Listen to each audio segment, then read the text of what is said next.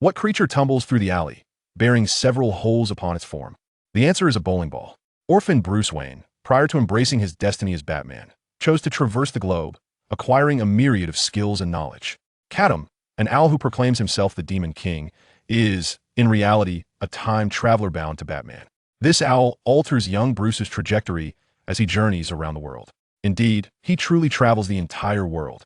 Bruce Wayne shall embark from the realm of American comics, honing his abilities across the vast multiverse, emerging as an entirely new Batman. Meanwhile, Gotham awaits his return. Chapter 1, Batman, a year before. Gotham, deep in the night, in a secluded alley. Gunfire erupts, scattering pearls from a necklace across the ground. Shadows drape over two lifeless bodies, while a child sits numbly. In the distance, the wail of police sirens draws closer. When I was young, I was terrified of bats. But adults told me that bats fear me more. Master Wayne. Within the solemn confines of Wayne Manor, the elderly butler Alfred strides purposefully, a tray of warm delicacies exuding comforting steam. He gently places this token of care before Bruce Wayne. At this moment, Bruce has yet to don the legendary Batcape. He is merely an 8-year-old boy, a child who has just lost his parents amidst the currents of fate. Bruce's gaze is devoid of soul, hollow and vacant. He stares out the window, the city known as Gotham transforming into a blurred silhouette before his eyes. His thoughts seem to drift to a distant shore, indifferent to Alfred's calls. Alfred, silent and contemplative, turns to leave, wishing to grant Bruce a space of solitude. However, just as he is about to exit the room, Bruce suddenly calls out to him. "Alfred, what is it, Master Bruce?" Alfred turns back, his tone calm, yet filled with concern. "It's all my fault." Bruce's voice trembles, tears welling in his eyes. "I urged them to leave the theater early. If I hadn't been afraid." No, no, no. Alfred interjects hurriedly, his hand gently stroking Bruce's hair with a tender, yet resolute motion. "You did nothing wrong, Bruce. The true perpetrator is that criminal. He is responsible for this tragedy, not you. Do you understand? But my father was a good man. Can't good people in Gotham receive their due reward? Because this city is sick." Alfred's gaze shifts to the window, where the outline of Gotham struggles against the night. It is afflicted far too deeply. Bruce cannot accept this response. Why is it like this? Alfred strives to maintain a composed expression, understanding that the intricate web of interests underlying Gotham is far too complex for an 8-year-old to grasp. Thus, he opts for language more palatable for a child to address Bruce's inquiries. Because of a curse. Alfred's voice is low and powerful. Bruce abruptly lifts his head, his face etched with shock and doubt. A curse, he echoes the word, as if attempting to comprehend its implications. Indeed, a curse from a demon. Alfred continues to elucidate. It has cursed Gotham, plunging its inhabitants into endless cycles of mutual destruction. In this city, evil reigns while justice often finds no refuge. Murder and arson flourish, yet the bones of the innocents are hidden beneath the bridges and roads. Such as Gotham. The so-called demon embodies the insatiable greed that the people of Gotham cannot suppress. Alfred muses to himself. As a guardian who has watched Bruce grow, his greatest wish is for him to remain untouched by this evil and strife. Ideally, Bruce would become a carefree scion of wealth, and if he could completely escape Gotham, that would be even better. However, contrary to his hopes, Alfred's words did not yield the desired effect. Instead, they ignited a deep-seated resolve within Bruce. 2 years later, within the vast library of Wayne Manor, towering bookshelves adorn the walls, each level brimming with dust-laden scrolls and hefty tomes. Now 10 years old, Bruce immerses himself in an ancient text, surrounded by scattered, open books. So that's how it is, Bruce murmurs to himself. After 2 years of research, he is finally convinced that Alfred spoke the truth. The book in his hands chronicles the history of Gotham City and the Wayne family. It recounts a thrilling tale from the past. The text reveals that the ancestors of the Wayne family, namely founding Father Thomas Jefferson, made a shocking decision amidst the chaos of the Revolutionary War. He summoned a demon named Barbados. The demon possessed immense power, aiding the fledgling nation in securing its victory for freedom. However, the cost of this triumph was heavy. To prevent the demon from wreaking havoc upon the world, Jefferson was compelled to seal it beneath Gotham City, thus ensuring the nation's peace. Bruce's fingers glide gently over the pages, his heartbeat quickening, each breath heavy with the weight of history. He finally believes that the darkness of Gotham is not without reason, but is deeply rooted. Every corner of this city, each street, may conceal the shadows of that sealed history. His parents perished because of those demons. Young Bruce rises abruptly, his youthful face filled with determination. The mistakes of his predecessors shall be rectified by him. He will utterly annihilate the demon that pollutes Gotham. 2 years have not diminished the hatred in his heart. The 10-year-old Bruce still possesses the fervor and recklessness of youth. He does not contemplate the consequences of failure. To avenge his deceased parents, he will confront the demon directly, even if it means a mutual demise. Young Bruce, flashlight in hand, follows the ancient text guidance, discovering a vast cavern beneath Gotham City. As he stepped inside, a vast swarm of bats erupted forth like a dark cloud. Bruce trembled, unable to confront the very creatures he feared most. Once the bats dispersed, he beheld the entirety of the cavern. Indeed, it resembled the accounts penned in ancient tomes, revealing a colossal stone sculpture of an owl, deeply etched into the rock face. Bruce withdrew a small knife from his pocket and, adhering to the ancient ritual, began to chant the incantation to lift the seal in a low, resonant tone. As the words echoed, the surrounding air seemed to come alive, a chilling aura gradually enveloping the space. To vanquish the demon, one must first release it. Bruce was well prepared. Clutched in his embrace was his father's revolver, poised for the moment the demon revealed itself, ready to make it experience the ingenuity and valor of humanity. As the ritual approached its climax, Bruce initiated the final steps. He cut his palm, smearing his blood upon the statue. Instantly, a swirling mass of inky darkness surged forth from the statue, escalating in intensity. Bruce gripped the revolver tightly, his heart racing as he braced himself for the impending life-and-death confrontation. From within the black mist came a raucous, derisive laughter, signaling the complete dissolution of the demon's seal. At that moment, Bruce cast aside all fear. His youthful visage reflected a fearless resolve as he prepared to unleash justice. Then, he heard the demon's first utterance upon its return to the earthly realm. "Insignificant human, you have awakened the greatest demon lord in history. I shall bestow upon you unimaginable wealth. Wait, are you Bruce Wayne?" Chapter 2. Gotham sorted? No problem. As Bruce observed the dissipating black mist, the demon revealed its true form. His expression morphed into one of astonishment, entirely unprepared for the revelation that this so-called demon was rather mundane. An owl flapped its wings and settled atop the statue.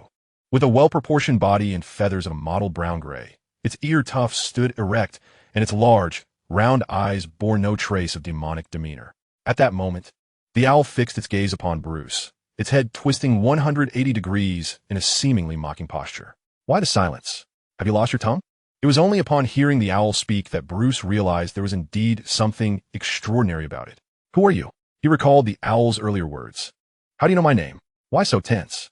Put away your pistol. It holds no significance for me."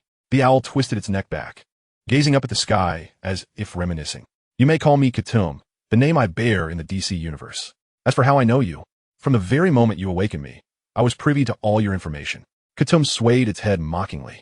"For instance, I know you're merely 10 years old, and your 11th birthday is just around the corner. You have recently become an orphan, still ensnared in the shadow of your parents' demise. However, fret not, for you shall never escape it." The mention of his parents struck a nerve in young Bruce, igniting a surge of agitation and fury. "Do not speak of my parents. What are you babbling about? I am a demon. Unearthing the wounds of others is my greatest delight." Catum flapped its wings a few times, preening the feathers beneath. "However, since you awakened me, I can grant you a wish in exchange. Anything you desire, so feel free to wish away." Young Bruce resolutely declined. "I cannot make a deal with a demon. Do not resist so vehemently. Why not hear what I can offer?" Catum suggested, "Perhaps resurrecting your parents?" The moment those words escaped, Bruce's heart raced violently. He paid no heed to Catum's cruel tone, his mind swirling with the notion of bringing back his deceased parents. Almost instantaneously, he felt the urge to nod in agreement. Yet, out of instinctive caution, he posed another question. "How will you bring them back?" "A matter of necromantic magic." Catum replied casually. "I can cast a spell, and your parents will rise from their graves in the blink of an eye." Bruce's eyes widened in shock. Rise directly from their graves? They have been deceased for 2 years. Will they still resemble humans? No, no way. Bruce immediately rejected Catum's proposal. That won't he do? Catum pondered for a moment before offering another suggestion. "How about I help you reduce Gotham's crime rate to 0? It must be said, Catum's suggestions indeed touched upon Bruce's innermost desires. Nevertheless, Bruce inquired further. "How would you accomplish that?" "It's simple," Catum replied. "If every inhabitant of Gotham were to perish, naturally, there would be no crime." "No." This time, young Bruce nearly screamed in refusal. Catum expressed a hint of disappointment.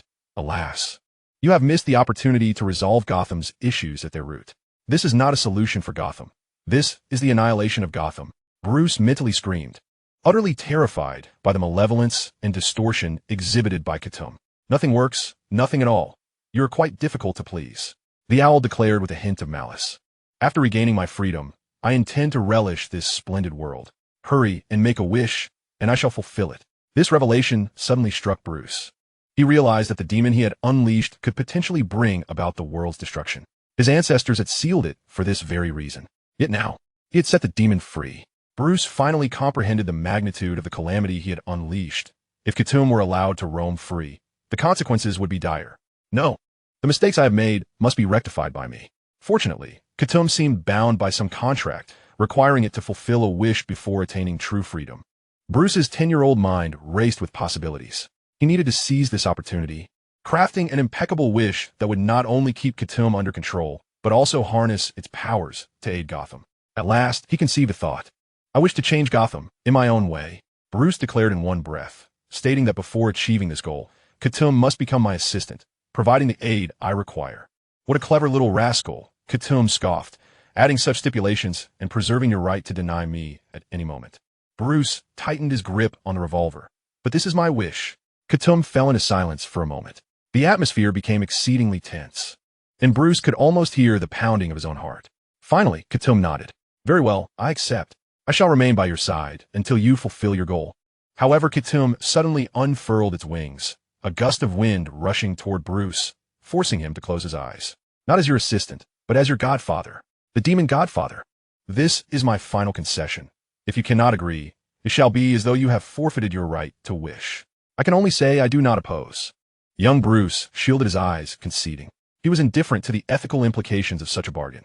After all, it was the owl's self-proclaimed title, and he need only deny it in his heart. This was a sacrifice made for Gotham. The wind gradually subsided. Catum stood quietly atop the statue, wings folded, gaze profound. The pact is sealed. From this day forth, I will help you grow strong until you transform Gotham. Now, you may return. Bruce felt somewhat dazed. He had not anticipated the swift resolution of the matter. What about you? Upon your return home, you will naturally find me ever present. Reluctant to depart, Bruce remained filled with skepticism toward the demon. Catum replied with indifference. If I wish to leave, you could not contain me. Since we are to collaborate for years to come, you ought to afford me the respect I deserve, such as trust. These words persuaded Bruce, and he finally took his leave. Within the vast emptiness, silence gradually enveloped the space. Suddenly, Catum's previously tense demeanor relaxed completely. He exhaled deeply.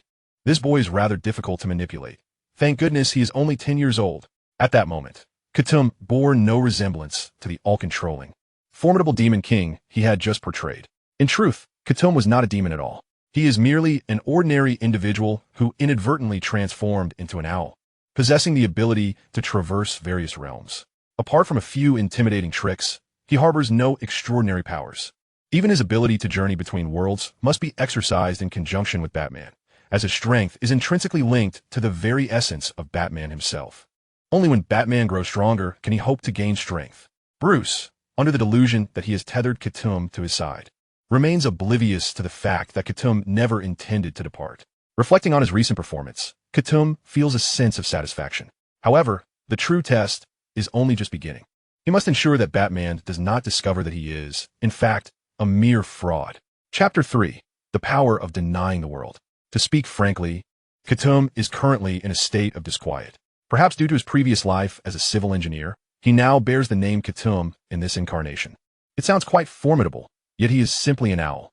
Catum himself can be described in 3 words: carefree, introspective, and an aficionado of abstraction. Yet, despite his lackadaisical nature, he has been forcibly bound to Bruce Wayne, a superhero notorious for his paranoia, suspicion, and reclusiveness. Faced with such circumstances, Catum's emotions are as complex as if Batman had just lost his parents.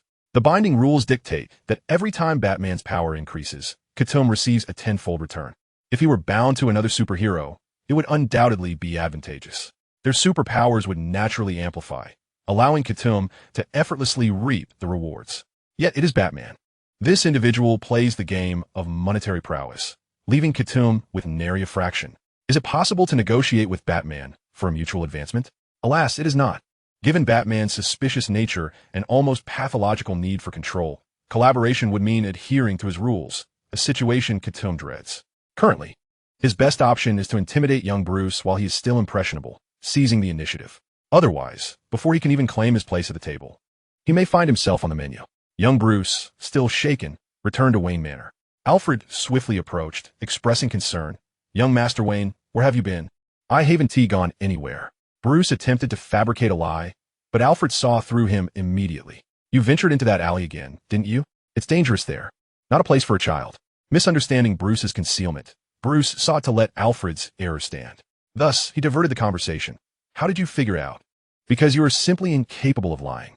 Alfred knelt down, gently brushing the dust off Bruce, his actions tender and meticulous, akin to soothing a wounded soul. Bruce stepped back, his heart racing, fearful that Alfred might discover the handgun concealed within his grasp. The butler continued, "Young Master Wayne, lying is a skill. You have never undergone any training in that regard. How could you possibly deceive me? Is lying something one must learn?" Young Bruce pondered. He then tentatively inquired, "Do all the deceivers in this city receive training in deceit?" Alfred nodded. "Of course, Gotham teaches them how to lie." This revelation instilled within Bruce an unprecedented sense of urgency. Just moments ago, he had boasted before the demon Catum about his intentions to transform Gotham. Yet now he realized that the criminals of Gotham were honing their skills, while he himself had yet to make any progress. He was already trailing behind. No, he must act. At that moment, Bruce developed a notion he deemed necessary. He yearned to venture forth in pursuit of knowledge, to learn the means to combat crime. Yet, this must be approached with careful deliberation. After repeatedly assuring Alfred that he would no longer venture alone to honor his parents, he returned to his room. Upon opening the door, he was met with a chorus of mocking laughter. "You can't even lie?" "Huh." Catum, the owl, had somehow infiltrated Wayne Manor. He perched upon a high-backed chair, his laughter sharp and jarring. "Keep it down," Bruce admonished. "Alfred will hear." Catum, undeterred, continued his derision. "No, he cannot hear. It is you who has entered into a contract with me, and only you can comprehend my words." Even the mere hooting of an owl is insufferable. Bruce, clad in slippers, flopped onto his bed. He remained silent, lost in his contemplations. This habit, barring unforeseen events, would likely persist, especially after becoming Batman. Bruce's mental sanctum could no longer accommodate intrusions from others. Yet, now an owl had breached that sanctuary. "You feel anxious, do you not?" Catum discerned Bruce's turmoil. Articulating it succinctly, "You understand that your aspirations are daunting, yet your strength is woefully inadequate, rendering the transformation of Gotham a distant dream." Bruce retorted, "I will grow stronger, and I possess sufficient wealth to facilitate that. But to what end? Even if you become stronger, mightier foes will inevitably emerge, ad infinitum." As Catum uttered these words, he spread his wings anew. This time, something extraordinary transpired. The walls of Bruce's room morphed into a kaleidoscope of bizarre colors, the space stretching infinitely, as if the vast cosmos unfurled within the confines of his chamber. Bruce sat upon his bed, yet felt as if he were adrift amidst the Milky Way. He beheld myriad miniature worlds flitting before him, boundless and unending. Bruce was rendered speechless. This was the multiverse. Catum glided to Bruce's side. "Tell me, in these universes, how significant is your wealth and power?" Bruce found himself a loss for words, utterly overwhelmed. Recognizing that his aim had been achieved, Catum retracted the fantastical vision, restoring the room to its original state. What he had just revealed was his singular extraordinary ability. As long as he remained in proximity to Bruce, he could open a gateway to the multiverse. You may have begun to realize that Gotham is an exceptionally unique locale, perpetually attracting criminals. Gotham is a nexus of all malevolence. Catum whispered into the bewildered Bruce's ear, his voice akin to a beguiling demon. "But I must inform you that Gotham does not merely attract the criminals of your world. It beckons those from other realms as well. It is a paradise for all evildoers. How much wealth and how formidable must your power become to effectuate change in this city? Gotham is a veritable paradise for criminals, a realm that Batman can never alter, only suffer alongside them. A cycle of mutual destruction, rendering all efforts futile. Were Bruce to continue on his original trajectory, nothing would change. Now, Catum presented Bruce with a completely new path. It was the second time Bruce had encountered the notion of world from Catum's lips. During his last self-introduction, Catum spoke of the DC universe. "Beyond my world, are there indeed other realms? Do all those criminals converge upon Gotham?" Bruce's voice trembled. At merely 10 years of age, he found it difficult to comprehend such a paradigm shift. A profound sense of helplessness began to take root within him. If the enemies are endless, then surely evil shall never vanish from Gotham. Catum had successfully instilled fear in Bruce, and now it was time to administer a dose of encouragement. He certainly did not wish for Batman's psyche to truly unravel. So what? Catum remarked, there are always solutions. What solutions? This time, Bruce nearly blurted out, seeking Catum's assistance. Catum's response was straightforward. Travel with me across the realms and acquire the power to negate this world. Chapter 4. The Pursuit of Barbados. Bruce discovered that Catum's proposal resonated with his own prior thoughts. He had already contemplated venturing out to explore the world. Catum merely expanded the scope of that journey.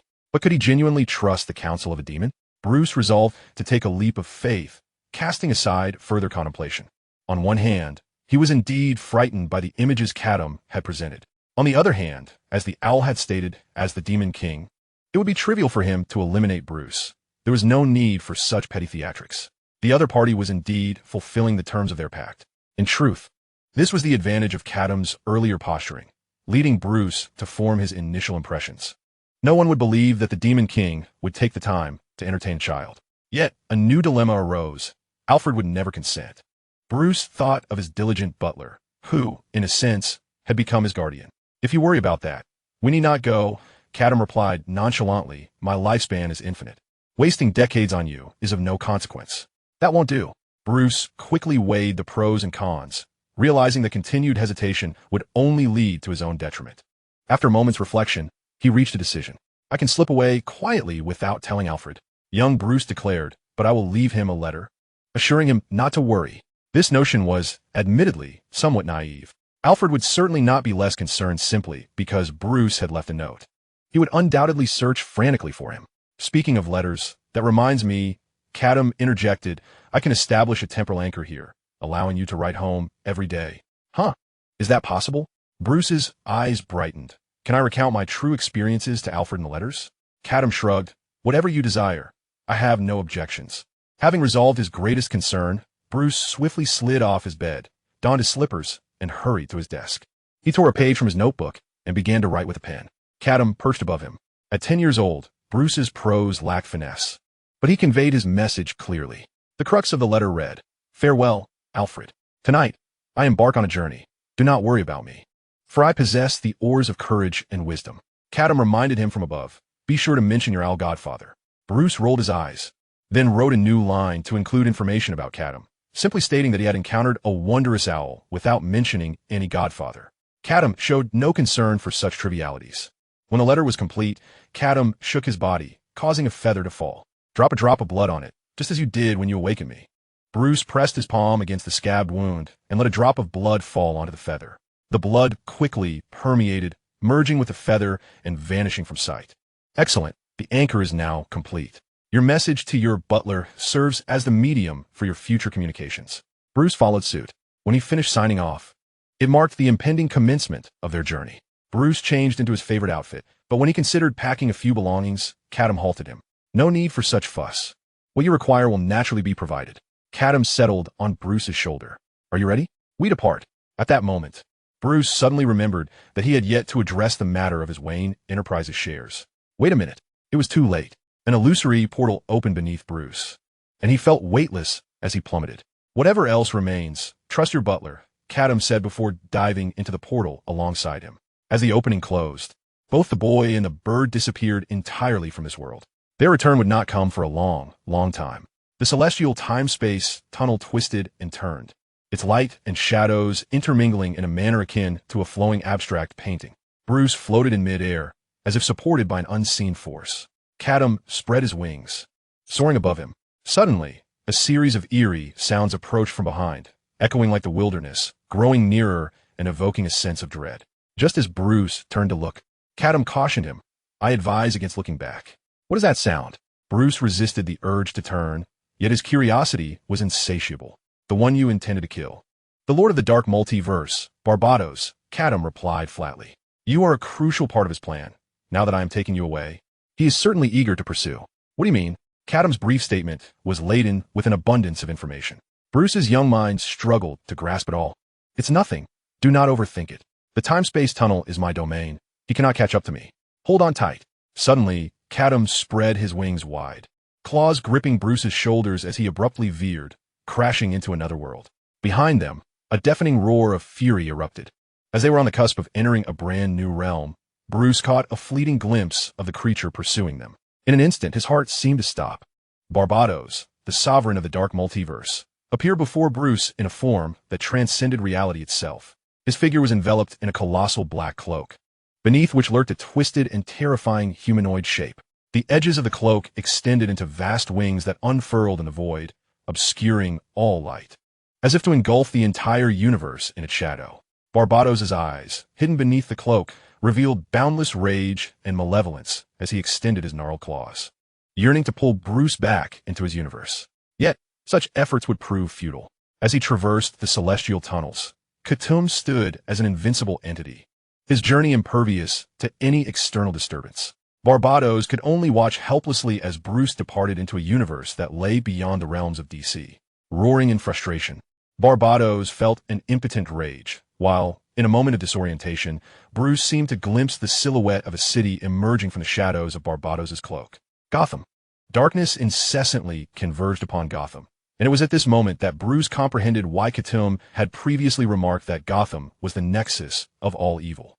An odd thought flickered through his mind. The death of his parents might not have been a mere accident. Yet, he had no time to ponder this revelation.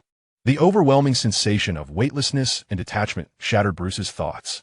His body and consciousness were swept into a tumultuous transformation as he felt himself spinning within a tempest. He plummeted, ultimately plunging into a brand new world. In 1991, London, England. Chapter 5. Bruce's arrival at the orphanage. Allow me to elucidate the rules of traversing the multiverse. Each time we enter a new world, the laws of that realm will orchestrate a background for you, tailored to your circumstances. This is to facilitate your navigation within this world without arousing undue suspicion. Do not concern yourself. Simply accept it. Catum perched upon Bruce's shoulder, elucidating the events unfolding before him. Yet, Bruce found it difficult to accept. Are you suggesting that this arrangement best corresponds to my identity? Indeed. Is that so? Bruce stood before the iron gates of the building, repeatedly confirming that he was not mistaken. This was an orphanage. I am not an orphan. Bruce protested vehemently. I have Alfred. Do not take that up with me. It is not my choice of identity. If you feel that your fragile dignity has been affronted, you ought to protest to this world. Catum replied matter-of-factly, glancing at the sign of the Wu's orphanage, recognizing the world he had entered, the realm of Harry Potter. Wu's orphanage held a modicum of notoriety in the Harry Potter universe, for it boasted a distinguished alumnus named Tom Riddle. Catum had caught a glimpse of a newspaper by the roadside. The current year was 1991, precisely the timeline when the original story commenced. This indicated that the world was relatively peaceful at present, and even amidst chaos, it would be several years before turmoil ensued. Young Bruce would grow up in this world without encountering significant peril. The events that had transpired in the Celestial Tunnel still lingered in Catum's mind. Upon his arrival in this world, he had immediately drawn this conclusion. Barbados would not relent. Maintaining his composure, Catum reminded Bruce in a nonchalant tone. As the sovereign of the dark universe, I am bound to the DC world, but that does not signify that I shall forsake you. If my conjecture is correct, he will likely attempt to breach your world through the introduction of DC characters to retrieve you. Young Bruce was perplexed. Why would he want to capture me? I do not even know him. I have already stated, you are the most critical component of his scheme. That is all you need to comprehend. Do not inquire further. Catum refrained from elaborating, for the truth behind this matter was beyond the comprehension of a 10-year-old child. It would shatter Bruce's worldview and severely undermine his subsequent aspirations for strength. In the original comics, Batman's life trajectory was predominantly orchestrated by the god of bats, Barbados, including the tragic demise of Bruce's parents. Barbados's objective was to transform Batman's body into a portal leading into the dark multiverse, granting access to the primordial Earth. Catum's abduction of Bruce was akin to seizing the door from Barbados's abode and carrying it away. How could he possibly relent? Pursuers intent on capturing Bruce would inevitably arrive, be they Gotham's criminals, supervillains, or even alternate universe versions of Batman himself. The greater the strength of the world Bruce inhabited, the more formidable the pursuers would become. The Harry Potter universe could be deemed a low magic realm, presenting a relatively safe environment. Bruce was not one to wear his thoughts on his sleeve. Catum, unwilling to delve deeper, refrained from pressing for details, resolving to uncover them gradually on his own. The paramount task, now was to assimilate into this new world. Creaking open the iron gate, Bruce strode inside. Beyond the formidable entrance lay a barren courtyard, with an age-square building at the rear, surrounded by towering railings. Wu's orphanage was slated for demolition next year, to be replaced by an office building. As such, few inhabitants remained, and the entire orphanage exuded an air of foreboding antiquity. Bruce muttered under his breath, "Wonderful, I'm already beginning to despise this world." Catum followed closely behind, entering the orphanage and surveying his surroundings, concluding, "It feels somewhat reminiscent of Wayne Manor." Bruce did not contest this observation. To him, the manor without his parents indeed resembled a vast tomb, much like this orphanage. Ascending the steps leading to the front door, Bruce had yet to knock when a middle-aged matron, apron-clad, approached him with a fierce demeanor. "Bruce!" she bellowed in exasperation. "Where have you been? I told you someone would come looking for you. You always run off." "Looking for me?" Bruce felt bewildered. Having just arrived in this world, how could anyone possibly be searching for him? Yet before he could voice his confusion, the matron seized him and ushered him through the front door. Turning back, Bruce sought Catum's assistance, only to find that he had already flitted to the mailbox. Displaying a complete lack of concern for the unfolding events, Bruce was ultimately pulled away. Catum indeed showed no interest in what transpired. This was the world's own arrangement, assisting Bruce in solidifying his identity. There was no need for intervention. Such arrangements were entirely random and could occasionally yield unforeseen surprises. Even if it were ultimately revealed that Bruce was the illegitimate child of Voldemort, Catum would not be taken aback. Cooing softly as Bruce was drawn into the building, the surroundings fell silent. At that moment, a slightly smaller owl than Catum alighted upon the mailbox, joining him. Clutched in its talons was a letter, which Catum glanced at, noting it was addressed to Wu's orphanage for Bruce Wayne. The envelope bore a wax seal, adorned with a shield emblem, encircling a capital H, accompanied by a lion, an eagle, a badger, and a serpent. The small owl tilted its head, perplexed as to why another owl was already present. The task of delivering messages. Was it not solely assigned to him? Catum turned around, locking eyes with the little owl. An unspoken understanding lingered between them, both owls' gazes fixated solely on one another. Suddenly, Catum flared his wings and, with a swiftness that was almost imperceptible, sent the little owl tumbling from a mailbox. "What do you think you're doing?" Catum scolded, grumbling about the audacity of sharing a mailbox with someone of such low stature. "Mr. Bruce Wayne, correct?" In the office of the orphanage's headmaster, two impeccably dressed gentlemen held a stack of documents, continuously comparing them with the young Bruce seated before them. Bruce furrowed his brow, discomforted by the scrutiny. It instilled within him a profound sense of insecurity. This unnerving situation did not persist for long. One of the gentlemen soon set the documents aside, his expression transforming into one of resolute certainty. "It cannot be mistaken," he declared, then offered Bruce a warm smile. Their demeanor towards Bruce underwent a complete transformation. "At long last, we have found you, Master Wayne." Bruce's brow knitted even tighter. What was happening? Why was he being referred to as Master now? Chapter 6.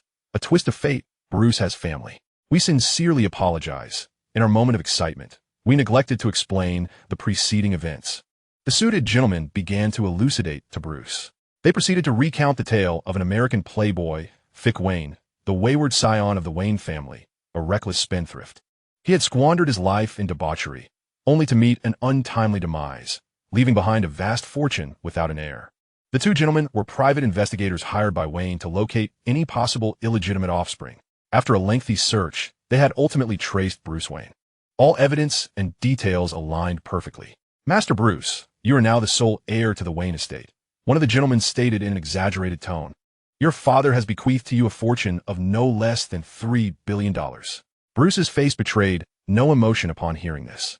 He felt an indescribable strangeness, as if the only purpose of this so-called father was to leave him an immense sum of money. Fick Wayne, with Fick suggesting fake. Was it not ironic?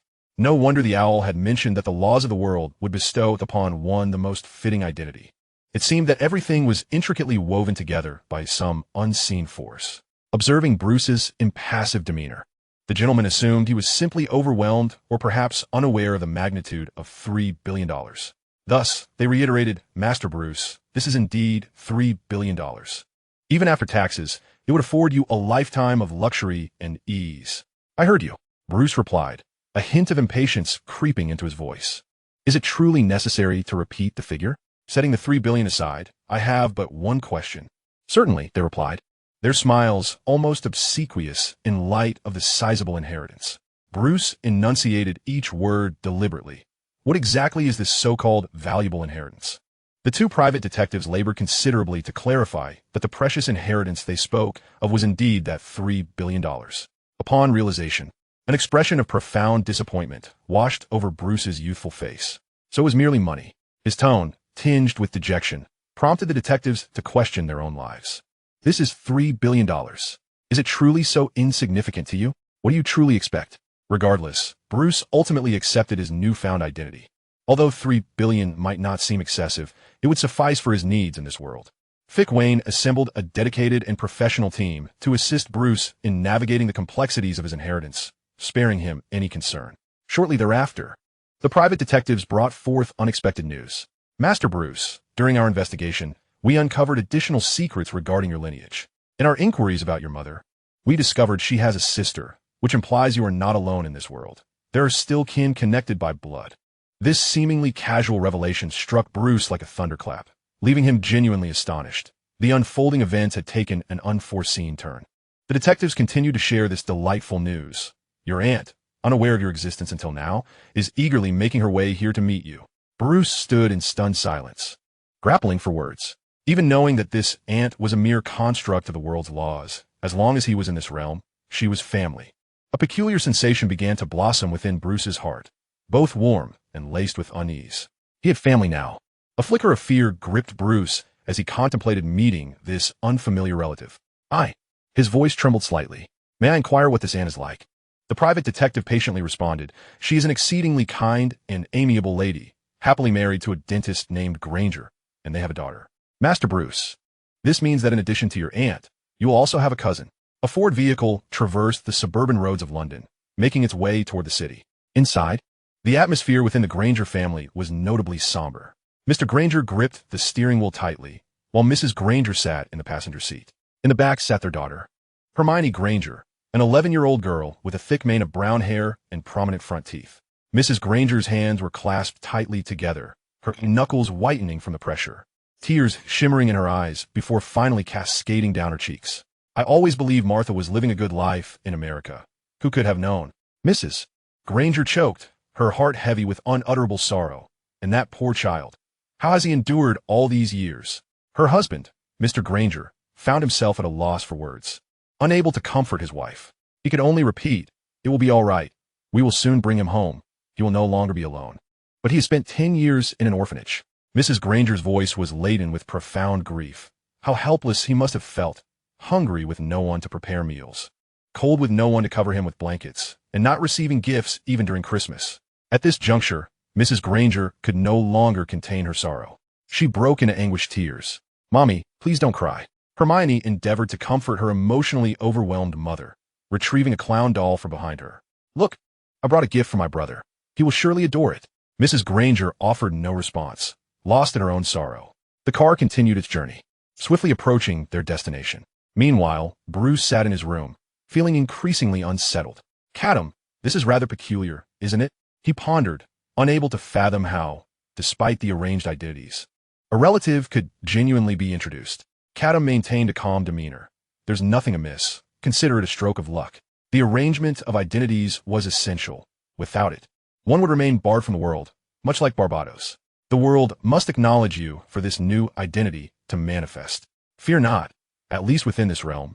These relatives are indeed real, and even a paternity test would yield no discrepancies." Bruce shook his head. "That is not my concern." "Then what troubles you?" "I worry." Bruce's eyes revealed a hint of hesitation, that I may develop unwarranted vulnerabilities due to these familial ties. Chapter 7. The first pursuer arrives. Catum remained silent. Within Bruce, the wounds of lost loved ones had never truly healed. On the contrary, for a prolonged period, this pain had been the source of his fortitude. As Bruce wrestled with his insecurities, the Granger family had arrived at the doors of the Wu orphanage. Mrs. Granger could hardly contain herself, rushing into the orphanage. Upon witnessing the dilapidated facilities, tears streamed down her face. "Bruce," she trembled as she spotted the boy seated in a room. Bruce felt a wave of awkwardness. This poignant reunion was, in truth, a fabricated illusion. Nonetheless, Mrs. Granger disregarded such thoughts. She rushed into the room, enveloping Bruce in a tight embrace. "I'm so sorry. I never knew you," she choked out. "I apologize for what happened to your mother." In that moment, Bruce's heart stirred. He thought of his true parents. Aside from Alfred himself, no one had ever truly mourned their deaths. At the funeral, everyone would tell Bruce that his father had been a good man, contributing greatly to Gotham. Yet, when it came to his mother, few spoke of her, as if the passing of Mrs. Wayne elicited little concern. Now Mrs. Granger's words evoked memories of his mother. "Thank you," Bruce whispered, tears cascading down his cheeks. "Do not say thank you," Mrs. Granger interrupted. "We are family. There is no need for gratitude." She held Bruce tighter, wishing to impart the warmth of kinship to this lonely child. Elsewhere, beyond this touching reunion, Catum shook his head. He flapped his wings and soared out of the window. Such matters were for Bruce to navigate alone. There was no need for him to linger. Upon reaching the courtyard, Catum noticed Mr. Granger standing outside, engaged in discussions with the matron of the orphanage. Beside him stood a disheveled little girl, Hermione Granger. This future minister of magic clutched a clown doll, awaiting her mother to usher her cousin from the room, ready to offer him a warm welcome. Everything was progressing steadily. Bruce was no longer a rootless wanderer in the Harry Potter universe. Catum glanced at a newspaper, noting the date, February 19th, 1991. February 19th was Bruce's birthday. He had turned 11. It was no wonder an owl had delivered a letter to him. Catum lifted his gaze towards the relatively clear sky. The Hogwarts letter had arrived. However, he pondered when Barbados' pursuers would make their appearance. Who would be the first to arrive in this world? Brixton, located in South London, is part of the Lambeth district, renowned for its rock culture. It is a community rich in culture, primarily inhabited by people of Afro-Caribbean descent. Unfortunately, it is also a chaotic area, rife with drugs and crime, often deemed one of the most dangerous locales in London. Moreover, it harbors a significant number of dark wizards rejected by the magical community. At that moment, in a dimly lit alley, a void suddenly opened, revealing a passage. A figure tumbled out, colliding with a stack of cardboard boxes. This unexpected event startled a homeless man huddled in the corner, who cautiously approached the figure on the ground, curious to ascertain whether they were alive or dead. His intentions were not to report the incident, but rather to check if the person had any money in their pockets. However, as the homeless man reached out, darkness enveloped him. The figure instantly sprang to their feet and, with remarkable speed, positioned themselves behind him, gripping his arm tightly. "Spare me." The homeless man reacted swiftly, dropping to his knees and pleading for mercy. Such skill indicated that this individual was no ordinary person. They were likely a core member of a gang. Yet, the figure paid no heed to the man's pleas, instead posing a peculiar question. "Where is this? What time is it?" Though the homeless man found the inquiry strange, he could only respond truthfully. "This is London, around 3 in the afternoon." "I asked for the year and the date." The figure barked, tightening their grip. The homeless man, suddenly terrified, stammered, "It's 1991. Today is February 19th. February 19th? The figure appeared contemplative before abruptly shoving the homeless man away. "Get lost. Don't let me see you again." The man scrambled out of the alley, glancing back as he turned the corner. What he beheld was the strangest attire he had ever seen. The figure was tall, clad in a brown leather jacket, dual guns holstered at their waist, and a red metallic helmet obscuring their face. This garb instantly conjured images of characters from horror films. The homeless man dared not breathe, hastily fleeing the scene. Even in the perilous Brixton district, such a person was undoubtedly among the most dangerous. At that moment, the individual in the red helmet was inspecting the electronic devices on their person. Unsurprisingly, they were completely offline. However, this was of little concern, as they had never relied on such technology. "Mr. Wayne, today is February 19th, your birthday." The figure removed their helmet, revealing a youthful, handsome face marred by scars. "In light of this, I shall bestow upon you the finest birthday gift, which is none other than your demise. In this unfamiliar realm, the only one privy to this individual's identity is likely Catum, or rather, an owl. Jason Todd, known as the Red Hood, is a renowned antihero within the DC universe. He hails from the world of DC's Arkham Knight. Moreover, he possesses a forsaken identity as the second Robin, who once followed Batman. In his youth, he was adopted by Batman, raised almost as if he were his own flesh and blood. However, due to the machinations of the Joker, a colossal misunderstanding and rift developed between them. To this day, Jason no longer regards Bruce as a father figure, but rather as an adversary he yearns to vanquish. "Everything you taught me, I shall wield against you." In Jason's eyes, there burns an indelible hatred. He can never forget the scene where Bruce abandoned him, allowing him to languish in despair. Now, he finally has the opportunity for vengeance, and it is directed at the Batman of the main universe. Bruce, let me witness whether your cold blood is innate. When you were but a child, faced with the specter of death, would you not plead for mercy? Chapter 8. The Invitation from Hogwarts. The Ford belonging to the Granger family traversed the winding suburban roads.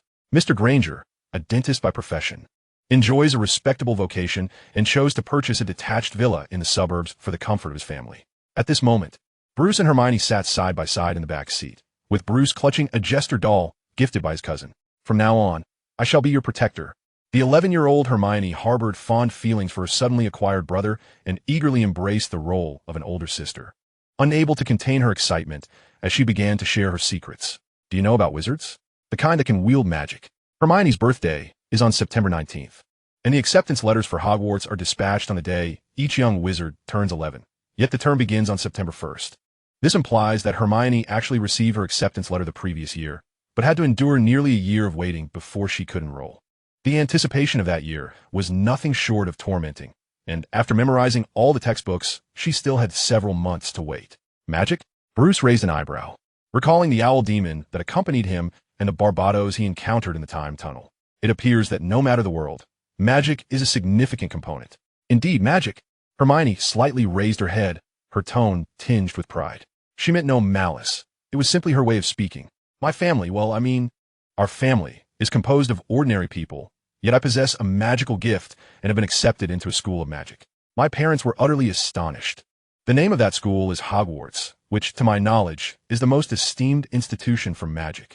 I have memorized all the textbooks and even attempted a few simple spells, all of which worked, indicating that I am a natural-born witch. With me around, who would dare to bully you? I would use magic to send them all flying. Bruce had yet to express his thoughts, but Mrs. Granger, seated in the front, interjected. Hermione, she said with considerable discontent, do not flaunt such things in front of your brother. How do you know he won to be accepted by Hogwarts? Children sometimes speak without a filter, but Mrs. Granger was particularly sensitive to this. Bruce had spent the past decade in misery, undoubtedly developing a sense of inferiority. Now, as Hermione boasted before him, she might inadvertently wound his feelings. Reflecting on this, she inquired, by the way, Bruce, when is your birthday? Hermione's acceptance letter was delivered on her birthday. Bruce replied, truthfully, February 19th. Suddenly, Mr. Granger slammed on the brakes, causing all the passengers in the car to lurch forward. That's today, Mr. Granger exclaimed. Bruce, why didn't you say so earlier? We haven't even bought you a cake or a gift. Bruce, puzzled, remarked, should it be noted on the adoption papers? Upon hearing this, Mr. Granger promptly retrieved the documentation from the orphanage, and in the birthday section, it clearly stated February 19th, 1980. Oh dear, Mr. Granger slapped his forehead. He had genuinely overlooked it. Mrs. Granger was now exceedingly irate. This oversight would be difficult to rectify, and she was relieved she had asked for clarification. Meanwhile, Hermione realized another point. She exclaimed with joy, if today is Bruce's birthday, then he will soon receive his acceptance letter. Mrs. Granger felt slightly embarrassed. Her earlier assertion that Bruce would receive a letter was merely a comforting remark. Bruce might not necessarily receive one. Bruce, Hermione.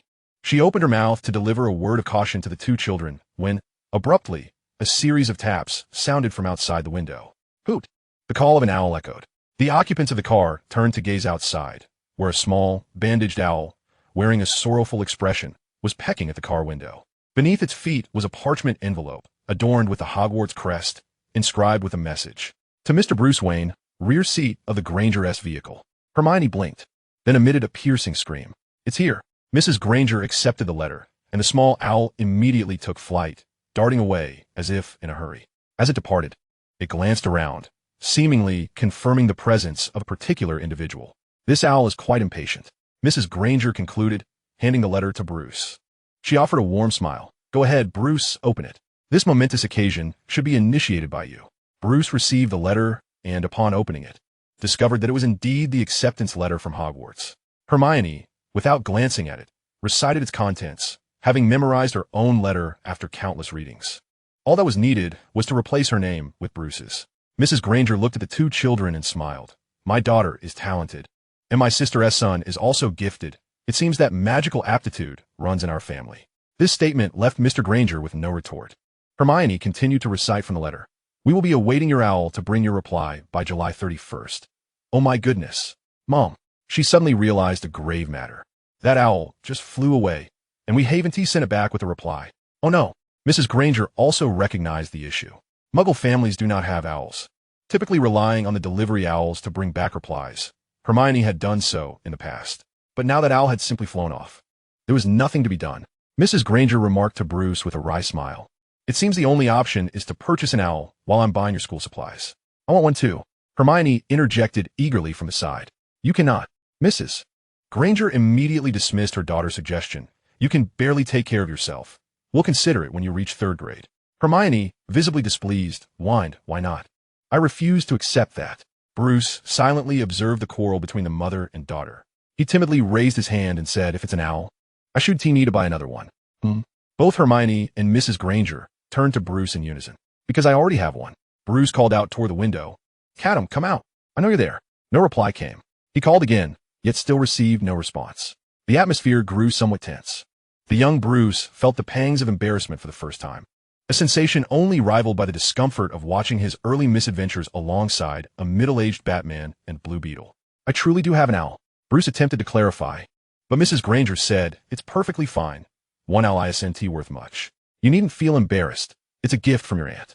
Unbeknownst to them, Bruce's inheritance remained a secret.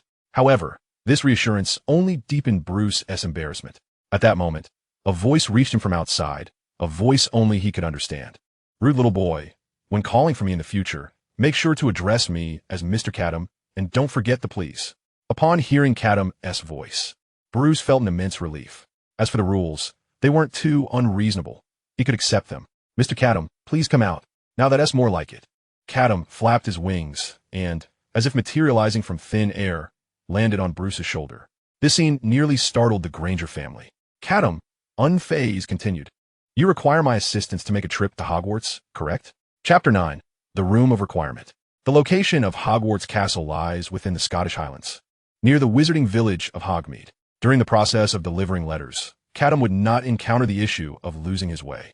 Moreover, since Bruce had already settled into the Harry Potter universe, Catum could seamlessly commence his subsequent plans. His intent was not merely to accompany Bruce on a journey, but to empower him, thereby realizing his own strength. Although the Harry Potter world is classified as a low-magic realm, it is replete with many magical innovations worthy of study and exploration. While responding to Hogwarts, Catum sought to explore this world, looking for treasures to collect. The first thought that crossed Catum's mind was the original Dark Lord Grindelwald. This individual possessed revolutionary ideas, and should he become Bruce's mentor, he might cultivate an entirely different Batman. Yet, upon reflection, Catum recognized the impracticality of this aspiration at the current stage. He was aware only that Grindelwald was imprisoned in Nurmengard, a fortress located in Austria. However, the specifics of his whereabouts were unclear, and communication with Grindelwald was not an option. Thus, he would first venture to Hogwarts. As Catum arrived at the Scottish Highlands, darkness had already fallen. He flew beneath the clouds, squinting in the shadows to locate his target. Soon, the silhouettes of Hogwarts Castle's turrets and towers emerged atop the high cliffs across the lake. Surrounding Catum, a scattering of owls appeared, returning from various corners of the world, conveniently guiding him along. Following the other owls, Catum arrived at the west tower of Hogwarts. The Owlery was situated at the very top of this tower. A narrow spiral staircase led from the base of the tower on the 8th floor to the battlements at the top. Catum flapped his wings and entered the Owlery, where a wizard responsible for the delivery of mail naturally took the letter Catum had brought. After collecting the letters, the wizard departed, leaving Catum perched on the rack, scanning his surroundings until he spotted a familiar face. A small owl, wrapped in bandages, huddled in a corner, burying its head into its chest in a desperate attempt to diminish its presence. Yet, Catum noticed it nonetheless. Catum cheerfully flew over to the small owl and playfully tapped it on the head with a wing. Hoo-hoo, what a coincidence, we meet again. Who? The little owl replied, a bit exasperated. Realizing it could no longer evade Catum, the small owl raised its head defiantly. This was its domain. What could Catum possibly do? However, upon witnessing the other owls instinctively distancing themselves from Catum, it felt a sudden deflation. This fellow indeed possessed an aura of mischief. Communication between Catum and the owl was seamless. With a friendly demeanor, he inquired, Little owl, what is your name? The small owl drooped its head and replied, Bubbles. Very well, Bubbles, you are an owl raised by Hogwarts, correct? Catum nodded. From this day forth, you shall be my little companion. I have a request. Show me around this castle. Bubbles, unable to voice dissent, complied and led Catum into the depths of Hogwarts Castle. Now, the student dormitories had dimmed their lights, casting the entire castle into darkness. The two owls glided silently along the ceiling, evoking no notice. Catum had seen countless scenes of Hogwarts Castle in films, but this was his first true immersion within its walls. The castle was vast, and it would take time to explore fully. Yet, Catum had a clear destination in mind. When discussing the most enigmatic locations in Hogwarts, one cannot overlook the Room of Requirement. For centuries, innumerable wizards had entered, leaving behind various items. Although the majority were mere trinkets, some genuine treasures could not be dismissed. As Catum and Bruce were just beginning their journey, they were in dire need of items that could enhance their abilities. Catum believed the Room of Requirement would fulfill this modest request. Recalling from memory, Catum knew the Room of Requirement was situated on the 8th floor of Hogwarts Castle, opposite a tapestry. When a user concentrates on their needs and walks past that wall 3 times, a smooth door would appear, leading into the Room of Requirement. Catum instructed Bubbles to guide him to the designated spot. Upon arriving, he flew past the wall 3 times, silently reciting his wish. "Oh, Room of Requirement. I am here with a child who is about to enroll at Hogwarts, and we find ourselves in a predicament. We seek something that can protect us. If you have any benevolent spirit, please grant my heartfelt desire." As the moment of necessary tasks drew to a close, Catum returned to the wall. Indeed, a wondrous occurrence transpired. An ethereal door manifested upon the surface of the wall. Hoo-hoo! Bubbles' eyes widened, not out of astonishment at the appearance of the Room of Requirement, but rather in shock at how this foreign owl seemed more familiar with the secrets of Hogwarts than itself. "Stop dawdling and help me push the door open," Catum commanded without a hint of courtesy, and together with Bubble, they nudged the door of the Room of Requirement ajar with their heads. Upon the door's opening, a room overflowing with clutter revealed itself. Catum could not suppress a sigh. Finding the Room of Requirement was merely the first step, while the true trial lay ahead. The accumulation of debris over the centuries posed a formidable challenge in unearthing anything of value. Would the Room of Requirement comprehend my desires? Catum had expressed a wish to find something capable of self-preservation. This was not an unreasonable request. Surely the Room of Requirement would understand. Meanwhile, Bubble was flitting about within the confines of the room, reveling in the novelty of its first visit. Catum, with a clear purpose, rummaged through the mountainous heap of junk, hopeful of discovering something extraordinary, a cloak woven from precious materials, perhaps. However, reality quickly dashed his hopes. All that met his gaze was refuse, broken wands, tattered textbooks, and utterly mundane crowns. Wait, a crown? Catum flew back, extracting the crown from the detritus. Upon closer inspection, it indeed bore a striking resemblance to the description from the original texts, the diadem of Ravenclaw, one of Voldemort's Horcruxes. To stumble upon it so fortuitously was truly unremarkable. Feeling a tinge of disappointment, Catum contemplated discarding the crown back into the refuse. He had not come to this world to be a savior. Someone would inevitably deal with Voldemort's remnants, and it was not his burden to bear. Yet, just as Catum was about to cast the crown aside, a wave of profound resonance coursed through him, emanating from the crown itself. A curious illusion washed over him. It felt as if the crown were speaking to him. Chapter 10. Magic is not such an inconvenient thing. The crown, exquisitely crafted yet tarnished by time, lay in Catum's grasp. It seemed he could hear a gentle, melodic voice whispering in his ear, enticing him to don the crown. "With this crown upon your head, you shall possess boundless wisdom and power." Not chance. Catum rejected the crown's allure with resolute determination. He was not naive. He was well aware of the dark magic imbued within. Even Dumbledore, formidable as he was, succumbed to the curse of the Gaunt Ring, leaving him with merely a year to live. And Catum, merely an innocuous owl, could very well meet his end upon wearing it. As for that voice, if one believed it to be a remnant of Ravenclaw, they were sorely mistaken. This was a Horcrux of Voldemort. Should there be any consciousness within, it would solely be a fragment of his malevolent soul. To deceive him, Voldemort had truly gone to great lengths, employing a voice modulator no less. Perhaps this artifact could serve to test Bruce's willpower. One could only wonder. As Catum tossed the crown between his claws, pondering how to torment young Bruce, a surge of warmth flowed into his being, a magical essence that made him tremble with exhilaration. Catum instantly recognized it as a tenfold feedback from the power Bruce had recently acquired. He found himself both amused and bewildered. Here he was, contemplating ways to enhance Bruce's strength, while the boy had quietly taken the first step all on his own. Meanwhile, earlier at the Granger family's suburban villa, Mrs. Granger was tidying Bruce's room. Hermione had brought her wand and textbooks, placing them before Bruce. She had previously informed him of her mastery over several spells and now wished to demonstrate them at home. "This is my wand," Hermione declared, brandishing her vine wand. 14 3/4 inches, made from dragon heartstring. The old man selling wands had said that a wand chooses its owner, thus making this the most suitable for her. Next came the moment of witnessing a miracle. Hermione raised her wand and intoned Lumos. At once, the tip of the wand radiated a gentle glow, causing Bruce to involuntarily shut his eyes. Hermione halted her spell, her chin raised in pride. "How about that? Did I surprise you?" Bruce rubbed his eyes and, in confusion, responded, "Can a flashlight do that too?" "Not the same," Hermione retorted immediately. "This is magic."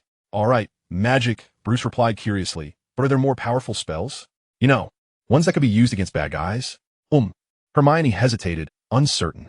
Bruce's inquiries had exceeded the curriculum, as first-year textbooks did not cover such topics. Thus, she decided to shift the conversation. "You're asking too much too soon. Learning must be gradual. You need to master the Lumos spell before considering more advanced ones, right?" Her statement held merit. Consequently, Bruce made a request to his cousin. "Could I possibly borrow your wand to try that spell?" Borrowing the wand was not out of the question. Hermione handed her vine wand to Bruce, her tone laced with amusement. "You could try, but it won't be easy. I practiced for quite a while." Lumos. After receiving the wand, Bruce recalled Hermione's earlier demonstration, mimicking her incantation. The wand's tip erupted into an even brighter glow, far surpassing the previous light. Hermione's eyes widened in astonishment, her expression akin to one who had seen a ghost. "So that's how it is." Bruce extinguished the light, sensing a transformation within himself, as if newfound magical energy coursed through him. This was an unprecedented sensation. "How did you do that?" Hermione exclaimed, her voice tinged with incredulity. Bruce's casual act had nearly shattered her pride as an older sister. "How is that possible?" Bruce mused. "Didn't you just teach me?" Hermione had performed the spell flawlessly in front of him, so wasn't it only natural for him to learn? It didn't seem particularly challenging, did it? He returned the wand to Hermione, who accepted it in silence, her head bowed, before hastily retreating to her room. With a resounding thud, the door was slammed shut. Bruce scratched his head in confusion, pondering if he had erred in some way. Perhaps it was futile to decipher the intricacies of a girl's emotions. He reflected on the spell-casting process he had just experienced, a sudden clarity washing over him. The sensation of magic coursing through him, then being released, felt remarkably distinct. Why do I get the impression that the wand may not be a necessity after all? Bruce twisted his wrist, a faint belief forming that with a modicum of practice, he could execute the Lumos spell even without a wand. This was indeed a positive development. Bruce had never been fond of wands as mediators of magic. The notion that one could cast spells only with a wand seemed an inconvenience to him. The form of magic he yearned for was one where he could channel his power through his fists, striking with palpable force. He assumed a boxing stance, throwing a few punches at the air, then shook his head in dissatisfaction. "No, my strength and magical energy are far too feeble at present." Rising from the sofa, Bruce noticed Hermione's spellbook left behind. "Why not take a look for myself?" What was happening? Catum found it peculiar. Ever since the emergence of his power feedback, the magical energy within him had been accumulating almost ceaselessly. Even at tenfold efficiency, this was astonishingly rapid, wasn't it? Since earlier it had not ceased. What had Bruce done? Finally, after more than 20 minutes, the pace of his magical enhancement began to slow. This was not due to Bruce reaching a plateau, but rather because he had finished reading the book. Catum did not grasp these nuances. Yet he realized that the growth he had experienced in such a brief span had transformed him entirely. The magical energy now flowing within him surpassed that of an average Auror, and even compared to some professors at Hogwarts, he was not at a disadvantage. All this had transpired in the span of merely 20 minutes. "I have truly underestimated Bruce. This fellow possesses a far greater initiative than I." Suddenly, Catum was struck by an exceedingly bizarre thought. He actually need not exert himself too much, as long as he guided Bruce into different worlds. His inherent nature would compel him to strive to become the strongest entity in those realms, just as he was now. Speaking of which, it seems I might have certain means at my disposal to deal with this diadem. He lowered his gaze to the crown in his grasp. The fragment of Voldemort's soul within it caused him to shiver involuntarily. Chapter 11. A Startled Wayne. Catum's thoughts were rather straightforward. The Horcrux was imbued with powerful dark magic, and merely possessing it could lead to adverse effects. This was because Voldemort's soul was constantly exerting influence over its bearer. Yet, upon reflection, the soul of Voldemort itself held considerable value. It contained the memories of Voldemort himself, much like the diary held the essence of a 16-year-old Tom Riddle. The diadem concealed the aspirations of Voldemort years after graduation, when he sought to return to Hogwarts as a teacher. Catum did not desire Voldemort's soul, but rather his memories, particularly those related to the vast array of spells he had learned, knowledge not found in any textbook. If he could extract those memories, they would serve as excellent teaching material for Bruce, and in turn, Catum could reap a tenfold return. However, achieving this was no simple task. First, he needed to master spells concerning memory, such as the Confundus Charm, the Memory Charm, and the Extracto spell. Furthermore, he had to learn the methods of creating a Horcrux to attempt to liberate the memories within it. The former spells were easily obtainable, found in any compendium of enchantments, or even in some old textbooks available in a room of requirement. However, the methods for crafting a Horcrux were documented solely in secrets of advanced dark magic, which was currently safeguarded in Dumbledore's office. Obtaining it would prove to be somewhat troublesome. It seemed he would have to wait until Bruce commenced his studies and devise a plan to access Dumbledore's office. As Catum contemplated this, an outlandish notion flickered through his mind. He cast his gaze towards the diadem, murmuring to himself, "Is there a possibility that I could extract it directly from the Horcrux?" Granger Residence. Bruce closed the textbook, silently reciting the spells he had just noted. His photographic memory was not particularly remarkable. It was merely a fundamental trait. By this point, he had mastered all the first-year spells at Hogwarts: the Unlocking Charm, the Levitation Charm, the Repairing Charm. These rudimentary spells lacked lethality, leaving Bruce somewhat dissatisfied. How could he possibly protect Gotham with such basic abilities? He began to entertain the idea of purchasing advanced textbooks. When the time came to acquire his school supplies, he would make sure to include those as well. At that moment, Mrs. Granger finished tidying Bruce's room and urged him to rest. "Thank you, Aunt." Bruce expressed his gratitude before entering his room, turning off the light to sleep. Just as he closed his eyes, a sudden jolt akin to a lightning strike coursed through his mind, prompting him to open his eyes wide, goosebumps prickling his skin. With his magical power heightened, Bruce's intuition had also been sharpened, allowing him to sense impending danger. This very sensation made him shiver. Danger was approaching. He suppressed his racing heartbeat, surveying the surrounding darkness, and mentally urged himself to remain calm. Stay calm, stay calm. Though merely 11 years of age, Bruce did not react like an ordinary child by screaming. His experiences had taught him that in any perilous situation, fear was the greatest adversary. He began to softly call out the name of his owl in his mind, Catum. At that moment, hundreds of kilometers away at Hogwarts, Catum abruptly lifted his head. A connection existed between him and Bruce. As long as they were within the same world, they could communicate regardless of the distance. Bruce's sudden call could not be attributed to mere nostalgia. That was impossible. The only reason for it must be that an unexpected situation had arisen. "What is it?" Catum responded. Bruce found himself at a loss for words. He didn't know how to explain this newfound ability to sense danger. Thus, he could only state the facts plainly. "I feel a danger approaching, likely directed at me." As he spoke, a sudden gloom settled over Bruce's heart. Had he possessed this ability earlier, his parents might have avoided their tragic fate. Catum immediately understood. This was likely a result of Bruce's intuitive abilities being heightened since he had begun to engage with magic. He did not dwell on the matter for long, quickly realizing that the pursuers from the DC universe had arrived. Astonishingly swift, it hadn't even been a day. Did you catch a glimpse of what they look like? Catum's tone remained steady, yet a flicker of anxiety began to stir within him. If it were that malevolent cadre of villains from the DC realm, they would show no mercy towards civilians. The Granger family could find themselves embroiled in danger. He scanned his surroundings, locating a concealed spot to stow away the crown. Then, he soared out of the Ask and You Shall Receive house, preparing to depart from Hogwarts Castle. At this point, he was already imbued with magical energy, significantly enhancing his speed of return. He could reach London within approximately half an hour. "I haven't seen them yet, but I'm preparing to exit through the window," Bruce stated, forcing himself to remain calm. "The Grangers have been very good to me. I cannot put them in jeopardy." The two of them were on the same wavelength. Catum had already ascended to a high altitude. After a brief silence, he remarked, "Very well, then head west. That area is not residential, but there are places to hide along the way." He had observed that the Granger family resided in the suburbs, and heading west would lead Bruce through wooded areas where he could evade detection. Furthermore, this objective was not insurmountable.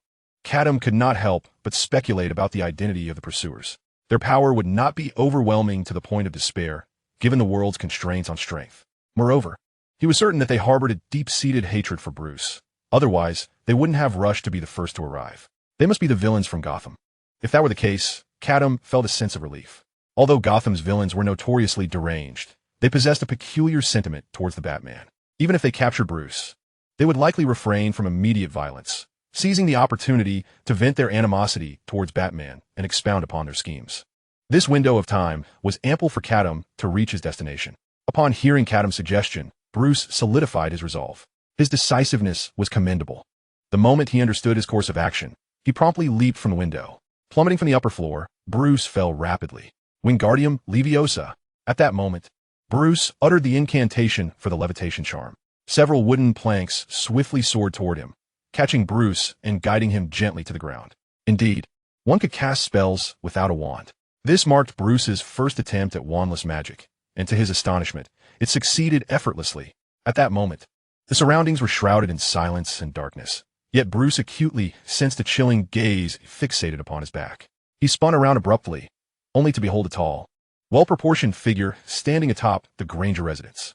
Adorning his face was a crimson metallic mask, and in his hands, he wielded two gleaming pistols, already aimed at Bruce. Chapter 12. All I Remember is Your Betrayal. Upon spotting Bruce within his line of sight, Red Hood, Jason, felt his blood boil with rage. At last, I found you. Memories of his time as Robin flooded his mind, only to shatter almost immediately. All that remained was a profound, seething hatred. Those once cherished memories had morphed into a source of torment for Jason Todd, who had once regarded Batman as a father figure. In his childhood, Jason was a street urchin, drawing Bruce's attention after stealing tires from the Batmobile.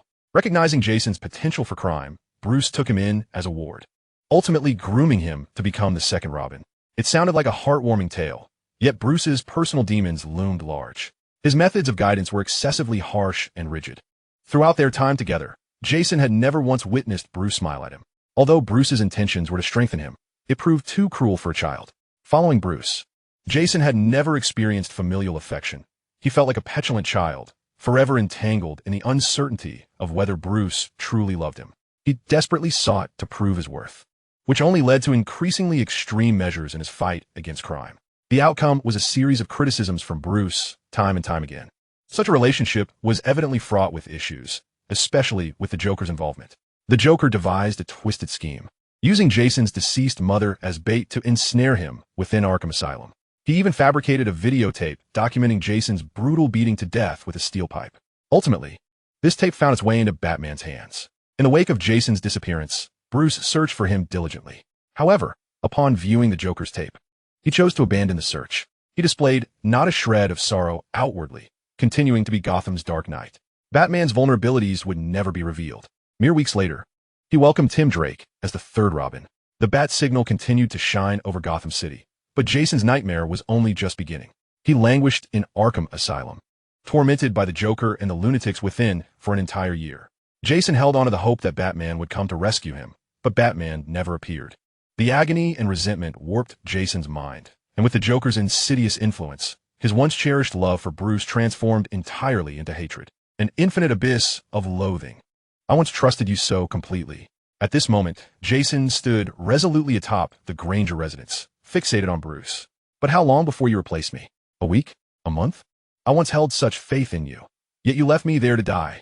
Even after you learned that the Joker had killed me, you refused to seek vengeance on my behalf. Jason's teeth clenched in fury. His hatred for Bruce stemmed primarily from two grievances. First, Bruce had abandoned him, quickly finding a replacement in the third Robin.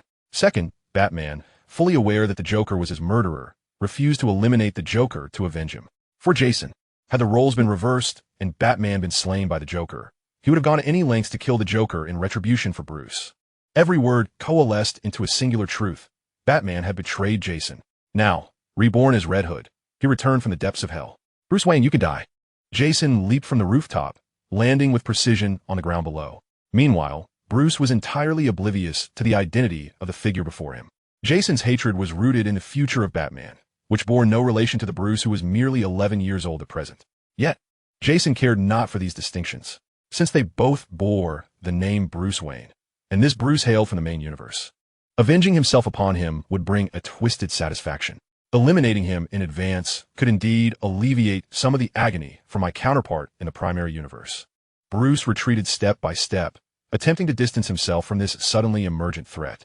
The Dark Knight, the Guardian of Gotham. A glimmer of satisfaction flickered in Jason's eyes beneath his mask.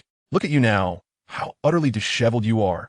Bruce continued to back away, resembling a child who had lost all composure, utterly bewildered on how to confront such a crisis. Jason, with a tone laced with mockery, remarked, "You always instructed me to remain calm and embrace wisdom. Yet look at yourself now. It seems you have failed to adhere to your own teachings. I do not recognize you." At last, facing Jason, Bruce uttered his first words. The tone of his voice was a stark contrast to the fear he had displayed moments ago. On the contrary, Bruce was now remarkably composed. Is the current situation truly terrifying? Bruce recalled the alley from his past, the night when his parents were murdered before his eyes, a night steeped in helplessness and dread. Having endured life's most profound suffering, everything that followed seemed trivial. "But I know you." Jason's fury was ignited by Bruce's response. He raised his handgun to Bruce's forehead, bellowing, "If you repent now, I might grant you a merciful end." Yet Bruce's response remained unwavering. "I've already stated, I do not recognize you." Not only that, he finally initiated the long-planned course of action. "Tarantella." Bruce abruptly extended his arm, spreading his palm as he recited the dance incantation from the basic spells. "What are you doing?" Jason momentarily faltered, his body becoming uncontrollable, his legs twitching as if compelled to perform a rapid dance. "What is happening?" Jason realized this was akin to a magical force, one he was familiar with in his own realm. But why would Bruce employ such a tactic, and where had he learned it? "I knew you were hiding something from me." Jason's hatred deepened after spending so much time with Bruce. He had never known that he had learned magic at the tender age of 11. Bruce disregarded these thoughts, seizing the opportunity presented to him, determined to strike back and seek a glimmer of hope for himself. Wingardium Leviosa. He recited the levitation spell once more, causing Jason's twin guns to levitate. One fell to the ground while the other was caught by Bruce. Firmly gripping the handgun, Bruce aimed it at Jason's legs. He had no intention of taking a life, but he was unperturbed by the prospect of neutralizing his opponent's mobility. Click! Bruce pulled the trigger, only for the gun to unexpectedly jam. This occurrence could only indicate that it was an empty chamber. How could this be? Bruce was incredulous. A hired assassin pursuing him had a gun devoid of bullets. Huh! Jason suddenly sneered, as through sheer willpower, he managed to break free from the spell, his erratic dance ceasing. In a flash, he delivered a powerful kick that sent Bruce sprawling. "I never intended to use a gun against you," Jason coldly stated. "You are not worthy." Chapter 15, Buckloud. Bruce lay on the ground, clutching his abdomen in pain, yet still able to endure it. One thought consumed him. Is this guy unhinged? Since the gun was empty, why had he pointed it at my head? Jason picked up the gun that had fallen to the ground, stowing it away at his side, then pressed his hand against his mask, removing it. The scarred visage of a youthful face was unveiled before Bruce. "It matters little that you do not recognize me. But do you see these scars? They are all you're doing." Jason approached slowly, each step amplifying the pressure on Bruce. The situation grew increasingly dire, and Bruce frantically contemplated methods to resolve the crisis. The spells documented in the basic spells were few. The only one that could inflict harm was the cutting spell.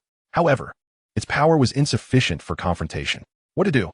At that moment, the sky began to darken with ominous clouds.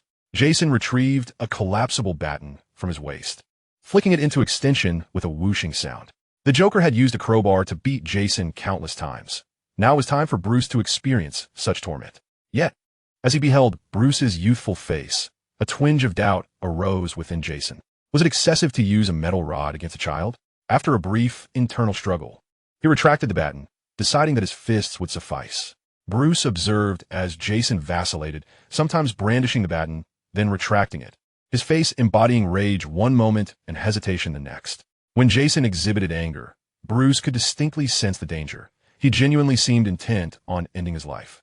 However, when Jason hesitated, that feeling of peril vanished entirely. This led Bruce to a conclusion. This individual may be suffering from a split personality, with two distinct personas at odds within him. If that were the case, perhaps he could exploit this opportunity. He cradled his abdomen, striving to rise. But this action triggered an immediate response from Jason. Attempting to flee, at that moment, Jason, devoid of any hesitation, seized Bruce, lifting him effortlessly and preparing to deliver a slap. Bruce braced himself for the impending strike, but after a moment, nothing transpired. Jason dragged Bruce to a nearby tree, producing a rope from seemingly nowhere, and swiftly bound Bruce to it. I have come to kill you. This is a long-anticipated endeavor. Jason muttered these words, not for Bruce's benefit, but rather as a mantra for himself. Bound to the tree and unable to move, Bruce watched as Jason paced before him, consumed by inner turmoil. His fists clenched and relaxed, harboring deep-seated hatred, yet at the crucial moment, he hesitated. This individual did not seem as perilous as anticipated. A thought emerged in Bruce's mind, prompting him to cautiously inquire, "Are you well acquainted with my future self?" Acquainted? Of course. This revelation rejuvenated Jason, allowing him to once again adopt a menacing demeanor. With a roar, Jason exclaimed, "I once trusted you implicitly, yet you betrayed me. Can you share your story with me?" At this juncture, Bruce was ready to lay it all bare. He began to leverage his youthfulness, adopting an innocuous demeanor in hopes of engaging Jason in dialogue. This was a skill every superhero must master. "We need to talk. I have nothing to discuss with you," Jason hissed through clenched teeth, affirming, "Yes, I once idolized you. You were a significant figure in my life." Though he verbally expressed his reluctance to discuss, Jason found himself unwittingly recounting the past he shared with Bruce. As Bruce listened, he increasingly felt that the Bruce Jason described was not a reflection of himself. Indeed, Bruce had once aspired to be the guardian of Gotham, to banish evil from his cherished home. Yet the Bruce in Jason's narrative seemed excessively distorted and rigid, entirely devoid of human warmth, as if he had sealed himself off completely, allowing no one entry into his innermost thoughts. Was this truly who he was? Would he inevitably transform into such a being? In that moment, Bruce found no answers, only an unsettling sense that the answer might indeed be affirmative. Observing Bruce's pensive expression, Jason coldly remarked, "It appears you are also frightened by the prospect of your future self. How pitiful, Bruce, that you do not even recognize the adult you will become. What a profound sadness." With those thoughts finally vocalized, Jason felt an immense sense of relief. He was no longer in a hurry to end Bruce's life, but rather wished to fulfill their agreement and take him back to the main universe of DC. His intention was to incapacitate Bruce first, then proceed with his plans. However, at that moment, he noticed Bruce's countenance shift from grave concern to a relaxed demeanor, as if, after a prolonged wait, salvation had finally arrived. Who could it be? Before Jason could turn around, an unexpected transformation occurred. From his nostrils, his mouth, and even from his clothing, a swarm of bats suddenly erupted, enveloping him as they relentlessly clawed at his body. The bats multiplied exponentially, seemingly endless, descending upon him like a dark cloud. Jason flailed his arms in a futile attempt to disperse the creatures of the night, yet with every swing, more bats emerged from his sleeves. What was happening? Jason was utterly bewildered by this bizarre turn of events. Bats, such a symbolic creature, sparked a chilling thought within him. Could it be that Batman had arrived? Not the Bruce bound to the tree, but an alternate universe's fully grown Batman, perhaps even the one from his own universe. Bruce! Jason longed to roar to the heavens, but as he opened his mouth, countless bats flew forth. Rendered speechless, he could only express his anger through action. There was no room for hesitation. Overwhelmed by the swarm of bats, his only option was to retreat for the time being. "I will return for you." He cast one last glance at Bruce before hastily departing amidst the chaos of flapping wings. Bruce observed the scene, a mix of fear and awe, although he feared bats. Today they had come to his rescue. Not a bad spell, is it? Suddenly, the voice of Catum echoed in Bruce's ear as the creature fluttered down to perch upon his shoulder. "The bat spell. I discovered it in an old tome at the House of Requests. Quite remarkable." Bruce murmured, "Can you teach me?" "No," Catum shook his head. "Your current magical prowess is merely at a first-year peak. Once you reach the pinnacle of fourth year, I shall impart the knowledge to you." Chapter 14, Diagon Alley. Once the ropes binding Bruce were untied, they fell to the ground.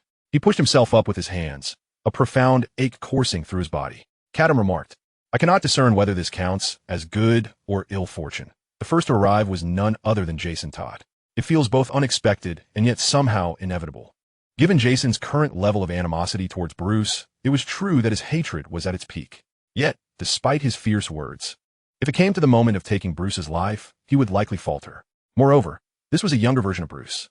Bruce twisted his wrists, disregarding Catum's commentary. Slowly, he realized, that person kept calling me Batman. Is that to be my identity in the future? Bats. Bruce pondered the motives behind his choice of such a moniker. Do you detest the name Batman? Catum countered. You could always adopt another title, like Captain Gotham, for instance. No, I do not detest it.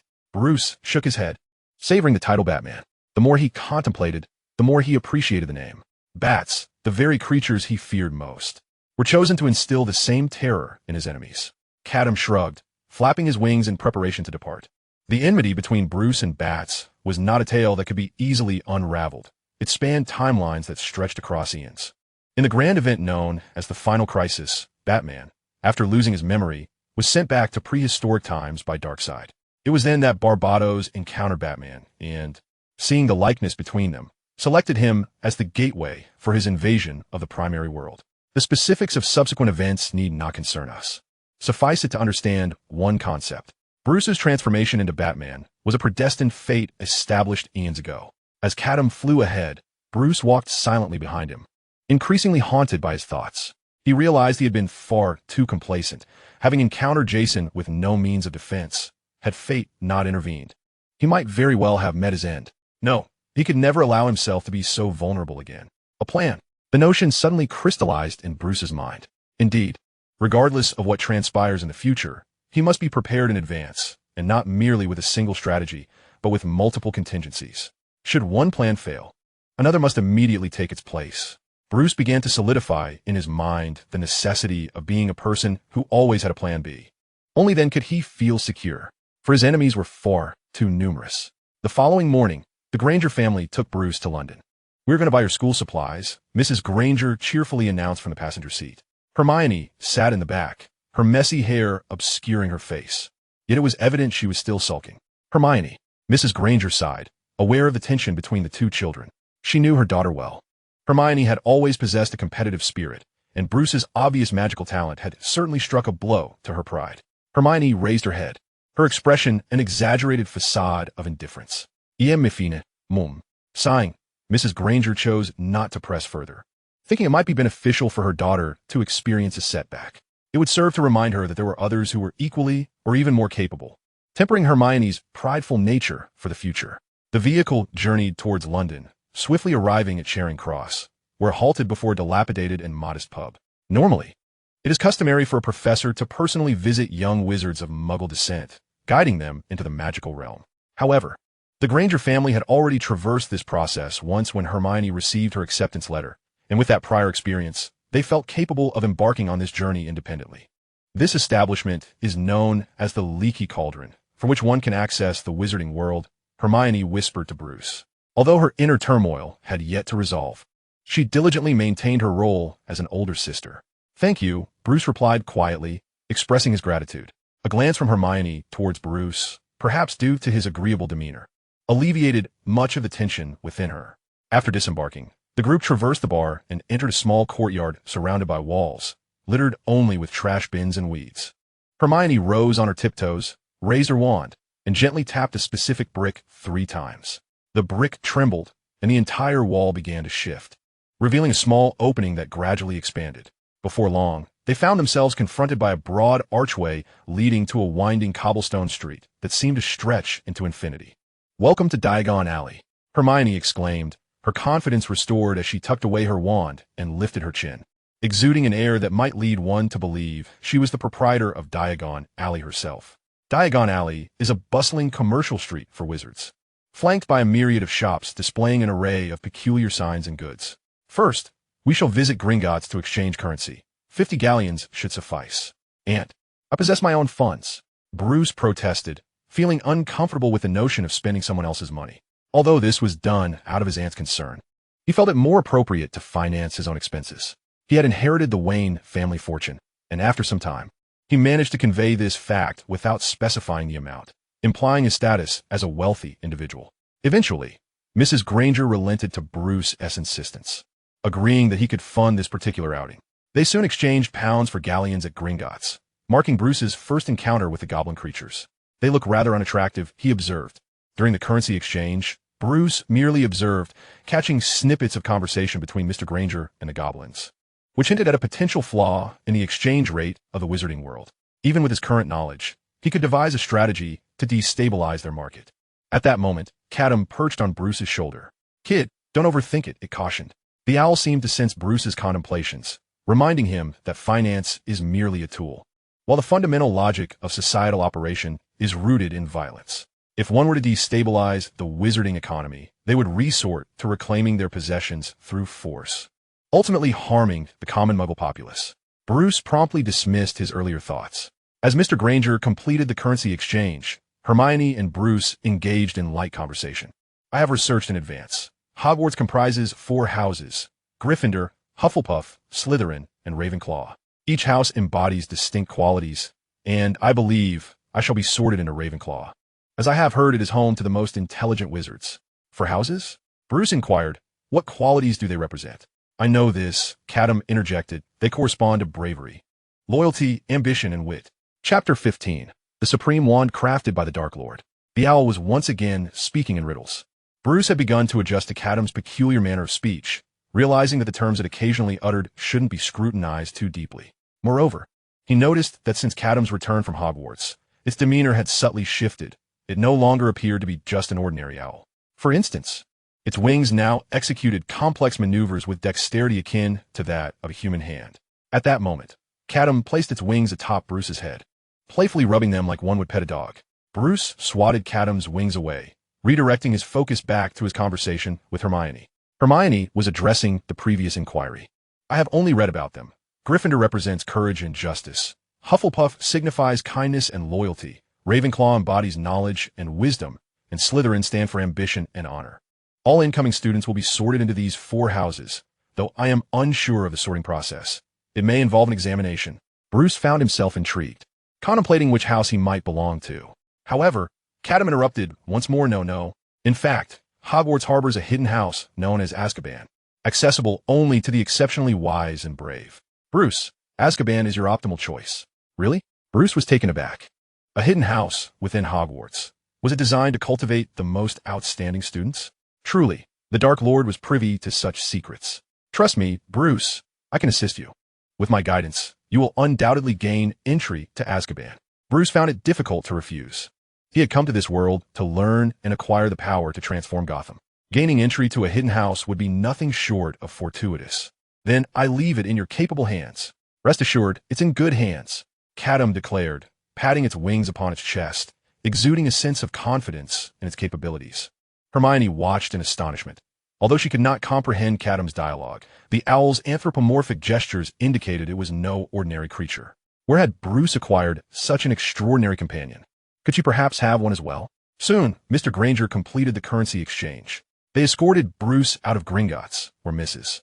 Granger reviewed the shopping list included with the acceptance letter.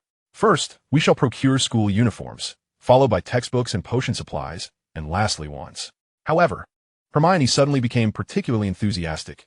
Mom, you and Dad can handle the textbooks and cauldrons. I'll take Bruce to buy his wand first. She was eager to discover what kind of wand Bruce would acquire. Bruce felt uneasy about this arrangement. He wished to purchase some advanced books, but Catum once again stifled that notion. Why waste money on that? The Hogwarts library has everything you need. In the Wizarding World, genuinely valuable books are never found in bookstores. For both Catum and Bruce, the enhancement of their magical prowess was no hurdle. They faced no limitations. What they truly required were spells capable of effectively unleashing their inherent power.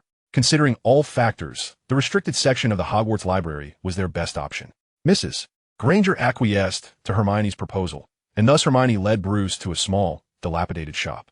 The gilded sign above the door had long since faded, inscribed with the words, Ollivander, established in 382 B.C. for the craft of fine wands. The shop was modest in size, containing only a long bench and thousands of narrow boxes, precariously stacked to the ceiling. Wands, Hermione enthusiastically explained, possess the remarkable ability to choose their owners. Among the multitude of wands, there surely exists one that has been awaiting your arrival. I do not require a wand, Bruce thought to himself. He could perform magic without one. To him, a wand held no significance. Ah, Miss Granger, what a pleasure to see you again. An elderly gentleman emerged from behind the counter, holding a vine wand, measuring 14 3/4 inches, crafted from dragon heartstring. A fine wand, indeed. What do you think of its potential and adaptability? It feels quite comfortable to wield, Mr. Ollivander, Hermione replied, ever courteous in the presence of others. She then introduced Bruce, her cousin, who was also in search of a wand. Another budding young wizard, Ollivander remarked, casting a discerning glance at Bruce before retrieving a lengthy tape measure adorned with silver markings from his pocket. Which hand do you use to wield a wand? I am right-handed, Bruce responded. Very well, I believe I have an idea. The tape measure sprang from Ollivander's grasp, commencing its own measurements of Bruce's dimensions. Subsequently, Ollivander descended upon a shelf, extracting a stack of long boxes. Try this one, he suggested, presenting a wand of sycamore 11.5 inches, with a core of unicorn hair. As Bruce grasped the wand, Ollivander's hair inexplicably began to frizz. No, not this one. With lightning speed, Ollivander snatched the wand from Bruce and replaced it with another. Hawthorn wood, phoenix feather, 9 inches long. Give it a try. However, as soon as Bruce attempted to use it, Ollivander was sent hurtling backward as if struck by an invisible force. No, try this one. Ollivander scrambled to his feet and presented yet another wand. Ebony, dragon heartstring, 8 3/4 inches. This one should suffice, I am certain. Bruce made another attempt. This time, Ollivander found himself dangling upside down in midair, flailing helplessly. It was only when Bruce released the wand that Ollivander landed with a thud. This series of incidents continued to unfold. Each time Bruce grasped a new wand, Ollivander would suffer some calamity. He was relentless in his trials, enduring the consequences with increasing exasperation. Bruce felt a sense of discomfort at the spectacle. Hermione, too, stood aghast, her mouth agape in utter shock. I understand now. Ollivander finally gasped, his body trembling with exhaustion, as though trampled repeatedly by an elephant. Child, it seems my craftsmanship is lacking. None of the wands I have created are suited to you.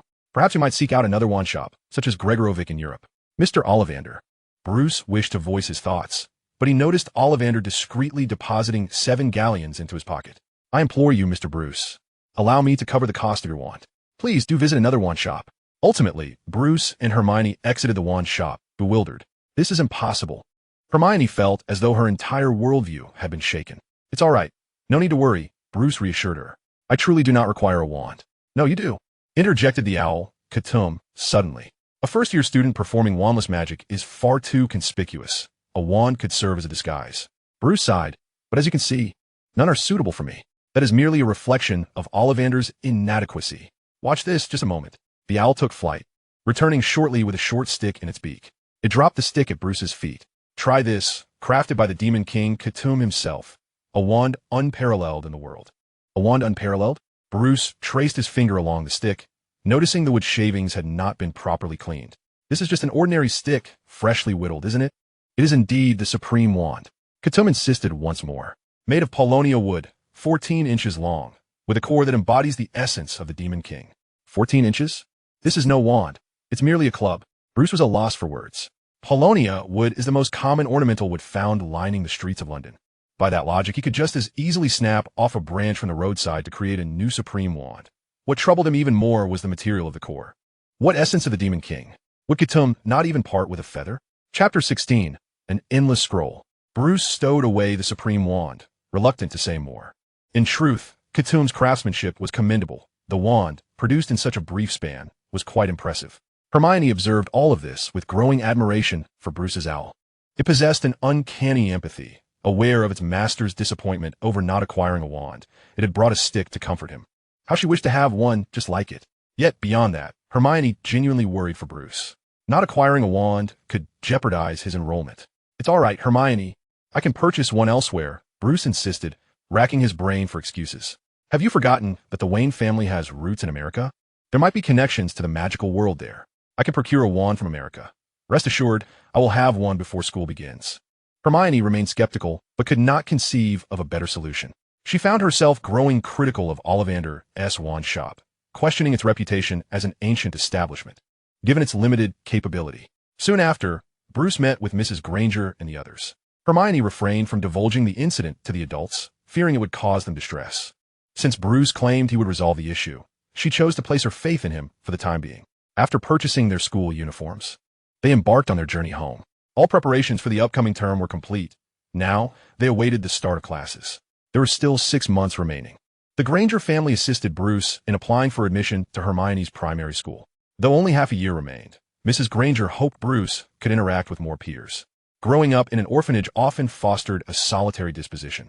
While her intentions were noble, it was Hermione who bore the brunt of the challenge.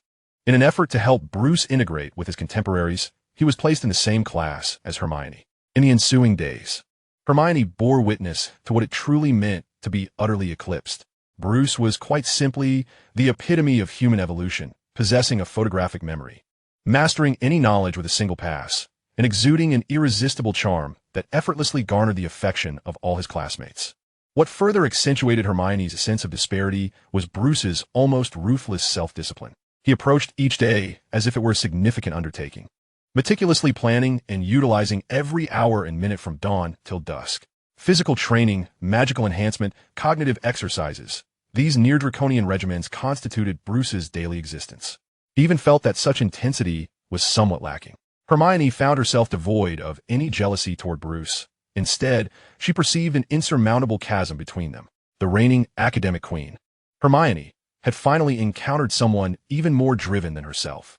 Within Bruce's chamber, Catum yawned, tossing a piece of candy into his mouth. This confection had been prepared by Mrs. Granger for Bruce, who never indulged in such treats, leaving them to be consumed by Catum instead. At this rate, you're bound to encounter issues, Catum remarked. You're merely 11 years old and not fully developed. Your body cannot endure this level of physical exertion.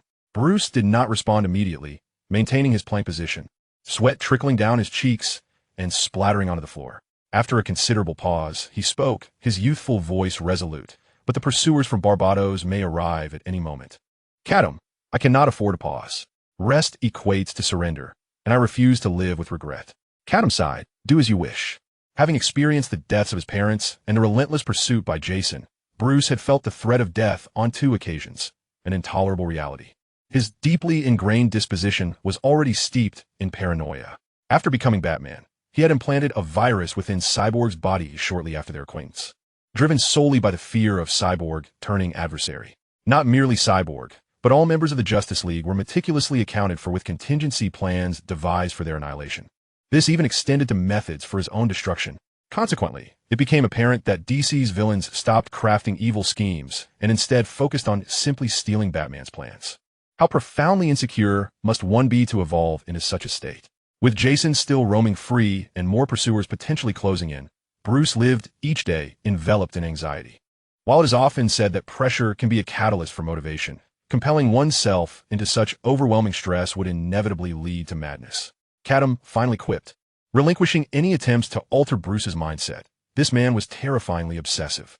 Nonetheless, it was due to Bruce's relentless drive that Catum's physical capabilities soared like a rocket. After all, the returns were tenfold.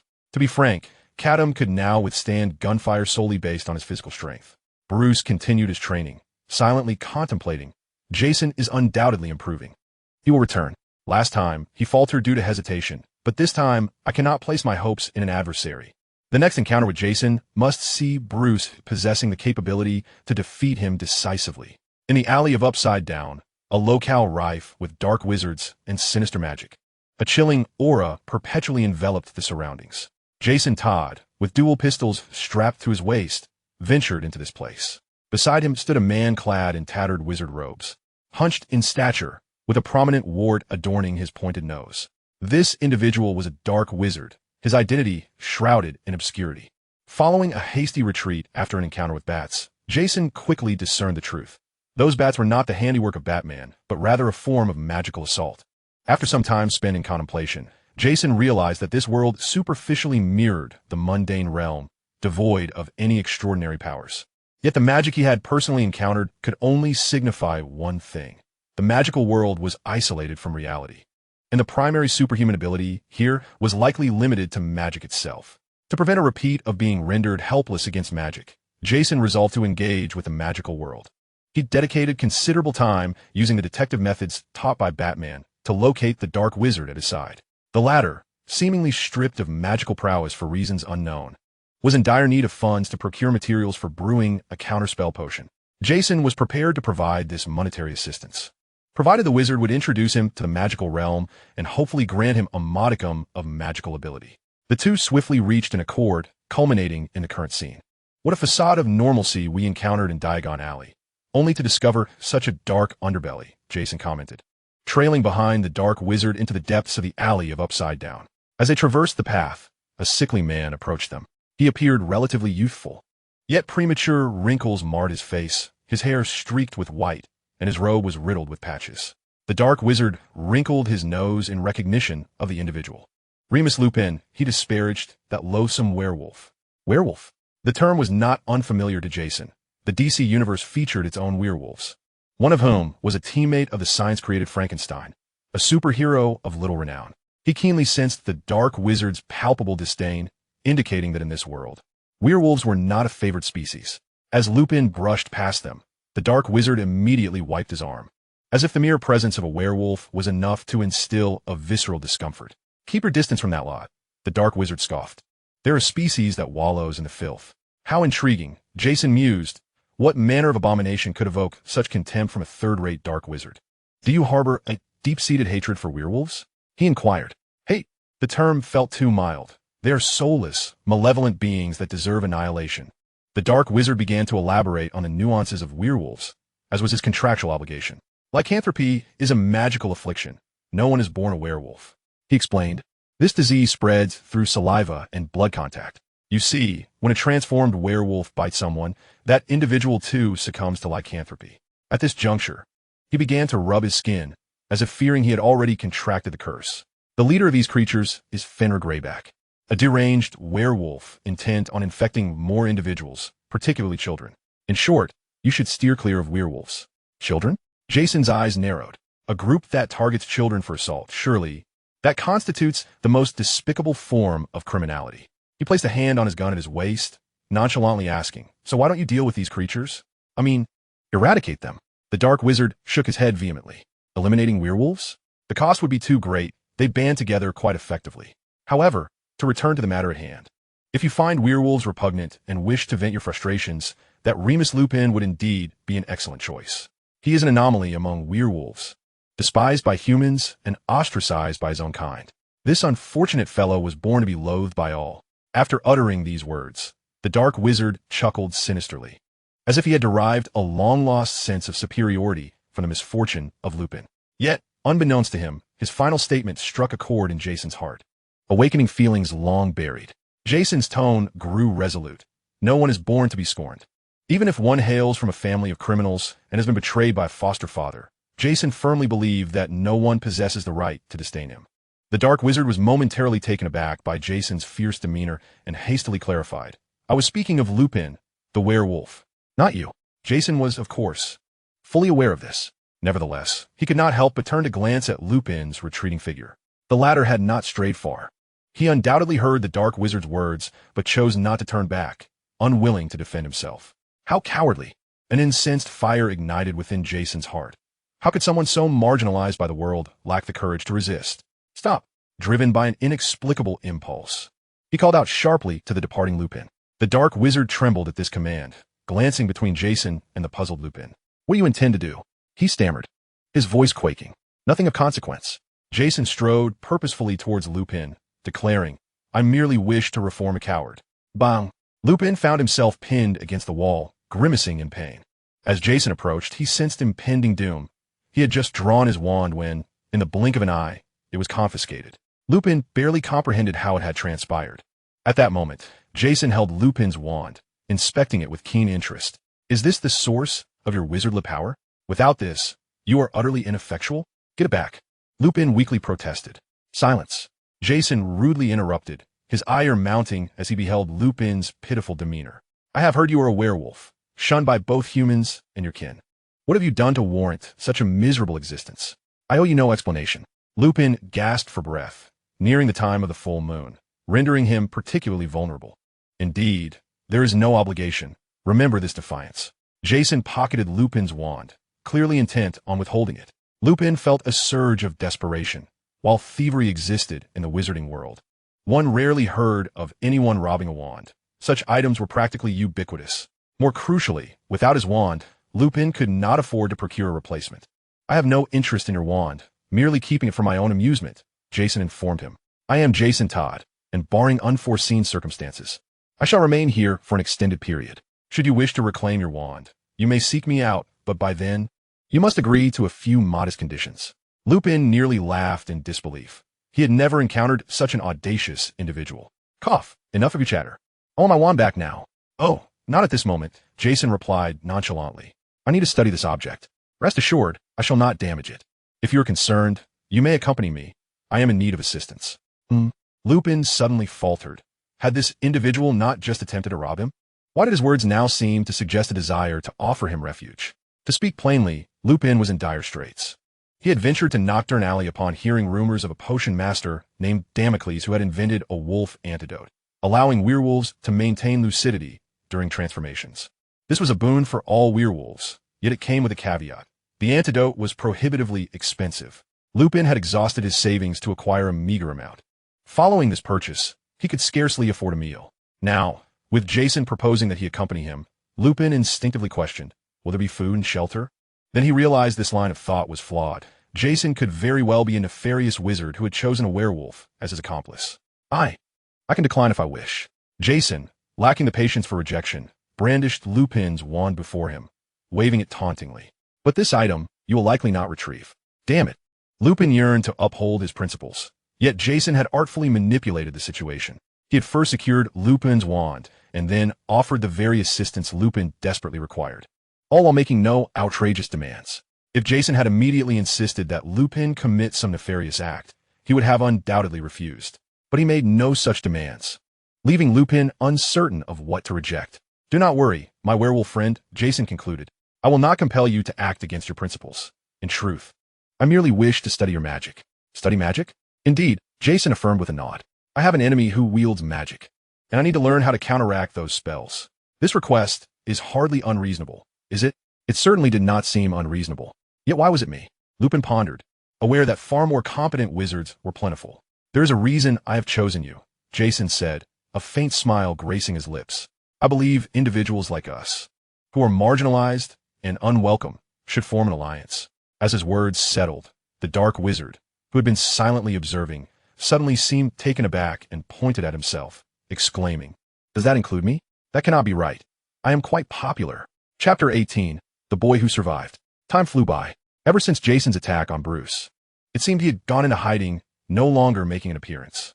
Whether this was due to an inability to resolve his magical dilemmas or the brewing of a grander scheme remained unknown.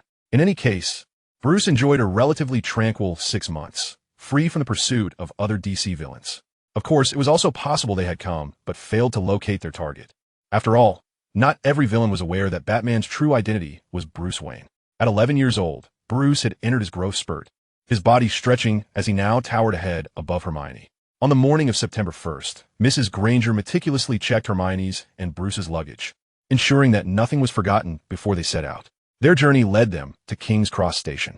Remember, Hermione, you must look after your brother at school and ensure no one bullies him. Upon hearing her mother's admonition, Hermione could not help but glance at Bruce. Bruce Wayne bullied? Such a rare notion that Hermione could scarcely envision what that scenario might entail. Standing upon Bruce's shoulder, Catum expressed his discontent. Why only protect Bruce? Does a dashing owl not deserve safeguarding as well? Silence, Bruce retorted. Owing to their contract, communication between Bruce and Catum was entirely facilitated through telepathy, imperceptible to any external ears. Moreover, Catum's human speech was comprehensible solely to Bruce, which resulted in Bruce bearing the brunt of Catum's incessant and peculiar chatter. Well then, it's time for you to depart. Their destination was Platform 9, a route Hermione had already memorized upon receiving her acceptance letter. Bruce pushed the cart. Following Hermione as they traversed the wall between Platforms 9 and 10, their figures vanishing within King's Cross Station. Mrs. Granger could no longer contain her emotions and began to weep. Mr. Granger held his wife tightly, offering quiet reassurances. It's all right. They will return for Christmas. A deep crimson steam locomotive came to a halt beside the platform. The wall they had passed through now transformed into a wrought iron archway. The sign on the train read, Hogwarts Express. Hermione and Bruce arrived early, and after boarding, they effortlessly located their compartment. Bruce assisted Hermione in placing their luggage onto the rack, and they sat facing each other as the crowd outside gradually swelled. The cacophony of voices surrounded them, snippets of conversation drifting in. Grandma, I've lost my toad again. Let's take a look, Lee. Hurry up. Oh my goodness, could you be Harry? Yet these sounds failed to register with Hermione, who was lost in her own thoughts. They all have pets. Hermione observed the other passengers with discontent. Previously, Mrs. Granger had denied her an owl, citing her young age as an excuse. Now, witnessing other young witches and wizards with their companions, she felt a sting of betrayal. Bruce comforted her, saying, It's all right. If you need to send a message, I can lend you Catum. You truly have a knack for kindness, Catum exclaimed, wide-eyed. Did you even consider my opinion? As the king of demons, can I simply be lent out? Bruce chose not to respond. Instead, leaning his chin on his hand and gazing out the window, feigning interest in the scenery. Hello. Suddenly, the compartment door swung open, revealing a timid voice. Bruce turned to see a round-faced boy standing hesitantly at the threshold, his expression one of near tears. May I sit here? All the other compartments are filled with upperclassmen. Of course. Hermione patted the vacant seat beside her. The boy's face lit up with relief as he clumsily dragged his luggage inside. Hermione shot Bruce a glance, and he reluctantly stood to assist the boy with his bags. Catum whispered in Bruce's ear, "Quick, tell him you're also an upperclassman." Bruce ignored him. Once the boy settled beside Bruce, his face remained etched with worry, as if anticipating impending doom. Hermione took the initiative to introduce herself. "I'm Hermione Granger, and this is my cousin, Bruce Wayne. What is your name, and why do you look so troubled?" "Why, good day, I'm Neville Longbottom." Neville's face reflected despair. "I've lost my toad. It's my pet, a gift from Uncle Algy. If I can't find it, he will surely be furious with me." As he spoke, Neville appeared on the verge of tears. Hermione quickly reassured him, "It's all right. We can help you look. Right, Bruce?" What could Bruce say? He could only nod. At times, Bruce pondered why the will of the world had assigned him an elder sister, even if only in a metaphorical sense. Despite the absence of genuine blood ties, he often felt overshadowed in Hermione's presence. The three children split up, seeking out every compartment to inquire. With each door Bruce opened, he instantly captured the attention of everyone inside, and if there were any upperclassmen present, they felt compelled to offer him some snacks. Ultimately, he returned to the compartment with an armful of treats, only to be met with Catum's mocking laughter. "Did you go begging for food? Couldn't he find the toad? But at least you secured lunch." Upon Hermione and Neville's return, they too had been unsuccessful, though Neville's mood had improved considerably, perhaps due to a newfound sense of acceptance. "We just saw Harry Potter," Hermione exclaimed as she settled down, eager to share her recent experience. The boy who defied death, the one who lived on in history, had been mentioned in several books: Modern Magical History, The Rise and Fall of Dark Arts, and Significant Magical Events of the 20th Century. She repeatedly emphasized Harry's identity for the sake of the forthcoming discussion. Earlier, Hermione had showcased her magical prowess in front of Harry and his friends, which buoyed her spirits and ignited her desire to share her triumph. Indeed, whenever Bruce was absent, she felt she was equally as remarkable. "Harry Potter," Catum scoffed suddenly. "Humph, yet another orphan." At that moment, Bruce's fists clenched, a surge of anger compelling him to silence Catum forever. "Must you incessantly bring up orphans?" He shot a glare at Catum, contemplating whether there existed a spell that could render him mute indefinitely. This time, Catum appeared entirely oblivious to Bruce's ire. "What are you staring at? Are you intimidated by Harry Potter's fame?" Catum patted Bruce's shoulder, offering a sincere comfort. "It's all right. Be confident. You two are a boy who defied death." Chapter 19. The Giant Squid in the Great Lake. Night had descended. Beneath the deep purple sky lay mountains and woodlands as the train slowed its pace. Hogwarts was drawing near. Neville no longer exhibited the same anxiety as before. Perhaps Hermione's earlier experiences of knocking on doors had instilled a sense of trust in him. He began to join in on the conversation between Hermione and Bruce. At that moment, Hermione was still recounting tales of Harry Potter, all from the pages of books, and the topic had shifted to Voldemort. Both Bruce and Hermione, hailing from the Muggle world, held no reverence for the Dark Lord, addressing him by name without hesitation. Neville's complexion changed abruptly. "You must not say that name." Bruce and Hermione turned in confusion, noticing Neville's face reddening, his round cheeks quivering. "My grandmother said that name holds power. It must not be spoken." His voice trembled, on the verge of tears. Catum's teasing voice echoed in Bruce's ear. "Poor child. He is terrified." A mere name wielded such tremendous intimidation. Bruce questioned Catum with intrigue. "Why is that? Is it some advanced spell? A spell? It's not that simple." "Fear is a powerful force," Catum remarked, "emanating from the depths of one's heart, so potent that even the mere utterance of a name can instill trepidation." It was the first time Bruce had encountered such a concept, and it stirred contemplation within him. How did Voldemort achieve this? Bruce's curiosity was piqued. He wondered what manner of influence could render a name so formidable. If he could harness such power, the chaos besieging Gotham would surely be quelled. From that moment forth, Bruce's fascination with Voldemort burgeoned. "This is something you must discern for yourself," Catum replied enigmatically. "Each world presents its own unique circumstances. You must carve your own path to fear that is suited for Gotham." Bruce needed to reflect on the kind of person he aspired to be. He wished to embody Gotham's Dark Knight, rather than the dark wizard of the magical realm. Suddenly, while Hermione was still comforting Neville, a voice echoed throughout the train. In 5 minutes, we shall arrive at Hogwarts. Please leave your luggage on board. We will ensure it is delivered to the school. Hogwarts had arrived. The train decelerated, finally coming to a halt. Students jostled each other as they surged toward the doors, stepping onto a dimly lit platform. Bruce had already donned his uniform and followed Hermione and the others off the train. A lantern swayed above the students, accompanied by a boisterous voice.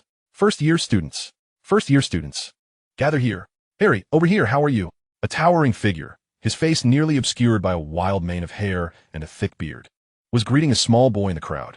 A ripple of recognition swept through the throng. It was none other than the legendary Harry Potter. It was Bruce's first encounter with the youngest figure in history, and in that fleeting moment, he sensed a kindred spirit in Harry. As Catum would say, it was the bond of shared orphanhood. Wait a moment, Bruce suddenly realized. When had he become so accustomed to Catum's hellish humor? He even found himself imagining what Catum might say without any prompt. It was absurd. Shaking his head, Bruce cast aside these ludicrous thoughts. Come along, follow me, first-year students. Mind your feet, all right. First-year students, follow me. Hagrid waved his lantern, leading the group toward Hogwarts. The path was shrouded in darkness, the surroundings silent save for the occasional sniff from Neville. Around this bend, you shall soon behold Hogwarts for the first time. At the end of the narrow path, a vast black lake unfurled before them. On the opposite shore, a majestic castle loomed atop a steep hill, its towers piercing the night sky, each window twinkling like stars. No more than 4 to a boat. Hagrid bellowed, pointing to a line of small boats docked at the shore. Bruce, Hermione, and Neville boarded the same vessel, which set off, carrying the young wizards toward the castle. Silence enveloped them as they gazed at the grand structure, each lost in their own thoughts. Only Catum, the owl, seemed disinterested. He perched on the edge of the boat, dipping his wings into the water, leaving ripples in the vessel's wake.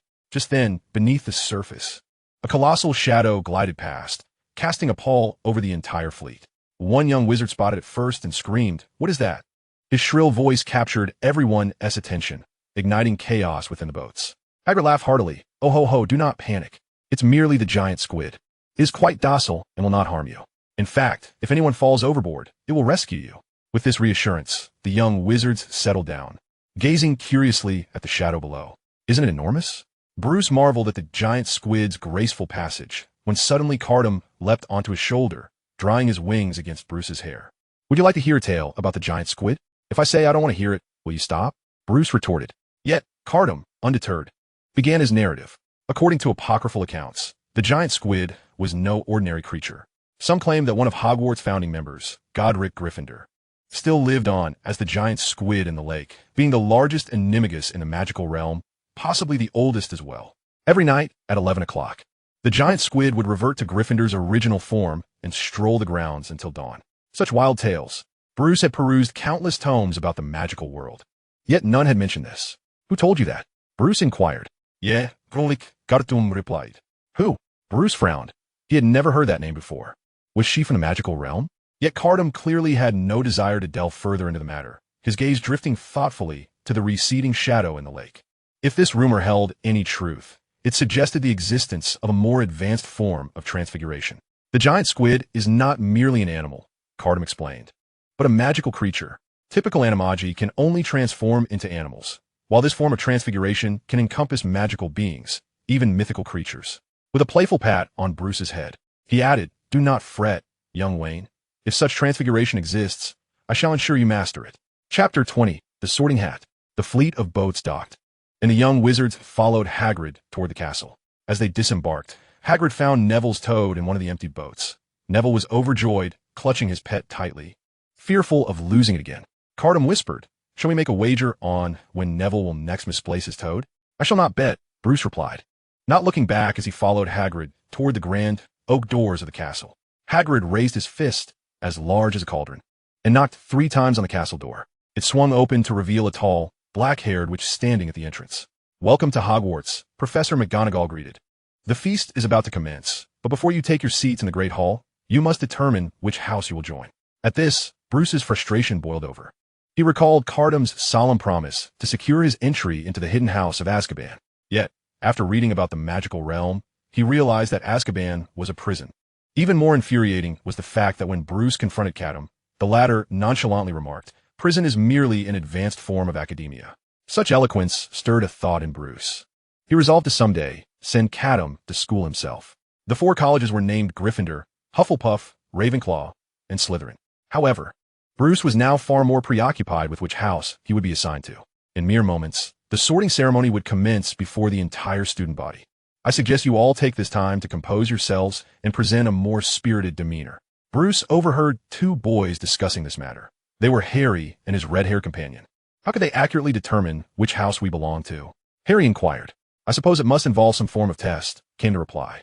The mere mention of a test sent a wave of anxiety rippling through the young wizards.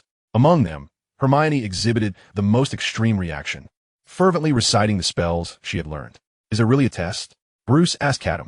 Yet, Catum did not respond. Instead, he appeared engrossed, mumbling a spell under his breath. What are you reciting? Bruce asked, his anxiety mounting. The mind-shielding charm. No need to fret. I must prevent our secret from leaking. What do you mean? Will someone read my mind? Bruce was aware that Catum possessed an array of spells, many of which he himself could not cast, but became effortless in Catum's hands. As Catum chanted, a peculiar sensation enveloped Bruce's mind, as if an invisible barrier had shielded his thoughts from exposure. Catum whistled. Relax, you needn't worry. Is that all there is to it? Bruce remained perplexed by the principle behind it. In truth, it was far from simple. Were it not for the bond between Catum and Bruce's souls, the mind-shielding charm would have been ineffective on anyone else.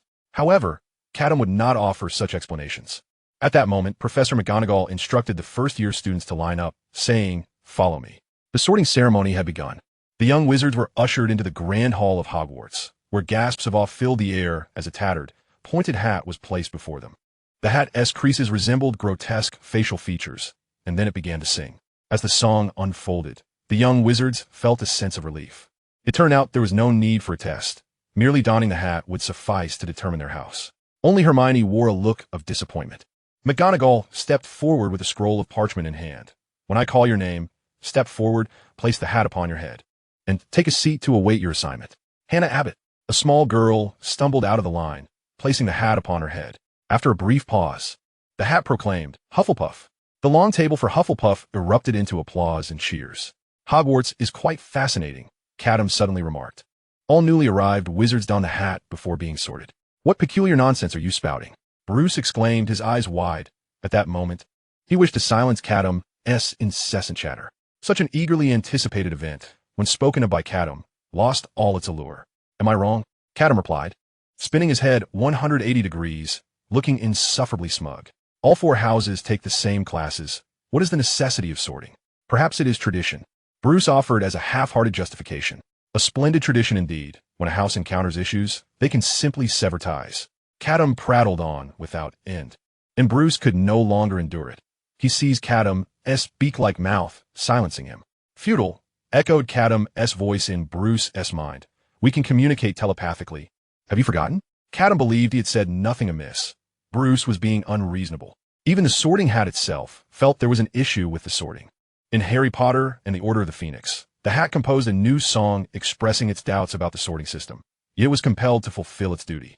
Resigned, Bruce released his grip and shifted the topic. Which house do you think I'll be sorted into? 90% chance Ravenclaw. But I suggest you negotiate with the sorting hat. Don't go. Bruce was taken aback. Can I really negotiate with the sorting hat? Who do you think I am? I have no small measure of influence. Catum boasted. I have already spoken with the sorting hat. It will respect your wishes, a privilege reserved solely for you. Really? Bruce asked, skeptical. Why are you so sure I will be placed in Ravenclaw? Because the sorting considers future potential. You do not align with the other houses. Gryffindor demands bravery, yet you seem poised to coexist with fear, even drawing strength from it. Slytherin values ambition, yet you do not take pride in your surname or bloodline. Bruce Wayne is merely a disguise for your true self. Hufflepuff seeks integrity, but I need not elaborate, in pursuit of your own sense of justice. You would resort to nearly any means, provided it does not involve killing. Catum's analysis, interwoven with many future possibilities, left Bruce uncertain of their veracity. Yet it resonated as quite plausible. So, according to you, I have no choice but Ravenclaw? No. I hope you choose Hufflepuff. Those sorted into other houses share similar core traits. What you require now is the exposure to diverse individuals. Hufflepuff encompasses a variety of people, which would greatly benefit your growth. ISNT it about finding which house suits oneself, rather than which house one fits into? Such lofty rhetoric sounded splendid. Yet Bruce recalled reading that Hufflepuff's common room was near the kitchens, suspecting this to be Catum's true motivation for desiring Hufflepuff. Regardless, I will choose Hufflepuff. I would never harm you. Catum sighed, speaking earnestly. At that moment, Catum was contemplating entirely different matters. The giant squid of Gryffindor, the diadem of Ravenclaw, the Chamber of Secrets of Slytherin. Clues to the legacies of the other three houses were now coming into focus. Only Hufflepuff's legacy remained elusive. The clue, the Golden Cup, was locked away in Bellatrix's vault, and Catum had no means to acquire it at present. With no other options, Catum's sole course of action was to seek additional clues about Hufflepuff's legacy within Hogwarts. Thus, Bruce must go to Hufflepuff. Chapter 21, Two Batmans. Hermione Granger. The sorting list, arranged alphabetically by surname, had reached the letter G. She nearly sprinted to the stool, hurriedly placing the hat upon her head. Gryffindor. Hermione appeared somewhat taken aback. She had anticipated being sorted into Ravenclaw. Next came Neville Longbottom, and the sorting hat exhibited a lengthy hesitation before finally assigning him to Gryffindor. Harry Potter. At the mere utterance of this name, the entire hall fell into an anticipatory silence, soon followed by a buzz of whispered inquiries. Potter. Was she referring to Potter? The very Harry Potter, the boy who lived against all odds, who had now graced Hogwarts with his presence this year. The sorting ceremony for Harry took an inordinate amount of time, but ultimately, he was assigned to Gryffindor. Why are there so many Gryffindors? Bruce inquired curiously. It's simply that the individuals you are acquainted with happen to have been sorted into Gryffindor as well. It is of no consequence. You alone surpass the trio combined. Catum replied. This statement was not without merit. The entire trio of protagonists combined was equal to one complete Bruce. Harry was an orphan, and so was Bruce. Hermione was a prodigy, and Bruce was too. As for Ron, the Weasley scion, abbreviated as Wayne, presented no issue either. Bruce Wayne. At last, it was Bruce's turn to be sorted. Remember what I said? Aim for Hufflepuff. Catum emphasized as he watched Bruce take a seat. A faint voice whispered in Bruce's ear. A peculiar little wizard, I perceive a blend of qualities from various houses within you. You possess the courage to sacrifice for justice, the loyalty to stand by your companions, an exceptional memory, and the desire to prove your worth. Where shall I place you? Bruce discovered that the conclusion drawn by the sorting hat was entirely contrary to Catum's assertion. While Catum claimed no house suited him, the hat insisted he was fit for all. I wish to go to Hufflepuff, Bruce murmured. The sorting hat immediately retorted, Hufflepuff? Indeed a fine choice. But I believe you could shine on a grander stage. What do you think? It could truly converse? Bruce realized that although Catum's words were often unreliable, his actions were commendable. He had genuinely conversed with the sorting hat. I have made my decision. I shall go to Hufflepuff. Very well, I respect your choice. Then, the sorting hat boomed the result. Hufflepuff. The long table of Hufflepuff erupted in applause, welcoming their new member. Meanwhile, Hermione, upon hearing this news, felt an inexplicable sense of relief wash over her. At last, she was free from Bruce's shadow. As Bruce descended from the platform, he noticed Catum winking at him. How about that? My influence proved effective, didn't it? Bruce nodded subtly, genuinely impressed. Once all students had been sorted, Professor McGonagall rolled up the parchment and took the sorting hat with her. Headmaster Albus Dumbledore rose to his feet. Welcome, he proclaimed. Welcome to Hogwarts as we embark on a new academic year. Before we commence the feast, I wish to share a few words. Fools, crybabies, scum, twists. The hall resonated with thunderous applause, wholeheartedly endorsing the headmaster's succinct remarks. Amidst the clamor, the previously empty long tables were adorned with an array of exquisite dishes that ignited one's appetite. Bruce exhibited remarkable self-discipline, setting down his utensils after consuming his planned portion. Catum, however, continued his exuberant display. Not to your taste. Suddenly, a senior student beside Bruce turned to him with concern. He was strikingly handsome, with alabaster skin reminiscent of a vampire. I am Cedric Diggory, third year, he introduced himself. Upon hearing this name, Catum abruptly halted his extravagant eating, urgently prodding Bruce. Quick, shake his hand. I want to see two Batmans together. What two Batmans? Bruce was utterly perplexed by Catum's nonsensical musings. Catum elucidated, this matter runs deep.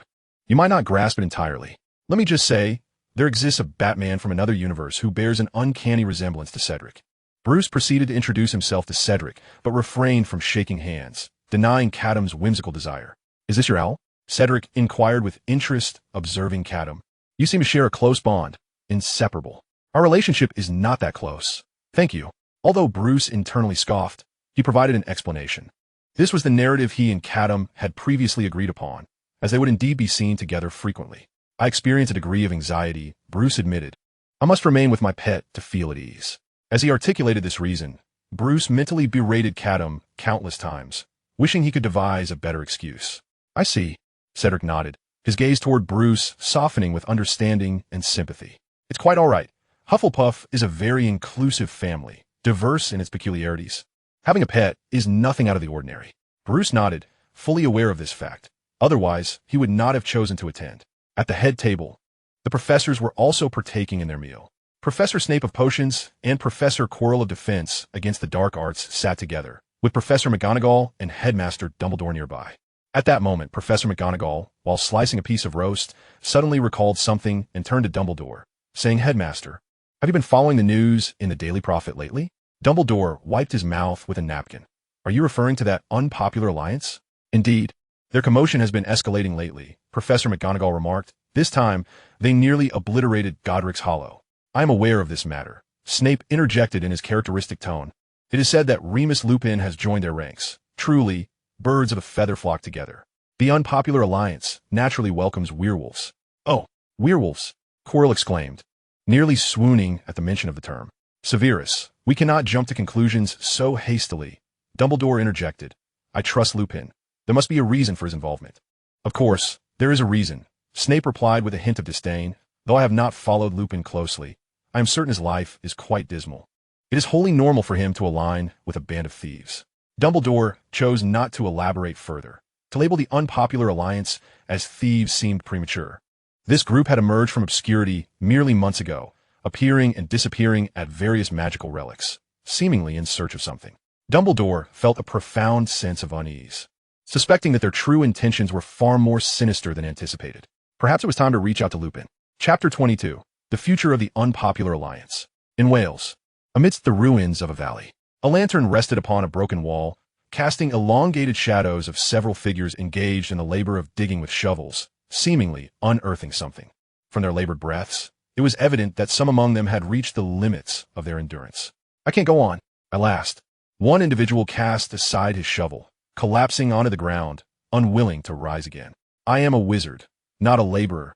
You cannot compel me to undertake such menial toil. The speaker was none other than Gibbon, the dark wizard forcibly enlisted by Jason. It was only now that Jason learned his name, a rather unremarkable one. Meanwhile, Lupin let out a derisive snort. Is this the extent of the Death Eater's capabilities? Yet, despite his words, he too discreetly ceased his labors, observing the discord within their group. Jason, the linchpin of their endeavor, discarded his own shovel. Let us take a moment's respite. The three of them settled onto the ground. Within this small contingent, although there were two wizards, one had been stripped of his powers by a vile curse, and the other had been forcibly disarmed, rendering them incapable of using magic and relegating them to mere physical labor. Upon gaining a reprieve, Lupin immediately distanced himself from the other two, harboring no desire to be near Gibbon. This dark wizard had once served under Voldemort, and Lupin, having clashed with him before, felt a profound aversion toward him. Unbeknownst to Lupin, his fate would soon intertwine more deeply with Gibbon's. In the future, during Harry Potter and the Half-Blood Prince, Gibbon would join other Death Eaters in infiltrating Hogwarts through a vanishing cabinet located in the Room of Requirement. He would engage in battle alongside a Death Eater named Dolohov against Lupin and Tonks. During the skirmish, Dolohov would cast a lethal curse aimed at Lupin, but it would miss, striking Gibbon instead, resulting in his demise. Thus, according to the original timeline, Gibbon was destined to become Lupin's scapegoat. Must we truly engage in this? Once seated, Lupin began voicing his doubts. Jason's ears had grown calloused from hearing such sentiments. Remus. He rose and positioned himself beside Lupin. Do you still harbor guilt towards that Dumbledore? Regardless of the circumstances, I cannot betray Dumbledore's trust. I wish to be a good person. He lifted his gaze to Jason. Although you have not compelled me to harm others, your actions are profoundly extreme, and what we seek now feels utterly profane. We are indeed doing good. Jason employed the communication techniques he had learned from Batman, gradually dismantling Lupin's psychological defenses. Look at the current state of the wizarding world. Is this what you envisioned? Do they treat you well? Lupin remained silent, murmuring, Dumbledore has done me great favors. And what of that? Look at your present condition. Jason's voice rose sharply. If he truly cared for you, why do you have nothing now? You love this world, but who loves you in return? Remus, I have never met Dumbledore, and I am unaware of what he has instilled in you. But let me be perfectly clear. No one in this world will selflessly devote themselves to another. Even a guardian who raised you with care would betray and abandon you without hesitation. Jason's emotions surged, his breathing heavy, clearly at the brink of losing control. After a lengthy pause, he gradually regained his composure. Remus, we are of the same ilk, unwelcome in this world, yet we strive to survive. What you are currently doing does not endanger this world. On the contrary, it is a means of restoring it to its rightful path. Have you forgotten what I previously told you? Once our plan succeeds, we can forge a world of equality. With that, Jason opened his palm, revealing a small vial of green liquid. Do you comprehend the value of this? I acquired it from a being of godlike power. Lupin gazed at the vial quietly, his steadfast beliefs beginning to waver. The future Jason painted indeed seemed attainable, provided that the liquid in his possession was as extraordinary as claimed. Let's press on, Remus. Jason patted Lupin's shoulder. We have already found half of it. We cannot falter now. Once we have located it, we shall go to Hogwarts. In the Great Hall of Hogwarts, what were they truly searching for? Professor McGonagall pondered aloud. The locations where the Order of No Return roamed were all long-abandoned magical ruins. Yet they were widespread, nearly covering all of Britain, England, Scotland, Wales, and Ireland. These three individuals had traversed nearly all of it. I have a piece of news. I wonder if you would like to hear it. Suddenly, Snape spoke in his usual calm tone. Severus, do tell, McGonagall replied with a smile. Recently, a parchment notebook surfaced in Knockturn Alley, believed to be nearly 1,000 years old. The notebook itself holds little value, merely a travelogue, yet it contains a unique account. Snape paused deliberately, allowing even Dumbledore to lean in with keen interest before continuing in a measured tone. The notebook's owner encountered an individual during his travels and exchanged some words with him, which were recorded on the parchment. Intriguingly, this individual has notable connections to Hogwarts. Who is it? McGonagall inquired eagerly. Salazar Slytherin, Snape finally revealed, and this was after he left Hogwarts. All the professors listening widened their eyes in astonishment. Even Professor Quirrell, who had been dazed, appeared suddenly intrigued. Salazar Slytherin, one of the 4 founders of Hogwarts, had left the institution due to ideological differences with the other 3 founders and had since vanished without a trace. To discover a notebook chronicling the events following Slytherin's departure was unexpected indeed. What did that conversation entail? McGonagall pressed. I do not know, Snape admitted, faltering at a crucial moment. The notebook had just appeared when it was seized by someone who was subsequently threatened. Judging by the manner of the theft, it likely involves the Order of No Return. The professors immediately felt a sense of disinterest wash over them. Only McGonagall appeared contemplative. So, the Order of No Return is searching for something related to Hogwarts? How strange. We have no connection to them. Why would they be interested in Hogwarts? Perhaps they are intrigued by a particular student, Snape suggested, then turned his gaze toward the Gryffindor table, searching for a familiar pair of eyes. However, unbeknownst to them, at the Hufflepuff table, Bruce suddenly sneezed. I wonder who is thinking of me. Chapter 23, A Small Shock in Gotham. The banquet soon concluded, and after Dumbledore outlined several prohibitions, the entire school sang the school song before the heads of houses escorted the new students to their common rooms. The Hufflepuff common room was exceedingly secure. It was the only common room equipped with expulsion devices to deter unauthorized intruders. The entrance to the common room is situated along the corridor to the right, near the kitchen, atop a shadowy stone trough where a collection of large wooden barrels is stacked. Everyone, remember the rhythm, announced Gabriel Truman, the head of Hufflepuff. By tapping the bottom of the second barrel in the middle of the second row in accordance with Helga Hufflepuff's rhythm, the lid will rotate open, unveiling the entrance to the common room. Quite convenient. I assent to it. There is no need for incantations or answers to riddles. Bruce offered high praise for this intriguing method of entry, pondering that if he were to return to Gotham and design a secret lair, he would implement a similar system. For instance, the entrance to a hidden tunnel could be concealed behind a display case in Wayne Manor, requiring a sequence of notes played on a piano to unlock the hidden door. It is imperative not to strike the rhythm incorrectly. Truman emphasized repeatedly that if one fails to tap in the correct melody, strikes the wrong barrel, or miscalculates the number of taps, another barrel's lid will burst, dousing them in vinegar. Thus, it is advisable to practice privately. Otherwise, one would be condemned to a day reeking of vinegar.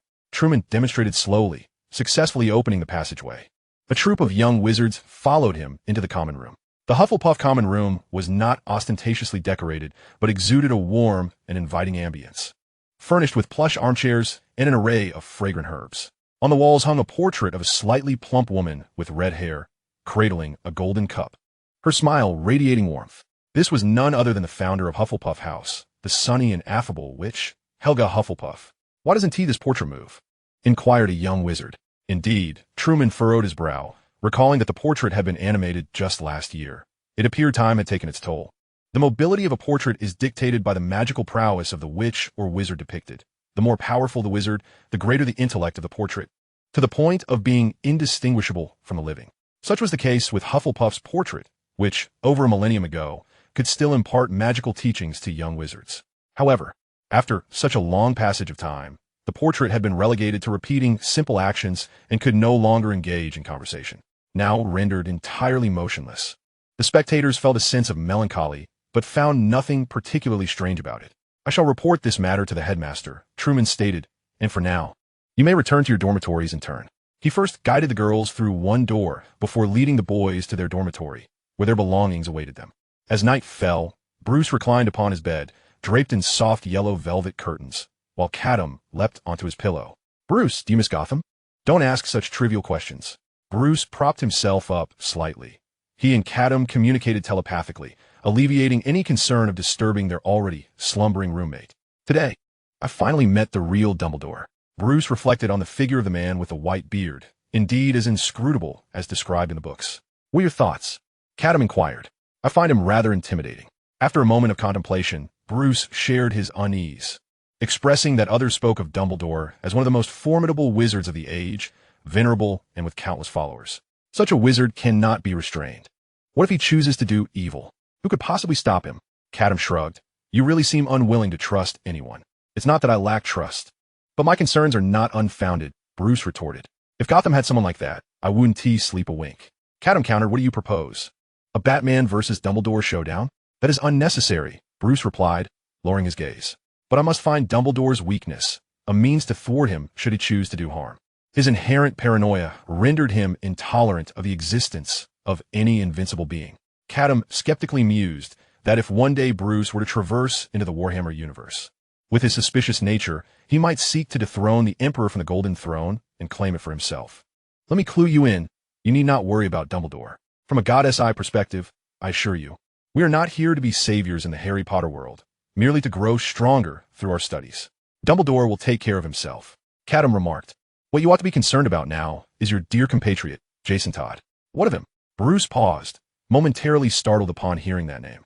It had indeed been a while since he had heard news of him, who had once clamored for Bruce's attention, but had since vanished.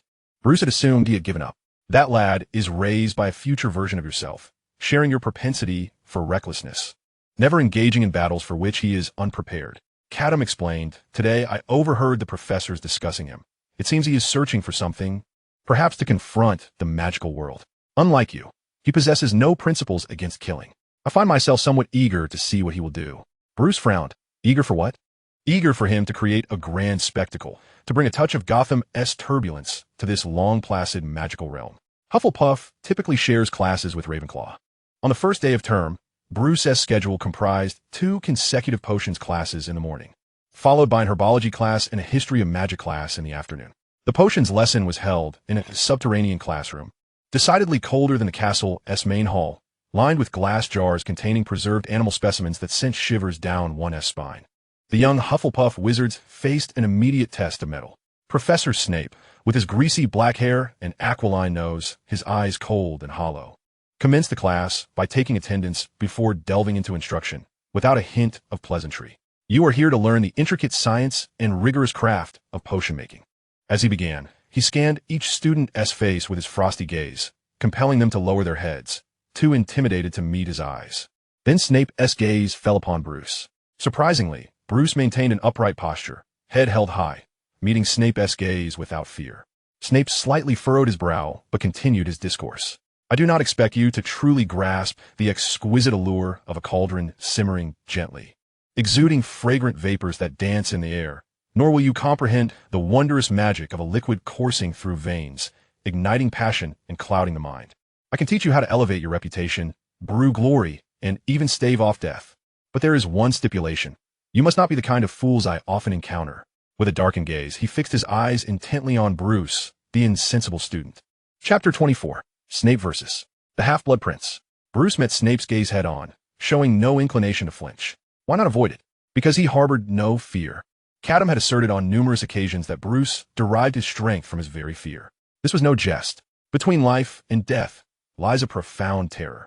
After witnessing his parents perish before his eyes, Bruce felt there was nothing in this world that could evoke a greater dread. What more could a mere professor instill? The proud bat would never bow his head. At that moment, Catum stood tall upon Bruce's desk, wings akimbo, glaring at Snape. The haughty king of demons would not lower his head either. Furthermore, if Snape sought to target anyone, it would undoubtedly be Bruce, who would harbor animosity toward an innocuous little owl, Wayne. Indeed, Snape called out Bruce's name, like a clap of thunder in a still sky. All the young wizards turned their gazes toward Bruce. How am I to extract the juice from Sleeper Bean? This knowledge had been inscribed in the first-year potions textbook. As first-year wizards, they would learn the handling of various potion ingredients. The correct answer would be to slice the Sleeper Bean. Yet this concept was slightly beyond the current syllabus for the fledgling wizards, being part of the latter half of the textbook. Snape held his head high, seemingly awaiting Bruce's humiliation. However, at this moment, Bruce found himself ensnared in hesitation, his thoughts drifting back 3 hours prior. Bruce, rise and shine. Early in the morning, Catum's incessant chatter filled the air. Then came the sound of pages fluttering, followed by a heavy object colliding with Bruce's face. Bruce barely swallowed the expletives that sprang to his lips, opening his eyes to check the time. It was only 6 o'clock. Bruce's life was marked by strict discipline, which had resulted in a biological clock more rigid than most. 6 o'clock was not yet his designated time to rise, and he felt utterly fatigued. In his groggy state, he caught sight of the book that Catum had tossed his way, if one could still call it a book. It was in utter tatters, its pages barely hanging together. A slight forceful turn would surely send it into disarray, a testament to Catum's earlier careless handling. Moreover, the previous owner had scrawled all over the pages, rendering the blank spaces a smudged mess. Bruce felt a twinge of disdain just holding it. Is this the potions textbook? After flipping through a few pages, he finally recognized it. Indeed, it was the first-year edition. Catum wore a self-satisfied expression, boasting that sixth-year books were easy to find. But first-year ones were rare and hard to come by. However, your godfather's innate luck truly led me to find it. I managed to gather all editions from 1st to 7th year. What is so extraordinary about a first-year potions textbook, especially one in such dilapidated condition? Bruce thought to himself, flipping through a few more pages. As he continued, he became engrossed. After a considerable time, he raised his head, his expression markedly transformed from its previous calm demeanor. The former owner of this book was a genius. His face radiated joy. It contained numerous insights that resonated with him, along with several ideas he had never even considered. You mustn't compare yourself to him. He has been exposed to magic from a young age, while your acquaintance is quite recent. Catum presumed Bruce was feeling disheartened. No, that's not it. Bruce quickly clarified. Reading this book is akin to conversing with a peer of extraordinary talent. It's a rare opportunity for intellectual exchange. After saying this, he recalled Catum's earlier boast. A book filled with such notes must be a precious possession. Indeed. How did you come by it? What is this? At long last, Catum was ready for this question. He smiled nonchalantly. Now, every owl in Hogwarts is my little minion, and my network extends throughout the castle. This small textbook was an effortless acquisition. Although Bruce was uncertain about the truthfulness of Catum's claims, he could not deny that Catum had been of immense assistance. The value of this book was at least 3 or 4 stories high. Bruce was filled with curiosity about the book's previous owner. He flipped the book back and forth, eventually spotting a line of small, densely written text at the bottom of the back cover. This book belongs to the Half-Blood Prince. At that moment in the potions classroom, faced with Snape's seemingly challenging question, Bruce recalled a viewpoint he shared with the Half-Blood Prince. Unlike the textbook's accounts, this represented an alternative and unique approach. How am I to extract the juice from a sleeper bean? Snape's inquiry, if answered according to the textbook, would have posed no issue. Yet Bruce was unwilling to regurgitate the textbook verbatim. He preferred to pursue the truth. Which path should he take? As Bruce remained silent, Snape's smirk deepened. The classroom was filled with the rustling of pages, with everyone fearing that Bruce's inability to answer might lead Snape to call upon them instead. Sitting beside Bruce was Justin Finch-Fletchley, another Hufflepuff student. He finally found the answer in his book, covering his mouth in an attempt to discreetly signal Bruce, only to be frightened back by a slight glance from Snape. With an air of condescension, Snape remarked, "It appears some of our classmates not only lack respect for the teacher, but also for knowledge itself. Squeezing with the edge of a silver dagger facilitates the extraction of juice." At last, Bruce spoke. Under the gaze of all his peers, he articulated his answer. A collective gasp echoed through the classroom. Bruce had erred. The textbook did not state that. Justin covered his eyes in anguish, as if envisioning Bruce receiving a severe reprimand from Snape. Points would undoubtedly be deducted from Hufflepuff. All present mourned for Bruce in silence. 1 second, 2 seconds. As time passed, the anticipated scorn from Snape did not materialize. Then, everyone lifted their heads, astonished to see the menacing Professor Snape momentarily stunned by Bruce's answer. Professor? Bruce suddenly spoke up. Is there an issue with my response? Justin was momentarily speechless, astonished that Bruce dared to provoke him. Wayne. Snape finally addressed him, furrowing his brow. Where did you derive this method? I deduced it, Bruce replied, unwilling to disclose too much to others. Professor, may I inquire if my answer is correct? Very correct. Oh no, incorrect. Oh no, very correct. Snape appeared ensnared in a profound conflict, muttering the words correct and incorrect repeatedly. Bruce had not answered in accordance with the textbook, and it would have been entirely reasonable for Snape to chastise him or deduct points for it.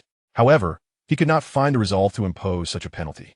After a prolonged silence, Snape finally lifted his gaze, having reached a resolution. The pursuit of truth far outweighed the significance of a mere Wayne. The student who devised the ingenious method of extracting juice using the handle of a knife was undoubtedly a prodigy, a rare gem to be encountered once in a century. Snape fixed his steely eyes on Bruce, his words laced with barely concealed animosity. For this method warranted a 5-point award to Hufflepuff. The classroom fell into a stunned silence, with some students pinching themselves, incredulous that they were not dreaming. Hadn't the older students claimed that Snape never awarded points to anyone outside Slytherin? And yet here he was, granting 5 points. Was the sun rising in the west? At this moment, only Bruce grasped the underlying truth.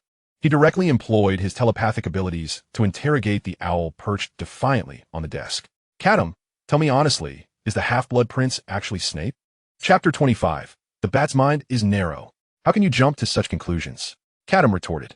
Since you've come this far, I might as well confess. I am indeed the Half-Blood Prince. My appearance alone reveals that I am a blend of Orange Cat and Eagle. Upon hearing this absurdity, Bruce's doubts evaporated. The Half-Blood Prince must be Snape. Otherwise, Snape would not exhibit such a conflicted demeanor. Even if he were not the prince, there was an undeniable connection between them. Subsequently, Snape ceased to make life difficult for Bruce, and the 2 potions classes passed without incident. As Snape announced the conclusion of the lesson, Hufflepuff students ascended the steps from the underground classroom, all casting curious glances at Bruce.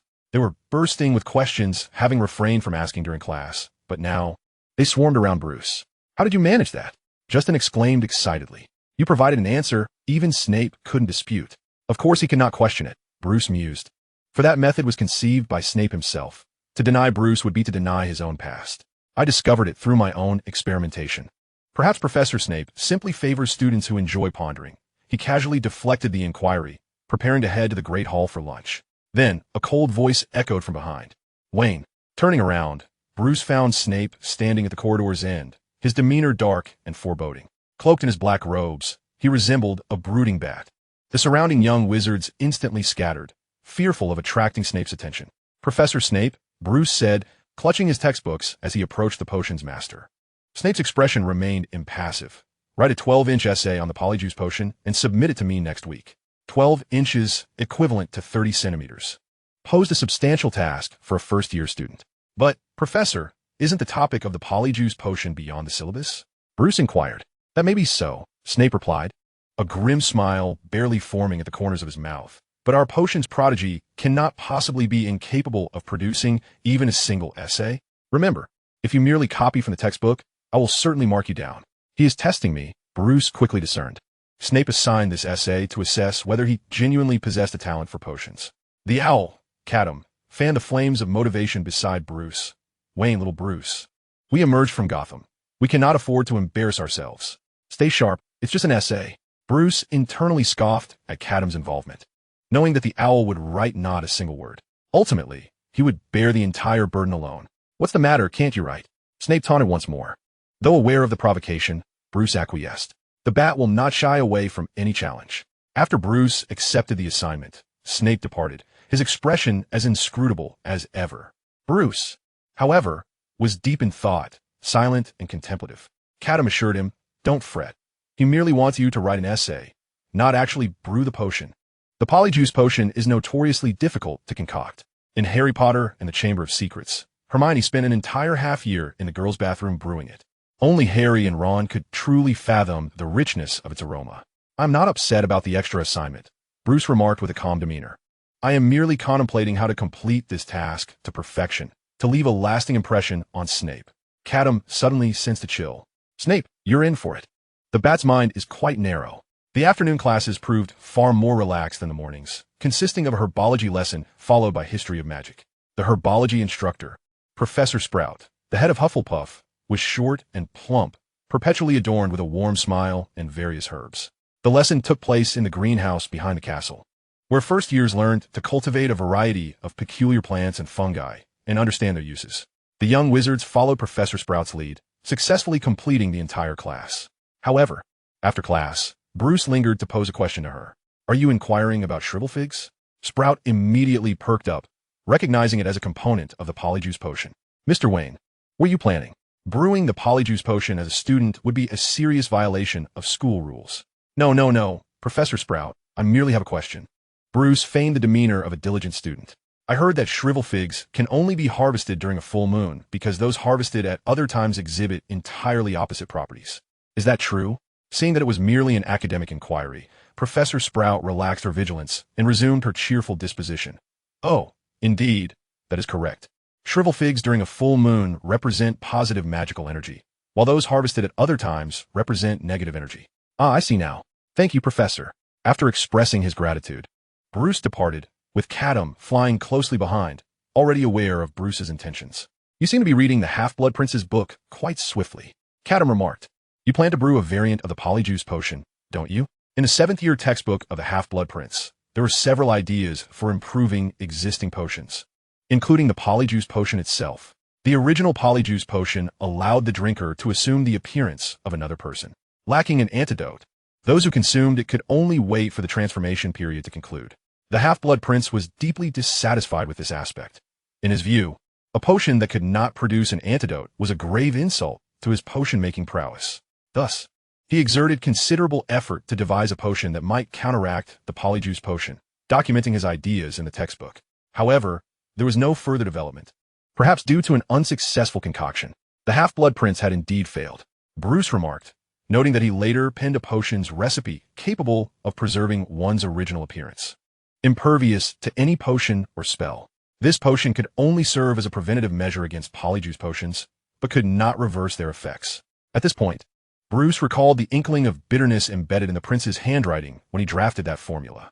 Yet, he suddenly exclaimed that if Snape delved deeper into his research, he would discover that he had indeed brewed an entirely new potion, requiring merely a change of one ingredient. The first ingredient in the brewing process of the polyjuice potion was the liquid grass harvested during a full moon. The upright magical energy could allow an individual to maintain their appearance. Conversely, the inverted magical energy would reverse one's attributes, such as gender. What Bruce intended to brew was a potion that temporarily transformed someone into another gender, aimed at providing Snape with a delightful memory. Catum interjected. "Then you must have already decided who will consume this potion." Bruce nodded. Both shared an unspoken thought. Bruce, Snape, Catum, Harry Potter. Chapter 26. Harry Potter. Huh? Bruce and Catum stared at each other in confusion, unable to comprehend what the other was saying. "How can you give Snape that potion?" Catum vehemently retorted. "I certainly do not wish to witness a greasy old man turn into a greasy old woman. Why should I give it to Potter?" Bruce's reaction was even more intense. "I don't even know him. My aim is solely to deal with Snape. Why drag others into this?" Catum fluttered onto Bruce's face. "I don't care. Listen to me. I want to see the fun." "Absolutely not," Bruce categorically rejected, waving away the owl. "The potion is mine to brew. I will not allow you to use it." With a contract in place, Bruce had no fear of the demon overturning the table. Everything must proceed according to his own design. Brewing potions was no different. "Do you think you are the only one capable of potion making?" Catum flitted backward, proclaiming, "The Demon King is omnipotent. I can brew as well." He showcased his wings, agile as hands. Bruce scoffed. "You lack the ingredients. The materials for brewing polyjuice potions are exorbitantly priced." Catum countered, "But you lack them too, don't you? I can purchase them." At last, Bruce revealed his true colors. "I am the heir of the Wayne Group. I am so poor that all I have left is money." "Huh?" Catum chuckled coldly. a flurry of thoughts whirling in his mind. If you can buy, then surely I can steal? I'll first pilfer from you, Bruce. If that fails, I'll steal from Snape. In the following days, Bruce and Catum, one boy and one owl, guarded their potion-making progress from each other like wary sentinels. On Thursday afternoon, after classes, Bruce, clutching his books, headed to the hall for dinner. Catum perched atop his head, surveying the crowd with a disdainful gaze, refusing to descend. Bruce held his breath, thinking if he won tea come down, then so be it. He would simply consider it a hat. Bruce. Justin sat down beside him, glancing at the owl atop his head before whispering, "What's wrong? Have you and your pet had a falling out?" Ignore him. Bruce took a bite of his sandwich. Chewing vigorously, he essayed saying, "Insisting on making a potion for a boy, I don't even know. What kind of madness is that?" And talking about fun, Bruce could not fathom how Harry transforming into a girl had any relevance to Snape. What amusement could possibly come from that? Justin chuckled awkwardly a few times, deciding not to engage in the rivalry between Bruce and Catum. As Bruce dined, he perused a newspaper, one particular headline capturing his attention. Latest report on the Gringotts break-in incident. The investigation into the illegal intrusion at Gringotts on July 31st is still ongoing. It is widely believed to be the work of an unidentified dark wizard. The goblins of Gringotts reiterated today that nothing had been stolen. The underground vaults that were searched by the intruder had, in fact, been emptied earlier that day. A spokesperson for Gringotts stated this afternoon, "We cannot disclose what is stored in the vault, and it is best not to interfere with this matter." Gringotts? Bruce recalled his previous experience at Gringotts, when a goblin had told him that the vaults were the safest place in the world. And yet it had been robbed? Clearly, it was not all that safe. Wait, hadn't someone also told him that Hogwarts was the safest place in the world? While Bruce was lost in thought, the sound of two boys conversing suddenly drifted in from the entrance, growing nearer. "Tomorrow is potion class. Honestly, I think Professor Snape might dislike me." "Why?" "You've only met once, during the sorting ceremony." Bruce looked up to see Harry Potter and his red-haired companion walking away. Suddenly, Bruce felt a lightness atop his head. He reached up, realizing with alarm that the owl was gone. Bruce sprang to his feet, immediately deducing that Catum must have flown off to chase after Harry. Had his potion been completed so quickly? With the guidance of the Half-Blood Prince's notes, Bruce did not need to brew for half a year like Hermione. Yet, it would still take about a week. But Catum had evidently worked much faster. In just a few days, he had likely finished brewing without Bruce even realizing it. Bruce hurriedly pursued, knowing without doubt that Catum had secretly placed the completed potion next to Harry. However, as he chased after Harry's retreating figure, a girl suddenly called out to him, "Bruce." He turned to see Hermione approaching him, smiling, the one who had just greeted him. "How have you been lately?" Hermione, clutching her books, came alongside Bruce. "Our two houses Haven T had classes together. How are things with your classmates?" Just then, Bruce noticed Catum returning, and from the proud manner of his flight, it was clear he had succeeded. Immediately, Catum landed back atop Bruce's head. "Catum, this is not good." Hermione observed Catum's antics and directly lifted the owl down. "Have you two had a quarrel?" she inquired, cradling the owl in her arms. "You're not usually like this." "No, not anymore." Seeing Catum's demeanor, Bruce understood that everything had spiraled out of control. Even if he wanted to reclaim the potion, Catum would certainly thwart him.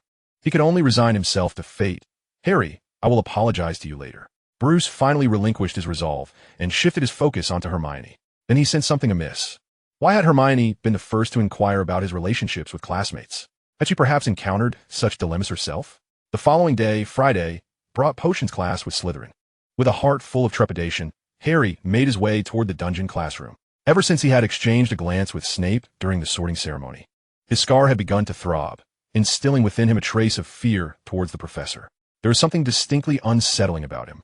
Moreover, Harry could sense that Snape harbored a profound disdain for him. "Why are you so tense?" Ron, walking alongside Harry, noticed his friend's unusual demeanor. "Are you feeling unwell? Would you like some pumpkin juice?" With that, Ron offered his canteen to Harry. Indeed, Harry felt a pang of thirst. "No, I'll just have some water," he replied, pulling out his own flask and gulping down a few mouthfuls before exhaling heavily. "Forget it. Perhaps it's merely my imagination. Snape may not actually dislike me as much. Come on, Ron, let us go." As they conversed, Harry suddenly felt a peculiar sensation coursing through his body. It was as though he were melting. His form began to shift, shrinking in size, while his hair gradually transformed into a vibrant red. Ron was left utterly dumbfounded, watching in disbelief as his friend, the dark-haired boy Harry Potter, morphed before his very eyes into a little red-haired girl. "Ah!" Ron suddenly screamed, Chapter 27. Who is Lily? In the hospital wing, Madame Pomfrey meticulously examined Harry's body. Presently, Harry was struggling to adjust to his new female form, while Ron stood by, equally flummoxed. The sight of Harry with red hair made him resemble a relative of the Weasley family. Everything appears normal, with no traces of dark magic. This will wear off in due time, Madame Pomfrey declared as she put away her instruments. It seems to be a form of magical prank. However, it poses no harm to your body and will not hinder you from attending your next class. Upon hearing this, Harry felt a slight sense of relief. Missing the first potions class would certainly infuriate Professor Snape. Meanwhile, Ron, upon hearing about a prank, had already conjured an image of the culprits in his mind. It must be them. Madame Pomfrey. We shall take our leave, Harry said, hastily departing the hospital wing with Ron. They were on the brink of class and could not afford to be late. Hermione stood at the entrance of the dungeon classroom when suddenly, a flurry of wings fluttered near her ear. Turning her head, she was met with a delightful surprise. Catum, there! The owl that had been inseparable from Bruce had inexplicably flown to her. Catum perched on Hermione's shoulder as she caressed its feathers. What brings you here? Are you still at odds with Bruce? Hermione mused, a mix of exasperation and joy in her voice. Well, it seems you'll have to accompany me for a while. She felt that her efforts in feeding Catum lavishly were not in vain. The owl must have come to find her because it missed her after such a long absence. Hermione cradled Catum and entered the classroom, just as two young wizards rushed in. One of them, a red-haired girl, plopped down beside her, panting heavily. Thank goodness. I made it. Accompanying the girl was Ron Weasley, who shared the same classroom as Hermione. Scanning the room, Hermione noticed the absence of Harry, who often accompanied Ron. Ron, where is Harry? Hermione inquired, furrowing her brow. He wouldn't be skipping class, would he? I must remind you all that skipping class is a serious violation of school rules. Hermione, I'm here. At that moment, the red-haired girl beside her timidly raised her hand. The girl's uniform bore the Gryffindor crest, yet Hermione had never seen her before. Who are you? Hermione questioned, puzzled. It's me, Harry, the transformed Harry. Now calling herself Hallie, adjusted her glasses. Don't you remember? You helped me fix these glasses. To prove her identity, she nervously lifted her hair, revealing the lightning-shaped scar on her forehead. Goodness. Hermione leaned back, gasping in surprise, her eyes widening. How did you become like this? Hallie offered a rueful smile. I was pranked. Ron claims he knows who did it and will take me to confront him shortly. This is simply unacceptable, Hermione exclaimed, struggling to comprehend the situation. Even if it were a prank, it was far too cruel, especially since their conversation had already drawn the attention of nearby young wizards. Draco Malfoy from Slytherin, along with his friends Crabbe and Goyle, were stifling their laughter behind their hands. This little girl is Potter, he declared loudly. There is no longer a boy who lived. For Potter has become a girl. Hilarity erupted among his followers. Other young wizards began to whisper among themselves, casting furtive glances in their direction. Hallie lowered her head in embarrassment, feeling utterly mortified. Suddenly, the classroom door swung open with a resounding bang as Snape strode in with purpose. His expression was impassive, his aura foreboding. The entire classroom fell silent, with every student sitting upright, focused intently ahead. Except for Hallie, who still dared not raise her gaze. We shall begin the roll call, Snape intoned, his demeanor unchanged. Without any pleasantries, he picked up the attendance sheet and commenced calling names. With each name, a voice would respond promptly, until he reached the name he had long etched into his memory. Harry Potter, he uttered coldly. Ah, yes, our newly renowned individual. Yet, he received no reply. Harry Potter, Snape repeated, still met with silence. It appears our illustrious figure is unfamiliar with the concept of courtesy. Snape raised his head, attempting to locate that insufferable face, but found nothing. It turned out she was absent. Snape smirked coldly. Gryffindor would suffer consequences for Potter's folly. Professor. Suddenly, a timid voice interrupted Snape's ensuing remarks. I'm here. However, Snape offered no response. Upon hearing that voice, he froze, as if struck by a petrification spell. Catum, meanwhile, was hopping gleefully on Hermione's desk. Snape, lost in a reverie, found his thoughts drifting back to a distant memory. Two girls were swinging, while a slender boy hid behind a bush, watching them. Does it make a difference to come from Muggle origins? The girl's voice echoed in his mind, identical to the one he had just heard. Before Severus Snape's eyes, he seemed to behold that bright and spirited young girl once more. However, that was over 2 decades ago. The young wizards in the audience had already begun to murmur amongst themselves, all too aware of Snape's peculiar demeanor. I can't believe my eyes, Ron whispered incredulously. Did Snape actually cry? Don't be ridiculous. Hermione quickly corrected him. The professor's eyes are merely a bit moist. Perhaps he didn't sleep well last night. Ahem. At last, Snape forcibly extricated himself from his reverie. The voice he had just heard was astonishingly reminiscent of Lily S. Identical in every regard. Yet, it was impossible. Lily was dead, leaving behind only her son, Harry Potter, who bore an uncanny resemblance to James and was decidedly insufferable. Yes, Potter. At that moment, Snape recollected what he had been doing. Potter was skipping class. Professor, I wasn't skipping class. Harry, who had been staring at the ground, suddenly became agitated, springing to his feet to meet Snape's gaze. Caught off guard, Snape was confronted with the visage he had buried deep within his memories. Boom!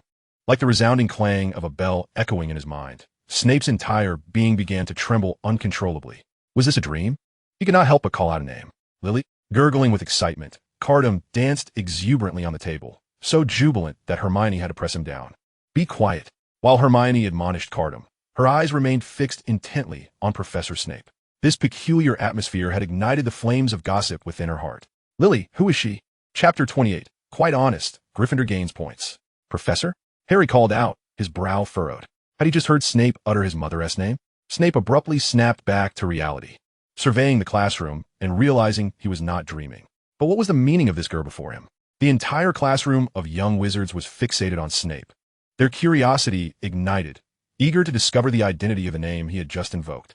Snape was compelled to provide an explanation. He himself recognized this urgency and began to frantically devise a strategy.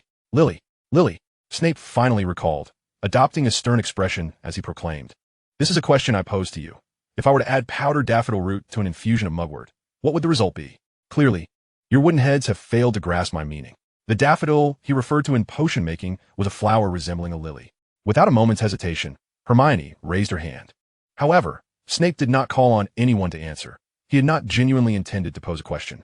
His current concern was the red-haired girl before him, and why she bore such a striking resemblance to Lily. Only her eyes were dissimilar, appearing rather akin to that insufferable James Potter.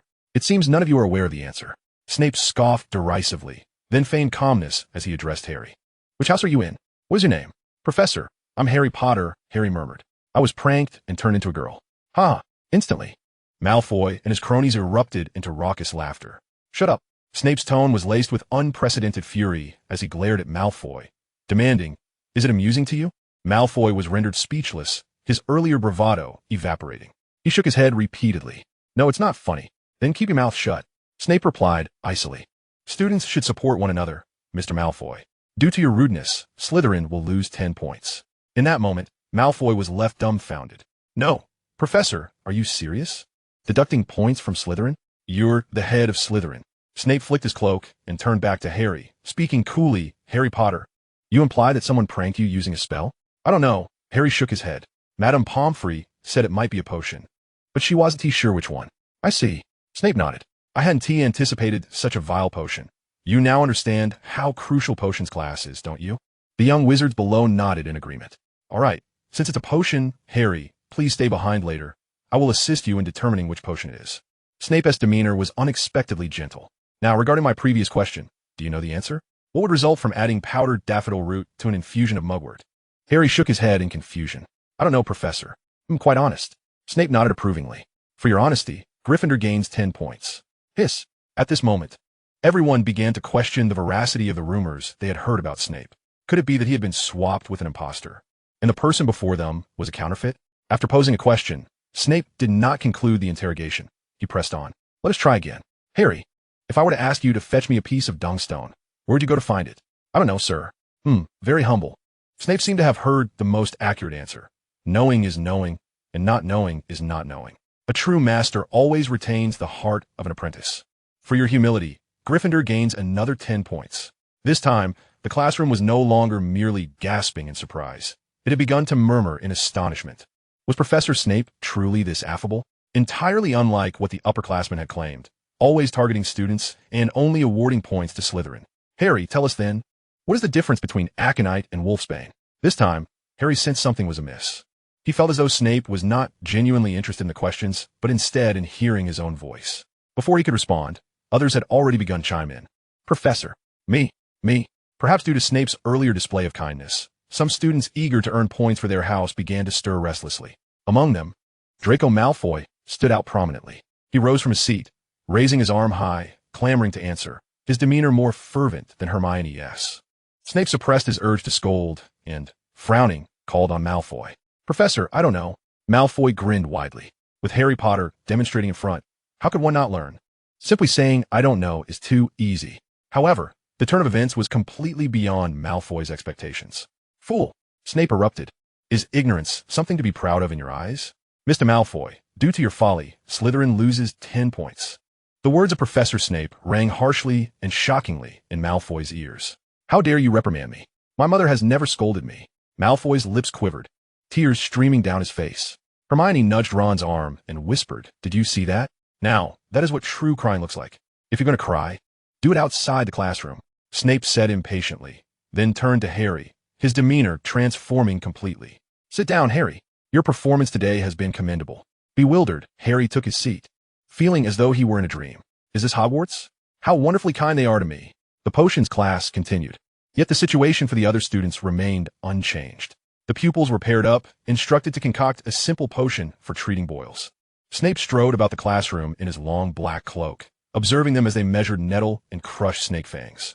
Almost every student faced criticism, save for Harry, who seemed to have captured Snape's favoritism. "You possess an extraordinary talent for potions," Snape praised, standing beside Harry for the 5th time. "I have never witnessed anyone crush snake fangs into such imaginative shapes." 5 points to Gryffindor. "All right, continue with your potion making." As Snape moved away, Ron suddenly leaned closer to Harry. "Harry, how did you manage that?" Perhaps having seen Harry transform into a girl had alleviated Ron's inhibitions as he drew near. Just then, as if he had eyes in the back of his head, Snape abruptly turned, brandishing his wand and magically distancing Ron from Harry. "Mr. Weasley, did your parents not teach you that tasks must be completed independently?" Snape stated coldly. "Due to your impertinence, Gryffindor will lose 10 points. Chapter 29. The Prophecy of Hufflepuff. And that is how events unfolded. In the Great Hall of Hogwarts, Hermione cradled her owl as she recounted the day's happenings in potions class to Bruce. After learning that Hermione had no friends in Gryffindor, Bruce had resolved to study with her after school. "So, how is Harry faring?"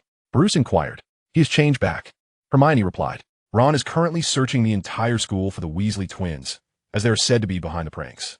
"No, it wasn't them," Bruce remarked, glancing at the owl in Hermione's arms. This was the true culprit. Catum was evidently relishing the spectacle that had unfolded during potions class. "What are you staring at?" The owl retorted. "Our matters are far from settled. You must apologize to me, and I might consider forgiving you." Bruce rolled his eyes, disregarding Catum, and posed a crucial question to Hermione. "What happens next? I mean, now that Harry has reverted to being a boy, will Snape treat him the same as before?" "I don't know." Hermione shook her head, but Harry currently holds Snape in high regard, even beginning to look forward to the next potions class. "Well, I wish him luck." With that, Bruce decided not to dwell further on the matter. Since no major mishap had occurred, and Harry seemed to be enjoying himself, there was no need to clarify the truth. The study period passed swiftly. "It's getting late. You should return and rest," Bruce said, gathering his books to head back to the Hufflepuff common room. Catum leaped from Hermione's arms to perch atop Bruce's head, both ignoring one another as they reverted to their previous routine. Hermione sighed, having given Catum so many treats today, only for him to fly off without a glance back. Owls truly must be raised from a young age. "Very well, see you tomorrow." As Bruce rounded a corner, nearing the common room, a figure suddenly blocked his path. It was Snape. "Good evening, Wayne," Snape said, his tone as pretentious as ever. What a fortuitous encounter. He then noticed the peculiar sight of the owl on Bruce's head, his mouth twitching slightly, but he managed to suppress a laugh, maintaining his facade. How convenient. Bruce refrained from calling out Snape. Was it not he who deliberately awaited him at the entrance to the Hufflepuff common room? "Have you completed your essay on the polyjuice potion?" Snape queried. Bruce frowned. "Professor, I believe the deadline is next Monday, and today is only Friday." "I am aware," Snape replied coldly, "but I wish to see it today." "Is that a problem?" "Why? Do you not live until next Monday?" Bruce wanted to ask, but ultimately refrained, saying instead, "I have completed it, Professor. It was merely an essay, easily accomplished." Bruce had initially intended to have Snape drink the modified polyjuice potion on Monday. He retrieved the essay from his bag and handed it to Snape. Snape accepted it, skimming through it rapidly before sneering. "I knew it." "Knew what?" Snape raised his eyes to Bruce. "Wayne, the potion that transformed Harry into a girl today. Did you concoct it?" "It wasn't me." Bruce felt unjustly accused. Why should Catum's good deed be laid at his feet? Yet he cannot voice this. Who would believe that his owl could brew potions? Excluding these factors, Bruce was not surprised that Snape suspected him. This gender transformation potion had indeed been a modification of Snape's original potion ideas. After examining Harry, Snape would soon uncover the potion's essence. Snape, considering himself a genius, would naturally associate it with another genius. Moreover, Bruce had been writing an essay on the Polyjuice potion recently. Professor, Bruce attempted to defend himself, but Snape interrupted. I do not care about anything else. Rewrite this essay, and, as long as you include the potion's recipe, I may consider awarding Hufflepuff 50 points. With that, Snape strode away, as if he had never been there. At that moment, Bruce was left utterly perplexed. Could he not devise such a simple modification himself? He must fear it going awry. Catum interjected at the opportune moment, worried that whatever potion he concocts might not transform Harry precisely into a red-haired girl. Bruce retorted, "Why is Snape fixated on a red-haired girl? Best not to ponder that. It has nothing to do with you." Catum smoothly shifted the topic. "Are you going to hand over the recipe? That's 50 points. Whether I do or not is inconsequential. The recipe is of little use." Bruce casually remarked, "The Hufflepuff students are quite nice to me. Helping them secure the House Cup champion title is no trouble at all. Don't even think about the House Cup champion title." Catum interjected, "This year's victor has already been predetermined to be Gryffindor. Even if you accumulate more points, Dumbledore will find a few excuses to balance it out." "Why?" Bruce frowned. "Is there such injustice within Hogwarts?" "Oh, don't be so serious. The title of champion offers no substantial rewards. You can declare yourself a champion if you wish." Catum began to ramble nonsensically again. "Or perhaps they are the champions, and you could aim for the runner-up position instead. I have no idea what you're talking about." Bruce shook his head, nearly jostling Catum off his feet before he stepped into the Hufflepuff common room. "Don't be so grave. Are you still upset about earlier?" Catum finally relented. "All right, I've taken some time to reflect on your behavior, and it's only natural that you haven't yet developed a flexible bottom line to understand my actions. Let us say this time you were in the wrong, and I apologize to you." Bruce was nearly amused to the point of laughter. "You finish everything and then lightly offer an apology, expecting it all to be forgotten? Who taught you that?" Bruce wanted to continue debating with Catum about who was truly at fault this time. However, just as he entered the common room, someone suddenly called out to him, "Are you a student of Hufflepuff?" Bruce spun around abruptly, finding the common room empty. "Who is speaking?" Goosebumps prickled his skin as he surveyed the room, only to suddenly notice the portrait of the long-immobile Lady Hufflepuff gazing intently at him. The expression on Lady Helga's face transcended mere concern. It was a profound fear, one that was intensely infectious. "Go tell your headmaster." The portrait trembled. "The doom of Hogwarts is upon us. From beginning to end, from yesterday to tomorrow, the shadows of 3 Dark Lords will envelop the entire castle." Chapter 30, Even Hellish Jokes Have a Boomerang. After uttering these words, the portrait of Hufflepuff fell silent, as if the brief moment of clarity had been the last warning mechanism left by Helga herself. Once the final task was completed, the magic of the portrait dissipated entirely. Having heard this ambiguous prophecy, Bruce furrowed his brow, contemplating the key phrases within it. From beginning to end, 3 Dark Lords. He raised his head and asked Catum in confusion, "Where do these 3 Dark Lords come from? In the annals of magical history, aren't there only 2 with the title of Dark Lord? Grindelwald and Voldemort. Who is the third?" Catum was equally puzzled. Having read the original Harry Potter, he questioned the existence of a 3rd Dark Lord. "Are you suggesting it might be Harry Potter? Even if we include him, that plot doesn't exist in the first book. Has the timeline shifted so rapidly?" "Don't ask me. I don't have the answers. Logically, there are only 2 fragments of Voldemort's soul at Hogwarts, so 3 Dark Lords can't possibly materialize." Wait a moment. Catum suddenly recalled the diadem he had hidden in the Room of Requirement. That is a Horcrux of Voldemort, containing a fragment of his soul. If we count that quarrel, Harry and the diadem, then there are indeed 3 Voldemorts at Hogwarts. Stop overthinking it. Catum snapped back to reality. "Didn't the portrait tell you to inform the headmaster? Then go do it. I also wish to visit the headmaster's office and acquire that book, Secrets of Dark Magic." Yet at that moment, Bruce was still dazed by Catum's earlier words. "Wait, what do you mean by 2 fragments of Voldemort's soul? It's not your concern. Someone will handle it. Our job is merely to frighten them." The owl cackled with laughter, envisioning the grave expression on Dumbledore's face upon hearing this prophecy. "Bruce, hurry up. Let us go rattle the old man." At that moment, their minor conflicts were entirely forgotten. Catum tugged at Bruce's robe, persistently pulling him toward the headmaster's office. "I can't just go directly to the headmaster. I need to speak with the head of my house first." Bruce protested loudly, clutching his robe. 10 minutes later, under the guidance of Professor Sprout, the head of Hufflepuff, Bruce arrived at the door of the headmaster's office. Bruce, are you truly not lying? Professor Sprout's expression was grave. You may jest in front of me, but you must not speak carelessly before the headmaster. I'm not deceiving you, Bruce replied earnestly. It was indeed the portrait of Lady Hufflepuff that spoke to me. Very well, Professor Sprout decided to trust her student. She stood before an exceedingly ugly, massive stone creature. Lemon drop, she commanded. This was evidently a password. The creature suddenly sprang to life, leaping aside as the wall behind it split apart. Behind the wall was a spiraling staircase that began to ascend slowly, much like an escalator. Professor Sprout led Bruce up to an oak door adorned with a knocker shaped like a griffin. She rapped on the door, which swung open automatically to reveal an empty room. Dumbledore is away on business, stated a portrait of a former headmaster hanging on the wall. And I don't know when he will return. Ah, I see, Professor Sprout nodded. Turning to Bruce, she said, you can wait here for a moment. I have matters to attend to. Rest assured, the headmaster's office is very secure. With that, she crouched down and affectionately ruffled Bruce's hair before departing, leaving him alone in the office. Oh, but not entirely alone, an owl accompanied him. Are all Hogwarts teachers like this?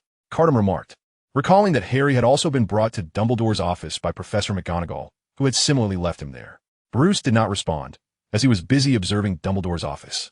It was a circular room filled with an array of peculiar magical artifacts, and the Sorting Hat was dozing nearby.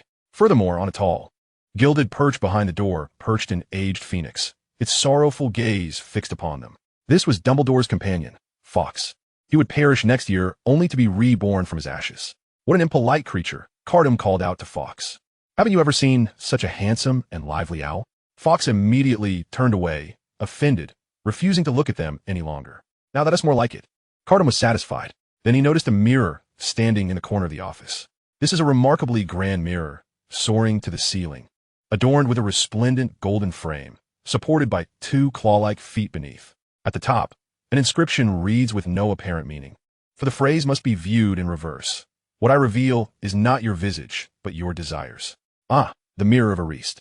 Catum's interest was piqued as he took flight from Bruce's shoulder, approaching the mirror. Suddenly, he beheld several ethereal shadows standing behind him. They were the kin of his past life, and upon seeing them, even the irreverent Catum felt a weighty solemnity. He wondered how they fared in the present. Bruce, too, had approached the mirror. In its reflection, he saw his parents materializing behind him. Father? Mother? For a fleeting moment, Bruce was engulfed in a daze, only to awaken immediately to the grim reality. His parents had perished before his very eyes. How could they possibly be here? He staggered back, resolutely refusing to linger in the illusion. Quite impressive, Catum exclaimed with a laugh, noting Bruce's swift realization of the anomaly. Even a fool could discern the peculiarity. Bruce gasped for breath, clearly shaken. The sight of his parents' faces was an overwhelming temptation. Yet, Bruce was more apprehensive about the mirror's potential strangeness. This is the mirror of Ariste, which reveals the deepest desires of one's heart, Catum elucidated. Typically, those with wavering resolve easily succumb to its enchantment. Is that so? Bruce wiped the cold sweat from his brow. Indeed, this mirror harbored mysteries. After a brief moment of composure, Bruce suddenly inquired, "What did you see just now?" "Me? I saw my family," Catum replied, a hint of melancholy in his tone, hoping for a measure of comfort from Bruce. However, Bruce abruptly tilted his head and asked, "Are you also an orphan? Otherwise, how could your vision mirror mine?" Catum: "No. Do you lack the ability to converse?" The owl had not anticipated that this hellish jest would rebound upon him. Chapter 31, Dumbledore's Speculation. It appears you, like countless before you, have discovered the allure of the mirror of Ariste. Suddenly, a voice emanated from outside the door. It belonged to a tall, slender old man with a white beard. His silver hair and beard long enough to tuck into his belt, and a pair of crescent-shaped glasses framing his piercing blue eyes. His nose was long yet crooked, suggesting it had been broken at least twice. He stood at the entrance, smiling at Bruce. Albus Dumbledore, the headmaster of Hogwarts. Bruce was oblivious to how Dumbledore had appeared, as if he had materialized in the blink of an eye. It was apparition, a form of instantaneous transportation magic, Catum explained to Bruce, adding that students were prohibited from using it, leaving such privileges solely to the headmaster. Ah, I see. Bruce felt a stirring desire for this ability. If he could master it, he could appear behind others at will and vanish in an instant. He mentally inquired of Catum, "When can I learn it?" "In 6th year. It's still early," Catum sighed. I too wish you could learn it soon. Once you acquire the power of apparition, we could deliver takeout, and I can only imagine the fortune we might amass. The owl was once again rambling nonsensically. Bruce pulled his thoughts back to the headmaster before him. Dumbledore returned to his seat, gesturing for Bruce to sit and relax. Bruce settled into a plush chair, responding to Dumbledore's earlier remarks. Yes, headmaster. This mirror revealed my family to me. Oh, I'm sorry to hear that, Dumbledore replied gently. The mirror of Arist possesses a terrifying magic. It shows us only our most fervent and intense desires buried deep within our hearts. You feel lonely and yearn for your family, hence you see them surrounding you. However, Bruce, remember that this mirror neither imparts knowledge nor reveals the truth. We may harbor our desires within, but we must not become ensnared by them. Dumbledore, ever the sage, imparted a morsel of life, wisdom, amidst their light-hearted exchange. Bruce nodded. I understand, headmaster. So, what brings you here to speak with me? Dumbledore waved his hand, and 2 cups of hot cocoa materialized before him and Bruce. Finally, they were addressing the matter at hand, and Bruce straightened, recounting the events in the Hufflepuff common room with precision. Dumbledore cradled his cocoa, engrossed in Bruce's account, forgetting to sip. His expression grew serious. Bruce, the matter you just spoke of is not to be trifled with. His blue eyes, peering through the crescent lenses, regarded Bruce intently. Did you truly hear it? I did. Bruce affirmed with conviction. It was indeed the portrait of the Hufflepuff lady who spoke to me directly. Is that so? Dumbledore murmured, lost in contemplation. Undoubtedly. That was a prophecy. Yet if it were true, the implications are profoundly unsettling. The doom of Hogwarts looms. From beginning to end, from yesterday to tomorrow. The shadows of 3 Dark Lords will engulf the entire castle. 3 Dark Lords? Dumbledore felt a throbbing headache. They had yet to resolve the 2nd Dark Lord. And now a 3rd emerged from nowhere. Moreover, he had no clues, utterly unaware of their identity. The transition from yesterday to tomorrow was clear, representing the past, present, and future. But what could the phrase from beginning to end signify? A prophecy would not reiterate the same concept twice. These 2 statements must convey distinct meanings. The old man must be losing his mind. Catum quipped casually. Retirement seems an eternity away. Bruce. Dumbledore suddenly lifted his gaze, addressing the bat-like figure. What are your thoughts on this prophecy? The old man sought further clues. As the first to hear the prophecy and the only one present, Bruce might have received additional information from the portrait, of which he was unaware. I have no other thoughts. Headmaster, Bruce shook his head innocently. Very well, Dumbledore sighed. Bruce, would you mind sharing your memory of the moment with me? Share my memory? Bruce furrowed his brow, perplexed by the request. Fear not, it will not harm you. It is but a simple spell. If you are unwilling, I will not press you. Bruce pondered for a moment before consenting, reassured by Catum's memory-blocking spell that no secrets would be divulged. Dumbledore revealed a smile of profound relief, leaning slightly forward across the table to touch Bruce's temple.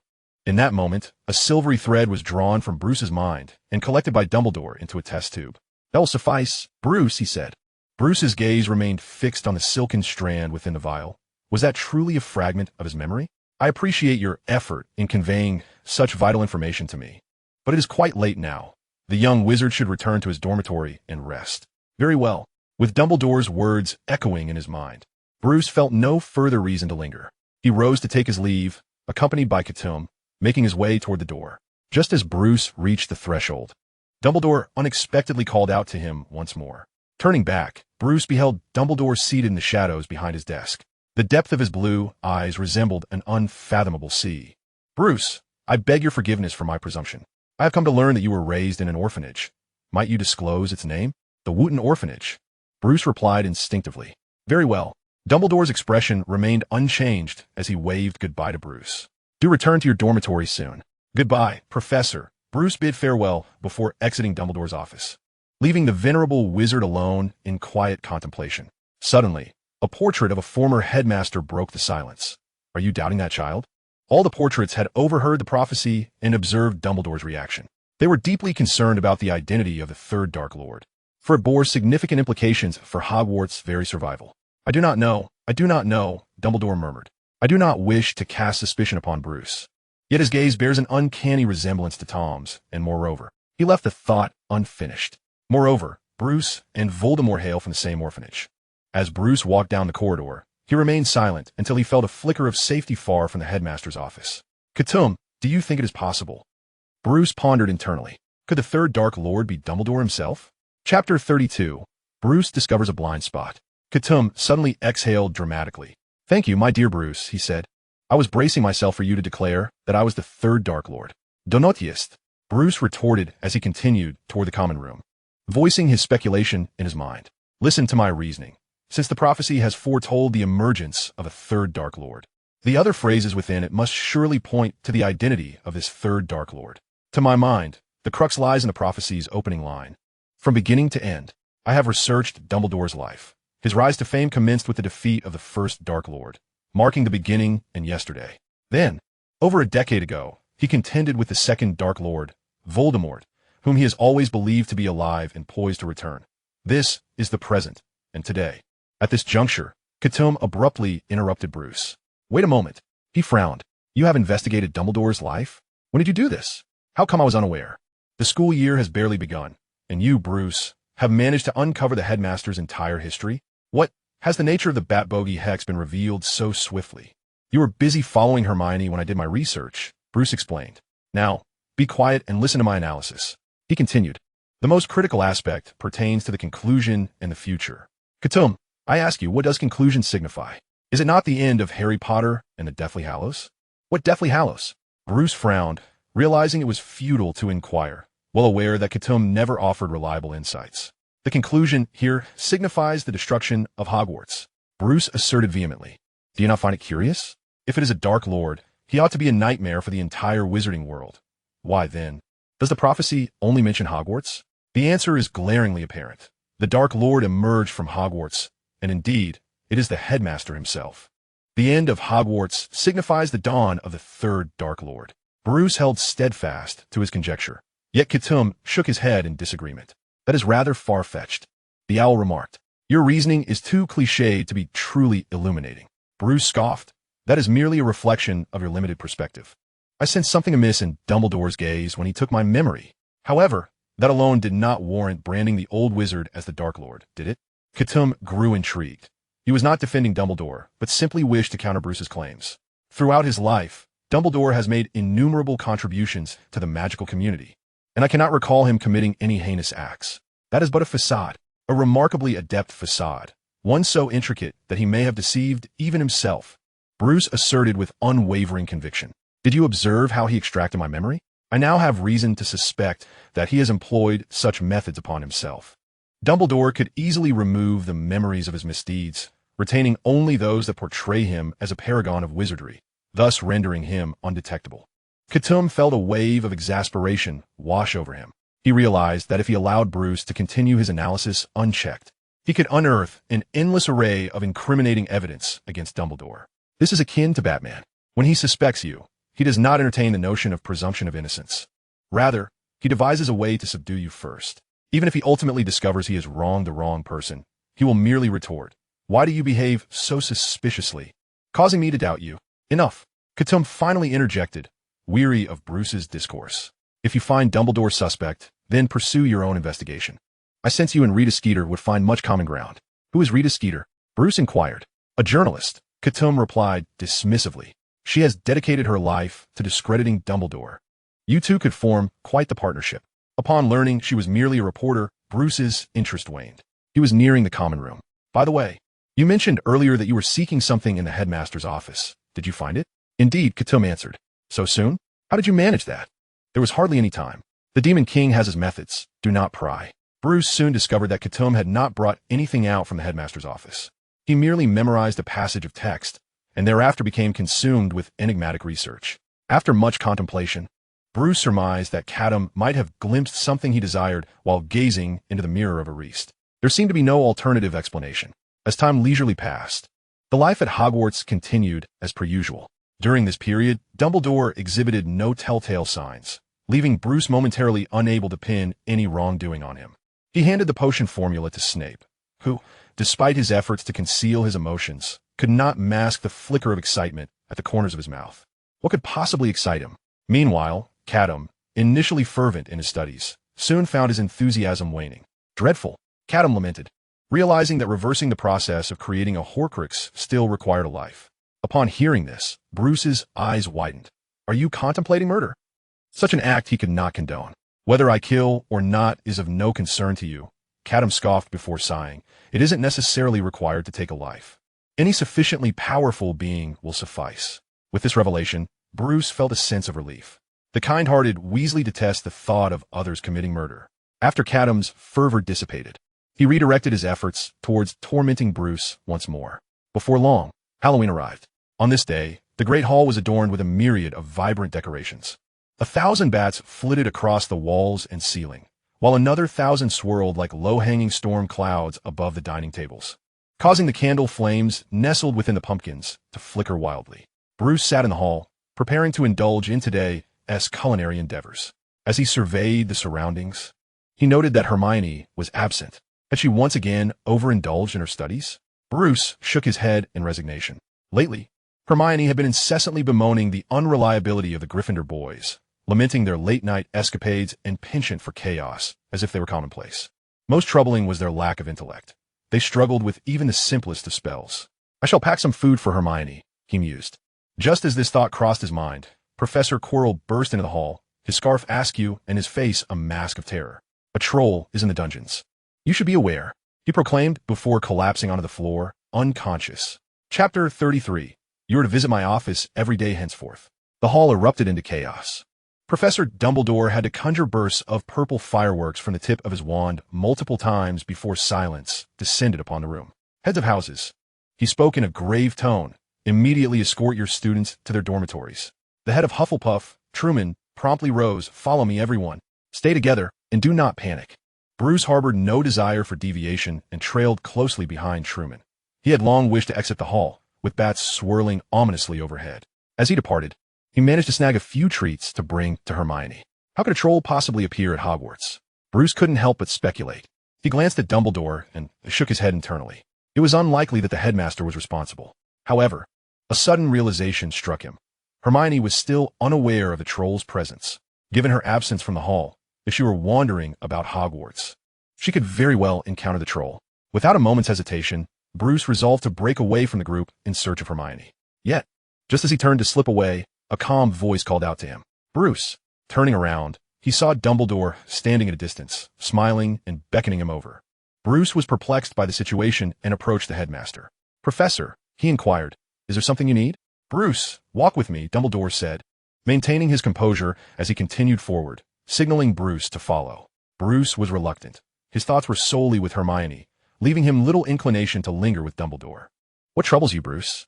Dumbledore paused, glancing back, his crescent-shaped spectacles gleaming softly. Do you have other matters to attend to? Indeed, Bruce replied succinctly. Hermione from Gryffindor has not come to the hall. She may still be oblivious to the troll's presence. So, your concern for Miss Granger prompted your desire to leave the group? Dumbledore's words struck Bruce like a bolt from the blue. He had observed everything, noting Bruce's intention to slip away amidst the chaos, unaware of his purpose. However, regardless of the reason, a young wizard wandering off alone in such circumstances was inherently unsafe. Yet, this statement only served to amplify Bruce's unease. What did he mean? While it was true that he sought to slip away, Dumbledore had noticed his intentions almost instantaneously. It was rather unsettling. Bruce could not believe that Dumbledore had omniscient insight into each student's actions. The only plausible explanation was that the old man had been watching him closely. Bruce concluded that Dumbledore must harbor ulterior motives. Why else would he single out a seemingly innocuous first-year student? Catum, Bruce thought, I fear I might be momentarily indisposed. Could you assist in locating Hermione? That is unnecessary. Catum murmured drowsily. The owl had remained silent until now, having dozed on Bruce's shoulder. Hermione will be fine. She might only be startled. Catum understood the narrative. This was merely a bonding incident for the trio of protagonists. Nothing to worry about. Meanwhile, Dumbledore, noticing Bruce's continued silence, found it peculiar. Bruce, is something amiss? Oh no, Headmaster, Bruce replied. I was merely concerned for Hermione. While not entirely untruthful, since Catum had assured him she was safe, he felt a degree of reassurance. If you're genuinely worried, we can search for Miss Granger together. Dumbledore's benevolent smile illuminated his face. Allowing a student to remain in danger is a dereliction of my duties as headmaster. With that, Bruce found no reasonable grounds to refuse. Very well, Professor. He fell into step behind Dumbledore, maintaining an impassive exterior while his mind raced with speculation over Dumbledore's insistence on accompanying him. The more he pondered, the more he felt that Dumbledore was far from benevolent. Following Dumbledore, Bruce scoured the study rooms but found no trace of Hermione. Yet neither of the two displayed any signs of impatience. Bruce was reassured by Catum's promise that Hermione would be unharmed. Meanwhile, Dumbledore maintained a demeanor of calm detachment, as if everything was well within his control. After searching high and low without locating Hermione, he suddenly remarked, "Bruce, I am reminded of a past event." Bruce inquired, "What event, Headmaster?" Dumbledore's expression turned nostalgic as he recounted an incident from approximately 50 years ago when a monster had surfaced at Hogwarts, resulting in the tragic death of a female student. Bruce tensed, perplexed as to why Dumbledore would evoke such memories. Was he threatening him? 50 years prior, Dumbledore had been capable of killing a female student. 50 years later, he could effortlessly do the same to a male student. Dumbledore continued, regarding the perpetrator of that incident. "I had my suspicions about who it was, a student from Hogwarts. I offered him the opportunity to confess, but he remained silent. Subsequently, that student graduated and caused upheaval throughout the Wizarding World. I have regretted not acting sooner, for many events might have been averted." He lowered his gaze, studying Bruce with an inscrutable expression. "What do you think happens when a person makes an erroneous decision and encounters the same dilemma again?" "I don't know, Headmaster." Bruce replied, his nerves taut. Should Dumbledore make any suspicious move, he would promptly hurl the owl perched on his shoulder at the old man's face and flee. While he was not a match for Dumbledore in combat, he refused to remain passive. Dumbledore's eyes revealed a glimmer of complexity. "In truth, I am uncertain as well." He sighed. "A child possesses limitless potential. Conclusions cannot be hastily drawn." He then lifted his head, as if reaching a significant decision. "Bruce, I have long recognized your talent, and the teachers hold you in high regard." Dumbledore spoke softly. "I cannot ignore a promising student like you. Would you be willing to visit my office daily to learn from me?"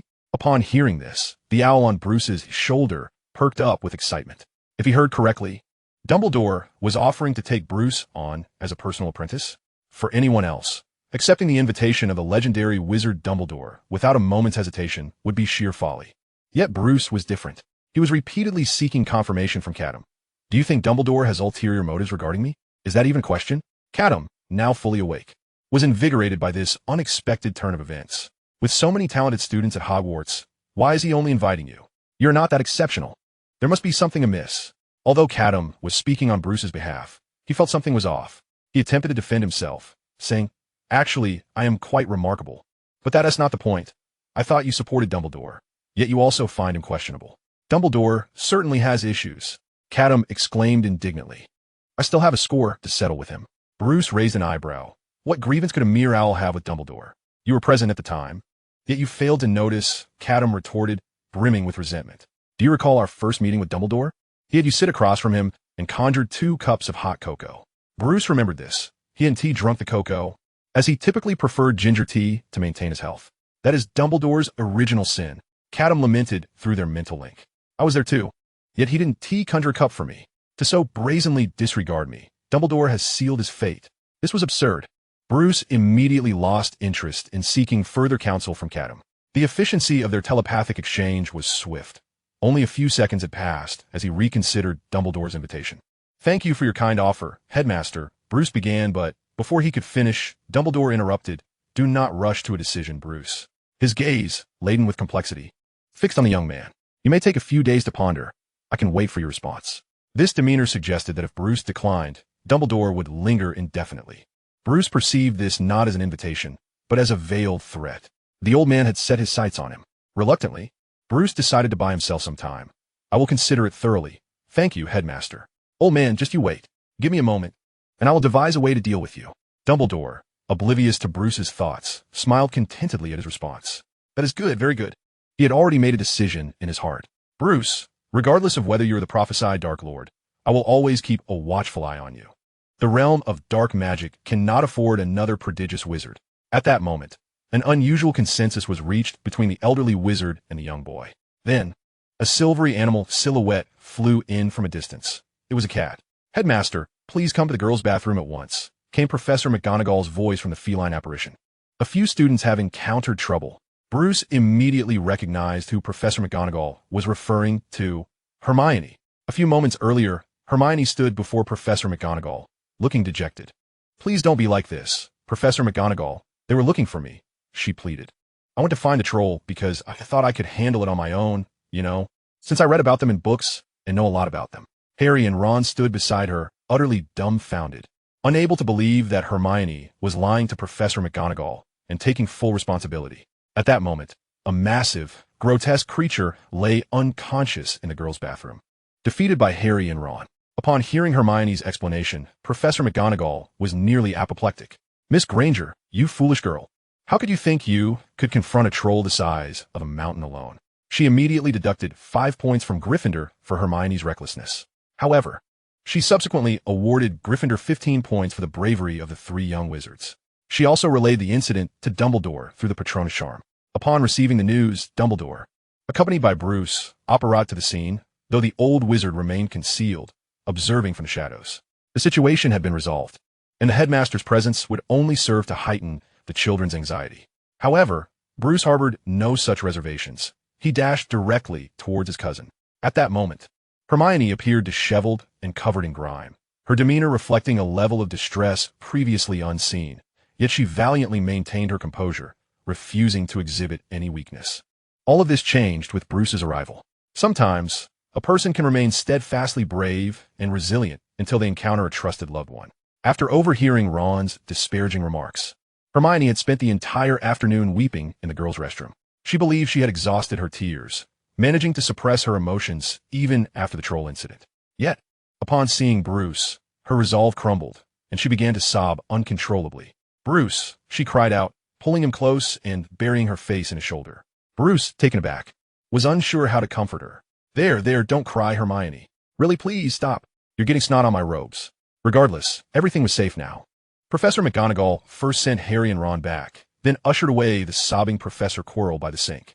Eventually, when Hermione's emotions had stabilized somewhat, Bruce escorted her back to Gryffindor Tower. As Bruce departed the tower, he noticed that Dumbledore had vanished without a trace, leaving only him and Catum behind. At that moment, Bruce felt an overwhelming sense of anger. Although he had remained silent, it did not imply a lack of fury. He initiated the conversation. "Catum, why are you so quiet?"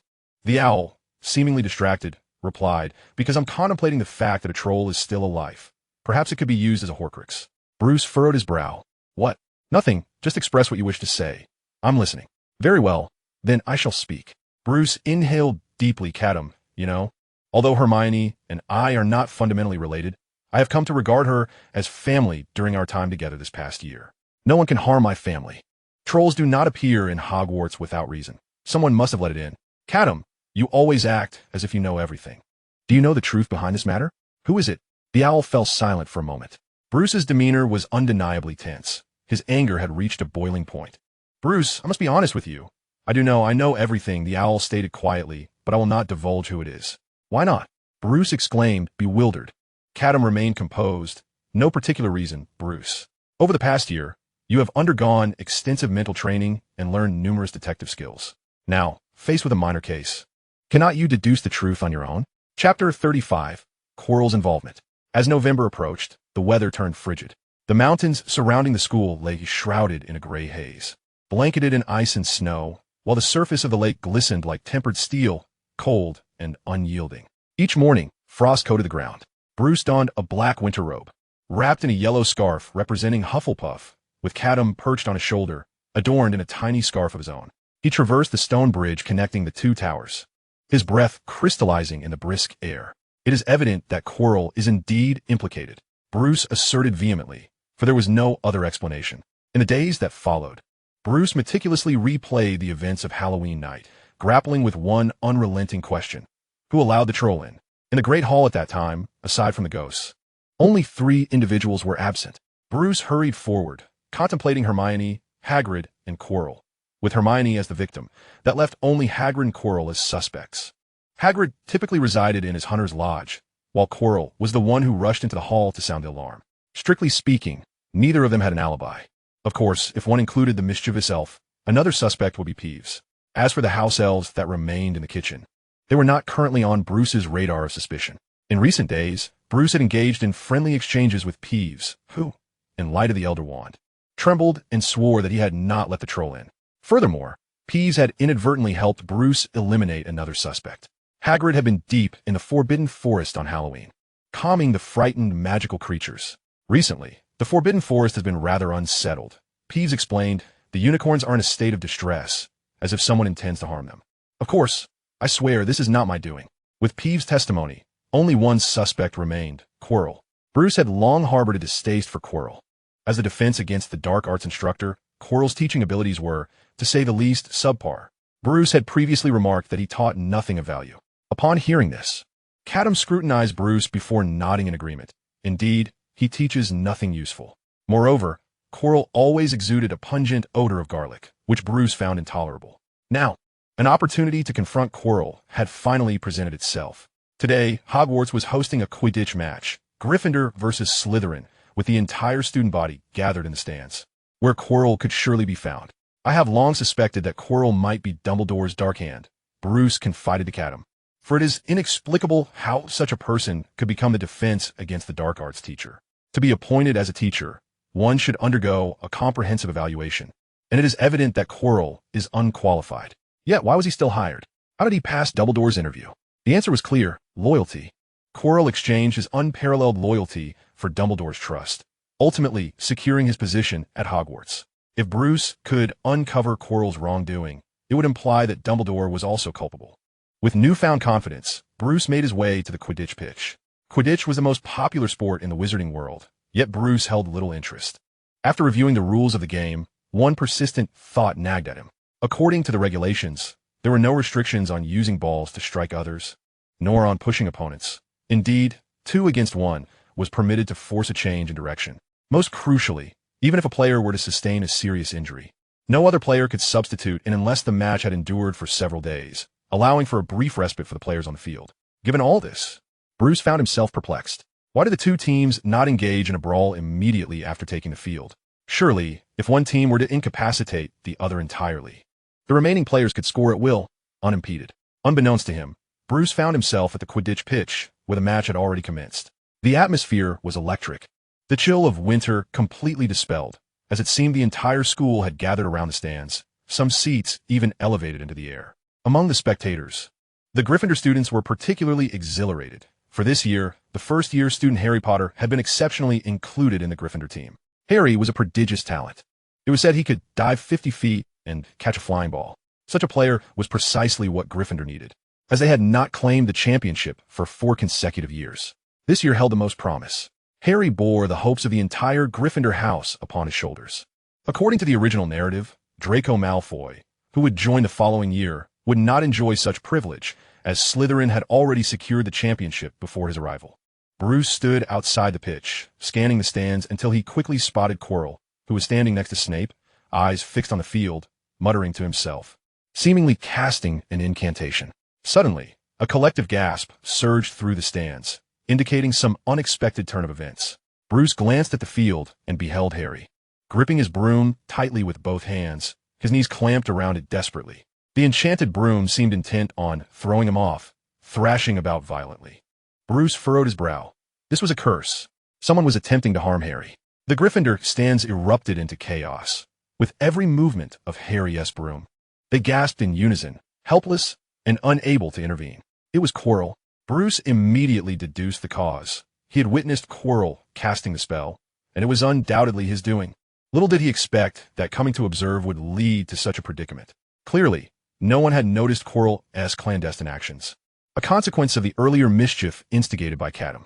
In the original storyline, Hermione had suspected Snape of casting the curse, believing he was responsible for trying to harm Harry, a suspicion stemming from Snape's previous antagonism towards them. However, that antagonism had vanished. Snape's demeanor towards Harry could only be described as warm and welcoming. Recently, Bruce had even heard that Snape had discovered a powerful spell he wished to teach Harry, albeit with the stipulation that it could only be learned by girls. Thus, Harry would need to consume a potion brewed by Snape to temporarily transform into a girl in order to learn it. Under these circumstances, Hermione would have no reason to suspect Snape. Was Quirrell truly audacious enough to act so brazenly? Bruce suddenly frowned, sensing something amiss. He could not fathom any rationale for Quirrell to target Harry so openly, unless he was acting under someone else's orders. Chapter 36, Paranoia. As for Bruce's musings, Catum was well aware of what was transpiring, but chose to remain silent, allowing Bruce to indulge in his theories. Should he wish to suspect Dumbledore, So be it. Even if Bruce were to take drastic measures, Catum would not intervene, for such a confrontation was inevitable. Bruce was inherently obstinate, unwavering until he met an impasse. This trait, viewed positively, could be seen as an indomitable spirit, but from a negative perspective, it was mere obstinacy, dismissing all counsel. Catum anticipated that when Bruce embarked on his investigation, he would inevitably direct his suspicions towards Dumbledore, for he already harbored a preconceived conclusion and would seek evidence to reinforce it. In light of this, Catum decided to disengage. Every young person must err to learn and grow. Of course, if one were to inquire what would happen if Bruce were indeed correct, the answer would simply be, he would be formidable. I must stop Quirrell, Bruce declared resolutely. I sense there is more to this matter than meets the eye. Further investigation will unveil greater truths. Do as you wish, Catum replied amiably. I shall await your return here. Are you not coming with me? Bruce inquired, somewhat astonished. I shall refrain, Catum shook his head. Rest assured, I will always support you, even if it means standing against the world. Bruce frowned, perplexed. Why would I be at odds with the world? I was merely hypothesizing. Catum grinned playfully, dismissing Bruce's concerns. You are growing ever more peculiar, Bruce remarked. Finally making his way towards the stands, inching closer to Quirrell. He refrained from acting hastily, opting instead to eavesdrop, striving to discern the incantation Quirrell was uttering. Gradually, he could make out the words. Indeed, it is you, Bruce thought bitterly, now utterly convinced that Quirrell was targeting Harry. He then cast a glance at Dumbledore, seated not far away. Why had the esteemed professor not noticed Quirrell's suspicious behavior? Old fool, I shall settle this debt with you later, Bruce resolved. Refocusing on the immediate issue at hand, Quirrell had already unleashed a troll upon the school and was now wreaking havoc in plain sight. There was no longer any justification for forgiving Quirrell. Crouching down, Bruce deftly flicked his fingers, igniting bright blue flames upon Quirrell's robe. The latter immediately succumbed to panic, frantically attempting to extinguish the flames. At that moment, Harry's broom returned to normalcy. Bruce slowly receded into the shadows, preparing to interrogate. No, rather, to inquire about Quirrell after the match concluded. It was at this juncture that he realized a pertinent issue. Being a student might not be advantageous in this situation. Even if Quirrell appeared timid, it would be challenging for a mere student to intimidate him. Bruce propped his chin on his hand, contemplating. He began to understand why his future self would adopt an identity cloaked in darkness. Certain matters were indeed ill-suited for Bruce Wayne to undertake. In the Gryffindor stands, the spectators regained their confidence. High above, Harry managed to remount his broom. He dove rapidly towards the ground, and the crowd gasped as he covered his mouth, as if about to be sick before catching a glimmering object in his hand. It was the golden snitch. I caught the snitch, Harry exclaimed, raising the ball triumphantly above his head. The Gryffindor stands erupted into a cacophony of cheers. Splendid, Harry, Hermione exclaimed, leaning over the stands and waving enthusiastically. Suddenly, the sound of an owl hooting filled her ears. Hoot hoot. It was Catum. Turning her head, Hermione was pleasantly surprised to see Catum had appeared beside her. What brings you here? Is Bruce with you? She scooped Catum up, raising him triumphantly above her head, as if celebrating Gryffindor's victory. Hoot hoot. Catum was swung around in Hermione's grasp, feeling dizzy and disoriented. I shouldn't have come, he thought. It seems you and Bruce have been at odds lately. Hermione cradled Catum in her arms as the crowd began to disperse, leaving the stadium. Adopting a sisterly tone, she asked, Has Bruce been bullying you? You can tell me, and I'll help you teach him a lesson. Catum remained silent. What could he say? Any words would be lost on Hermione. Hoot. The owl let out a couple of casual hoots before settling down on Hermione's shoulder, eyes closed, exuding an air of indifference. Bruce was becoming rather obsessed, and Catum planned to keep his distance for a few days, until Bruce reached his own conclusions. Days later, Catum finally returned to Bruce's side. How have things been, Bat Boy? Have you found any answers? No, Bruce replied, a hint of frustration in his voice. My luck has been atrocious. I haven't had the chance to be alone with Quirrell. He then recounted the events of the past few days. After the Quidditch match, Bruce had failed to confront Quirrell, as he had been whisked away by Snape. Bruce had initially remained undeterred, hoping for another opportunity. However, the very next day, Quirrell had taken a leave of absence, with Snape temporarily substituting for the defense against the dark arts class. This was an unexpected development. Rumor had it Quirrell's leave extended until after Christmas. Has he discovered something? Bruce pondered, or perhaps Dumbledore has. Catum was growing increasingly exasperated. He couldn't help but interject, Bruce, why don't we shift our focus away from Dumbledore for a moment? If we stop fixating on him, Quirrell's little tricks are quite easy to unravel. Why? Bruce retorted, I firmly believe Dumbledore is the most suspicious. Fine, suit yourself, Catum replied, not insisting further. Seeing that he couldn't sway Bruce, he decided to let him be. After all, the truth would be revealed after Christmas. Right or wrong? Bruce would know then. Let's get ready. Christmas is just around the corner, Catum reminded him. You're going back to the Grangers with Hermione. Upon hearing this, Bruce dismissed any lingering thoughts of Dumbledore. In past Christmases, he had spent the holidays alone with Alfred in the vast emptiness of Wayne Manor. A solitude that was beyond words. This year, however, promised to be different.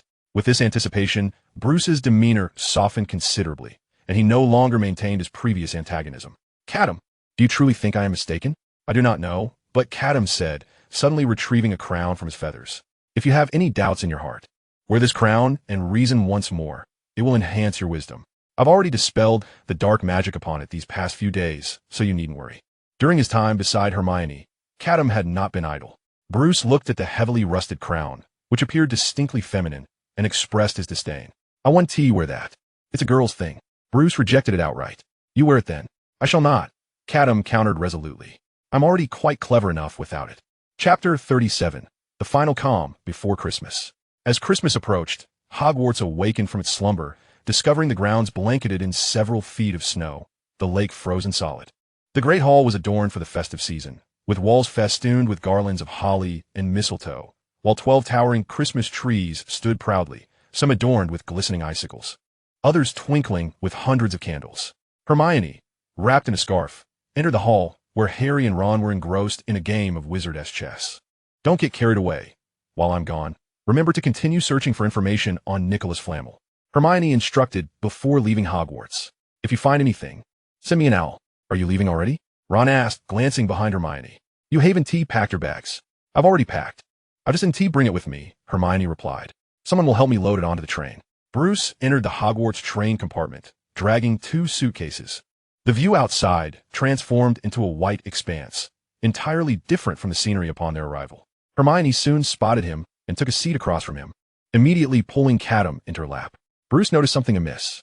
You seem a bit troubled. What's on your mind? It's about the school, Hermione sighed. Recently, we've discovered that someone may be plotting against Hogwarts. Who? Bruce asked casually. Professor Quirrell. Bruce sat up straight, elaborate. This happened before Halloween, Hermione began, feeling no need to conceal the details. She recounted the midnight duel between Harry and Malfoy, which led to their discovery of a 3-headed dog guarding a trapdoor. Harry said the dog was guarding something that Hagrid had taken from Gringotts. You remember the news about Gringotts being attacked, right? Bruce nodded, recalling the details. However, he was puzzled. What does that have to do with Quirrell? Because Harry saw it, Hermione explained. Harry witnessed Snape warning Quirrell during the Quidditch match. Harry believes Snape is a good person, so Quirrell, who was warned by Snape, must be the villain. Is it the only reason? Bruce felt a bit disappointed, hoping for new leads. Hermione continued. Then we learned from Hagrid that what the 3-headed dog guards is a secret between Dumbledore and someone named Nicholas Flamel. Now we're trying to find out who Nicholas Flamel is. He is particularly mysterious. An alchemist, Bruce suddenly interjected. Haven't you read ancient magic history? It mentions Nicholas Flamel. Moreover, he pulled out a magical card from his pocket, displaying the notorious dark wizard Dumbledore. The back of the card detailed Dumbledore's significant life achievements. In 1945, the dark wizard Grindelwald was vanquished, and the 12 uses of dragon's blood were uncovered, leading to fruitful collaboration in alchemy with his partner, Nicholas Flamel. Hermione sprang to her feet, so exhilarated that she inadvertently flung Catum aside. A realization struck her. How could she have overlooked this before? Hermione exclaimed. Nicholas Flamel is the sole known creator of the Philosopher's Stone. She turned to disembark the train, eager to share this discovery with her friends. However, at that moment, the train's whistle sounded, and it began to move slowly. Let us send an owl with the news, Bruce suggested calmly. Or perhaps they could wait until school resumed to discuss it, enjoying a peaceful Christmas instead. While his words were tranquil, a tempest of emotions surged within him. This was magnificent. He had finally unraveled the truth. Dumbledore's objective was none other than the Philosopher's Stone. This extraordinary substance possessed remarkable capabilities, capable of transmuting any metal into pure gold and crafting a potion of immortality, granting eternal life to those who consumed it. Bruce understood Dumbledore's desire for everlasting life. Given his advanced age, yet, the stone belonged to Flamel, to maintain his image of detachment from worldly matters and indifference to life and death. Dumbledore, could house the stone within the school, but could not claim it as his own. What they could be done?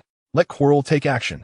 This way, if the stone were to be stolen, the blame would rest solely on Quirrell, with Dumbledore remaining untouched. Bruce restrained his eager hands, already aware of his course of action. After Christmas break, he would bide his time, awaiting Quirrell's move, ready to catch him in the act. While he was caught up in his excitement, Catum could not help but cover his forehead with his wings. This was it.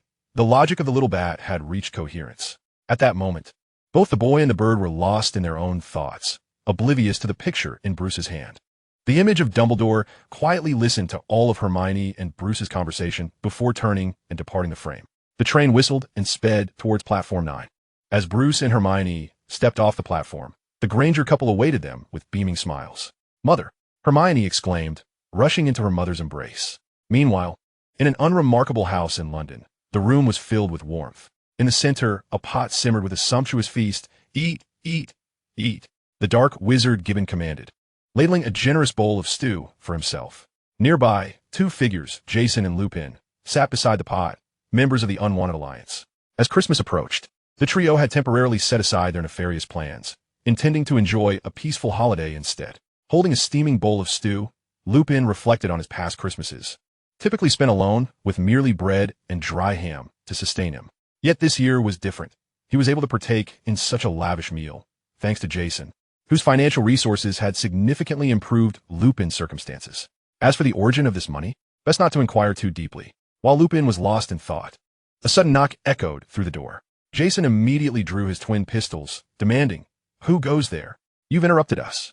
The formerly locked door swung open, revealing an odd figure with a large head, which upon closer inspection was merely a head wrapped in layers of scarves. "Good day, gentlemen," the figure said with a smile. "I am Quirrell, a professor at Hogwarts.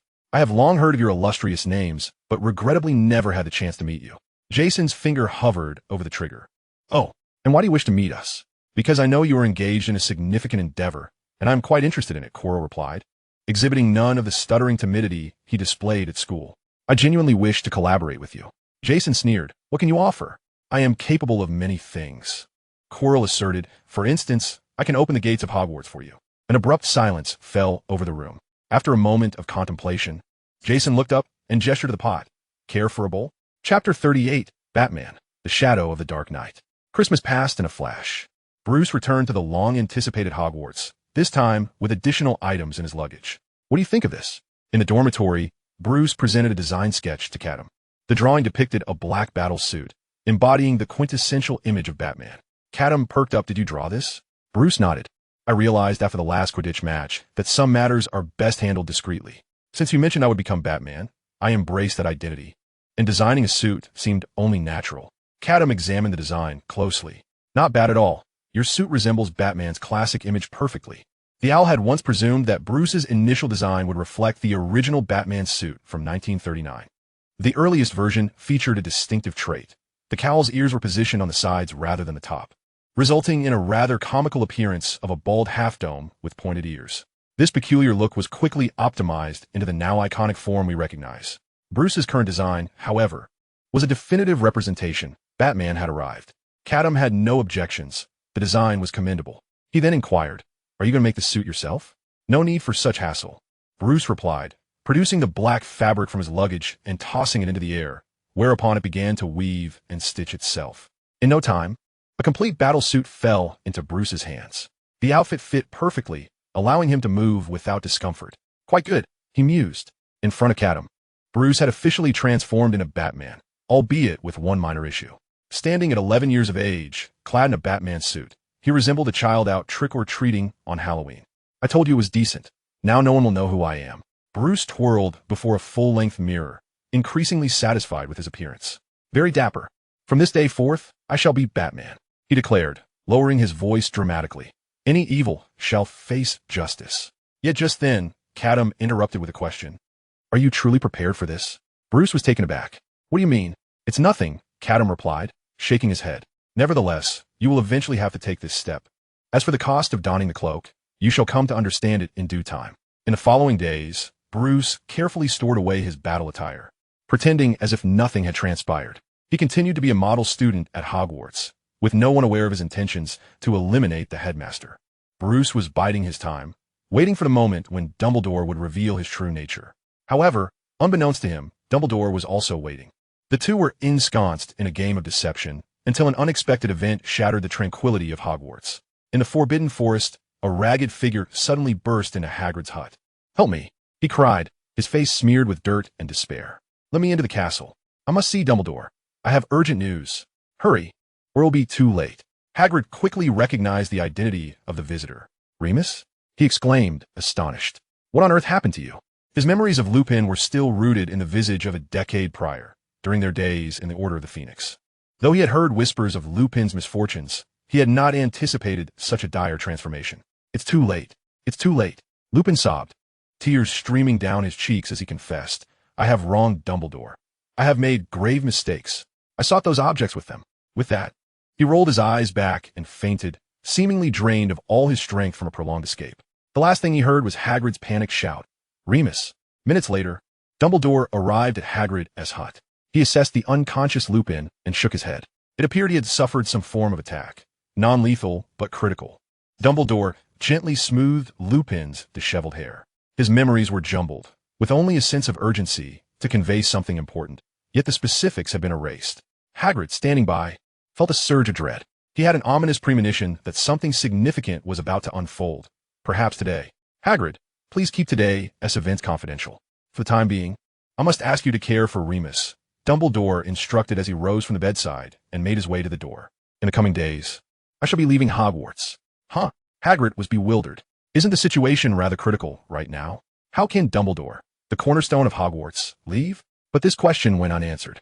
Dumbledore exited the hut with a soft sigh. There were matters he had not disclosed to Hagrid. From Lupin's memories, he had glimpsed the silhouette of a young man, perpetually clad in a leather jacket, twin pistols at his waist, the founder of the Unforgiven, Jason. Jason often alluded to a name in passing, Bruce Wayne.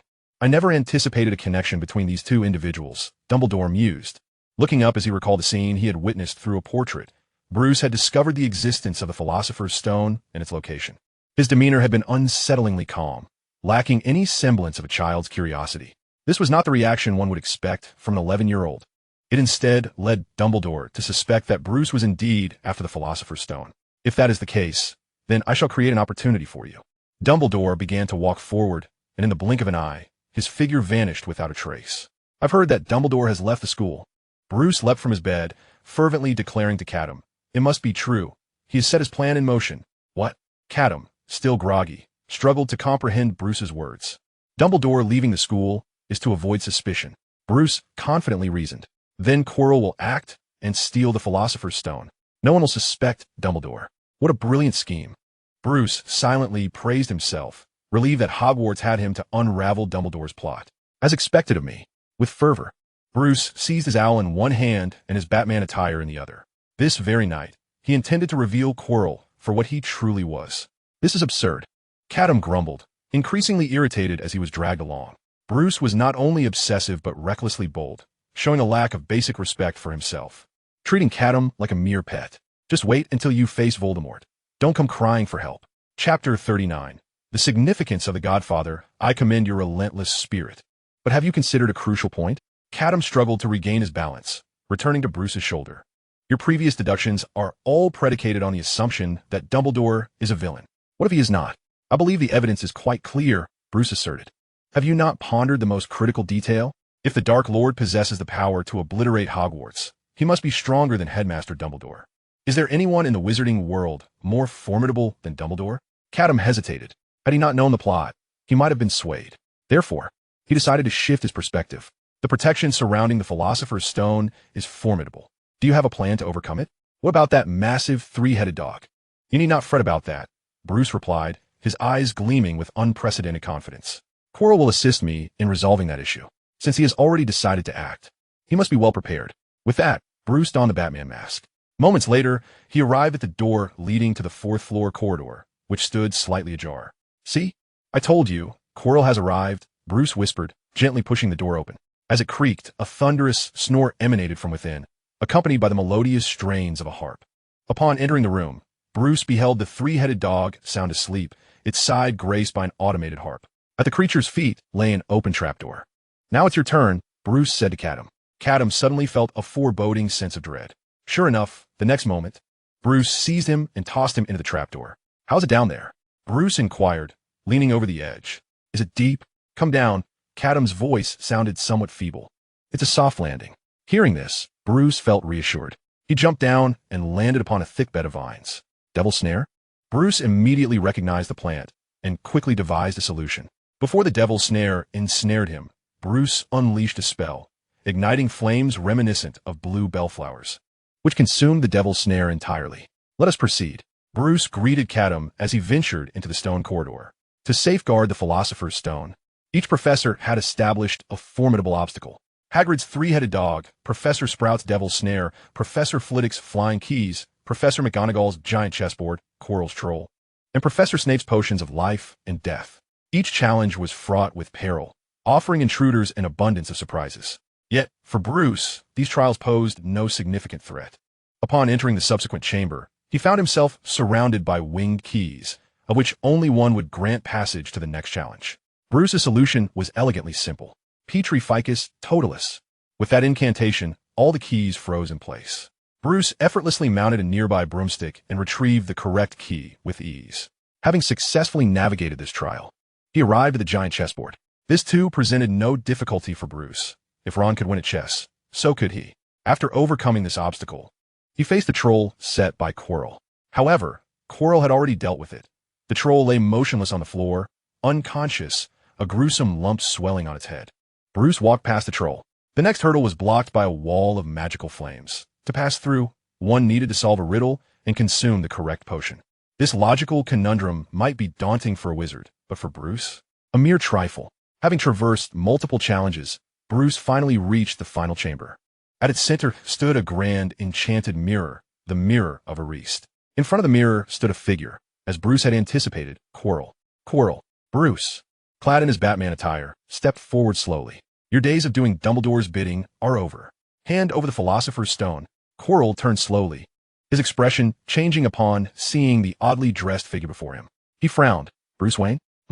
Bruce paused. "How did you recognize me? I thought I had disguised myself well." "Because of that owl." Quirrell pointed casually at Bruce's shoulder. "Have you been with it so long that you've forgotten its presence?" Bruce, expressionless, turned to Catum. "What does that have to do with me?" Catum felt unjustly accused. "Should I don a mask next time, then?" Enough with the trivialities. Bruce waved his hand and spoke in a low voice. "Quirrell, give me the Philosopher's Stone. You want this?" At Bruce's words, Quirrell slowly raised his hand, a dark red crystal flickering at his fingertips. Catum's brow furrowed in sudden concern.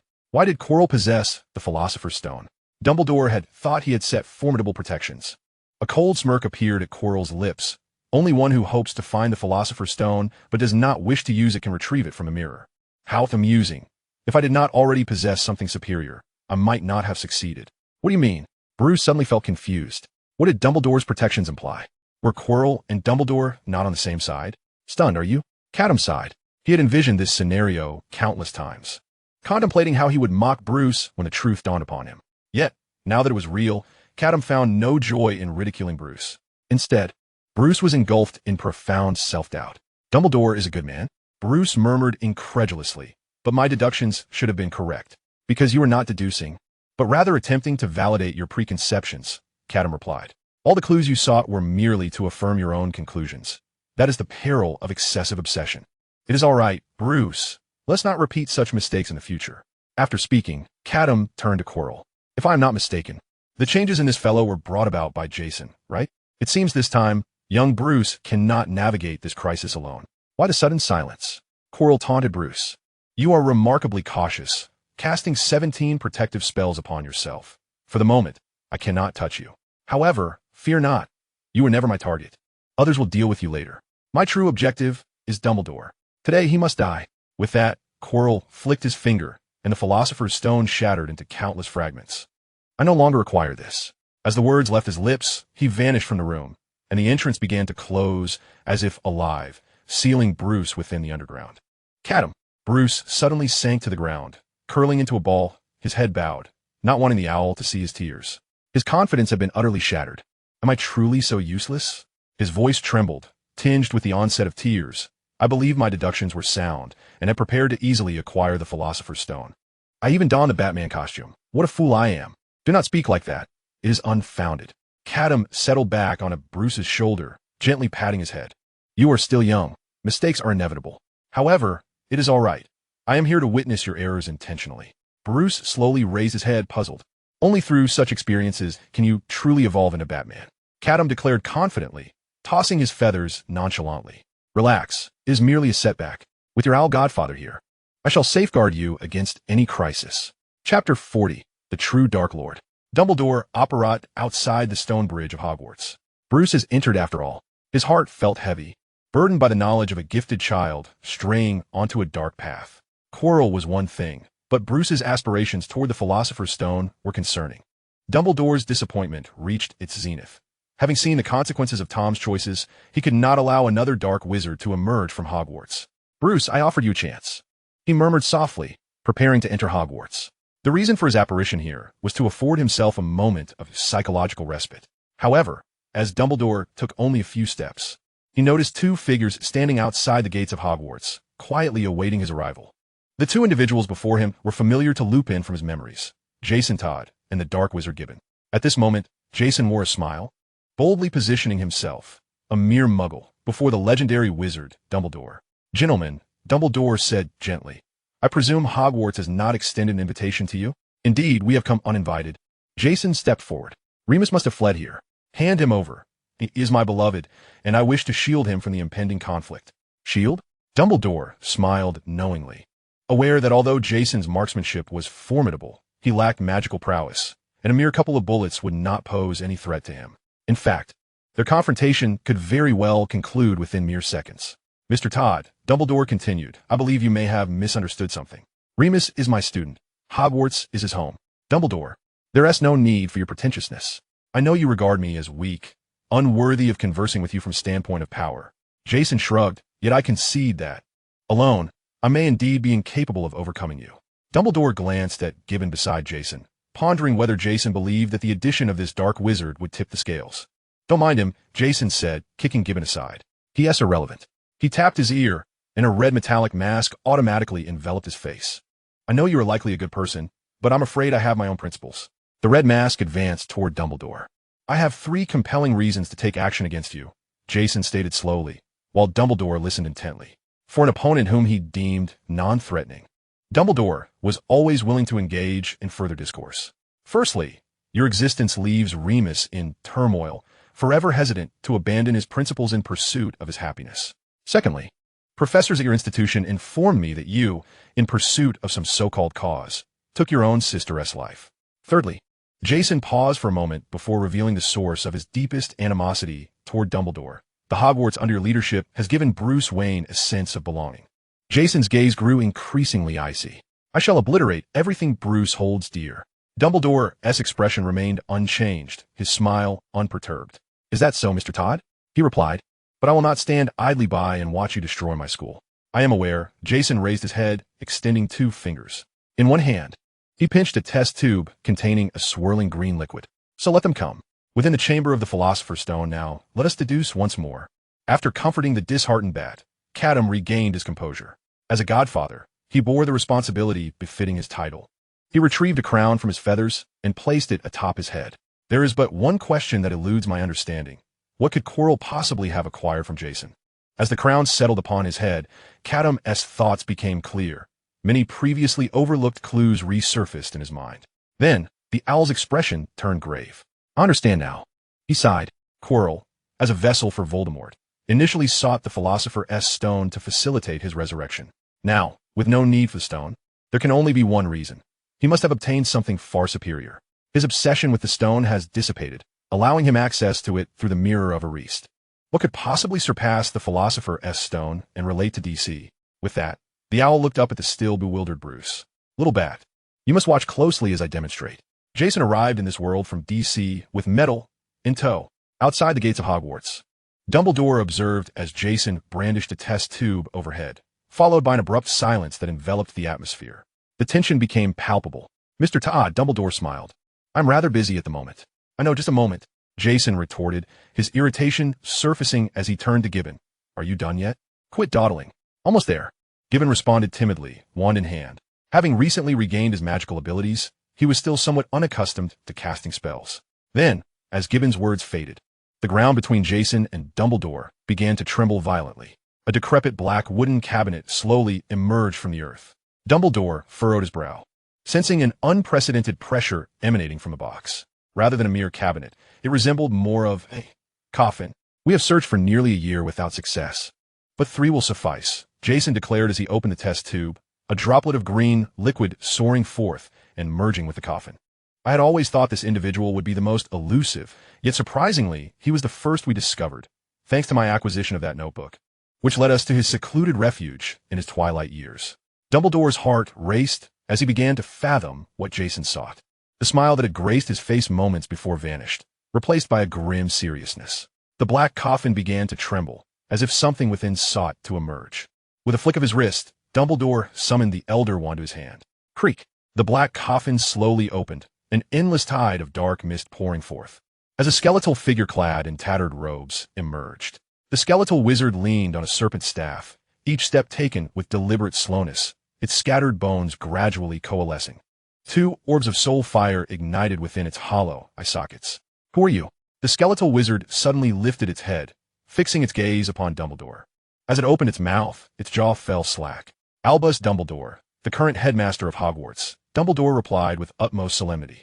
Hogwarts has a headmaster now? Then you must have heard of my name. The skeletal wizard extended its hand, reattaching its dislocated jaw with a series of unsettling cracks. You may call me Salazar Slytherin. Chapter 41. The Collapse of Hogwarts Plan. Salazar Slytherin. Upon receiving the acknowledgement from the entity before him, Dumbledore's anxiety began to dissipate. He gazed at Jason behind Slytherin, his anger now beyond words. It was no wonder Lupin sought his confession. Disturbing the slumber of Hogwarts' founder was an act of unspeakable sacrilege. Are you not surprised? Jason proclaimed that with merely the degraded Dionysian factor and a black magic ritual, the founders of your school could be harnessed for my purposes. Upon finishing his statement, he deliberately showcased the vial of green liquid in his hand to Dumbledore. The Dionysian factor, a liquid metal within the DC universe, grants the possession of immortality and the ability to continuously resurrect oneself. Destroying Hogwarts? A trivial task. At this moment, Salazar had begun to acclimate to the sensation of returning to the mortal realm. He extended his hand into the void, awaiting a response, yet none came. The emptiness in his grasp left him quite dissatisfied. Where's my wand? This question was met with silence from Jason, as it was the prostrate dark wizard Gibbon who answered. My lord Slytherin, your serpent wand has been taken to America by your descendants, buried outside Ilvermorny School of Witchcraft and Wizardry. America? Salazar scoffed. Yet another minuscule nation splintered from the Holy Roman Empire? Very well, I shall retrieve it myself later. He turned to face the vigilant Dumbledore. You are fortunate. Facing me without a wand grants you a few extra minutes of life. Salazar remarked nonchalantly, adding, by the way, the current headmaster of Hogwarts. Are you pure blood or half-blood? What difference does it make, pure blood or half-blood? Dumbledore responded, wishing to avoid further discourse with Slytherin.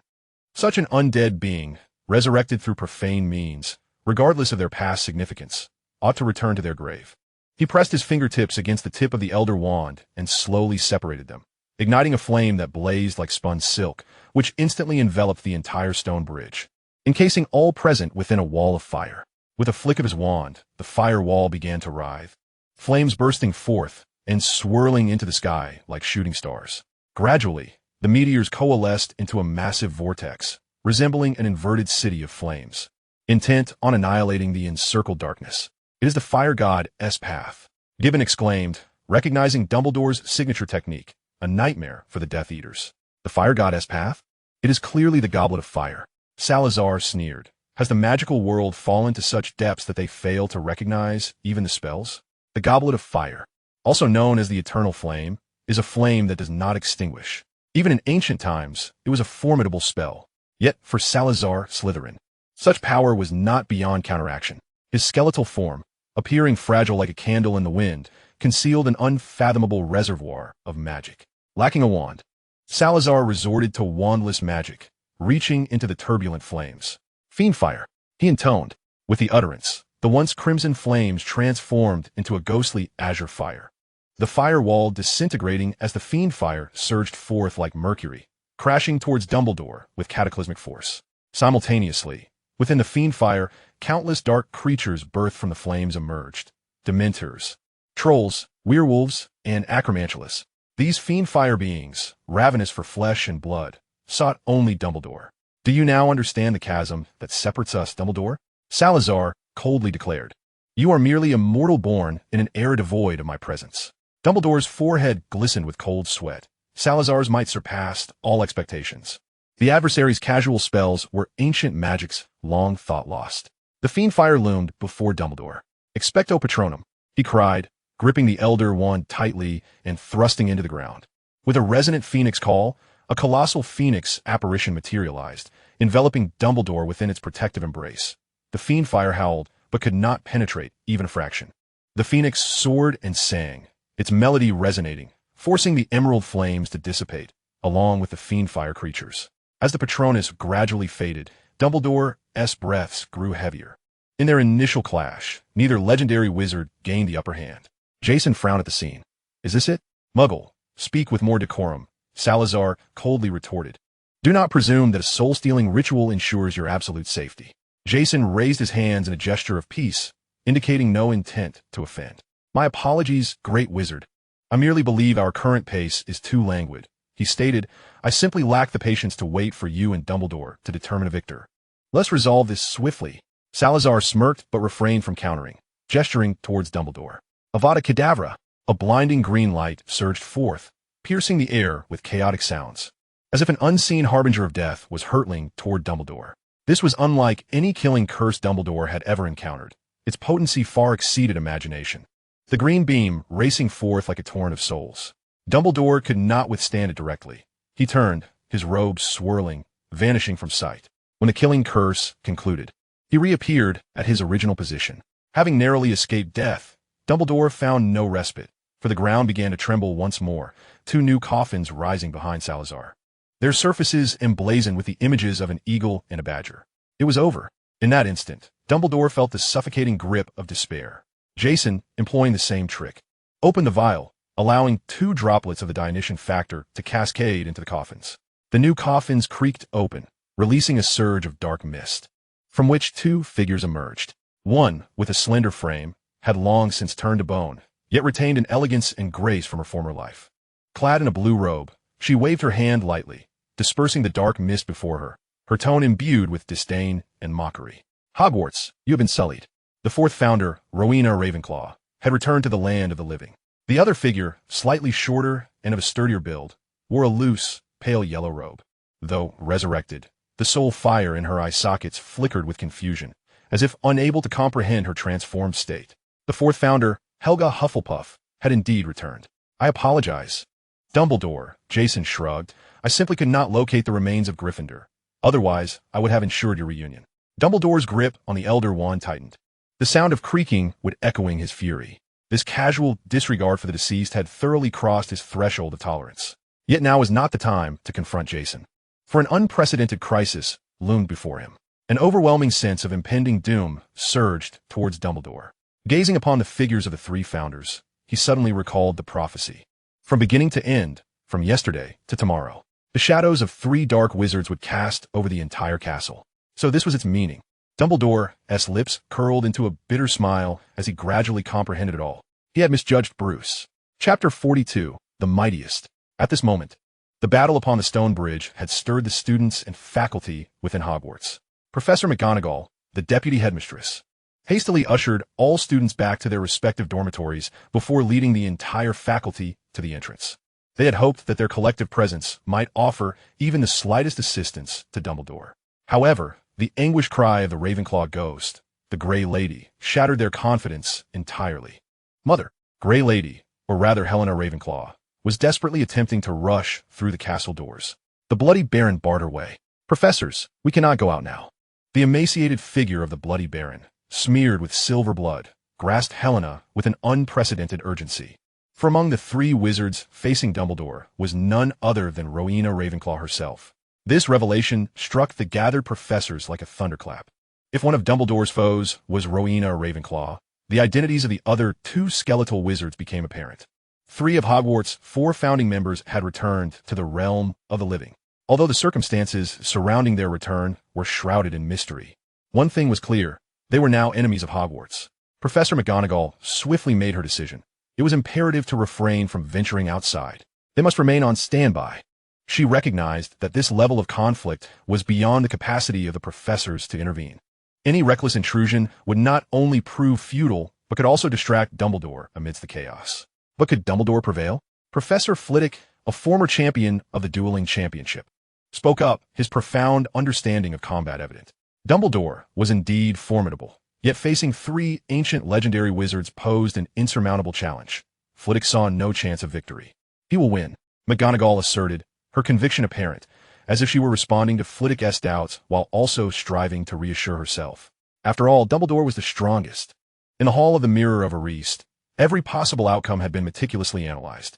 Catum exhaled deeply, removing the crown of wisdom from his head and tucking it back into his feathers. If Jason had indeed arrived in this world imbued with the essence of Bacchus, he would undoubtedly seek the remains of powerful wizards from the past. There was no doubt about it. I would do the same. Since Jason had targeted you, and you were at Hogwarts, it was clear whom he would be searching for. Bruce had already wiped away his tears and regained his composure. Catum's words had conveyed a clear meaning. What now? Bruce asked anxiously. With the resurrection of the 4 founders, Hogwarts cannot withstand this. How could Jason possibly find 4 sets of remains? Catum scoffed before questioning Bruce. You previously mentioned that one must prepare a contingency plan before taking action. Did you devise such a plan for this eventuality? Bruce shook his head, averted his gaze from the owl. How could one reach that level of preparation? Yet, Catum bore no reproach. Instead, he replied, You did not, did you? No matter, I have. Bruce's eyes widened in disbelief at the owl's assertion. A contingency plan that could truly reach such heights? As I previously stated, I anticipated Jason would bring a touch of Gotham's shock to Hogwarts. I dare to make such claims because I possess my own confidence. Catum raised his head, calculating the time. Dumbledore and his adversaries must have already engaged in battle. 3 founding members, Jason, and another, Quirrell. 5 individuals. Catum nodded. I had only planned for 4, but given the current circumstances, we now have 5. Unable to restrain himself, Bruce inquired, Where did you find 5 people? Boom. Dumbledore staggered backward, struggling to regain his balance. Opposite him, a massive green fireball floated in the air, nearly blotting out the sun. The fierce flames twisted like a multitude of serpents, sparks erupting as they hurtled toward Dumbledore. This was the annihilation summoned by Slytherin. The once solid ground of the stone bridge transformed into soft sand, and from it emerged countless soldiers crafted from sand, wielding sharp blades, stepping in perfect unison. As if summoned from an ancient battlefield, they were loyal to their queen, the indifferent Lady Ravenclaw, standing behind them. Furthermore, Hogwarts Castle began to stir. Statues and suits of armor within the castle leaped from their pedestals, rushing toward the castle's exterior to join the ranks of the sandy soldiers. This scene nearly caused Professor McGonagall's heart to stop. Indeed, the stone sentinels were mobilizing. The protective enchantment safeguarding Hogwarts, which she could wield, could also be utilized by Rowena, who had originally cast it. Each time a statue or suit of armor passed by Helga Hufflepuff, they were imbued with the blessings of ancient magic. Countless silver badgers landed upon their shoulders, their magic flowing like quicksilver, granting them enhanced power. Even within Salazar's fiery sun, a blazing badger emerged, propelling the flames into a furious whirl, unleashing more meteors. The projectiles aimed at Dumbledore were assaults, while those directed at the stone soldiers were enchantments. Dumbledore struggled to fend off the incoming fiery meteors, breathless. Faced with such a spectacle, he experienced a profound sense of helplessness for the first time. They were powerful, incredibly powerful. The combined might of the 3 founders left him drained. Merely defending himself had consumed all his energy. Victory seemed unattainable. The army of stone soldiers had arrived before him. The first among the 5 was undoubtedly Dumbledore himself.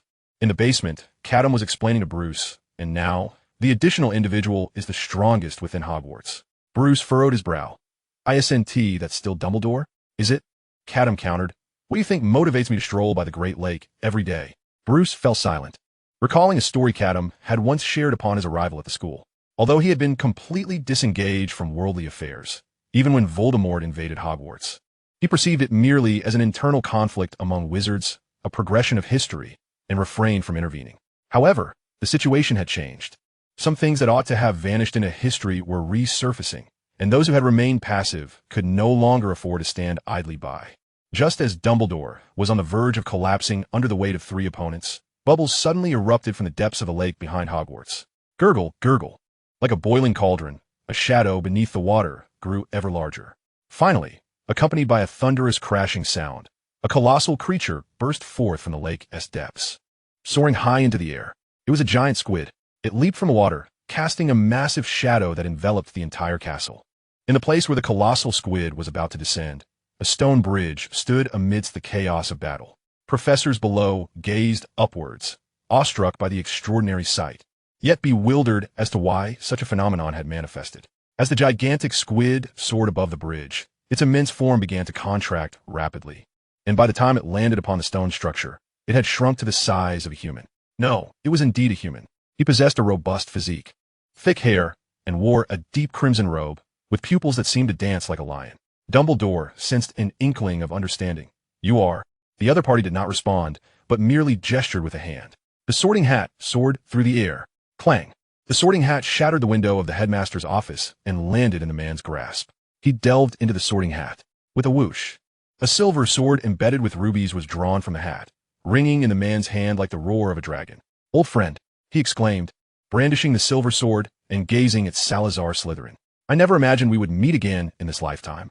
The soul fire in Salazar's eyes flickered. "Godric Gryffindor, you are still alive?" Chapter 43. Voldemort's laughter ceases. The emergence of Godric Gryffindor became the most significant variable in this battle. Dumbledore felt a sudden alleviation of pressure on his shoulders, while the professors observing the battlefield experienced a surge of confidence. A millennium ago, Godric wielded a wand in one hand and a silver sword in the other, vanquishing countless foes and earning the title of the greatest duelist. Now, he had even triumphed over death. 1,000 years had passed. To what heights had Gryffindor's power ascended? No one could fathom. The scales of victory subtly began to shift. They were about to commence once more. The long-decayed bones of Ravenclaw raised a weary hand to their forehead, then gestured for Hufflepuff to refrain from intervening. The enmity between these two would have to be resolved by themselves. How tragic it was. Salazar. Godric raised his sword, his gaze towards Salazar imbued with a hint of sorrow. "You have allowed another to grasp your very heart." "Enough with the trivialities," Salazar retorted, gripping his serpent staff, the soul fire within him blazing ever brighter. "You bore that repugnant expression when you opposed my ideals." Salazar was now consumed by rage, having been resurrected only to encounter such filth. Disgusting, disgusting.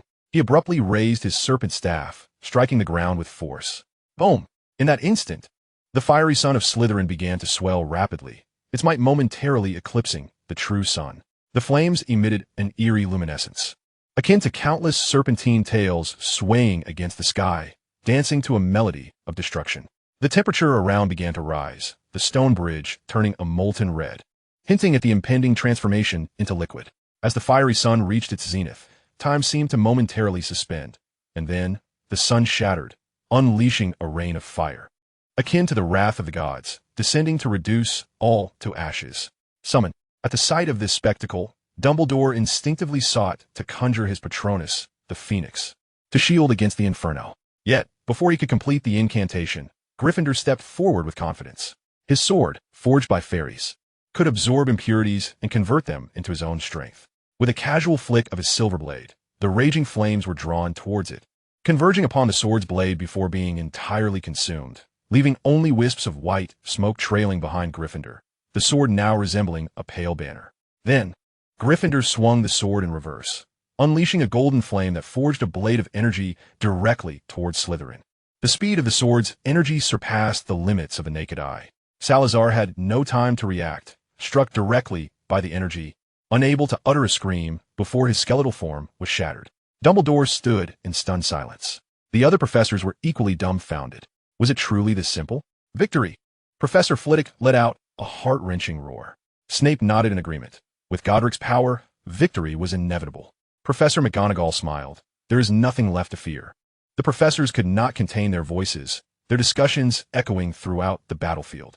However, upon hearing these uplifting words, Gryffindor did not exhibit an ounce of joy. His brow furrowed as he turned to Dumbledore.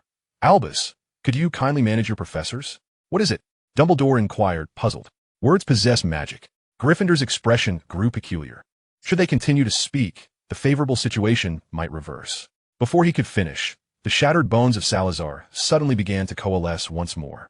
In the blink of an eye, he stood upright, utterly unharmed. Gryffindor sighed, "This is troublesome. Continuing the assault has become futile. Salazar now exists in a state impervious even to the fiercest flames." Suddenly, a burst of manic laughter echoed. It was Quirrell's voice. He raced from a distance, kneeling before Salazar from afar, sliding to his side. "My Lord Slytherin, you have truly returned." Quirrell's face radiated an irrational ecstasy as he trembled, prostrating at Salazar's feet. Salazar regarded the suddenly appeared dark wizard with a flicker of confusion in his eyes. He lifted his gaze, addressing Gryffindor. "Wait a moment. I have something to attend to." Godric shrugged, indicating for him to proceed. The lion, emblematic of courage and justice, would not strike from ambush. Salazar turned his attention back to Quirrell. "I sense a blood connection within you. Are you my descendant?" "No, not me. It is my master." Quirrell hastily unraveled the headscarf wrapped around his head. Under the gaze of all, a grotesque and terrifying visage emerged from where Quirrell's head once was. Dumbledore's worst fears were realized. "Voldemort, you truly did not perish." Voldemort disregarded Dumbledore, immediately professing loyalty to his ancestor. "My Lord Slytherin, I am a descendant of the Gaunt family, your direct bloodline." "The Gaunt family, Voldemort?" Salazar scrutinized Voldemort, piercing through his frail essence. "Indeed, you bear my bloodline. Yet in your current state, you are of no use. Begone." "Yes." Obeying his ancestor's command, Voldemort wasted no time, instructing Quirrell to retreat obediently. The resurrection spoken of by Jason was indeed real. Voldemort finally glimpsed the hope of revival. The reward for his collaboration with Jason was a single drop of the elixir of life, and next, he only needed to create a corporeal form to achieve perfect resurrection. Meanwhile, Salazar readied himself for battle once more. In his view, their previous encounter had merely been a test of each other's strength. Though he had suffered a minor setback, he had not exerted his full power. Gryffindor had drawn his prized possession, yet he found himself bereft of even a wand, a stark imbalance indeed. However, this was where the disparity would cease. Salazar had his own treasures to wield. At this moment, Voldemort was trembling with exhilaration. With an ancestor to bolster his resolve, the grievances and animosities accumulated over the past decade would finally be avenged. He was already laughing maniacally in his mind. Suddenly, Salazar beckoned, "Come forth, the soul jar." As this incantation echoed, a pendant box erupted from the depths of number 12, Grimmauld Place in London, soaring across hundreds of miles with astonishing speed until it landed in Salazar's grasp. Upon seizing the pendant box, Salazar sensed an unsettling anomaly. A brief examination revealed the cause, prompting him to erupt in vehement curses.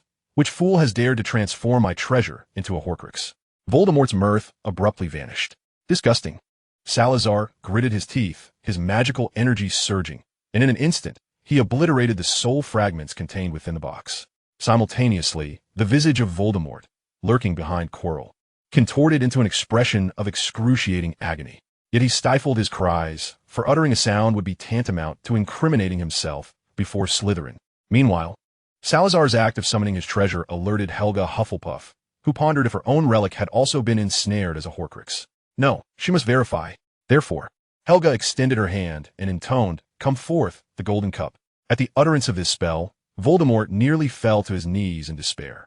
Chapter 44. So, I shall play the role of Batman. At Gringotts, within the subterranean vaults, a series of resounding thuds reverberated, as if something were incessantly battering against the iron door of the vault. The vigilant goblins perceived the anomaly, immediately suspecting an intrusion. Yet, before they could ascertain the situation, the heavy door of a vault was suddenly breached, and a golden cup hurtled forth, crashing into the ground and soaring skyward, inadvertently colliding with a goblin along its path. The goblin, sent sprawling, was momentarily dazed, taking an eternity to regain his composure. He then sprang to his feet, shouting, "Emergency alert! Emergency alert!" In no time at all, the golden cup returned to Helga Hufflepuff's hands. Upon inspection, she realized that her cup too had been transformed into a Horcrux. Indeed, there was foulness afoot. Helga promptly annihilated the soul fragments within. Voldemort once again experienced the excruciating sensation of souls being obliterated, a pain that pierced to the core. Yet he still dared not vocalize his suffering. Not a sound could escape his lips. After vanquishing the vile remnants, Helga urged Rowena Ravenclaw, "You ought to check your treasure as well. It may have also been turned into a Horcrux." The thought of the diadem being tainted was disheartening. However, Rowena remained composed. I cannot check. As you well know, my treasure was stolen by my daughter, who has cast a concealment charm, rendering me unable to sense the diadem. Upon hearing this, Voldemort was overcome with emotion. Thank you, Lady Ravenclaw. You are indeed the gentlest and kindest among the four founders. I should have belonged to Ravenclaw House. Your words remind me that it was indeed this very matter that led to your demise. Rowena and Helga had been close friends in life, and when Rowena passed, Helga mourned for an extended period. Yet now, resurrected, when discussing the tragedy of her friend, Helga showed no signs of emotional upheaval. The ritual of soul extraction had twisted Hufflepuff's inherent goodness. Cradling her golden cup, Helga suddenly considered that since they had summoned their treasures, it would be prudent to utilize them as well. She extended her finger and lightly tapped thrice on the rim of the cup. Instantly, a clear liquid surged forth. Filling the cup to the brim, Helga took a sip, and the liquid transformed into a column of water, revitalizing every bone within Hufflepuff's skeletal frame. Then, the unimaginable transpired. A translucent layer of skin emerged on the surface of Hufflepuff's bones, expanding to fill her loose robes. Subsequently, her body commenced self-repair at a visible pace, reverting to its former flesh and blood form. Helga Hufflepuff, emerging from her bony remains, returned to the amiable visage of her former self, even appearing younger, looking barely in her 30s. Yet, in her eyes, the warmth and kindness once present were conspicuously absent. Helga Ravenclaw, she suddenly declared, I too wish to partake. None left. Helga wiped the water from her lips, instinctively resisting the urge to speak. I'm not inquiring, I am merely informing you. With a flick of her finger, Ravenclaw sent the golden cup soaring from Helga's grasp, but Helga paid it no mind, allowing the cup to depart. Rowena caught the cup, which still contained half of the water. She drank it down in one gulp, and the same miraculous transformation unfolded for Ravenclaw as her body began to mend. Reverting from skeleton to human form, she appeared significantly younger, yet her essence remained unchanged. A faintly sardonic smile graced her face, beautiful yet somewhat intimidating. At this moment, Rowena noticed Salazar glancing back at her. Do not look, it is truly gone. Ravenclaw gestured with the cup, and I must say, you look rather splendid now. Far superior to your former simian visage. I never cared for it. Slytherin coldly turned away. In the distance, among the gathered professors, the ghost Helena wept inconsolably upon seeing her mother's familiar face, yearning to rush to her side and kneel in repentance. Nearly, the bloody Baron could not restrain himself. That is not the true Lady Ravenclaw. Baron incessantly admonished Helena. She is merely a creature borrowing a corpse, not your mother. As he uttered these words, he felt a piercing gaze upon him, causing a chill to run down his spine. The bloody Baron mechanically turned his head, finding Rowena Ravenclaw casting a distant glance in his direction. Undoubtedly, she had also seen Helena. Yet, as Baron had predicted, Rowena exhibited no trace of the appropriate emotions, seeming merely to observe two unfamiliar phantoms. She had lost her capacity for love. Amidst the scene, no one noticed that a once prominent figure had vanished without a trace. Jason Todd, upon Gryffindor's arrival, realized his presence was no longer required. Thus, he employed the stealthy techniques passed down within the Bat family to depart from this place of turmoil. He was destined to pursue his true objective, the little bat ensnared underground. In the basement, within Elysium's chamber, Bruce had absorbed the entirety of Catum's elaborate scheme. He comprehended everything, save for one lingering uncertainty. Why do you believe that Batman could serve as the fifth individual? Bruce remarked with a bitter smile. Clearly, I've already failed, and so utterly, mocked face to face by Joker. For while Bruce Wayne can concede his failures, Batman cannot. Do you truly wish for Batman's inaugural appearance to be relegated to an irretrievable blunder? Catum retorted. Joker mocks your aspirations. Do you not yearn to reclaim your honor? And what of Jason? That fellow is ready to wreak havoc. Should you not deliver him a well-deserved punishment? In truth, if you merely allow me to intervene, I could effortlessly transport you from this place. But Bruce, ponder this. Is it not precisely the moment for Batman to rise and rectify the chaos? These words struck a chord within Bruce, igniting his sense of indignation. Yet he recognized his own limitations. I am utterly powerless at present. Bruce shook his head. How could a Batman of my caliber possibly turn the tide? Catum chuckled softly. It is quite simple. I shall don a mantle of Batman myself. Upon uttering this, he allowed his true essence to surface. The connection forged between their souls synchronized their heartbeats. The figure of the owl loomed larger upon the wall, its wings unfurling to envelop Bruce. Simultaneously, Bruce's shadow began to elongate, as if an 11-year-old child had suddenly transformed into a figure in his 20s. At last, Catum and Bruce merged into a singular entity, giving rise to an unprecedented Batman within this realm. His exterior mirrored that of the Batman from the primary universe, yet his essence bore an entirely different soul.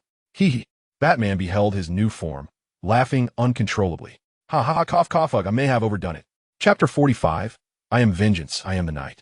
Catum clenched his fists, relishing the long-lost sensation of a human body. Bruce temporarily relinquished control over his physical form, yet remained acutely aware of the unfolding events outside, even able to converse with the owl. Catum, he cautioned just before departing from the Hall of Eris, do not kill. Do not take lives in Batman's name. Fear not. Catum reassured Bruce, Joker is not human. With that, he cast his cloak aside and vanished from the basement in a flash of movement. Outside the castle of Hogwarts, on the stone bridge, Salazar emitted a hissing sound, sinister and foreboding, as if summoning something from the depths. Soon after, from the ancient pipes connecting Hogwarts to the Great Lake, a shadow slithered forth, traversing the water. The surface began to ripple, as a massive serpent's head emerged, sending splashes cascading. Shortly thereafter, a subtle disturbance shattered the tranquility of the lake's surface as another shadow silently glided from the pipe's mouth, winding along the lake bed. As the shadow drew nearer, the water began to undulate, and suddenly, a colossal serpent's head burst forth from the depths, sending waves crashing, its head resembling a hill, flickering its forked tongue. This was the basilisk, long dormant in the Chamber of Secrets, now awakened by its true master. Salazar leaped atop the serpent's head, surveying his former friend and lifelong adversary, Godric Gryffindor. Upon the basilisk's emergence, Dumbledore instantly raised the Elder Wand to his throat, warning all present, do not meet its gaze. Those who lock eyes with the basilisk shall perish instantly. Gryffindor squinted, fixing his gaze upon Salazar, letting out a deep sigh. You are ever so reckless in your actions. In a school filled with children, how can you so brazenly summon a basilisk? He leapt into the air, transforming mid-flight, once more becoming a giant squid, charging toward the basilisk and Salazar. The basilisk, caught off guard, was struck directly on the head, plunging it into the water. The lake erupted in turmoil. As the massive squid and the serpent became entangled, its tentacles tightly binding the basilisk, dragging Salazar along into the depths. The surface of the lake churned as if boiling. The fierce battle below, though invisible to the eye, was not difficult to envision in its intensity. On the bridge, only Dumbledore stood vigil. Joker's maniacal laughter echoed as he stood beside the remaining two founders, taunting, Dumbledore, you cannot defeat the three of us. This statement left Dumbledore with no retort. For the resurrected dead, imbued with the essence of the wine god, possessed boundless regenerative capabilities. Even if he were to vanquish Ravenclaw and Hufflepuff, they would swiftly return. The only recourse now lay in attempting to transport them elsewhere and devise a means to seal them away. But could that be accomplished? Rowena and Helga would surely anticipate such a maneuver. What to do? Just as Dumbledore felt the weight of despair, an unexpected voice rang out beside him. The dead return? Witnessing the scene, I have no regrets. Dumbledore turned to see an unanticipated face. Nicolo, Newt, the legendary alchemist Nicolo Flamel, and the esteemed Hogwarts alumnus Newt Scamander stood unexpectedly at his side. They had apparat to Dumbledore's side without his notice. Seeing them brought a sigh of relief, though confusion lingered. How did you come to be here? Was it not your letter sent at Christmas? Nicolo replied. The letter warned of danger at Hogwarts. The moment you departed, the peril began. Newt, nearly a century old, nodded in agreement. The letter also instructed us to prepare for battle. At Newt's feet, a leather case trembled, as if something within sought to escape. Dumbledore, taken aback by their response, pondered. Letter? What letter? He had not sent a missive to either of them. Yet now was not the time to dwell on such matters. With Nicolo and Newt by his side, Dumbledore would no longer face this battle alone. The clash reignited. Newly arrived, Nicolo conjured a mass of clay in his hands, kneading it briefly before opening his palms, unleashing a multitude of clay figures that sprang forth, growing to heights of 3 or 4 meters, forming a wall to block Ravenclaw's soldiers. Alchemy, is it? Ravenclaw scoffed. How fortuitous that I possess some knowledge in that regard. Meanwhile, Newt stood before Helga Hufflepuff. Greetings. Newt doffed his hat. Madam Hufflepuff, I am a student of Hufflepuff, and it is an honor to meet you. Helga nodded in acknowledgement, a greeting exchanged. Newt did not consider himself a combat-oriented wizard, generally preferring to avoid conflict with others. However, should battle become unavoidable, he would not shy away from any adversary. Newt delivered a swift kick to the nearby crate, which sprang open to reveal a colossal creature with a pronounced spine, resembling a saber-toothed tiger, adorned with long horns and slippery tendrils at its jaw. This was the purple-horned beast, an exceptionally perilous magical entity known for its fierce aggression. And Newt had brought several of them along on this venture. Moreover, an abundance of surprises awaited Hufflepuff as they continued to unlock the mysteries of the situation. As Ravenclaw and Hufflepuff were lured away, the once self-satisfied Quirrell suddenly sensed an unsettling shift. Now he found himself alone, standing still while across from him, Dumbledore spun his ancient wand, casting a cold, penetrating gaze in his direction. How had events unfolded to this point? Quirrell replayed the sequence of occurrences in his mind. What transpired? Jason had indeed resurrected the three founders. Yet here he was, facing Dumbledore himself. Jason strode through the corridors of Hogwarts Castle, unnoticed by the professors stationed at the entrance. The portraits upon the walls averted their eyes, signaling that they had witnessed nothing. As Jason approached Quirrell's designated spot, he heard the faintest of footsteps. A young wizard stealthily slipped out of the dormitory, eager to partake in the castle's guardian conflict. Is this truly a school? Jason fumed internally, irritated by the recklessness of the children within its walls, who seemed utterly unafraid of danger. Instead of prioritizing their own safety, they sought to flaunt their bravado. Such students would surely behave more prudently back in America. Jason drew his firearm, intending to fire a couple of warning shots to scare off these oblivious youths. However, before he could pull the trigger, a deep voice resonated through the air. Leviosa. The Gryffindor students hiding in the corner suddenly found themselves levitating uncontrollably, whisked away by an unseen force back to their dormitories. Jason furrowed his brow, tightening his finger on the trigger. Who was it? He sensed ill intent approaching. After uttering this question, a shadowy figure materialized before him, floating in the air, its cloak billowing ominously. Behind it, a multitude of bats swirled about, resembling an ominous storm cloud. Upon seeing its face, Jason felt as though he had been struck by a powerful shock. His pupils trembled, and words failed to escape his lips. His throat dry, he stammered, "You are. How could you not recognize me?" The figure floated down gracefully, its toes barely grazing the ground. "I am Vengeance, I am the Night." The figure lowered its voice, uttering the name Jason had long yearned to hear. "I am Batman." Chapter 46. You are my favorite Robin. Catum relished the theatricality of his entrance, while Bruce's mind was consumed with a singular question. "How did you manage to fly?" "Catum," he replied, "all I can say is to ponder deeply. Simply cast a levitation charm on your shoes, and you shall soar. The self-propelling cloak operates on the same principle. Now, observe closely and learn how I execute my lethal artistry." The current Batman was no longer a mere child. Thanks to Catum's age-enhancing spell, he now possessed the physique of an adult. All of this was orchestrated to fulfill Jason's fantasies of Batman, crafting an unforgettable encounter. Clearly, the effect was profound.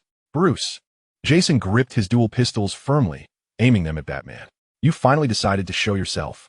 His heart raced with turmoil.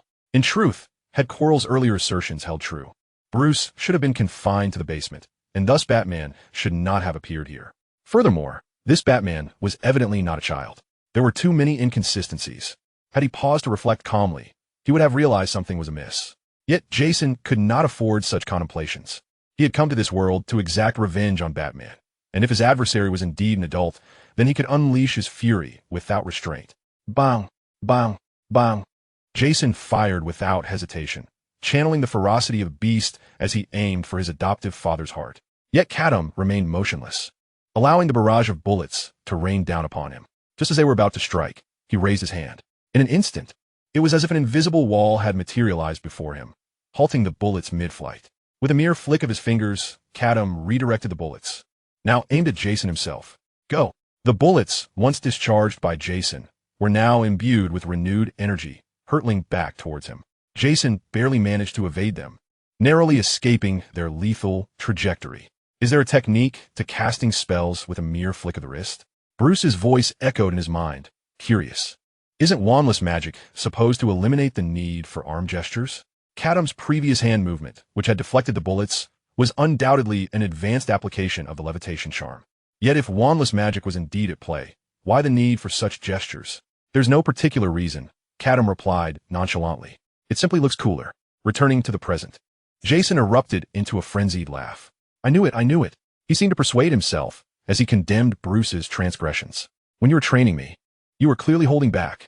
You never taught me this kind of magic, nor did you ever demonstrate it in my presence."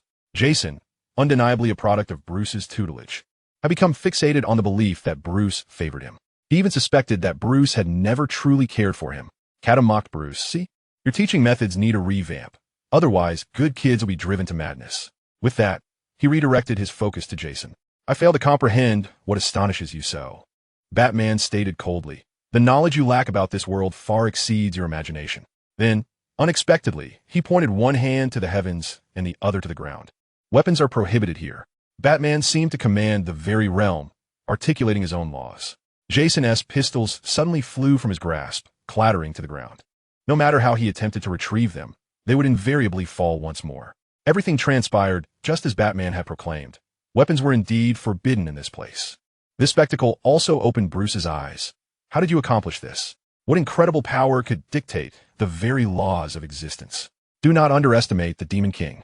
Catum boasted momentarily before revealing the truth. It's disarmament. I employed the disarmament charm. This spell was a staple of Harry Potter's repertoire. A rather ordinary incantation within the magical realm. Just a disarmament charm? Bruce countered, perplexed, as Jason continued to struggle with his firearms, which perpetually eluded his grasp. Because I used it multiple times, Catum admitted. If Jason were to overhear Catum's response, it would likely infuriate him to the point of spitting blood. Bruce, did I not advise you to think more deeply? Catum remarked, never underestimate any spell. Their mastery can reach such heights that they wield unforeseen power. His words were far from mere ramblings. Catum has always believed that in the world of Harry Potter, the execution of spells indeed correlates with a certain level of proficiency. When expertise reaches its zenith, the potency of a spell can undergo a qualitative transformation. For instance, in Fantastic Beasts, The Crimes of Grindelwald, Nicholas Flamel employed the spell All Spells Cease to counter the flames of Grindelwald, which were capable of incinerating Paris. While it appeared grandiose at its core, it was merely a universal counterspell. It was Flamel's inherent strength, combined with his extraordinary proficiency, that allowed him to invoke a mere common spell with the effect of a forbidden incantation. Catum, too, was adept, however. The spell he practiced diligently was the silent casting charm. The combination of wandless and silent magic could yield unexpected results, as evidenced in the current situation. Jason, Batman lamented. I am aware that you have endured lamentable experiences, yet those are in the past. We must focus on the future. Impossible. Jason's fists clenched audibly, utterly unwilling to concede to Batman. After enduring so much suffering, could he simply erase it all? Absolutely not. Even without weapons. He believed he could hold his ground based solely on his combat skills. His deeply ingrained hatred would now transform into his strength. Batman sighed. Then there is no other recourse. With that, he suddenly extended his hand, palm open. Fly, Jason. In an instant, Jason felt his body rendered entirely out of control, levitating into the air towards Batman. There, Batman's fist was poised and ready. With a resounding thud, empowered by magic, Batman's fist struck Jason squarely in the face. Jason flew away like a marionette with cut strings. Batman, seemingly unfazed, clasped his hands behind his back and casually shook off the strain. He had been careless. His punch landed on Jason's metal hood, and now his hand ached slightly. You rely solely on your magic, Jason retorted as he rose again, his hood now dented. Yet he remained defiant, even taunting Bruce. If you were to use only the techniques you taught me, I would undoubtedly triumph. His implication was clear: in unarmed combat, Batman was no match for him. Catum nodded. Very well. I shall fight you until you are convinced. Bruce expressed his concern. Are you truly going to engage him in close combat? My physical capabilities are not particularly strong. He could not fathom why one would forsake their advantages in battle. After all, he was merely an 11-year-old child. Even if he aged to adulthood, his physical prowess would only match the average of ordinary adults. Yet Catum exuded confidence. Fear not. I shall enhance your body with magical power, and it will be no trouble to overpower Jason. Bruce responded with disbelief. Did you not just promise to refrain from using magic? Catum dismissed the notion internally, thinking there's no need to discuss morals with someone so obstinately misguided. With Batman's assurance, Jason's confidence soared. The battle was imminent. Jason's straight punch shot forth like a cannonball, but Batman nimbly sidestepped with astonishing speed. Immediately, Catum followed up with an elbow strike, which Jason skillfully evaded. The two shifted positions continuously, their movements accelerating, each clash resonating with the sounds of muscle and bone colliding. They grappled like trapped beasts. Jason's breathing grew labored under the immense pressure Catum exerted, and amidst the fray, he even lost his hood. Jason's stamina waned, revealing cracks in his movements, as Batman effortlessly countered every one of his combat maneuvers. Suddenly, Batman leaped high, bringing his palms down with force, striking Jason's neck powerfully. Jason staggered, though he did not fall, his breath now ragged. At last, a moment of neglect and defense allowed Batman's iron fist to connect with his face. What followed was a relentless barrage of righteous blows. Why do you persist in your stubbornness? Catum's punch struck Jason, blurring his vision with tears. Why can you not feel the love I have for you? Another blow knocked out 2 of Jason's teeth. Why did you come into this world to cause others trouble? One punch after another landed mercilessly, leaving Jason dazed, his face a swollen mess. Catum, still unsatisfied, executed a spinning kick, sending Jason crashing against the wall. Jason struggled to rise, but Batman denied him the opportunity, swiftly approaching with a heavy, punishing blow that finally robbed Jason of his ability to stand. Impossible. Jason collapsed to the ground, coughing up blood, gasping for air, his face ablaze with pain. He could not comprehend how he had lost, and so easily at that. Give up, Jason. Batman loomed above, reiterating his earlier sentiment. Do not remain shackled to the past. You must look toward the future. I will never forgive you. Jason ground his teeth, resolutely refusing to yield. I will destroy everything you hold dear. Sighing, Catum pondered whether it had come to this. To compel Jason to acknowledge his missteps, he would have to strike at his heart. He lifted his gaze, his tones softening. You cannot destroy everything I cherish. I can. Jason roared. Then go ahead and take your own life. Suddenly, Batman's response cut off all of Jason's subsequent words. His expression froze, bewildered by Batman's intent. Was it truly what he thought it meant? Catum, feeling that this was insufficient, seized Jason and locked eyes with him, speaking with fiery intensity. I do not understand how you can be so confused. What do you mean by me giving up on you? I will never abandon you. Jason, you are my favorite Robin. Boom. Jason's mind went blank. What had he just heard? Did Batman truly utter such words? Why say them now? Had he expressed this sooner, perhaps Jason would not have pursued Bruce to this world. Meanwhile, Bruce felt a chill run down his spine. You are my favorite Robin? He exaggeratedly repeated Catum's words, then widened his eyes in disbelief, asking, how could you possibly say such a thing? It just came to me, Catum replied nonchalantly. If I ever encounter Dick or Tim, I would say the same. Dick is the first Robin, while Tim is the third. They both serve as the wings of Batman. Undeniably, such heart-wrenching words are indeed effective. Jason, devoid of any rebellious thoughts, collapsed onto the ground as Catum released his grip, his gaze vacant, incessantly repeating Catum's words. I am your favorite Robin. I am your favorite Robin. Alas, Jason.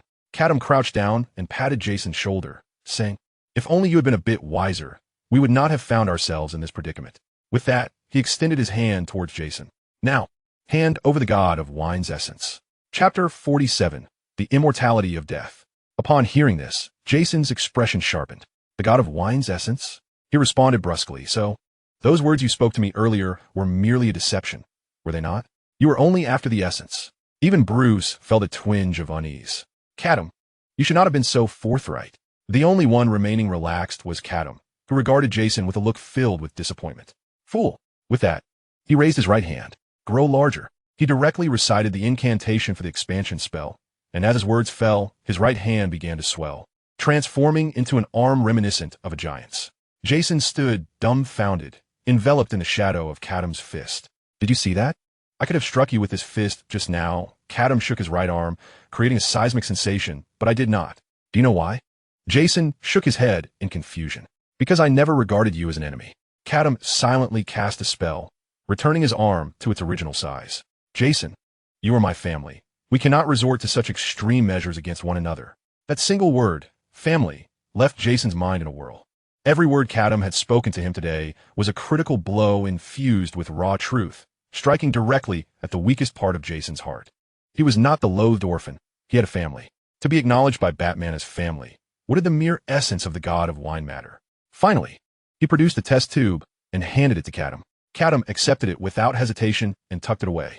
The fact that Jason could relinquish the essence signified that he had found peace within himself. At that moment, a dim light enveloped Jason's entire being. A mere glance was enough for him to understand. It seems my time has come, Jason said with a wry smile. The pact I made with Barbados was to capture you, but now I have abandoned that notion, and thus, the contract is rendered void. I must return to my own world. Is that so? Catum observed Jason's gaze filled with anticipation, as if there were still unfulfilled wishes. Oh, Catum immediately comprehended the meaning. bending down to embrace Jason and patting his back. There is nothing to regret. Return to your world and start anew. Do not cling to the past. After uttering these words, Catum released his hold, and Jason finally revealed a smile, albeit with 2 missing teeth. Catum could not help but add, when you return, make sure to fix those teeth. Have Wayne Enterprises cover the dental expenses for you. Thank you, Bruce. Jason suddenly remembered something. In this world, I have a friend named Lupin. I promised to help him change his life, but it seems that is no longer possible.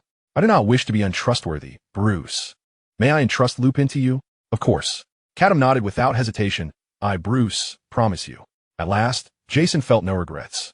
He lifted his head and, with a tone of relief, bid farewell to the past. Today is the best day of my life.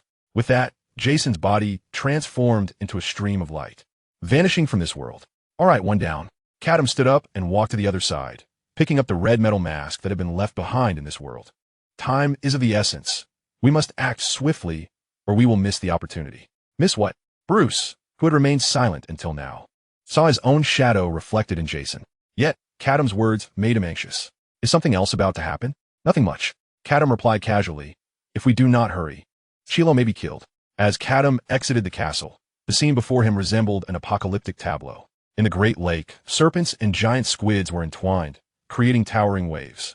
Above, fire dragons soared, their fiery breath continuously assaulting a massive badger-shaped specter, only to be immediately neutralized. On the bridge, countless alchemical giants clashed in formation, causing the structure to tremble on the verge of collapse. Due to the presence of the god of wine's essence, the 3 founding figures were nearly immortal. Hogwarts stood at the brink of ruin. As for Chilo, he had been bound by Dumbledore with golden ropes, his eyes closed, oblivious to his fate. Chilo's bald head gleamed, while Voldemort had vanished without a trace. It appears I have missed the mark. Catum lamented, turning to Bruce. Chilo has been dealt with. I had intended to help you settle the score, to let him experience justice. Never mind. We shall hold Voldemort accountable for this later. It is time to end this farce. With that, he leaped up, standing atop the gate. Silence. His voice was amplified 1,000-fold, resonating throughout Hogwarts, prompting everyone to look up at the suddenly appeared shadowy figure. No one had seen him before, nor did they know who he was. Batman raised the red mask high, his cape billowing behind him. The sight of the mask immediately silenced the crowd. Is Jason dead? Such thoughts spread among the people, eclipsing any confusion regarding Batman's identity. If Jason were truly dead, the ramifications would be immeasurable. The soul-binding ceremony following the resurrection of the Founders would compel Slytherin and his cohorts to pledge allegiance to Jason. Now that he was gone, they were free. Salazar's soul fire flickered for a moment before realizing that Jason's presence was indeed absent. Fool, did he truly die? He cursed a few times, then recognized that Jason's death was, in fact, beneficial to him. Thus, he promptly made a decision. Godric, consider this your reprieve. We shall continue our battle after this. Salazar had attained freedom, and now the priority was to restore himself to peak condition. Gryffindor furrowed his brow, realizing Salazar's intent to leave. He attempted to intervene, but it was already too late. Salazar let out a maniacal laugh, convinced that if he wished to depart, no one could detain him.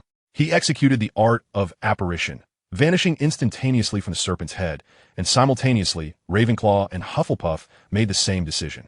With the departure of the 3 founders, the alchemical giants crumbled into mere dust, and the badger-shaped specters disintegrated on the spot. They cannot be allowed to escape. Dumbledore immediately realized the gravity of the situation. Should these 3 succeed in their departure, an endless torrent of calamity would inevitably follow. Gryffindor's expression darkened as he too apparat, pursuing them. This time, it was indeed a dignified retreat for Slytherin, while Gryffindor's frantic chase could not mask their waning spirit. Bruce felt a sense of urgency. Catum, will you simply watch them leave? What else can we do? If we continue to fight, Hogwarts will be lost, Catum replied. They possess a divine essence within them, and until we find a solution, a ceasefire is our wisest course. Bruce struggled to comprehend. If we cannot deal with them now, won't it be even more challenging later? Well, Catum replied vaguely, perhaps we must leave it to death. Chapter 48. The Shadow of the Second Wizarding War. The crisis of Hogwarts' collapse had lingered for some time. Jason and Chilo's conspiracy had been thoroughly dismantled, and the only remaining cloud was the resurrection of the 3 founders of Hogwarts. Previously, they had been ensnared by the soul-draining ritual, becoming instruments of Jason. Now that Jason had vanished, they found themselves devoid of purpose, lost in a profound confusion that compelled them to retreat, albeit temporarily. After Gryffindor caught up, the four founders vanished without trace. Everyone was aware they were still alive, yet their whereabouts remained a mystery. Furthermore, the individual who had resolved Jason's threat before the eyes of all had become the focal point of discussion during this period. Many proclaimed that Batman was the guardian of Hogwarts. Bruce descended to attend the year-end banquet, with Justin chattering incessantly behind him. It makes perfect sense, right? With so many bats at Hogwarts, perhaps one of them transformed into Batman. Batman was a name that individual had proclaimed for himself. After the battle concluded, he had engaged in a private discussion with Dumbledore, Nicolene, and others.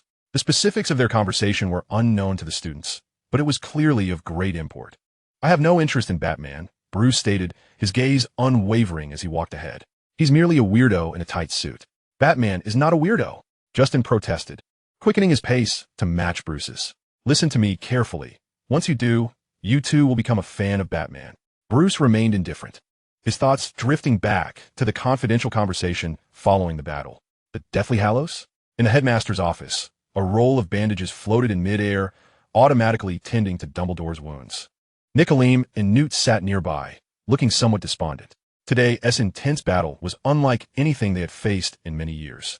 Yet, these three individuals were too shocked to consider their own well-being, utterly astonished by the term uttered by Batman. Do you not know? Catum shrugged. The Deathly Hallows refer to the Elder Wand, the Resurrection Stone, and the Invisibility Cloak. Understand. Dumbledore quickly gestured for Batman to halt. Mr. Batman, we have yet to process everything you just shared. Those revived by Jason are neither dead nor alive. Ordinary methods cannot return them to the afterlife. The only viable solution is to gather the three Deathly Hallows and become the Master of Death. Death will take away those who do not belong to this world. This sounded exceedingly reasonable, yet Dumbledore remained laden with apprehensions. The thought of gathering the Deathly Hallows invoked memories long buried, best left unspoken. At that moment, Nicolene spoke up. You're Batman, correct? He carefully chose his words, striving to maintain a friendly demeanor. It's not that we do not trust you, but until now, we know nearly nothing about you aside from your name, which hardly sounds genuine. If we are to collaborate, we must at least be candid with one another. Catum retorted. What constitutes candor? Nicolene replied, at the very least, you must remove your mask. Is that all? Very well.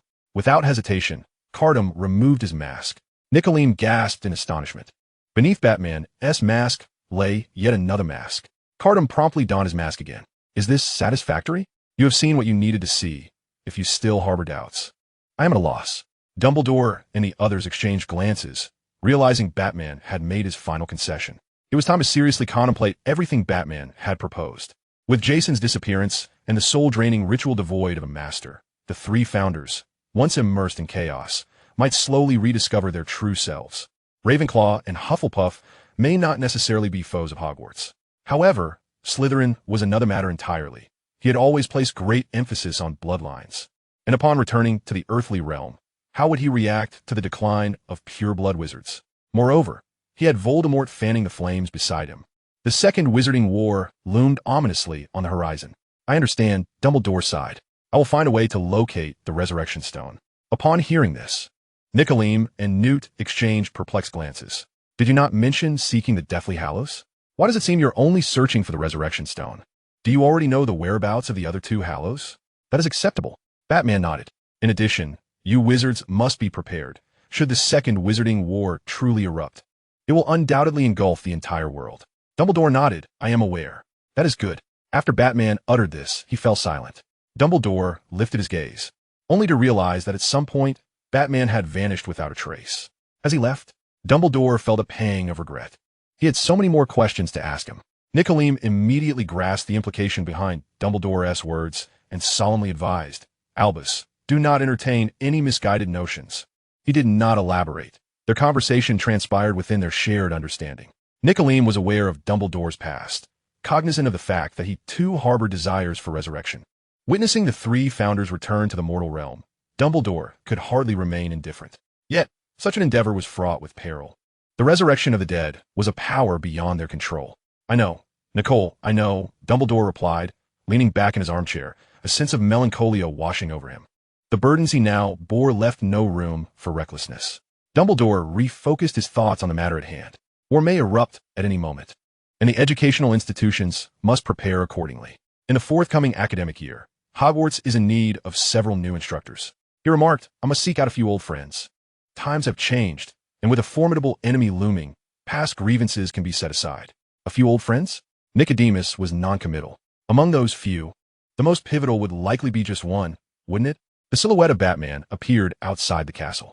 His form began to diminish, transforming into that of an 11-year-old child. Control of his body returned to Bruce.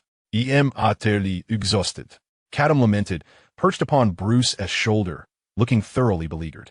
Bruce himself felt sore and weary.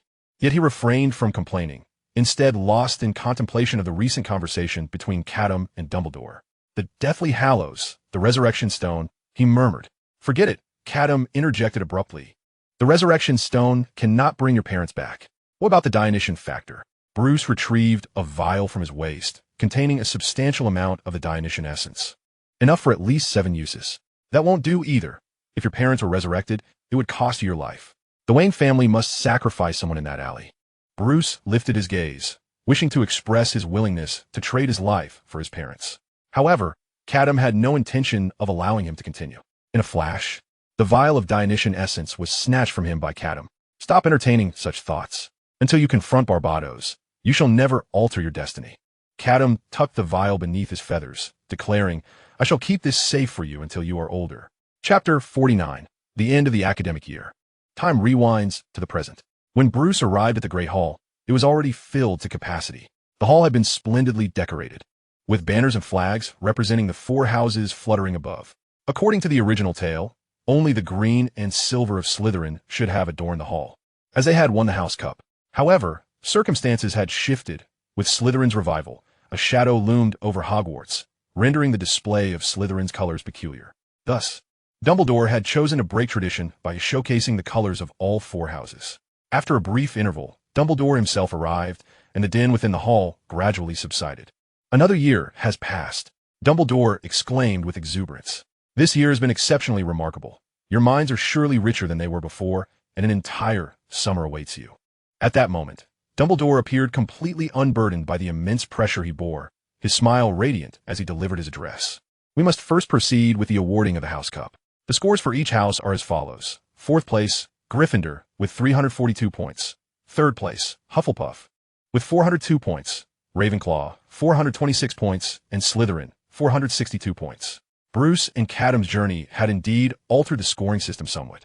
It was inevitable that Slytherin remained in the lead. A thunderous cheer erupted from the Slytherin table, accompanied by the sound of stomping feet. Meanwhile, at the Hufflepuff table, Catum sulked. "Must we wait for old Dumbledore to finish before we can eat? My stomach is already growling." He insisted they commence dining immediately. "Just hold on a moment," Bruce replied, glancing at Dumbledore on the stage, feeling somewhat guilty. His previous blind doubts about Dumbledore had indeed been misplaced. Dumbledore was innocent, and while Bruce acknowledged his own errors, he retained his judgment about Dumbledore's potential for darkness. "Ah, well done, Slytherin," Dumbledore continued. "But recent events must also be taken into account." The hall fell silent, and the smiles of the Slytherins faded slightly. "Here it comes," Catum muttered absently. Old Dumbledore is about to find a way to award points to Gryffindor. It was indeed time for Gryffindor, as their founder had personally safeguarded Hogwarts, a monumental contribution. Not long ago, Hogwarts faced significant challenges, and our Professor Quirrell nearly placed us all in peril, Dumbledore stated, peering through his half-moon spectacles at the silent students below. Yet, during this critical moment, one student, through courage, intelligence, integrity, and conviction, navigated the many obstacles set by the professors and stood before Quirrell. Therefore, I have decided to award 100 points to Mr. Bruce Wayne. If anyone had been standing outside the Great Hall at that moment, they might have thought an explosion had occurred, for the cheers from the Hufflepuff table nearly threatened to lift the magically enchanted ceiling. With the added 100 points, Hufflepuff claimed the House Cup victory. Bruce was engulfed by the throng of students, all eager to embrace the young bat. This unprecedented experience left him bewildered. Catum fared no better, as those who could not reach Bruce turned their attention to tossing the owl into the air in celebration. "Are you all out of your minds?" Catum flapped his wings in protest and flew away in annoyance. Amidst the crowd's jubilation, Bruce cast a puzzled glance towards Dumbledore, only to find the headmaster smiling back at him. "Bruce," the soft, barely audible voice of Dumbledore reached his ears, "please visit my office shortly." After the revelry and celebration, this year's end-of-year feast concluded with the glory of Hufflepuff. Bruce made his way to Dumbledore's office, Catum now a round ball perched upon his shoulder.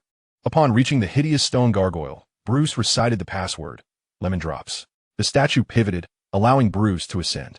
After knocking, Dumbledore's voice called from within, enter. Bruce opened the door. Bruce, welcome.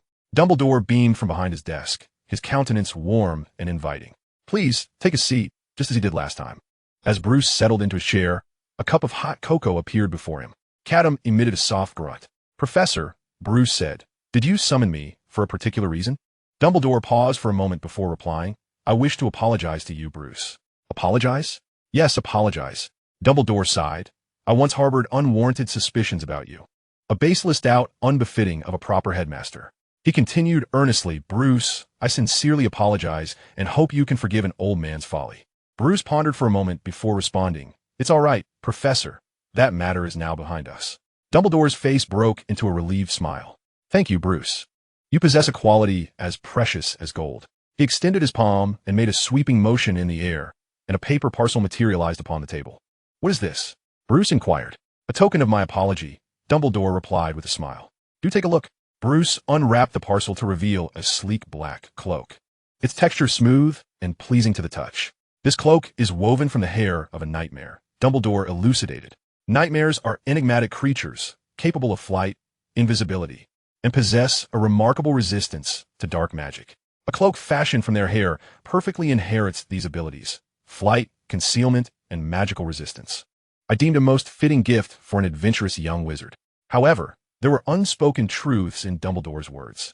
The hair of a nightmare is also a substance imbued with potent magical properties. Only those wizards who can confront death may wield it. The core of the Elder Wand is, in fact, a strand of a nightmare's tale. Upon hearing the headmaster's introduction, Bruce appeared somewhat taken aback. This is far too precious. Headmaster, I cannot accept it. Dumbledore shook his head. Accept it, Bruce. In light of your contributions, this gift is already quite modest. Bruce, bewildered, asked, what contributions? You will come to understand in due time, Bruce. It is still too early, Dumbledore teased, refraining from revealing the magnitude of the secret he had uncovered. He was acutely aware of Bruce's masquerade in search of the Philosopher's Stone. After all, it was a rather failed disguise, as Quirrell had recognized him at a glance. Yet, that was not the crux of the matter. The real focus lay on the emergence of Batman, who bore an uncanny resemblance to Bruce's attire. This gradually led Dumbledore to comprehend the entire situation. Bruce was an orphan, his father having passed away early in his life. Though he knew his father was a wealthy American, his subsequent investigations yielded no further clues. The answer had become glaringly apparent. Bruce's father was not truly dead. His true identity was that mysterious Batman. Once this realization dawned upon him, understanding Batman's timely appearances at Hogwarts became a matter of course. A father comes to rescue his son. You have watched over Hogwarts, so I shall watch over your son, Dumbledore mused internally as he handed the cloak to Bruce. By the way, I previously mentioned that I would like you to learn a few things from me. That invitation still stands. Chapter 50, A Journey to a New World. Bruce returned to the dormitory, bearing Dumbledore's gift. Old Dun hasn't poured me any cocoa again. Catum complained at Bruce's ear, leaving the young bat feeling somewhat exasperated. After the feast, you ate to your heart's content. Even if he poured it, you wouldn't be able to drink it. Whether I drink it or not is my concern. The owl huffed in discontent. I merely seek acknowledgement. Bruce shook his head, dismissing Catum's nonsensical tirade. He dragged a box from beneath his bed, containing the Batman suit he had crafted himself. Bruce gazed at the suit for a long while. Then he extended a finger and uttered, disintegrate. As the incantation fell, the suit within the box was instantly shattered into countless fragments. Catum inquired, what is this? You no longer wish to be Batman? Bruce shook his head, saying, it is merely a piece of clothing. He tidied up the scattered fabric and cleared the box, beginning to organize his belongings. With the academic year drawing to a close, the end of first year would soon be upon them once the examination results were released. The day of results arrived swiftly. Bruce ranked first in his year, closely followed by Hermione Granger. Yet, surprisingly, Hermione did not throw a tantrum this time. On the contrary, she accepted the outcome with remarkable composure. At such a tender age, Hermione had already grasped that life was challenging enough without the need to torment oneself. What was the point of competing with Bruce over grades? Even if he secured the top spot, he would still have to help himself with his luggage upon leaving the school. As the academic year concluded, Bruce departed the castle, once again accompanying Hagrid onto the ferry across the lake. Only this time, no shadow of the giant squid traversed the waters. The whistle of the Hogwarts Express blared as the train set off, traversing desolate landscapes and various Muggle towns, gradually giving way to bustling scenes. They arrived at platform 9 3/4. Bruce and Hermione changed into ordinary clothes and disembarked the train. "Be Bruce," stammered Neville, who was traveling with them. "I'd like to invite you to my house over the summer. Of course, you and Hermione are welcome too. I wonder if that would be all right." This was not Neville's first invitation. Throughout the past year at Hogwarts, he had often been bullied. Each time, it was either Bruce who helped him reclaim his dignity or Hermione who supported him.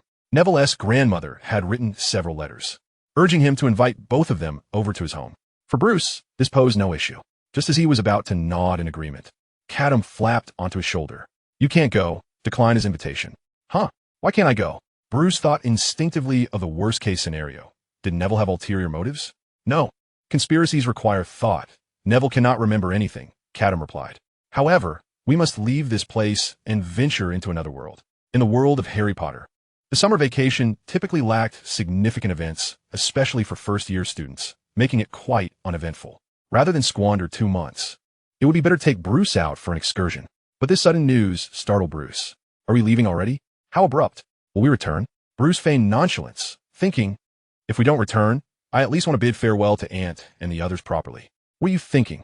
"Of course, we will return," Catum replied. "This world is on the brink of chaos. The situation is ripe for your growth.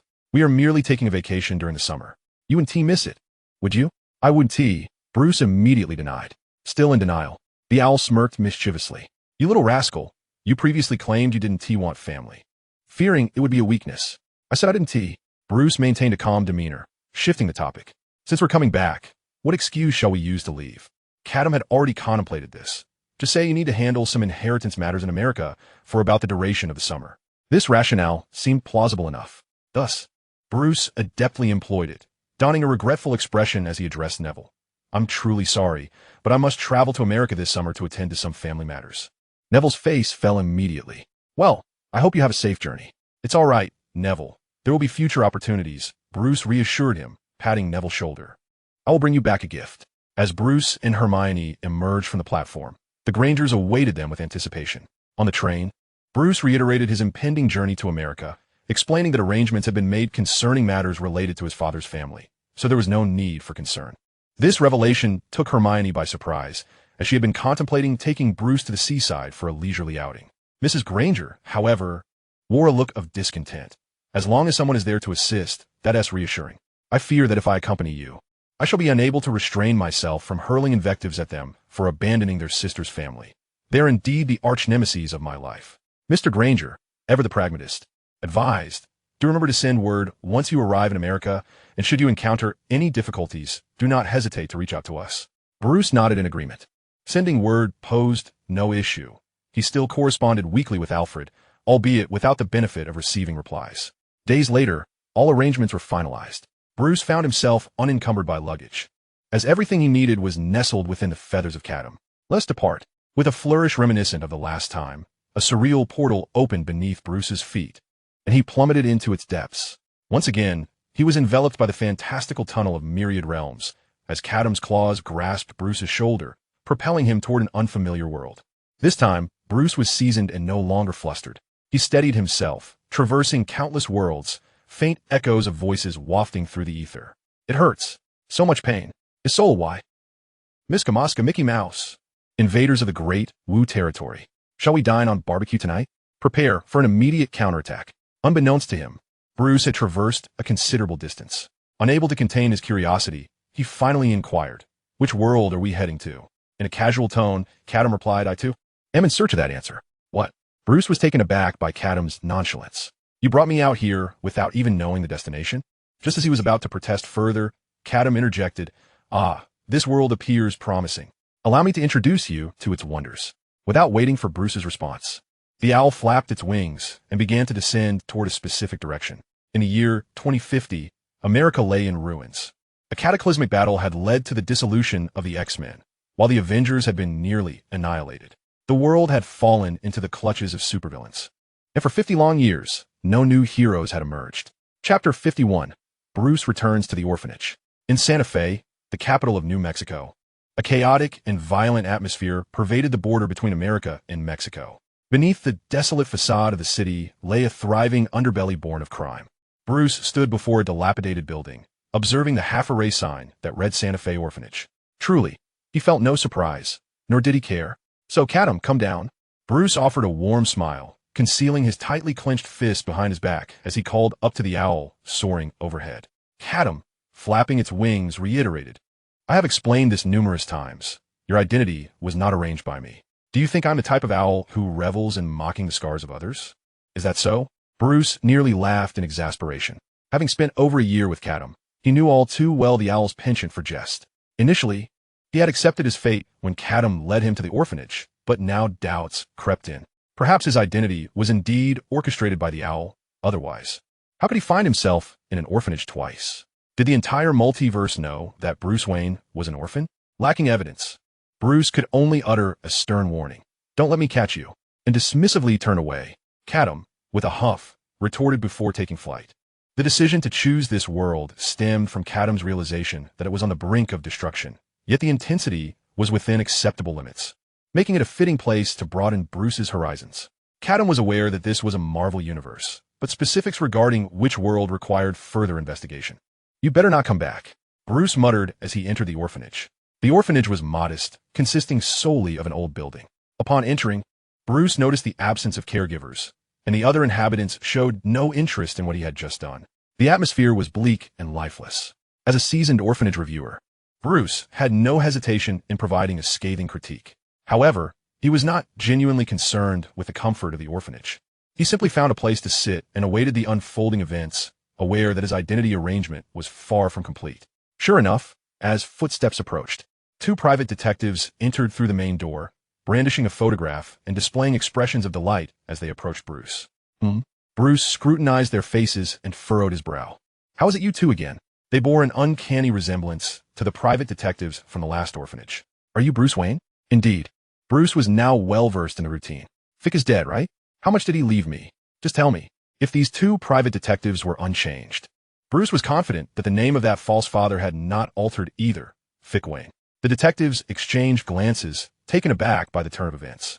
However, they quickly confirmed Bruce's suspicions. The head of the Wayne family, Fick Wayne, had unexpectedly passed away in New York, leaving behind a fortune awaiting Bruce's inheritance. "Young Master Bruce."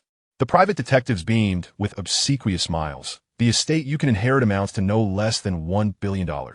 What? Bruce's gaze sharpened instantly. "What's going on? Last time it was 30 billion, and now it's only 1 billion?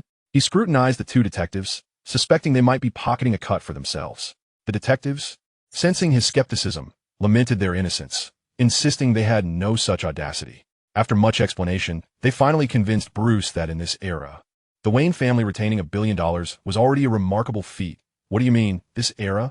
Bruce wished to press further, but the two detectives hastily took their leave, leaving only a final note. To inherit the billion, Bruce must personally travel to New York.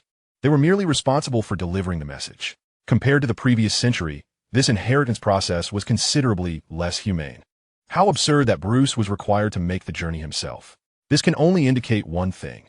The trading systems across various regions of America have likely become incompatible. Bruce sensed, with a subtle unease, that this world might be even more tumultuous than he had imagined. At that moment, an owl flapped its wings and returned from afar.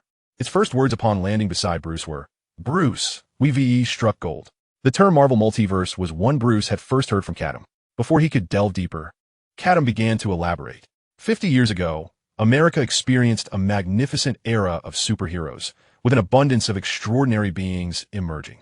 Mutants, serum soldiers, technological heroes, sorcerers, and even deities from alternate realms banded together to safeguard global peace. Yet, just as the age of superheroes reached its zenith, an unforeseen war obliterated everything. Superheroes fell one after another, and America succumbed to the grip of criminals. Ultimately, this led to the dismal state we witness today. As Catum spoke, he handed several newspapers to Bruce. Upon glancing at them, Bruce found the content utterly appalling. The headlines proclaimed the Great Red Skull President had issued a decree labeling all inhabitants of certain region as rebels, commanding their indiscriminate extermination. Wasn't this region part of the United States? Bruce's worldview was profoundly shaken. Unable to comprehend how a president could enact a scorched earth policy against his own nation. He lifted his gaze to Catum, his eyes filled with skepticism. Was this truly a suitable place for a vacation? "Fear not," The owl assured Bruce. No matter how perilous the world may be, your safety is assured. Even if you were to perish, I could merely resurrect you with the Dionysian factor. Then why not use it right now? Bruce inquired. You previously mentioned the Dionysian factor possesses self-healing abilities. If you apply it to me now, I wouldn't even need to die. Well, Catum hesitated, mainly because I have yet to ascertain the origin of this Dionysian factor. If it was extracted from the Joker's body, and I were to use it on you, you might contract the Joker virus. The Joker. Bruce had heard Catum speak of this individual, who seemed to be his future nemesis, a being composed of madness. The purest Dionysian factor resided within the Joker. Unable to restrain himself, Bruce asked, what would happen if I contracted the Joker virus? Ah, well, Catum pondered. It would likely be quite amusing. Chapter 52, The Hero's Twilight. So what is the situation now? Bruce inquired. Is this indeed the dark multiverse you once mentioned? Catum shook his head. Dark universe? No, this hardly qualifies. The dark multiverse of the DC world is a realm created by the World Forger to craft worlds, existing to provide the multiverse with realms filled with light and hope. In other words, the true dark universe is merely the refuse of world-making, a realm of crime and despair. However, this world is different. Despite having been overtaken by supervillains, it still retains a glimmer of light. Cool, mate. Let's explore other parts of this world. Catum declared, now that we're here, why not make the most of it? After all, you have $1 billion in New York, right? Let us go retrieve it and spend it on me. Bruce found Catum's suggestion rather fanciful. He picked up the newspaper and pointed at the map, saying, could you perhaps be a bit more lucid? We're in New Mexico, in the southwest corner of America, while New York is in the northeast. Are you suggesting we traverse the entire country just for that measly $1 billion? Bruce currently had no money, and Catum's proposal essentially meant they would have to trek across America on foot. The owl could fly, but Bruce could only walk. Moreover, according to the markings on the map, the journey was fraught with perilous terrain. The Hulk Gang, Green Goblin's territory, the Ghost Rider Legion, the Kingpin Dynasty, Doom's Nest, Hammerfall and Monstrosrats. Bruce had no idea what these names entailed, but understood they signified trouble. He wasn't afraid of trouble, just felt it was unnecessary. If they truly traversed these areas, Bruce doubted he could reach the opposite coast in 2 months. Then let us find a few companions to join us, Catum exclaimed, his eyes lighting up. I have a brilliant candidate. Who? Bruce inquired, bemused by how Catum seemed to have connections everywhere. A former superhero from this world, Catum replied.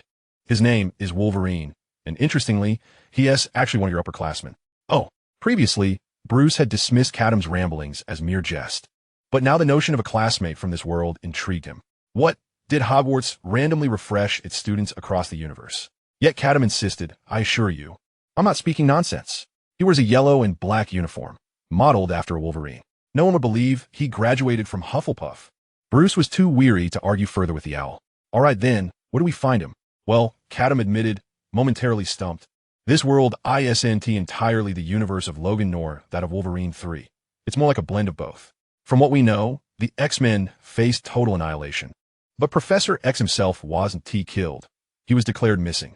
Alongside him, Wolverine Logan also vanished. Thus, Catum had reason to suspect that the current Wolverine wasn't leading an ordinary family life as depicted in the comics. His fate must have diverged. Of course, the owl didn't believe that 50 years had passed and Professor X was still alive. In that case, let us head to the US-Mexico border, Catum suggested. We might as well experience a reverse journey. In the desolate borderlands, amidst dust-laden roads, a dilapidated car sped along before finally halting beside a crumbling warehouse. The car door swung open, revealing a man whose entire demeanor exuded exhaustion. He appeared to be in his 70s, with unkempt stubble, graying hair, and once sharp eyes now bloodshot and weary. He was Logan Howlett, the erstwhile superhero known as Wolverine. Compared to his portrayal in Logan, he appeared even more aged. He ventured deep into the warehouse, pushing open a door to reveal a hospital bed adorned with 4 drips. The occupant lay there, a mere shadow of their former self, gaunt and frail, clearly on the brink of death. No one would recognize this as the once-renowned Professor X. Beside the hospital bed sat another elderly man, equally advanced in years, but whose spirit contrasted starkly with Logan S. Thank you for your efforts, Clint. Logan uttered the name of the elderly man, who was none other than Clint Barton, the former Hawkeye of the Avengers. Once a sharpshooter with an impeccable aim, he had now succumbed to glaucoma, resulting in a near-total loss of his vision. Logan bent down to place a bag filled with medication on the bedside table, then, with some effort, managed to straighten up. Has he awakened? He inquired. No. Hawkeye shook his head, indicating that this state had persisted for several days. Indeed, Logan replied, a flicker of complexity crossing his gaze as he looked at the frail old man lying in the bed, seemingly devoid of any awareness of the world around him. His heart a tumult of emotions. It may be for the best. After a long pause, he finally spoke. His release is a good thing. Logan, do you truly intend to offer me no assistance? At that moment, Hawkeye interjected. Once the professor departs, what will you do? Our lives are nearing their conclusion. We ought to ignite a final blaze. This was the very reason Hawkeye had remained here, seeking Logan's help for a significant endeavor. Yet each time he was met with refusal. Consequently, Hawkeye had resolved to linger until he received a definitive answer. However, Logan remained unmoved, treating Hawkeye more like a caretaker for the ailing Professor Xavier than a partner in their shared plight. I shall never again engage in combat with others. Logan reiterated his steadfast refusal. Clint, resign yourself to this reality. Hawkeye, accustomed to rejection, offered no immediate response. Suddenly, a faint coughing emerged from the bed, and the comatose professor stirred awake. Professor, Logan quickly assisted him, gently patting his back until he regained his breath, then helped him recline once more. Thank you, Hank. The professor murmured, his voice barely a whisper. Hawkeye sighed, Professor, that is Logan, not Hank. Hank has long since. Hank, a former member of the X-Men, known as Beast, had passed away 50 years prior. A sense of nostalgia enveloped Hawkeye as he reflected on the once mighty intellect that now lay in utter oblivion, unable to recognize those around him. The professor was still speaking, this time addressing Hawkeye. Scott, why are you here alone? Where is Jean? Scott, known as Cyclops, was another X-Man who had also perished 50 years ago. Hawkeye's sorrow deepened. I am not Cyclops. I am merely a glaucoma patient now. Chapter 53, The Hopes of the Old Ones. The professor's awakening this time was markedly different, his condition appearing somewhat improved. Yet Logan understood that this was not an occasion for celebration. Such clarity was merely a fleeting glimpse of light before the inevitable darkness. Time was indeed running short for the professor. Wonderful, wonderful, the professor exclaimed, extending his hands to grasp those of Logan and Hawkeye. We are reunited here, and we have a new guest. He then lifted his gaze to the empty space before him, lowering his voice as if conversing with a child. Good child, have you just arrived in this world? I see your heart. You carry a heavy burden. Do not worry, though you may feel lost at times and disappointed in yourself. It is all right. We are not perfect. You are already remarkable. Logan sighed heavily. The old man is rambling again. Clint, hold him steady while I prepare his medication. Yet, as he spoke, the professor caught wind of his words. The emaciated figure of Professor Xavier suddenly summoned a strength from within, wrenching his hand away from Logan. No, no, must he be so loud? Do not disturb my conversation with him. The professor protested vehemently. It has been so long since I have seen such a child. He has not been tainted by this world. I must guide him. This cannot be allowed. Logan dismissed the professor's words as mere nonsense. Together with Hawkeye, the two elderly men subdued the bald-headed Charles. Logan administered the sedative into the professor's system. Immediately, the professor's vigor waned, his lips murmuring unintelligible words. Logan exhaled a sigh of relief. If this were merely the plight of an ordinary elderly man suffering from dementia, such an elaborate struggle would not be necessary. However, this was Charles Xavier, the world's most formidable mind. Should he lose control over his thoughts, the ramifications could be catastrophic. Over the past 50 years, many similar tragedies had unfolded. Though it seemed cruel to think so, Logan hoped that if Charles were to pass away, it would be in his sleep, slipping quietly into the good night, rather than erupting in a final outburst that could take many with him. Hank, the professor mumbled, his voice frail. You must go to the door to meet him. He is on his way. He is hope. Our world is on the brink of destruction, but he will remember us. I am not Hank. Logan corrected the professor, not allowing his words to penetrate. He first rectified Charles' misaddress, then softened his expression, patting the professor's back and assisting him to recline once more. Stop with these fanciful thoughts. No one is coming. And while it is true that this world has deteriorated beyond repair, to speak of its destruction is rather far-fetched, is it not? You, Charles, used to feign divinity with your telepathy when you were young. Now, in your old age, you pretend to be a prophet. Enough of this. However, just as Logan was about to lull Charles back to sleep, Hawkeye, who had been silent until now, suddenly spoke. Logan. He strained to listen to the sounds outside the door. Someone is approaching. From the footsteps is a child. Logan was momentarily rendered speechless. The old coot isn't mistaken this time. Proceed forward, then take a left at the end. An owl was guiding Bruce on how to navigate. How do you suddenly know the way? Bruce frowned, recalling his earlier aimlessness. Do you think I desired this? Catum sighed. An old man has been chattering in my head. I cannot ignore it. Old man? Is that Professor Xavier, a once great leader? I had thought he had long since passed, Catum remarked. It seems he wishes to converse with you, but your mental barrier remains intact, and our minds are too closely connected, so the communication mistakenly routed to me. The owl could not help but lament. The professor is truly aging. He cannot even identify the correct recipient for his telepathic messages. Bruce found it curious. He was not surprised by the telepathy, as the magical realm possessed similar abilities. But how could anyone wish to seek him out when he had just arrived in this world? What did you discuss with that old man? Nothing much, Catum replied. Merely a discussion about how to handle disobedient children. And it's fine not to share. Bruce shook his head and continued down the path indicated by the owl, turning a corner to behold a dilapidated warehouse. In front of the warehouse, two elderly men awaited. Is this the hope the professor spoke of? Logan furrowed his brow, spotting Bruce from afar. After a careful appraisal, he discerned nothing remarkable about him, save for the owl perched on his shoulder. However, Hawkeye appeared quite pleased. It seemed the professor's words held truth. He had indeed found a soul untainted by wickedness. He stepped forward to greet Bruce. All Bruce saw was a white-haired man with a ponytail, beaming as he approached. Whether he was friend or foe remained uncertain. As the old man drew closer, his lack of spatial awareness made Bruce uncomfortable. The man wore round-framed sunglasses, moving as though he were blind. Was he feigning blindness to elicit sympathy? Unsure, Bruce sidestepped and extended his leg, attempting to trip Hawkeye as a test. As expected, Hawkeye halted just before being ensnared. Quite perceptive indeed. To survive in this era, such caution is essential. Bending slightly, Hawkeye endeavored to project friendliness. Fear not, we are not villains. I raise my hands to show my good intentions. Someone spoke highly of you and guided you here. We trust him, thus we trust you. My name is Clint Barton. What is yours? Bruce glanced at the owl, silently questioning the man's trustworthiness. Do not worry, Catum reassured him. This old fellow possesses limited strength and poses little threat. With that, Bruce felt at ease. I am Bruce Wayne. A splendid name, Hawkeye exclaimed enthusiastically, gesturing for Bruce to accompany him. Come, there is someone who wishes to meet you. Was he perhaps overly exuberant? Walking behind Catum, Bruce remarked, perhaps it is you who has instilled hope in him. Catum casually replied, in truth, if anyone in this world is still fervently yearning for revenge for fallen comrades, it is Hawkeye in his twilight years. He has never relinquished his beliefs, even learning from the elderly daredevil how to maintain combat readiness despite his blindness. Alas, he lacks superpowers and is limited in ability. Catum surmised why Hawkeye sought Wolverine. He was in search of companionship for a grand endeavor. Yet, the current Wolverine was no longer a superhero. Hawkeye had likely faced repeated rejections.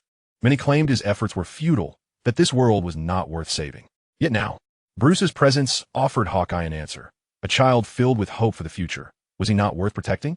Though Hawkeye could not foresee the fog-shrouded future, someone must uphold the promise of tomorrow for the children. Chapter 54. I shall burn my final youth. Upon entering Professor X's chamber, they found him deeply asleep, utterly still, and peacefully slumbering. This was rather unfortunate. Hawkeye maintained a smile, suggesting, let us wait a moment. In the meantime, we can use this time to get to know one another. Bruce had already spotted the frail, elderly man lying in bed. It was hard to believe that such a gaunt figure could be the leader of mutants that Catum had spoken of. He glanced at the other two elderly men. One sat on a sofa, pouring liquor into his own glass, seemingly intent on drowning himself in alcohol, utterly indifferent to the world outside. Was this the Wolverine that Catum referred to? The hero who had saved the world multiple times? It seemed implausible. Bruce saw only profound despondency in this man, devoid of any semblance of heroism. On the other hand, while Hawkeye was somewhat better, his excessive enthusiasm gave him an air of eccentricity. Was this the visage of superheroes in their twilight? Bruce felt his worldview being upended.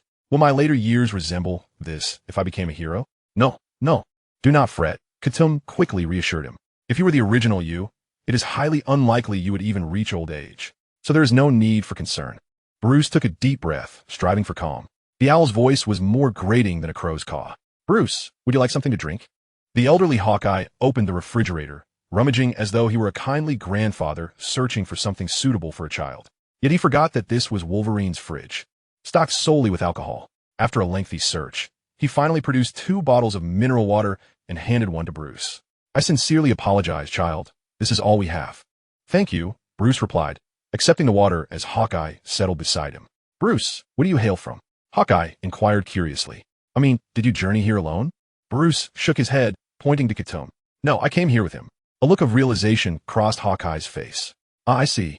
You travel alongside your animal companion.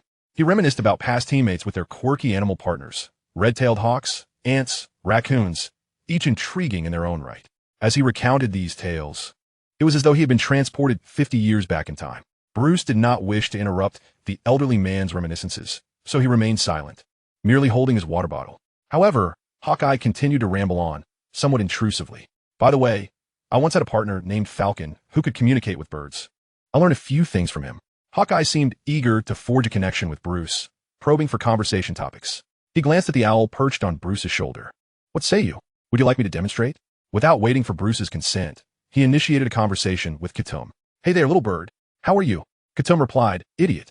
Hawkeye, undeterred, pointed at the owl and said to Bruce, you see, your little bird was just greeting me. Bruce chose not to expose the charade. Through their mental link, he chided Catum. Could you not be more civilized? He is, after all, an elder. I am the most civilized owl in the world. Catum scoffed. When will this old fool realize that Professor X has already passed? Bruce exclaimed, huh? Perhaps in a world on the brink of destruction, unexpected events were bound to occur.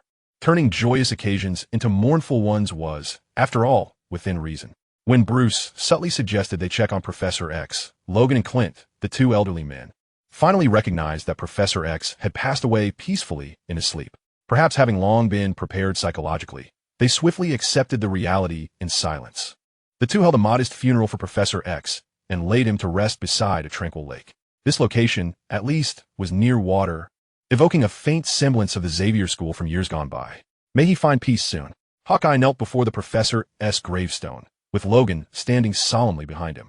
Their expressions, though grave, did not betray excessive sorrow. In this era, death for Professor X was perhaps not a misfortune. Moreover, the reunion of the two elderly men, Hawkeye and Logan, with Professor X would not be far off. It was a pity, though. He truly wished to see you. Hawkeye rose and approached Bruce, stating, You are hope, guiding you to this place. I am uncertain of its meaning. Perhaps he is suggesting that you shall inherit our mantle of heroism. I possess many tales to share with you. Stories of the once mighty Captain America, Iron Man, Thor, and other illustrious predecessors. However, time is of the essence, Bruce. I am genuinely delighted to have met you before my departure. The death of Professor X solidified a certain conviction in Hawkeye's heart. He realized that he too was advancing in age, with death looming ever closer. The endeavors he wished to undertake could no longer be postponed. Since Wolverine was unwilling to join, he would undertake the journey alone, even if it meant facing obliteration. Bruce's gaze remained fixed upon Professor X's grave. He had not been a stranger to death, yet this was his first encounter with the demise of a superhero. Bruce did not know Professor X personally, nor was he aware of his deeds. The scant details he possessed were relayed by Catum. Nevertheless, it was evident that Professor X had once experienced fervent days filled with passion. Yet now, he had departed quietly, without a coffin, and the gravestone was merely a crude wooden plank. Bruce could not help but ponder, would he too meet such a fate? To burn for justice and then perish in an unremarkable corner. Was this the price of being a hero? Could he accept such an ending? Catum, Bruce suddenly inquired. Is this the reason you brought me to this world? Perhaps, Catum replied ambiguously. Their dialogue did not continue, for Hawkeye was preparing to leave. As he passed by Logan, Logan unexpectedly asked, Where are you headed? You know very well, Hawkeye feigned nonchalance. I am off to New Utopia, to burn the last vestiges of my youth. New Utopia? Bruce's voice cut in. Is it not the New York of yore? He was still unaccustomed to the name New York for in the DC universe. There was no New York, only Gotham and Metropolis. Hawkeye, too, was momentarily lost in memories evoked by the name. It has indeed been a long time, he acknowledged. What of it? Take me with you, Bruce declared, revealing his intent. I had always wished to go to New York. It is simply inconvenient to venture alone. Hawkeye instinctively sought to refuse. What I am undertaking is perilous. I can protect myself, Bruce interrupted, summoning a stone from afar to float effortlessly before him. Logan, who had remained silent, suddenly furrowed his brow. You are a mutant.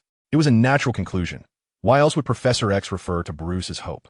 Bruce neither confirmed nor denied, but simply regarded Hawkeye with quiet determination.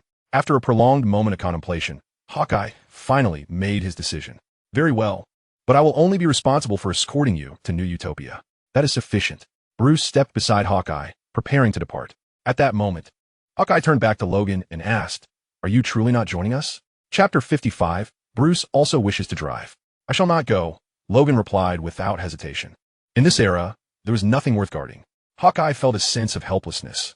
His persistent invitations to Logan were motivated by significant reasons. Being blind, traversing America posed considerable challenges. Hawkeye urged, but what can you do now? With Professor X gone, you're left alone. I have many things to pursue. Logan remained unyielding. I will first earn some money, then. You wish to earn money, do you? Bruce interjected. I had intended to go to New York to inherit my fortune.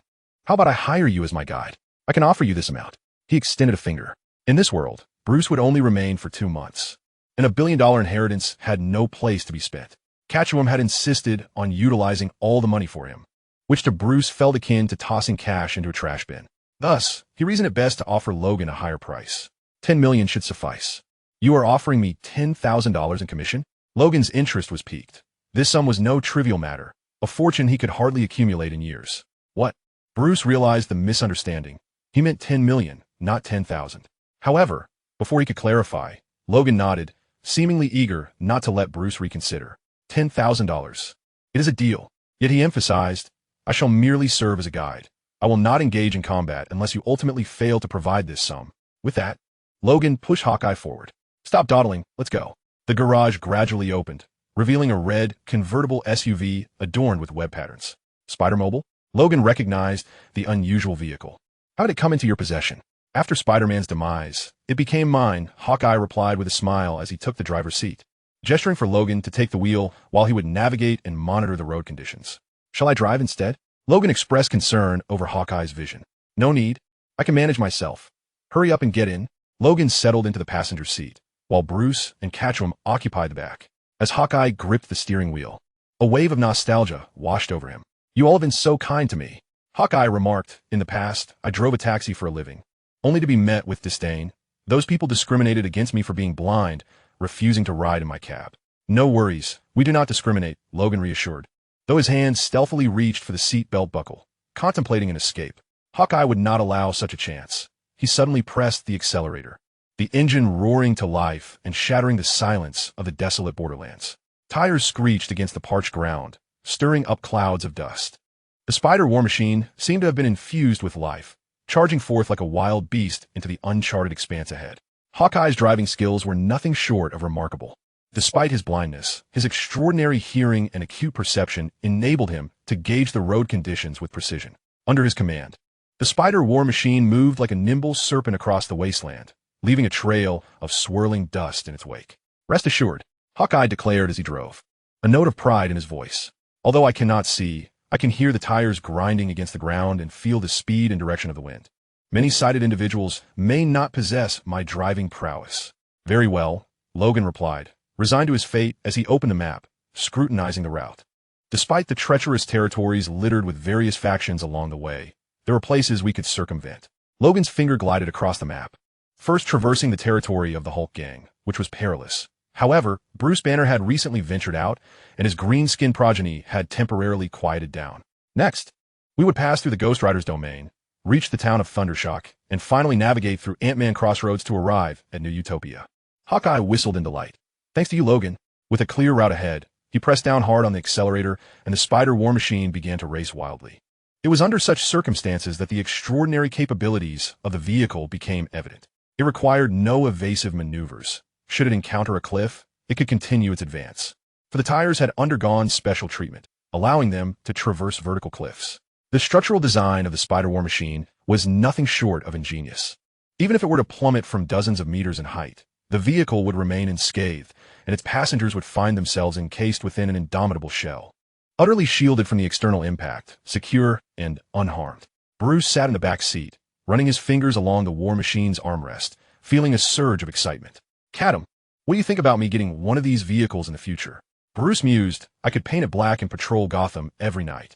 That must be an exhilarating experience. Suit yourself, Catum replied casually. Just be mindful that the tires don't get stolen. The Spider war machine roared ahead. After the initial novelty wore off, the scenery began to blur into monotony, characterized by barren rocky cliffs and tumbleweeds. Logan had long since closed his eyes and succumbed to sleep. Bruce stifled a yawn. This journey was proving to be more tedious than anticipated. They had already traveled over 300 kilometers, departing from the Hulk gang's territory. The thought of such a journey still stretching for thousands of kilometers, stirred a wave of boredom within Bruce. Can't you just use your phasing ability to take us directly to New York? Bruce asked Catum. It would take much energy, would it? You think I'll help you just because you ask? You won't even call me Godfather. Catum retorted without a moment's hesitation. Forget it then. Bruce closed his eyes, pretending the previous conversation had never occurred. Gradually, the sky began to darken, and the silhouette of an abandoned city loomed ahead of them. Let us rest here for the night. Hawkeye turned around, suggesting they would depart at dawn. They entered the forsaken urban area that had once thrived. The abandoned buildings stood like giants in the night, their exteriors marred by cracks and peeling paint, enveloping the city in an eerie silence. Dust coated every inch of the ground, while abandoned vehicles lay scattered, their windows shattered and tires deflated. Vines entwined around lampposts, and the wires swayed in the wind, emitting mournful wails. Do you think there are still any survivors here? Hawkeye inquired curiously. Logan, seated in the passenger seat, twitched his nose, inhaling the surrounding scents before answering. No, all I smell is mold. There's no trace of any living beings.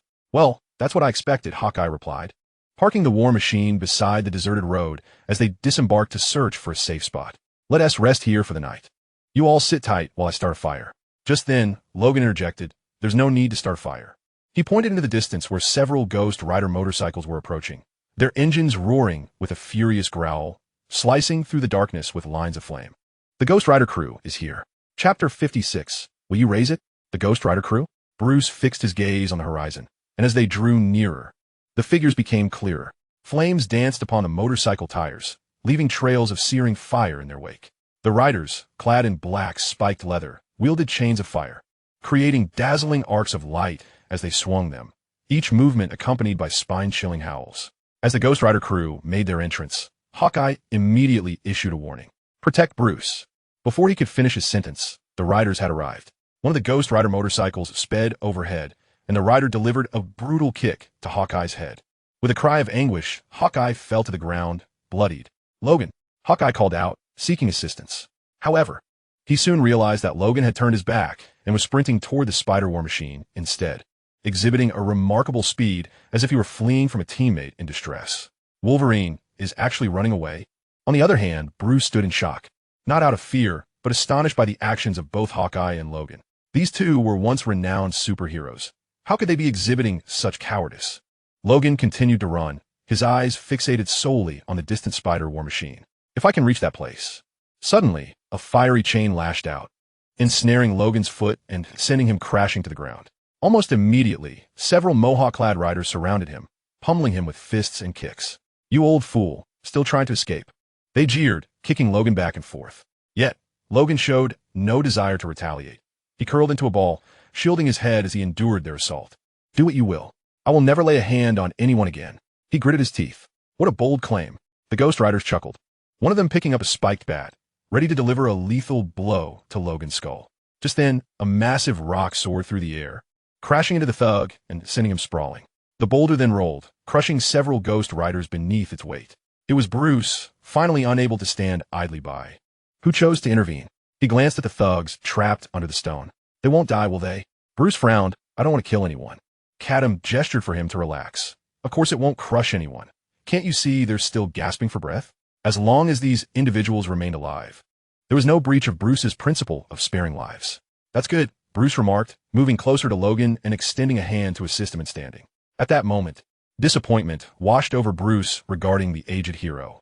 He had anticipated a sage retreat into the wilderness, only to find a frail shell of his former self. Was this truly the Wolverine that Catum had been extolling? Was he merely deceiving himself? The ranks of the Ghost Rider Brigade were multiplying, and Bruce's earlier actions had thoroughly incensed them. However, just as they were poised to strike at Bruce, a sharp sound pierced the air. An arrow soared through the atmosphere, piercing the head of a minion, who fell to the ground with a wail. Bruce turned to see Hawkeye, bloodied and disheveled, wielding a short bow that had seemingly appeared in his hands. With his eyes closed, he required no visual aid. He discerned the positions of all adversaries solely by sound. The minions of the brigade, drawn to Hawkeye, emitted strange cries, swinging their fiery chains in his direction. At that moment, Hawkeye finally reclaimed the essence of his former superheroic self. His white hair tousled as he steadied his bowstring. With each arrow released, another Ghost Rider fell to the ground. The brigade surged forward like a tide, yet Hawkeye remained calm at the center, focused solely on drawing and shooting, preventing any from nearing him. As the arrows continued to fly, the minions dropped one after another, until ultimately, only Hawkeye remained standing. The battle concluded, and he exhaled deeply, the tension in his body dissipating, revealing his age. "Logan, what has happened to you? Why do you become so feeble?" Hawkeye swayed as he approached Logan, his tone laced with anger and accusation. "Are you so cowardly that you cannot even confront such trifles? What transpired in your past? It is of no concern to you. This is merely my current way of life," Logan replied, dejected and seemingly shattered, turning to return to the vehicle. "Let us leave. This place is no longer safe. We must travel through the night to our next destination." Hawkeye, feeling frustrated yet powerless, sighed heavily and signaled for Bruce to join them in the vehicle. The Spider-Mobile roared to life, departing the battlefield strewn with corpses. The following morning, after a night of travel, they finally arrived at the city of Mjolnir. This city stood relatively serene amidst chaos, a refuge for countless homeless souls. Hawkeye navigated the vehicle slowly through the streets. "I survived because those villains deemed me useless, lacking superpowers and posing no threat to them," Hawkeye muttered to himself. "But what of you, Logan? How did you and Professor X manage to endure?" Logan lowered his head, devoid of any desire to respond to Hawkeye's inquiries. At that moment, a commotion erupted by the roadside. A group of thugs was mercilessly beating a frail individual, who not only refrained from retaliating but wore a sycophantic grin. Clad in a shabby blue and white costume reminiscent of the former Captain America, this beaten man had dressed up as Captain America.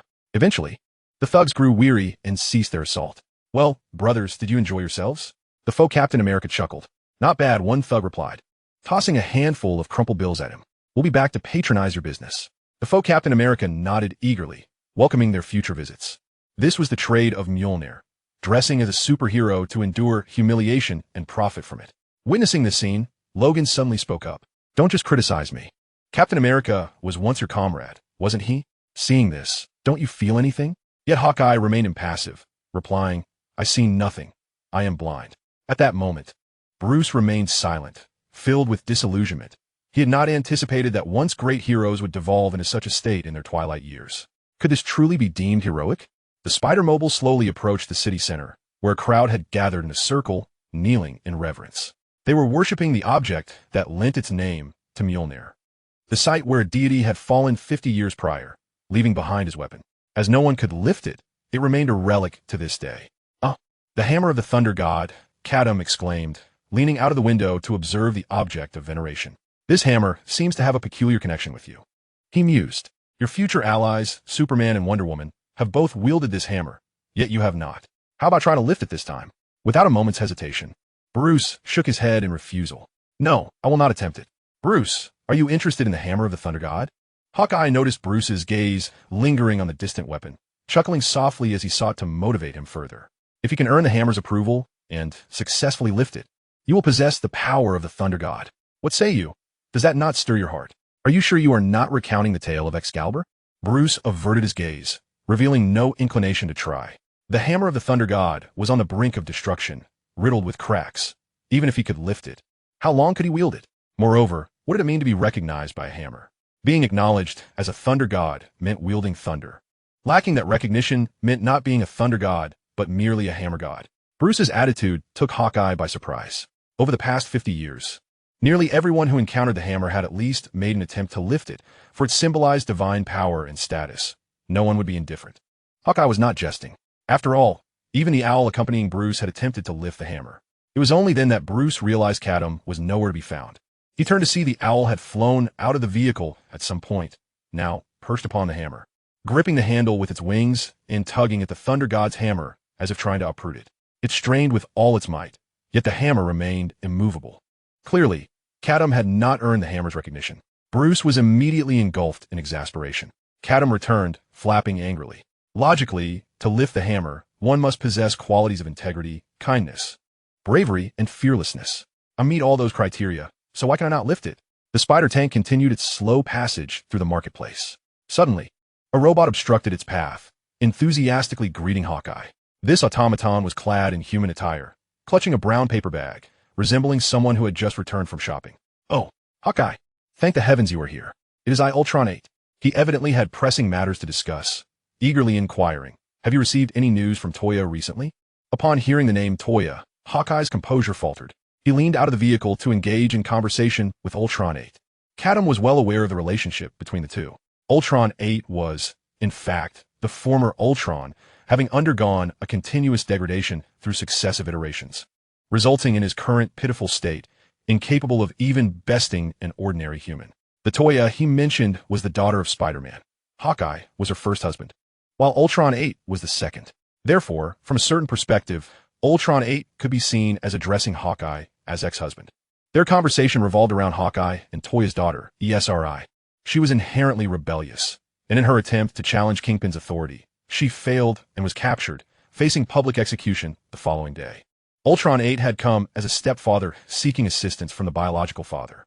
Catum had no interest in rescuing ESRI. She was, in his eyes, utterly deranged. The current narrative seemed to be unfolding similarly to the Wolf's search for home. According to the original storyline, after being saved by Hawkeye, ESRI would assassinate Kingpin, ascending to become the new ruler of the land. Her first act upon gaining power would be to kill her own father to establish her dominance. Poor Bruce, who had no father to turn to, faced the prospect of ESRI seeking to murder her own, to protect the child's emotions. Catum resolved to keep Bruce at a distance from ESRI. Shall we rest for a day in Hammertown? When Hawkeye turned around, he had made his decision. He was determined to rescue his daughter. The optimal time to save ESRI would be at night. Coincidentally, their group had traveled through the night, making a brief respite reasonable. Hawkeye did not solicit assistance from others, believing that Logan was too timid and Bruce too young to partake in this endeavor. Neither Logan nor Bruce objected to this, and they followed Hawkeye to Ultron 8's residence. Hawkeye mused that waiting for just one day should pose no issues. The Kingpin Dynasty, the arena. Dubbed an arena, it was, in truth, a dilapidated sports hall. Here, a few henchmen were tidying up the grounds, for tonight would witness a grand spectacle. ESRI, who attempted to assassinate Kingpin, was scheduled for execution the following day, while her subordinates would engage in a deadly battle with Kingpin's trained dinosaurs that very night. The henchmen eagerly anticipated this macabre performance. However, as they cleaned, a portal suddenly opened in the void. This unexpected occurrence drew the attention of all present, who stood transfixed at the sight of the portal. Uncertain of what was transpiring, a figure gradually emerged from the portal. Once fully materialized and the portal sealed, the henchmen could finally discern the newcomer's entire visage. The visitor's face was obscured by a half-black, half-yellow tactical helmet, the left side adorned with a striking red eye patch, beneath which glimmered a cold, singular eye, while the right side was completely concealed by a black mask. Flowing from the back of the helmet were two vibrant red fabric strips. Clad in fully armed metallic armor and equipped with an array of tactical weaponry, he bore a long sword and a short staff upon his back. Even merely standing there, he exuded an aura of menace. The second pursuer after Bruce had arrived. He was Deathstroke, known as Slade Wilson, one of the most renowned mercenaries and assassins in the DC universe, a master strategist, martial artist, and weapons expert. He possessed peak physical capabilities, extraordinary regenerative abilities, and a brain developed to 90. He only undertook jobs for money, charging exorbitant fees, yet ensuring complete satisfaction for his clients. At that moment, having just entered this universe, Deathstroke immediately sensed the numerous gazes directed at him from all sides, placing him in the spotlight of the crowd. This engendered a flicker of insecurity within him. Undertaking a mission in an entirely new world was a first for him. Everything was akin to starting from scratch, lacking global safe houses, transportation, supplies, intelligence, and a network of connections. He was even unaware of the currency in this world. Everything was at ground zero. Coupled with the curious stares he received upon just stepping into this realm, Deathstroke felt, despite his full armor, as if he were entirely exposed and under scrutiny. Such a sensation had not plagued him for decades. Deathstroke was dissatisfied with this abrupt beginning. He needed to restore his sense of security. At that moment, a brave henchman of Kingpin mustered the courage to ask, "Who are you? Do you have any idea where this is?"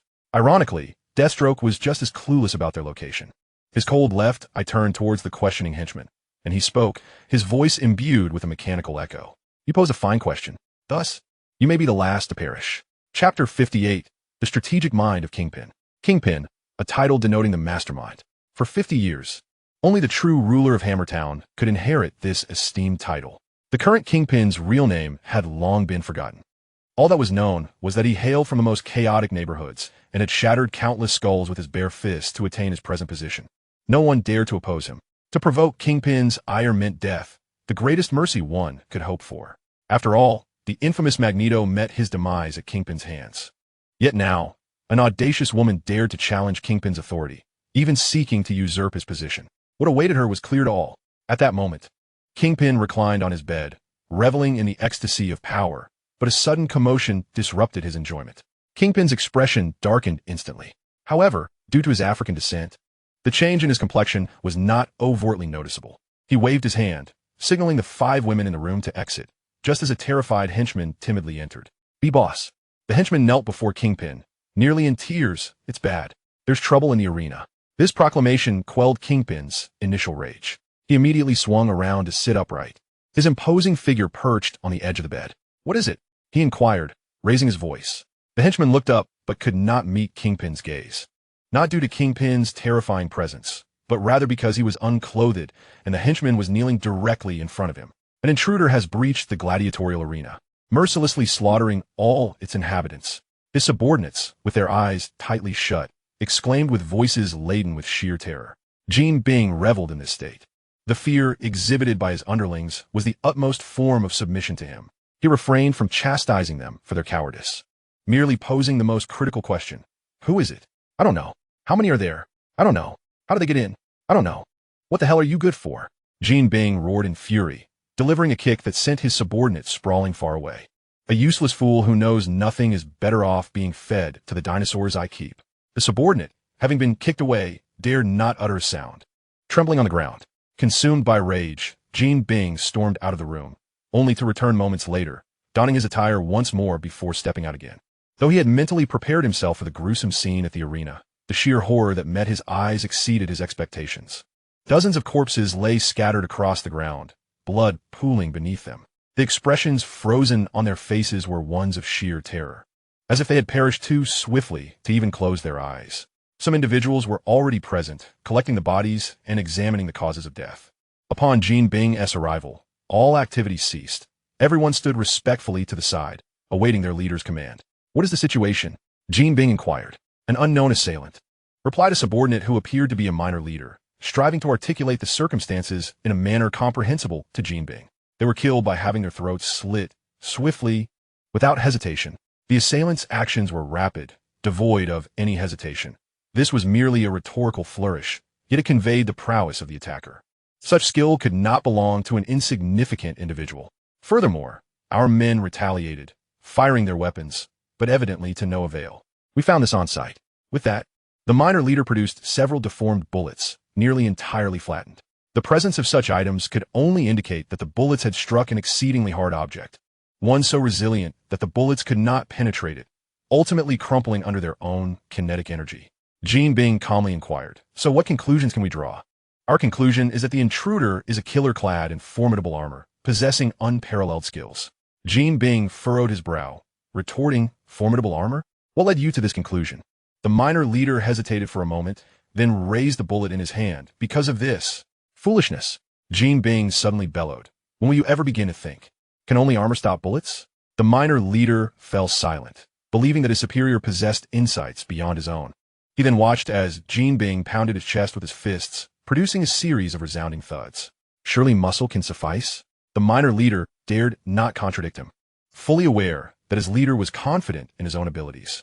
"Humph." Jean Bing scoffed, pondering the clues he had just gathered. In a matter of moments, he deduced the identity of the perpetrator. "I understand now," Jean Bing declared. "The culprit is Wolverine." "Huh?" The minor leader was taken aback, unable to fathom how Jean Bing had arrived at that conclusion. While it was widely known that Wolverine's bones were composed of adamantium, indeed impervious, the circumstances at the scene did not align. Moreover, it had been decades since any news of Wolverine had surfaced. The minor leader attempted to caution, "Boss, if it were Wolverine's claws, there should be 3 distinct blood marks on the bodies. You're foolish, yet refuse to acknowledge it." Jean Bing's remarkable intellect ignited. Could it not be that Wolverine merely extended one claw? His reasoning was impeccable, and Jean Bing brimmed with confidence. For earlier, he had received intelligence that Hawkeye and Wolverine had been spotted in Hammertown. There could be no mistake. It had to be Wolverine. As night deepened, the Spider-Mobile sped through the wilderness, en route to Jean Bing's lair. "Fear not, I shall charge in alone. You merely need to support me from outside." Hawkeye, driving the vehicle alongside Logan and Bruce, spoke with an uncontainable sense of pride and joy. I never imagined that my daughter, ESRI, would proclaim herself a superhero in her quest against Jean Bing. Aubrey, as her father, I am elated. At this moment, Hawkeye remained blissfully unaware that his daughter's intentions were not to eliminate Jean Bing, but rather to usurp his position. The Spider-Mobile, moving with great speed, soon arrived outside the arena. According to intel from Ultron's 8th iteration, ESRI's associates would be executing a sentence here that very night. The arena was ablaze with lights, resounding with noise, indicating that the execution had already commenced. Hawkeye signaled for Logan and Bruce to remain in the vehicle while he meticulously readied his gear. Stealthily advancing towards the arena, Catum watched from a distance, contemplating whether to wager with Bruce on Hawkeye's chances of returning. Hawkeye attuned himself to the external changes, inching closer to the arena's edge. The cacophony of cheers and noise within the arena was deafening, overwhelming his keen sense of hearing. Laugh, go ahead and laugh. Hawkeye held his breath, crouching outside the stadium, recalling the techniques imparted to him by the elderly daredevil, sifting through the myriad of sounds in search of the one he sought. However, he found nothing. Moreover, an unsettling feeling began to wash over him.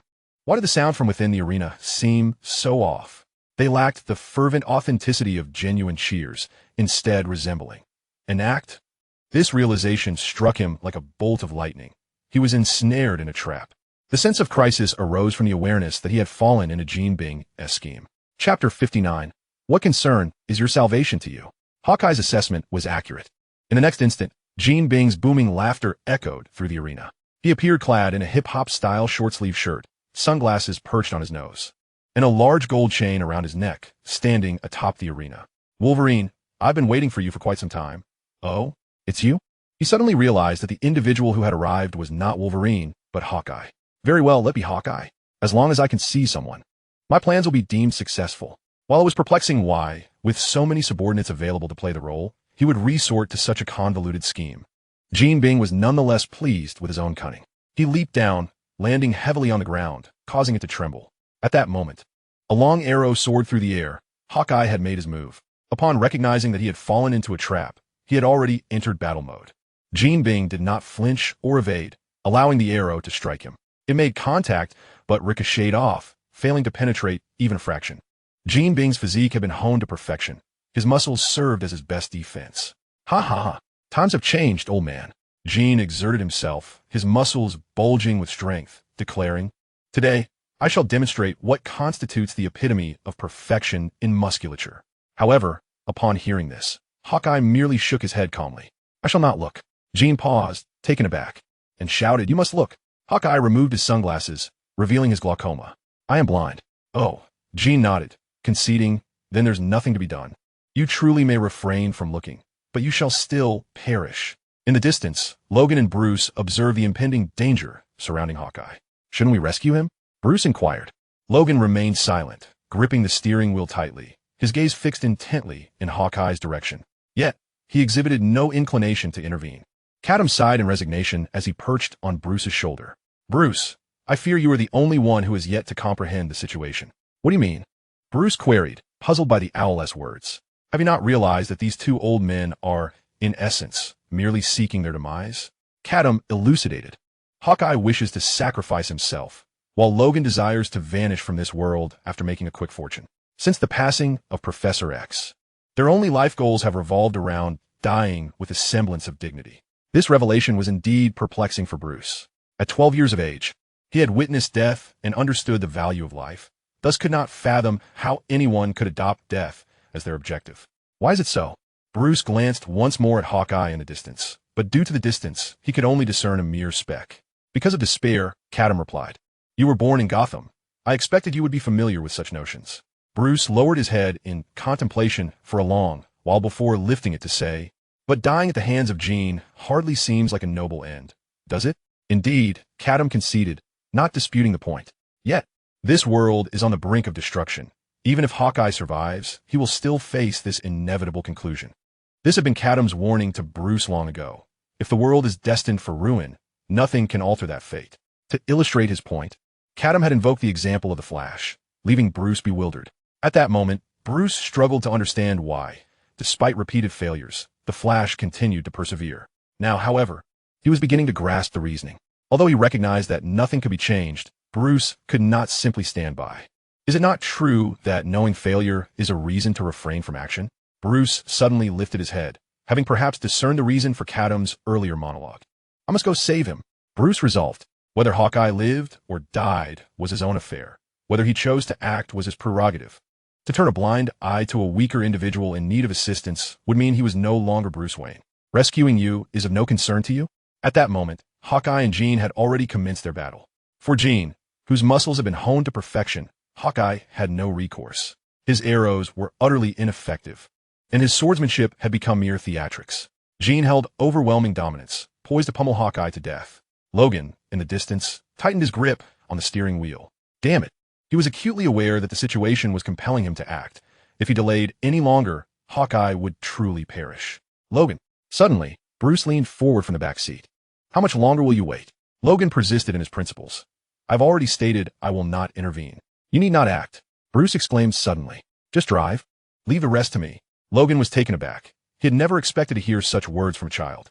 In Bruce's spirited visage, he momentarily glimpsed the faces of his former mutant companions.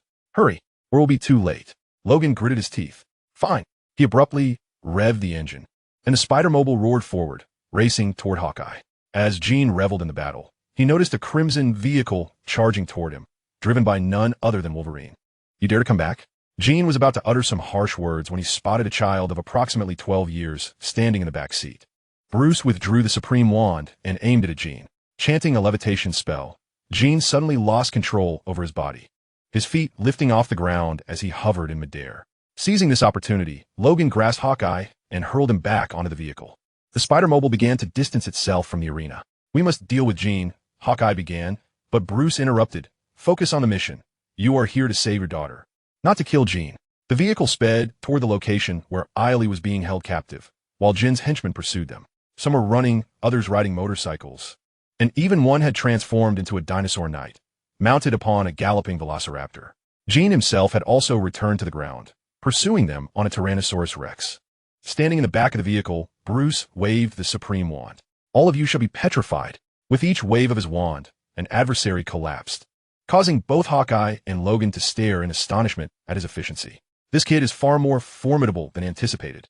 As the Spider-Mobile sped away, they distanced themselves from the arena. At that moment, in a corner of the dueling ground, a figure suddenly emerged. It was Clock King. He held a bag filled with unknown contents. Observing the distant cloud of dust, the eyes beneath his helmet glimmered with contemplation. Bruce employed techniques I have never witnessed before. Is it due to that short stick in his hand? Clock King recalled Bruce's recent battle, in which he wielded a wand while accompanied by an owl. This is intriguing. Though the bat and the owl are often entangled, they rarely find themselves on the same side. The emergence of such a scenario undoubtedly signals trouble. I cannot afford to be careless. Clock King murmured. It seems that before capturing Wayne, I must first consider dealing with his wand and resolving that owl. Chapter 60. You have known Barbados for quite some time. Haven to you? The Spider-Mobile raced toward Jean's stronghold. The pursuing forces had nearly been neutralized, and even Jean himself had been struck by Bruce's petrification spell, tumbling off his Tyrannosaurus. Reflecting on that moment, Bruce shook his head internally. How could such malevolent muscles withstand the might of his righteous magic? Finally, the vehicle burst into a building. Owl, Daddy S here, Hawkeye shouted from the vehicle, attempting to elicit a response from his daughter. However, as they truly entered the building, they were utterly astounded by what lay before them. Blood. The entire structure, Jin's lair, was saturated with crimson. Countless lifeless bodies lay sprawled across the ground, their faces contorted in expressions of sheer terror, their wide-open eyes seemingly witnessing unfathomable horrors in their final moments. Hawkeye stood in utter shock, an overwhelming sense of dread washing over him. It was painfully evident that all these souls had met their demise from a single, swift cut to the throat, an execution method that bore no resemblance to the brutal tactics employed by Esmeralda. If it had been Esmeralda, she would have opted to crush their skulls instead. The Goldfinch Tower had been infiltrated from the outside, resulting in a merciless massacre. The question lingered. What had become of Esmeralda? Hawkeye dared not delve deeper into that thought. He leapt from the vehicle and dashed into the building, determined to find his daughter. Ugh! Bruce leaned against the car, retching violently. This was his first encounter with such a scene of slaughter, and the shock had deeply unsettled him. Owl patted his back, murmuring, "It's all right. You'll become accustomed to it after witnessing it a few more times." A despairing scream echoed from deep within the building. it was Hawkeye's voice. What transpired was painfully obvious.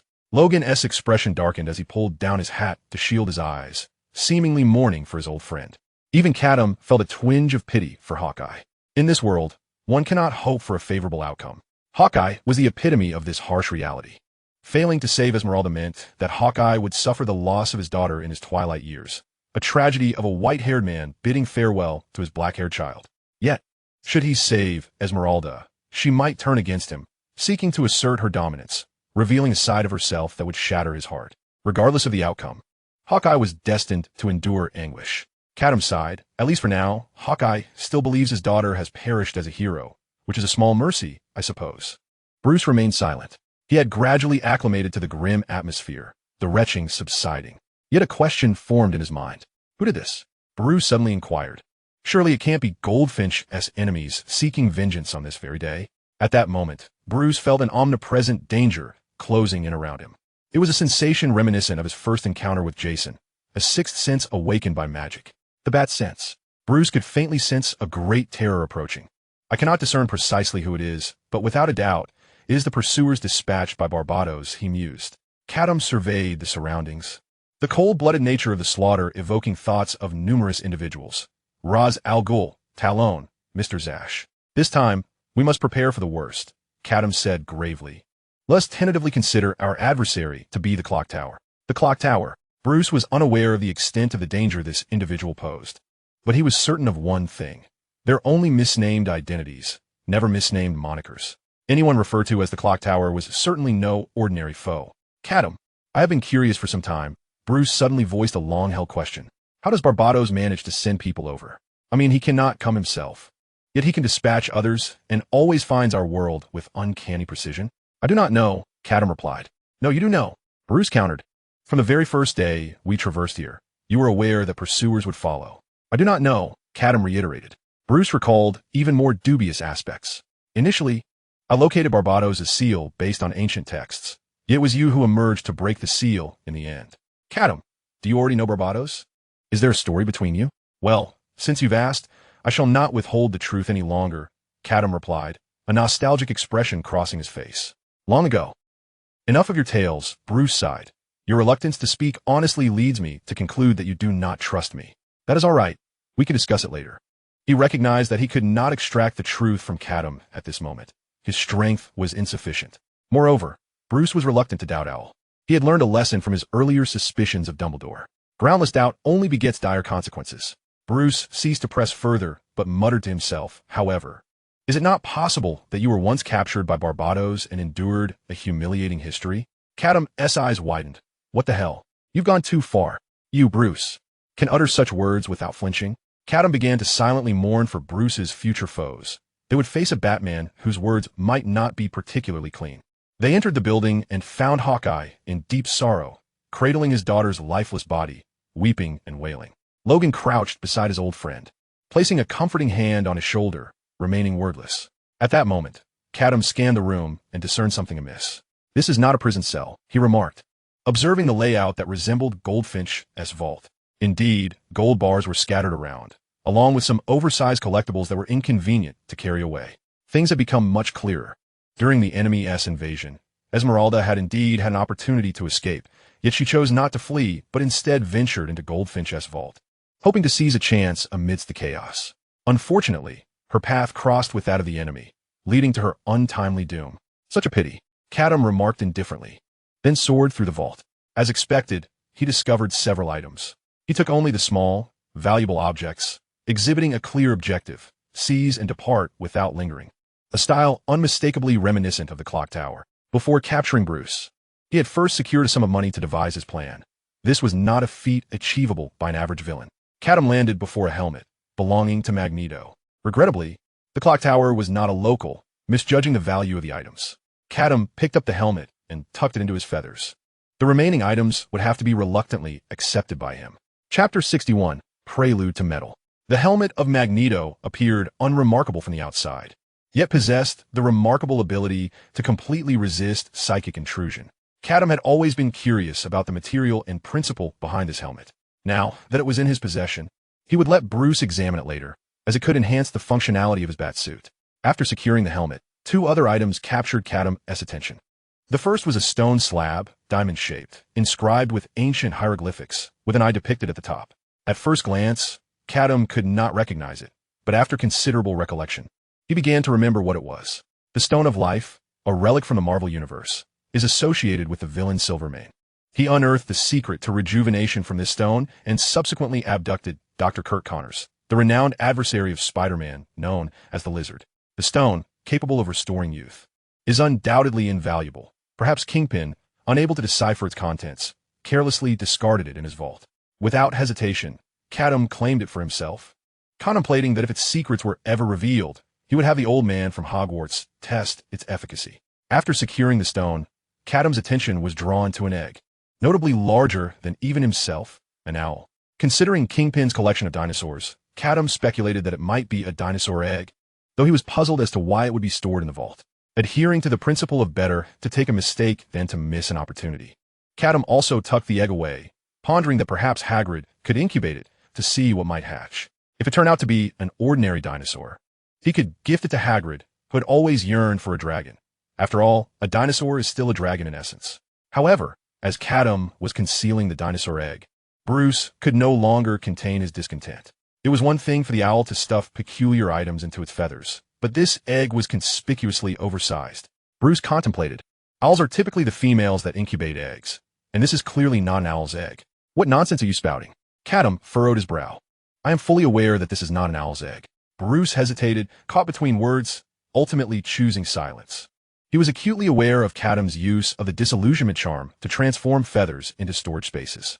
Nonetheless, the items remained on Catum's person rather than being placed in another dimension, leading Bruce to ponder the implications of Catum stowing an egg so close to him. If something does hatch, what will you do? Meanwhile, on the other side, Hawkeye clutched his daughter, his tears long dried, yet he remained engulfed in sorrow. He was consumed by boundless regret, haunted by the thought that had he arrived sooner, perhaps tragedy could have been averted. Logan squatted beside him, silently resting a hand on his shoulder. After a prolonged silence, Hawkeye finally regained his composure, wiped his tears, and emerged from the vault, cradling his daughter's lifeless body. After mourning, he had to press on. Bruce followed closely behind, unable to resist inquiring, "Do you know who the perpetrator is?" Hawkeye would undoubtedly seek vengeance for his daughter. "I cannot say," Catum replied from above, shaking his head. "Regardless of who it may be, I sincerely hope it is not the Black Mask." "Why is that?" Bruce countered. "You have mentioned Black Mask repeatedly. Is he truly that terrifying?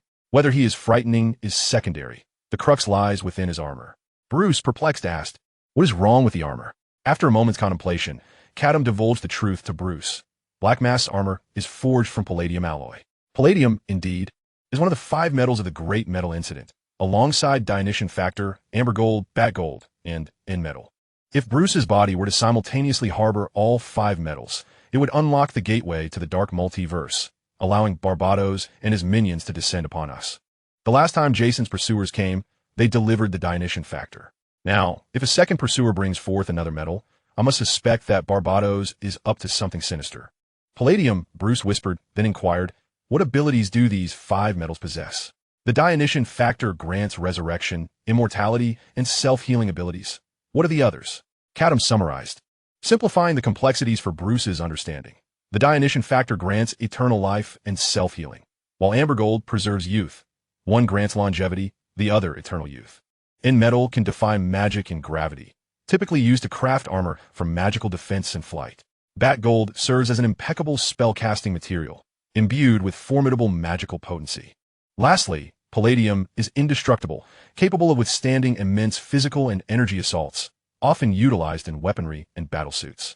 Having shared this, Catum reflected on the rarity of these 5 metals. Individually, they're exceedingly precious, yet together, coupled with the Batman, they could become the threshold to the dark universe, representing the most ominous entity in existence. If possible, it would be best for Bruce to steer clear of such matters. Of course, Catum concluded with a hearty laugh. The arrival may not necessarily be Black Mask. Perhaps we will not encounter Palladium at all. One cannot speak so lightly, Bruce retorted, unyielding in his resolve to plan for the worst. Is that not what you have advised me? Very well, Catum conceded, acknowledging Bruce's growth since their earlier encounters. They followed Hawkeye out, boarding the Spider-Mobile, and returned to the town of Thwip. What transpired thereafter was undeniably somber. Hawkeye had ventured to rescue his daughter, but returned only with her lifeless form. Regardless of his profound grief, he faced the ire and accusations of his ex-wife, Toya. In overwhelming sorrow, Hawkeye led their small group away from Thwip, continuing towards New Utopia. The Spider Mobile sped towards the once monumental Presidential Mountain, where the visages of Presidents Washington, Jefferson, Roosevelt, and Lincoln were carved into the stone. Additionally, there stood a fifth, newly engraved president, whose visage overshadowed the previous four, current President Red Skull. As the war vehicle passed by Presidential Mountain, Hawkeye's sightless eyes seemed to fixate upon the image of Red Skull, determination flashing across his face. Red Skull, await my retribution. Chapter 62. The Invincible One has fallen again. The animosity between Hawkeye and Red Skull remained unspoken, shrouded in mystery. The truth behind the Avengers' disbandment had yet to be revealed, a secret Hawkeye seemed reluctant to disclose. As their journey neared its midpoint, they encountered a predicament. A Tyrannosaurus Rex, exceeding 10 meters in length, relentlessly pursued the Spider-Mobile. Despite Hawkeye flooring the accelerator, he could not shake off their relentless pursuer. Was this an assassin sent by Kingpin? It is not quite so. Bruce is more inclined to believe that they have merely encountered a wild Tyrannosaurus Rex. I have long wished to inquire. Bruce, seated in the back, frequently glanced back at the dinosaur, pondering the origin of these creatures. Even if America has transformed into a wasteland, there should be no reason for the reemergence of extinct dinosaurs. What grievances do you harbor against dinosaurs? Catum turned his head backward, joining Bruce in scrutinizing the creature behind them, and remarked, strictly speaking, I am also a dinosaur. Birds are descendants of dinosaurs. Their incessant chatter was abruptly interrupted as the Tyrannosaurus began to undergo a transformation. A viscous, black substance, reminiscent of oil, began to spread across the dinosaur's body, as if it possessed a life of its own, swiftly enveloping the creature entirely. A symbiote. Catum recognized the true nature of the substance. At that moment, Hawkeye finally comprehended why they had become targets. So this is how it is, he said.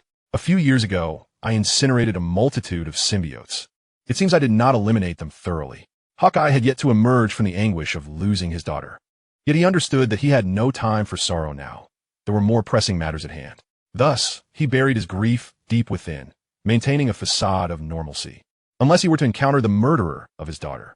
Meanwhile, upon hearing Hawkeye's explanation, Logan erupted with expletives. Damn it, you brought us into this mess. I apologize. Hawkeye replied nonchalantly. Now is not the time for mutual blame. Escaping the pursuers is our utmost priority. Logan's eyes widened in disbelief. You truly have a way with words. Where's the mutual blame? Are we not solely blaming you? The vehicle sped forth, yet they could not shake off the pursuing symbiotic Tyrannosaurus, and the gap between them was swiftly closing, threatening to be overtaken. Hawkeye suddenly turned his head toward Logan. Logan, it has been a pleasure traveling alongside you thus far. We now have only one option left, which may resolve our crisis, albeit requiring a bit of sacrifice on your part.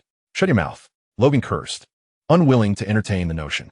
He could surmise Hawkeye's ulterior motive. That was to have the Tyrannosaurus consume Logan, allowing him to utilize his healing abilities to regenerate within the creature's belly and then burst forth. I'm telling you plainly, do not even think about it. The mere thought of such a scenario filled Logan with revulsion. He would not act, even against a mere Tyrannosaurus. Hawkeye whistled.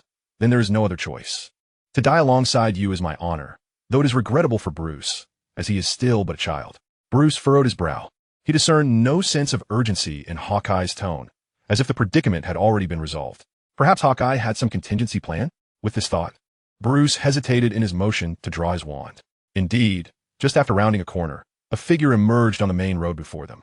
He stood ahead, clad in a black battle suit, enveloped in a cloak, exuding an aura reminiscent of Batman. Hawkeye seemed to have anticipated this individual's existence, as he deftly maneuvered the steering wheel to bypass him. As the vehicle brushed past the figure, Hawkeye brought his fingers together in a salute. I entrust you. Black Bat King.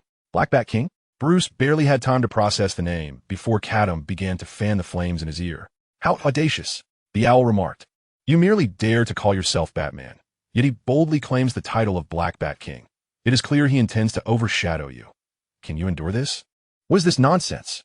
Bruce had no desire to hear Catum's incessant prattle. The vehicle continued onward past the Black Bat King, while the symbiotic dinosaur approached menacingly.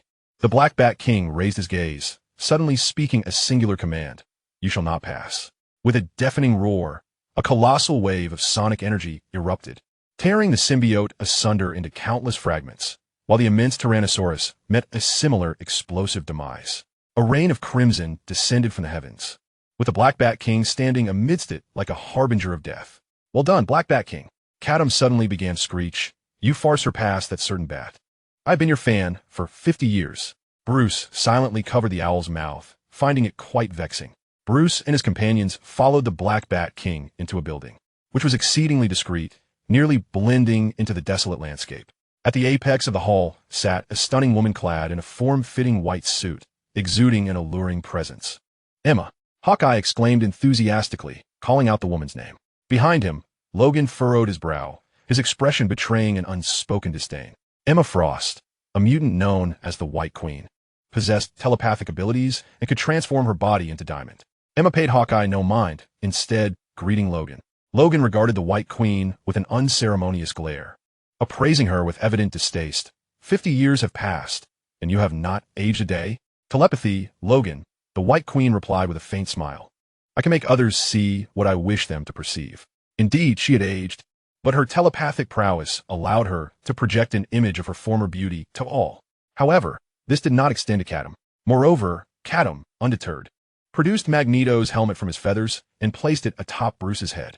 In an instant, Bruce found himself akin to the protagonist of The Shining, helplessly witnessing a beautiful young woman transform into a gaunt old crone, her face adorned with exaggerated makeup. Bruce endeavored to maintain a facade of indifference. At this juncture, the White Queen continued her conversation with Logan and the others. "So, as you traverse my territory, what precisely do you intend to accomplish?" "Merely passing through," Logan replied nonchalantly.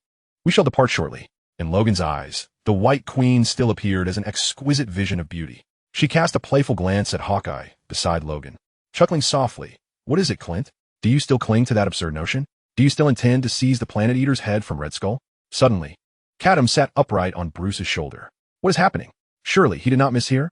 The invincible Planet Eater has perished?" Chapter 63, The Law of Causality. "Clint, what is going on?" Logan inquired with a furrowed brow. "You have never mentioned this matter to me." It was the first time he had heard of the Planet Eater, as previously Hawkeye had been tight-lipped. "Shouldn't you provide us with an explanation?" "Do not be agitated, Logan." Hawkeye gestured for Logan to remain calm, assuring him that it was not too late to speak. "I never intended to involve you," he insisted, urging him to maintain his composure. After a moment of contemplation, he organized his thoughts and began to elucidate the situation to Logan and Bruce. The head of the Planet Devourer had materialized unexpectedly a decade ago. As Hawkeye narrated the tale, Catum gradually pieced together the events. Moreover, drawing from the known comic storyline, he made further connections. In truth, this particular head of the Planet Devourer did not belong to the Devourer of this time, but originated from the future. The saga of the Red Sunset universe comprises 3 parts, featuring the protagonists Old Man Hawkeye, Old Man Logan, and Old Man Star-Lord. The narrative of Old Man Hawkeye unfolds 5 years prior, detailing his quest for vengeance against those who betrayed his team upon learning of his impending blindness. The annihilation of the Avengers stemmed from the treachery of the Thunderbolts, leading Old Man Hawkeye to single-handedly eliminate all surviving members, including Bullseye and Baron Zemo, successfully avenging his fallen comrades. The tale of Old Man Logan is the one presently unfolding. Lastly, 5 years hence, the invincible Planet Devourer, accompanied by his Cosmic Truth Church, invades Earth, only to be thwarted by Old Man Star-Lord, who resolves the crisis by shooting the Planet Devourer in the head, resulting in a significant transformation. The bullet he fired was a shard of the Time Stone, which, while killing the Devourer, also transported his head back 15 years into the past. Thus, the Planet Devourer, once enlightened, became utterly perplexed. Upon returning to the past, his head fell into the hands of Red Skull. One might pity the Planet Devourer, whose status was lofty yet whose power fluctuated. He fed on the life energy of planets, capable of attaining boundless strength when satiated, yet he was often left wanting. Thus, he frequently became a mere unit of measurement for power, having met his demise countless times throughout Marvel's history. Catum lamented, what could he possibly consume? It seemed cruel. Not only was he slain, but after death, his head would be severed from his body, necessitating separate burial arrangements. Bruce cast a sideways glance at Hawkeye, perplexed by the latter's peculiar thought processes. Hawkeye persisted with his narrative. The head of that deity was enormous, even larger than an average building, imbued with extraordinary power. Upon acquiring it, Red Skull glimpsed visions of the future. In those visions, he did not see himself.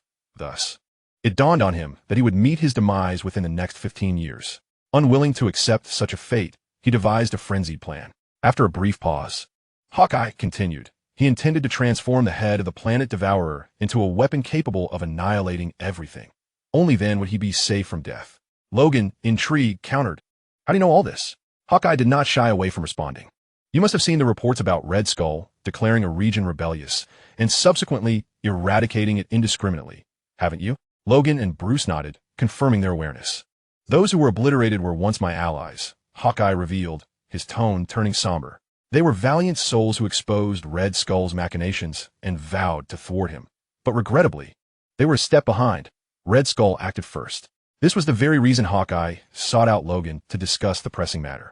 Catum furrowed his brow, sensing an ominous premonition. No matter the universe, Hawkeye seemed to carry an essence of fate intertwined with him. In the MCU, he had repeatedly set flags, appearing as if he were on the brink of death. Consequently, in Avengers, Age of Ultron, Quicksilver perished, and in Avengers, Endgame, Natasha met her end. Yet Hawkeye himself? He emerged unscathed after defeating Thanos, even taking on Apprentice and savoring a life of leisure. In this universe, Hawkeye retained that same quality. Whether in the Avengers or opposing Red Skull's insurgents, they had all once been his comrades, yet they had been ruthlessly wiped out. Yet here stood Hawkeye, very much alive before them. It was absurd. Catum now faced a pressing question. Would such annihilation occur a third time? Currently, Hawkeye's allies were none other than themselves. Catum whispered to himself, Hawkeye, it appears you're the most ill-fated existence in all of Marvel. Bruce, overhearing this, was left bewildered. Catum offered no further explanation, emboldened by the notion that he and Bruce would ultimately prevail. As long as they moved swiftly, danger would always lag behind. As Hawkeye concluded his account of Red Skull's conspiracy, Logan stood in silence, grappling with the realization of the perilous path Hawkeye was embarking upon. Seemingly prepared for a one-way journey. Hawkeye, Logan regarded his old friend, as if wishing to articulate something. Yet after a prolonged silence, he sighed, I wish you luck. I've already stated I will never lift a finger again. That's all right. I understand, Hawkeye replied nonchalantly, not pressuring Logan into assistance. They rested briefly at the White Queen's base before preparing to depart. Just as they were about to leave, Emma Frost, the White Queen, called out to Logan. Though Bruce viewed her as an elderly woman, Logan still perceived her as youthful and beautiful, reminiscent of an American Horror Story character. Logan, the White Queen inquired with a smile, have you found the life you seek? Do you feel a sense of belonging? Logan regarded the traitorous mutant with a cold demeanor, refraining from a direct response. You can read my mind and see for yourself, he retorted. The White Queen gazed at Logan in silence. It remained unclear whether she had indeed probed his thoughts, but in the end, a satisfied smile graced her features. That's splendid. The Spider-Mobile resumed its journey, this time with Logan at the wheel and Hawkeye resting in the passenger seat. In the back, Catum scrutinized Hawkeye, seemingly attempting to discern the essence of fate that surrounded him. Would Hawkeye's misfortune extend to them as well? Sensing the scrutiny, Hawkeye turned to Bruce and offered a smile, mistakenly believing Bruce was observing him. Speaking of Bruce, he truly was a good lad, young, yet possessing a heart yearning to protect others.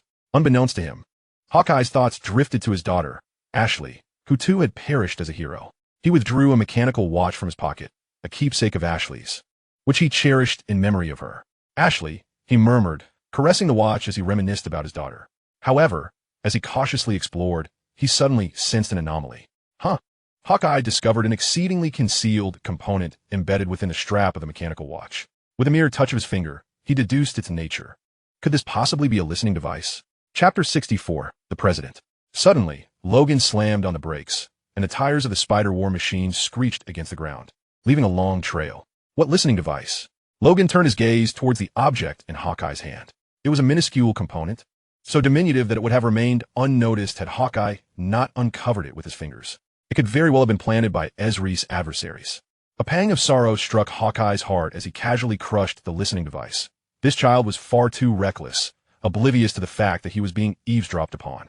Alas, it was no wonder ESRI ultimately fell into the clutches of Kingpin. Hawkeye and Logan did not regard the listening device with any seriousness, as they naturally assumed it was not aimed at them. After all, these two old men harbored no secrets worth eavesdropping on. Only Catum, upon witnessing the device, sensed the gravity of the situation. Something was amiss.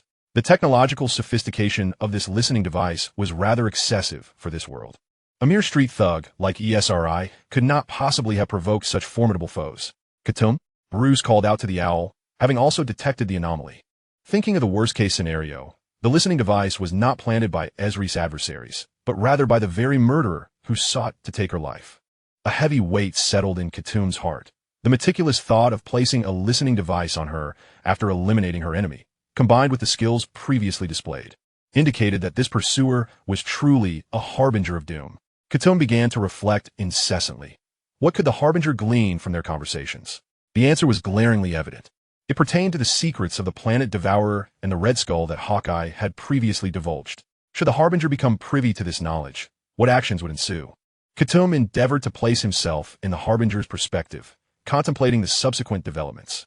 Although the harbinger sought to eliminate Bruce, he would not strike until a sufficiently satisfactory plan had been devised. Therefore, when he did make his move, it would undoubtedly be with absolute confidence. Catum resignedly lifted his gaze towards Hawkeye. Would the threads of fate surrounding this fellow once again be set into motion? New Utopia was drawing ever closer. Bruce and his companions arrived at the renowned Ant-Man crossroads, where they were met with the sight of a colossal skeletal structure sprawled across the intersection. This was the remains of Ant-Man, who had perished after undergoing gigantification. The scene left Logan and Bruce profoundly shaken, for they finally comprehended the significance of this location. As two roads intersected beneath the remains, it was aptly named Ant-Man Crossroads. Ant-Man was a venerable member of the Avengers, and Hawkeye had refrained from elaborating on this due to the difficulty in voicing it. Upon passing through Ant-Man Crossroads, Logan removed his hat and observed a moment of silence. The atmosphere within the vehicle grew somber, punctuated only by the roar of the War Machine's engine. After traversing Ant-Man Crossroads, the silhouette of a magnificent city loomed ahead, New Utopia. As the War Machine entered, Logan was instantly awestruck by the city's splendor. Truly, it was the city of the President, showing no signs of decline even compared to 50 years ago. At the heart of New Babylon stood a colossal statue of the great Red Skull President, who raised his left hand, clutching countless foes that had once opposed him. New Babylon was a city wholly belonging to the Red Skull. Meanwhile, within the presidential palace of New Babylon, the Red Skull stood in his exhibition room, quietly admiring his collection. Before him was a grand display case, housing relics of the superheroes who had opposed him over the past 50 years. Iron Man's armor, Doctor Strange's cloak, Spider-Man's mask, Thor's helmet. At the top of the display case lay a circular shield adorned with a star pattern, belonging to the Red Skull's former nemesis, Captain America. 50 years ago, the burning White House. Captain America lay on the ground, devoid of any will to resist. The Red Skull, with his hands clasped behind his back, gazed down upon this symbol of heroism, a wave of ecstasy surging within him. It was clear that with such fragility, I should have united all villains long ago. The Red Skull, from his lofty position, looked down at Captain America, proclaiming, "From this day forth, this nation belongs to us. I shall rend your beloved America into pieces and distribute them among my minions. They are all nefarious criminals, and once we seize the land, they will inflict endless humiliation upon this once beautiful country." Steve, how do you feel now? Captain America could muster no strength to speak, tears of defiance streaming down his cheeks. Do not hope for any miracles. The outcome of this battle cannot be reversed, not even by the divine, for the gods are absent. As the Red Skull approached Captain America, he reassured him, "Do not fear, it will be over soon." He then pressed his thumbs against Captain America's eyes and exerted tremendous force. After the serum transformation, his strength far surpassed that of ordinary men, now unleashed without restraint. Captain America let out a chilling scream as he was consumed by endless agony, his head crushed by the Red Skull's hand. Time returned to the present. The Red Skull's face was unmistakably adorned with Captain America's once-cherished mask. Moreover, he was clad in Captain America's uniform, stripped directly from his adversary, a veritable authentic piece. The mask, stained with blood and faded with time, had not been cleansed in 50 years. The Red Skull's ancestors would skin their enemies after slaying them, and his current donning of Captain America's attire was a direct emulation of this ancestral practice. With my current prowess, I could effortlessly vanquish Steve in a fair contest. The Red Skull murmured to himself, his tone laden with immeasurable satisfaction. I have far surpassed that Captain America. In this world, who could possibly rival his greatness? He succumbed to his own thoughts, lost in reverie, until he finally pulled his mind back with a sense of fulfillment. The Star Eater weapon has been successfully developed. No one can kill him now. The visions of the future he once beheld shall never materialize. Never again. Forever shall it be. He, the Red Skull, has ascended to become the strongest among the strong. Yet at that moment, have you finished reading? A voice resonated, entirely unfamiliar, imbued with a hint of mechanical resonance. The Red Skull was suddenly beset by goosebumps and spun around to find a figure standing in the corner of the exhibition room, clad in tactical armor and a yellow-black mask. The Grim Reaper stood with arms crossed, quietly leaning against the corner of the room. "Who are you?" Red Skull demanded loudly. "How did you get in here?" How long had he been there, without even noticing? The self-proclaimed strongest president was now engulfed in profound panic. A sense of insecurity enveloped him entirely, leaving Red Skull cold and trembling. "Do not be alarmed. I have merely come to propose a transaction." The Grim Reaper spoke softly. "What transaction?" Red Skull inquired. "I require certain resources that you possess as president." The Grim Reaper slowly approached Red Skull, adding, "In exchange, you will receive my gratitude." Chapter 65. If your heart is uncertain, do not set forth. "Your gratitude?" Red Skull scoffed, as if he had heard the most ludicrous joke in existence. "How did you manage to enter?" As he spoke, Red Skull sprang into action. He abruptly reached out, shattering the glass of a display case, and seized the sword in the stone, once belonging to Captain Britain. This formidable weapon, capable of cleaving cosmic barriers, had become mere scrap iron since its master's demise. Now, in Red Skull's hands, it was merely a sharp blade. Yet, that was sufficient. Red Skull turned, swinging the sword in an attempt to sever his enemy's form. But just as the sword in the stone was about to strike, a flash of cold light appeared, and a blade was already poised at Red Skull's throat. He drew his sword swiftly, but the Grim Reaper was swifter still. "Let's not be unfriendly." The Grim Reaper exerted just enough pressure for the blade to pierce Red Skull's skin, drawing forth a trickle of blood. Emotionlessly, he commanded, "Lower your sword. Let's converse amicably." Red Skull's expression remained unchanged. As a president, could a mere death threat truly intimidate him? Red Skull adhered to his principles, one of which was the value of peace. With a clatter, the sword in the stone was tossed to the ground. The Grim Reaper flicked his foot, sending the sword soaring into his grasp. "What a splendid weapon," he mused, casually placing it behind him. "Now, let us return to our earlier transaction." Withdrawing his sword, the Grim Reaper added, "Do not feel humiliated. In the end, you shall thank me." Red Skull retreated a few steps, clutching his neck, gasping for breath. He had genuinely felt the specter of death moments ago. "What do you desire?" Red Skull's tone, laced with hostility, bore a hint of trepidation. Was it money? Territory? He simply wished to rid himself of this nuisance, even if it meant bleeding profusely, as long as he could send this harbinger of doom away. He would deal with the incompetent security personnel at the presidential residence later, the very ones who had failed to notice their beloved president's near assassination. "Do not rush to inquire what I want." The Grim Reaper maintained control of the dialogue. "You have created a weapon of godlike caliber, hoping to preserve your life with it?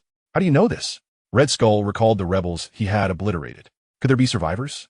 Yet, as he posed the question, another flash of cold light appeared before him. Red Skull had not even seen the Grim Reaper draw his blade before a line of blood marred his face. "Do not respond to a question with another question." The Grim Reaper's patience was wearing thin. "You must realize that this tactic is futile. Your life is in my grasp." This was indeed true. The weapon forged from the head of the Planet Eater possessed immense power, yet it was cumbersome, rendering it impossible to carry at all times. Should Red Skull find himself engaged in close combat, that weapon would become useless. "I can inform you how to address this predicament, and even disclose who currently seeks to eliminate you." Observing Red Skull's hesitation, the Grim Reaper finally articulated his terms of exchange. "However, in return, your subsequent actions must be directed by me." New Babylon Bar. As Bruce and his companions arrived in New Utopia, it was time for their farewells. Hawkeye intended for no one to follow them on their next endeavor.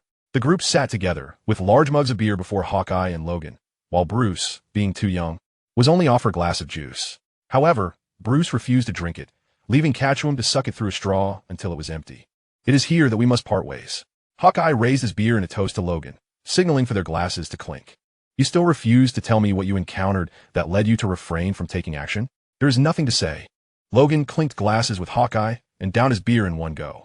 Lighting a cheap cigar, he took a deep drag, exhaling a plume of smoke, and sighed heavily. Logan closed his eyes, painful memories flooding back to him. It was merely a matter of some wear and tear. Despite his words, his tone betrayed his distress. Hawkeye shook his head, speaking softly. "Speak of it. You are nearing your limit. Keeping the past bottled up will only crush you." Logan opened his eyes. "I can tell you everything." He turned to Bruce, solemnly advising, "Listen closely, kid. If you aspire to be a superhero, These are inevitable fates you cannot escape. If your heart is uncertain, do not tread this path lightly. Logan then recounted a nightmarish tale. Before it all transpired, I believed it to be an ordinary evening. Leaning back in his chair, he began, that night, an emergency alarm blared within Xavier's School for Gifted Youngsters as countless criminals invaded the academy. Faced with these ruthless offenders, I did not falter. Enraged, I extended my adamantium claws, battling alongside them with a mindset of embracing death. To protect the students, I slaughtered relentlessly, my body drenched in blood, until I eliminated the last invading criminal, Bullseye. This cannot be. Hawkeye suddenly realized the inconsistency. Bullseye has been alive until 5 years ago. I personally killed him. At that time, he had just lost his sight and engaged in a final duel with Bullseye. Hawkeye had aimed for Bullseye's heart, but struck his head instead, claiming victory. Indeed, this can only indicate that the one I killed was not Bullseye. Logan's breathing became labored, his body trembling, fists clenched tightly. Not only was Bullseye a fabrication, but the other criminals were illusions as well. They were my teammates and the children of the academy. Upon hearing this, Bruce was rendered speechless. He could not fathom the hellish scene of personally obliterating everything he sought to protect. Had he been in Logan's shoes, he surely would have crumbled on the spot. As I struck down the final adversary, the phantoms dissipated. Logan recalled with anguish, seeing Professor X collapsed in a pool of his own blood, his gaze more despondent than my own, for those illusions were conjured by him. The true puppeteer behind it all was the criminal master of illusions, who manipulated Professor X, just as transpired in X-Men 2. On that fateful night, the X-Men met their demise, leaving only the utterly shattered faith of Professor X and Wolverine.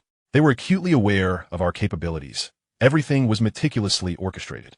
Logan remarked that if Professor X wished to survive, even with his body in ruins, he could resurrect in another's mind, while I was essentially indestructible. Thus, we were selected to be the executioners of this massacre. From that day forth, the professor descended into madness, and I have merely drifted through existence until now. Logan seized Hawkeye's beer and drank deeply once more. After recounting the past, he felt a sense of relief for the first time. Bruce, ponder this well, Logan finally said. When you become a hero and your foes cannot harm you, you may turn your hand against those closest to you. The path of a hero signifies eternal solitude. Bruce remained silent, uncertain if he could bear such a price. The night deepened. Bruce and his companions prepared to leave the bar, bidding their formal farewells. I must fulfill my mission. Hawkeye waved to them, Logan. It's all in the past. You must look ahead. Once I accomplish my mission, it will be tantamount to avenging you. The Red Skull is the greatest puppet master.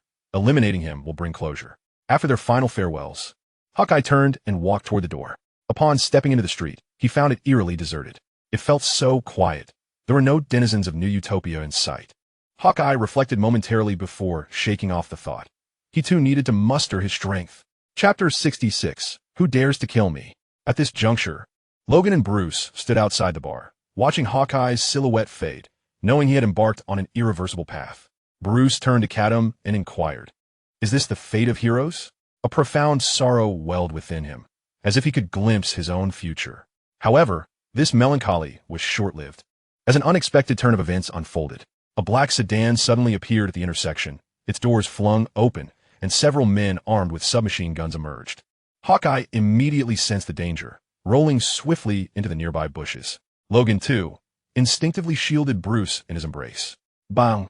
Bang! Bang! The submachine guns erupted in a hail of bullets, countless rounds striking Logan's back, eliciting a muffled groan as his flesh was painted crimson. "Logan!" Bruce screamed in anguish. "I'm fine." Logan gritted his teeth. "Mere bullets cannot fell me." Yet, the agony etched on his face was unmistakable. Meanwhile, several arrows shot forth from the underbrush, finding their marks in the assailants with deadly precision. They were deprived of life before they could react. The driver of the black sedan pressed the accelerator, speeding away without a backward glance. Hawkeye remained concealed in the foliage, vigilant against any lurking threats. Logan trembled as he rose, forcing the bullets from his body one by one. "We are being hunted," the seasoned Logan deduced instantly. They needed to vacate the area. This was no longer safe. "No, it's too late." Bruce shook his head, having already spotted more black sedans approaching.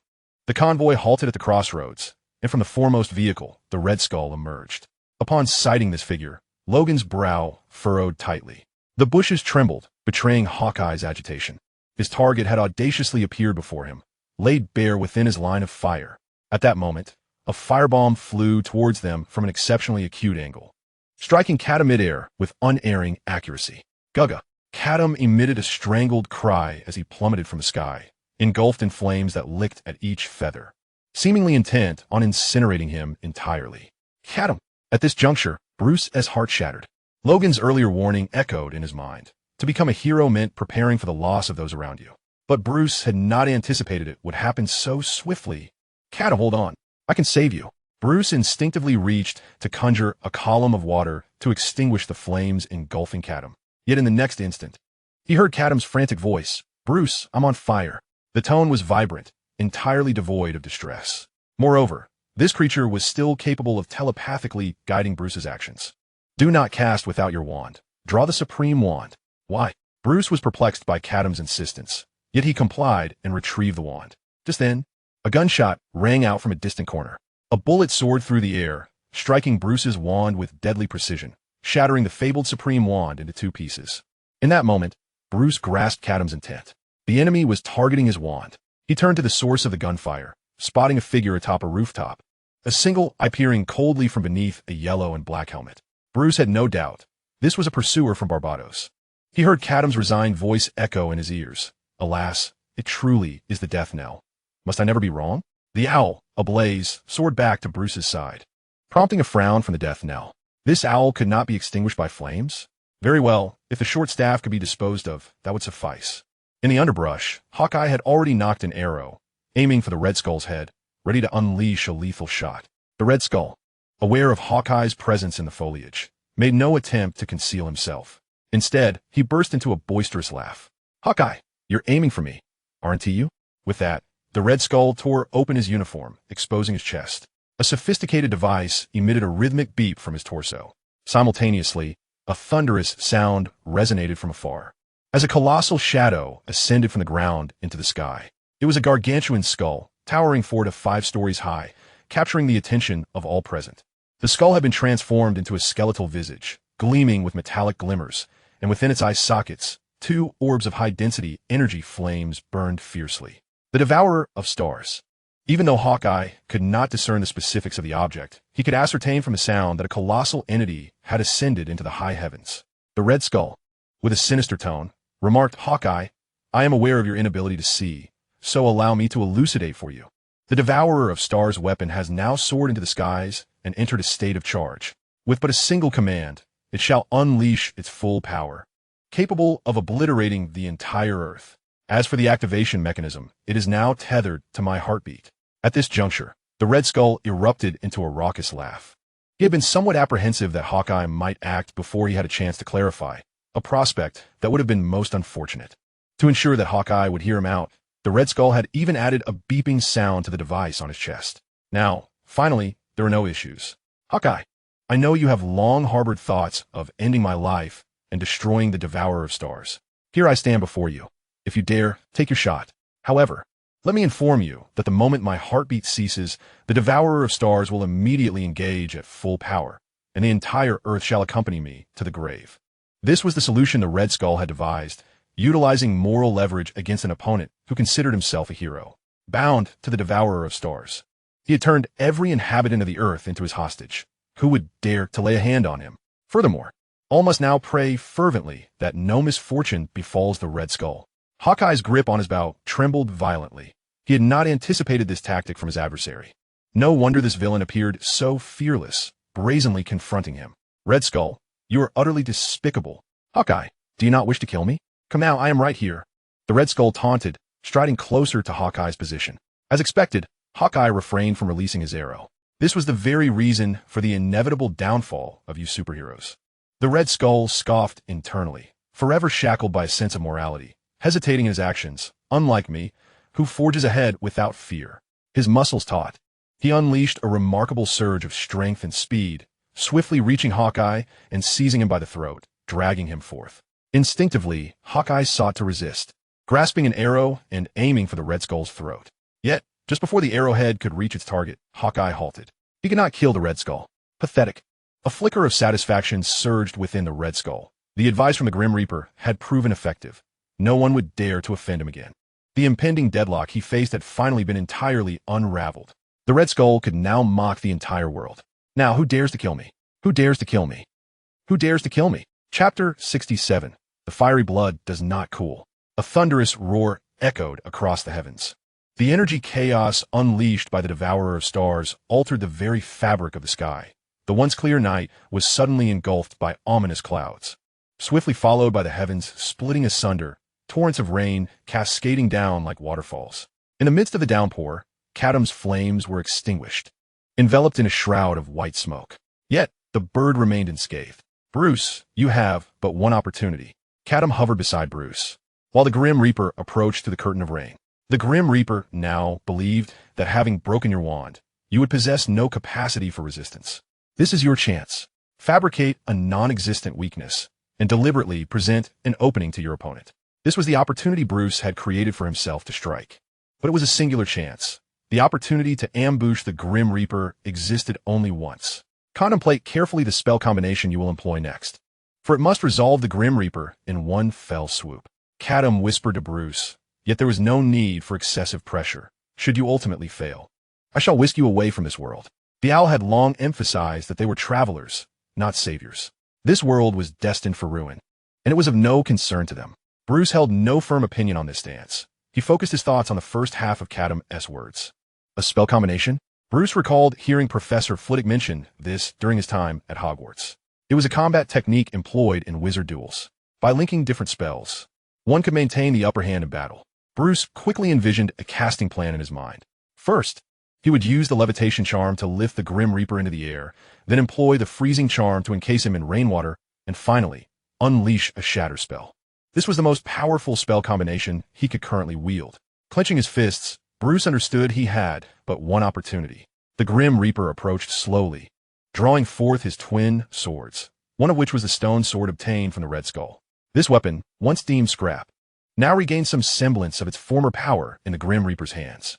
The rain poured down relentlessly, yet as it neared the blade, it seemed to be severed by an invisible force, naturally parting into two. It was as though nature itself bowed to the authority of the stone sword. I do not relish targeting children, yet the remuneration from my employer is exceedingly generous. The Grim Reaper's gaze was profound, fixated on Bruce's somewhat youthful visage. He possessed extensive experience in combat against Batman, thus understood that even a young Batman could hold the potential for a remarkable turnaround. One must never let their guard down until the final moment. He merely instructed me to bring you back. He did not specify that you must return unscathed. The Grim Reaper declared, bringing back your broken limbs would still fulfill the mission. As his words fell, the Grim Reaper suddenly lunged at Bruce with astonishing speed, so swift that the rainwater around him scarcely had time to react, leaving only a human silhouette in his wake. The twin swords slashed through the rain, and Bruce perceived a flash before him. Two silver streaks crossed his path, prompting an instinctive evasive maneuver. However, the Grim Reaper's target was not Bruce.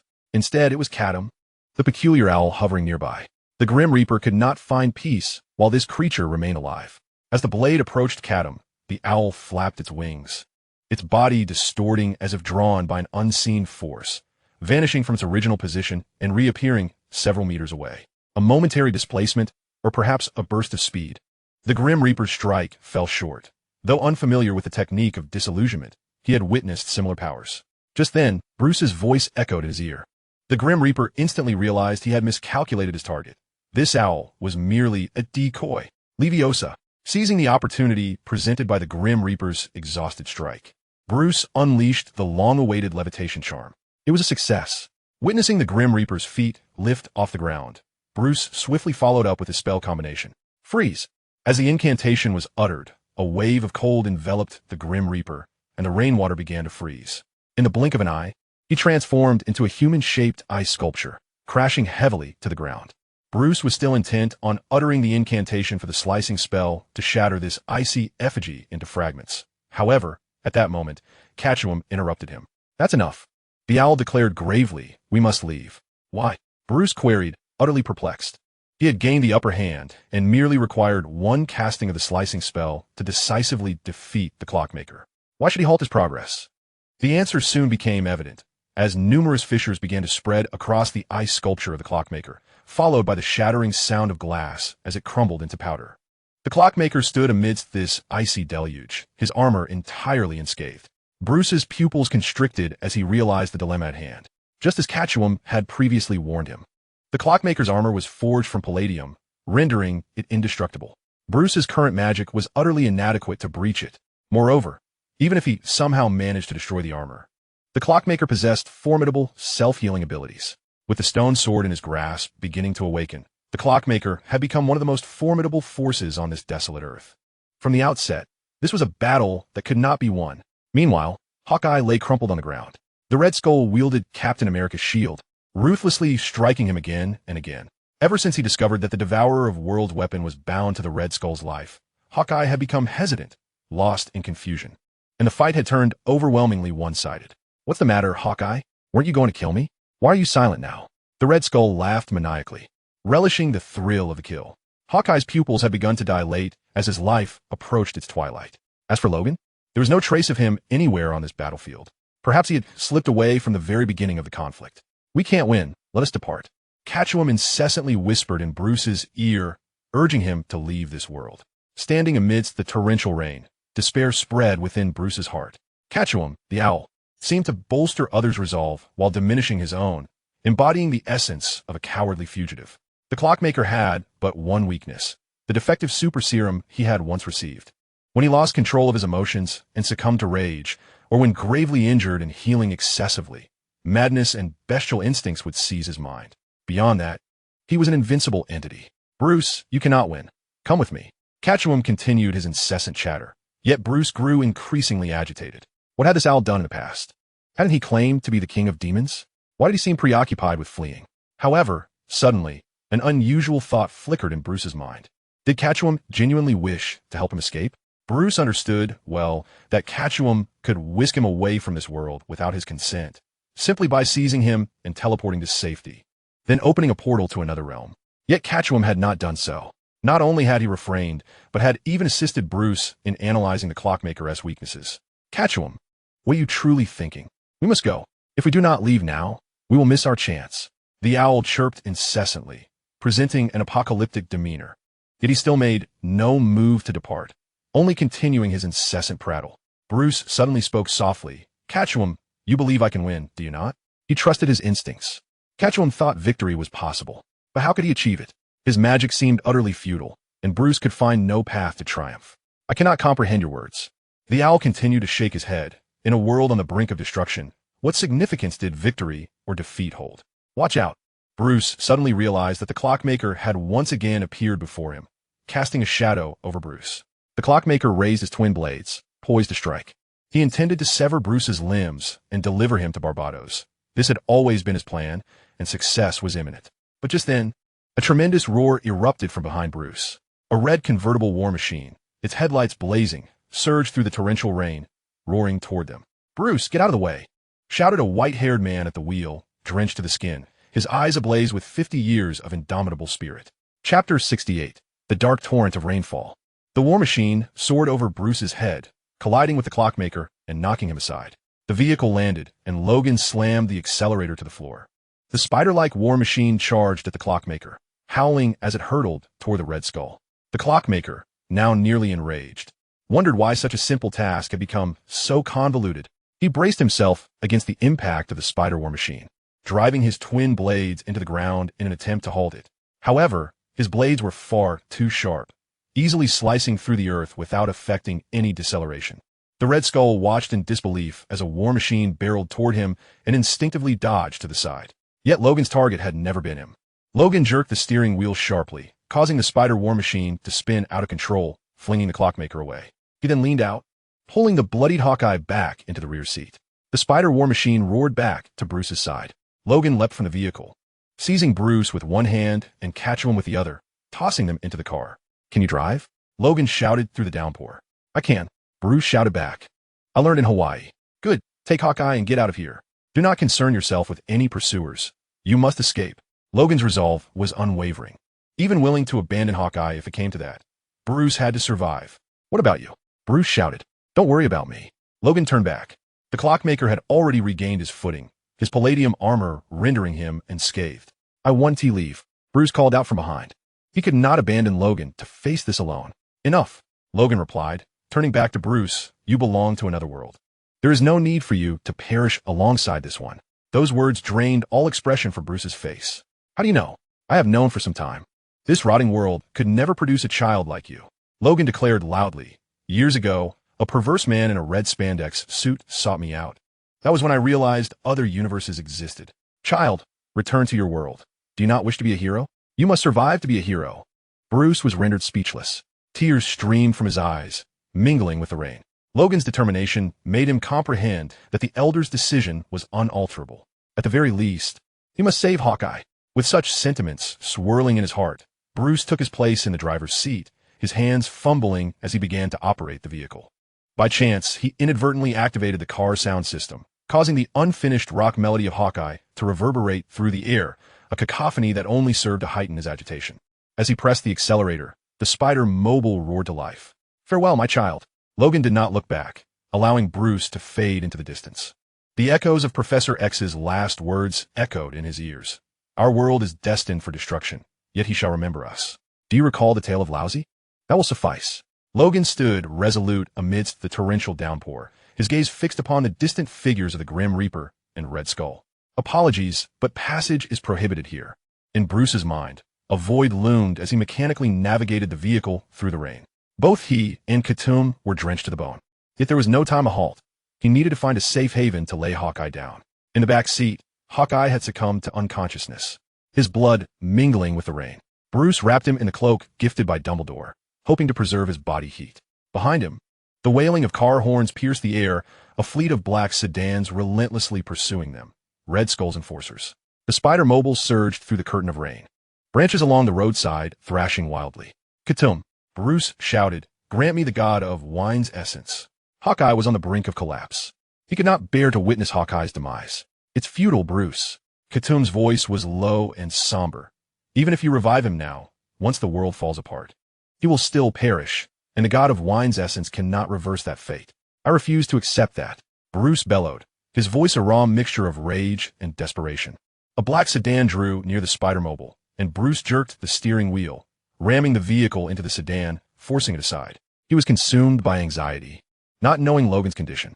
Both Hawkeye and Logan teetered on the precipice of death. Just then, the car's sound system finished Hawkeye's rock anthem and began to play Logan's song, a hauntingly old tune, steeped in solitude and suffering. Today I have wounded myself yet again, testing whether I still possess sensation. Logan, feeling the pain, surged towards the Grim Reaper and Red Skull. His body bore countless wounds, yet they healed swiftly. In the moment of clarity regarding what he must protect, Logan was no longer lost. Though he remained the weary elder, he dared to use his own body to shield himself from the most perilous foe. Do not pursue that boy. Logan had not fought in 50 years. Faced with the formidable mercenary, the Grim Reaper, he found himself nearly defenseless. Time and again, Logan was knocked down, yet he rose again and again. What insufferable nuisance you are. The Grim Reaper's patience was wearing thin. He spared no effort, seeking to eliminate the bothersome Logan with utmost haste. Yet, the result was Logan's self-healing becoming increasingly rapid. The Grim Reaper could no longer afford to waste time. He tightened his grip on his twin swords, thrusting them deep into Logan's body, then wrenched them apart, nearly cleaving him in two. With a thud, Logan collapsed to the ground, breathless. At last, he had dealt with this repugnant foe. The Grim Reaper sheathed his swords and began to stride past Logan, intent on pursuing Bruce. His mission could have been accomplished, but this wretched being had appeared to delay him. However, just as the Grim Reaper took a step forward, his ankle was suddenly seized with a vice-like grip, rendering him immobile. It was Logan who grasped him. The elder lay in a pool of blood, uttering in a faint voice, "Passage is prohibited here." He reiterated his vow, determined not to allow the Grim Reaper to chase after Bruce. Logan was old, his life nearing its conclusion. The only thing he could do now was to use his frail bones as kindling to ignite the flame of hope. "I know not what you cling to." The Grim Reaper spat in fury. Cling to what? Logan himself was uncertain. But that boy, Bruce, spoke of becoming a hero. A bitter smile crossed Logan's lips as he coughed up blood. To be a role model, he weakly asserted, the spirit of a hero is embodied thus, passed down through generations. The Grim Reaper drew a pistol from his waist, pulling the trigger. A flash erupted from the barrel, and the bullet lodged itself in Logan's brain. A role model? The Grim Reaper scoffed. The age of idealism is dead, never to be rekindled. He turned away, continuing on his path. Yet at that moment, a searing pain shot up from his foot. The Grim Reaper looked down to see a steel claw prying open the gap between his leg armor, deeply piercing his ankle. The Grim Reaper's pupils dilated in shock. A growl, silenced for 50 years, erupted once more, reverberating through the heavens and the earth. Logan summoned his strength, yanking the steel claw free. Amidst the gushing blood, a robust figure rose.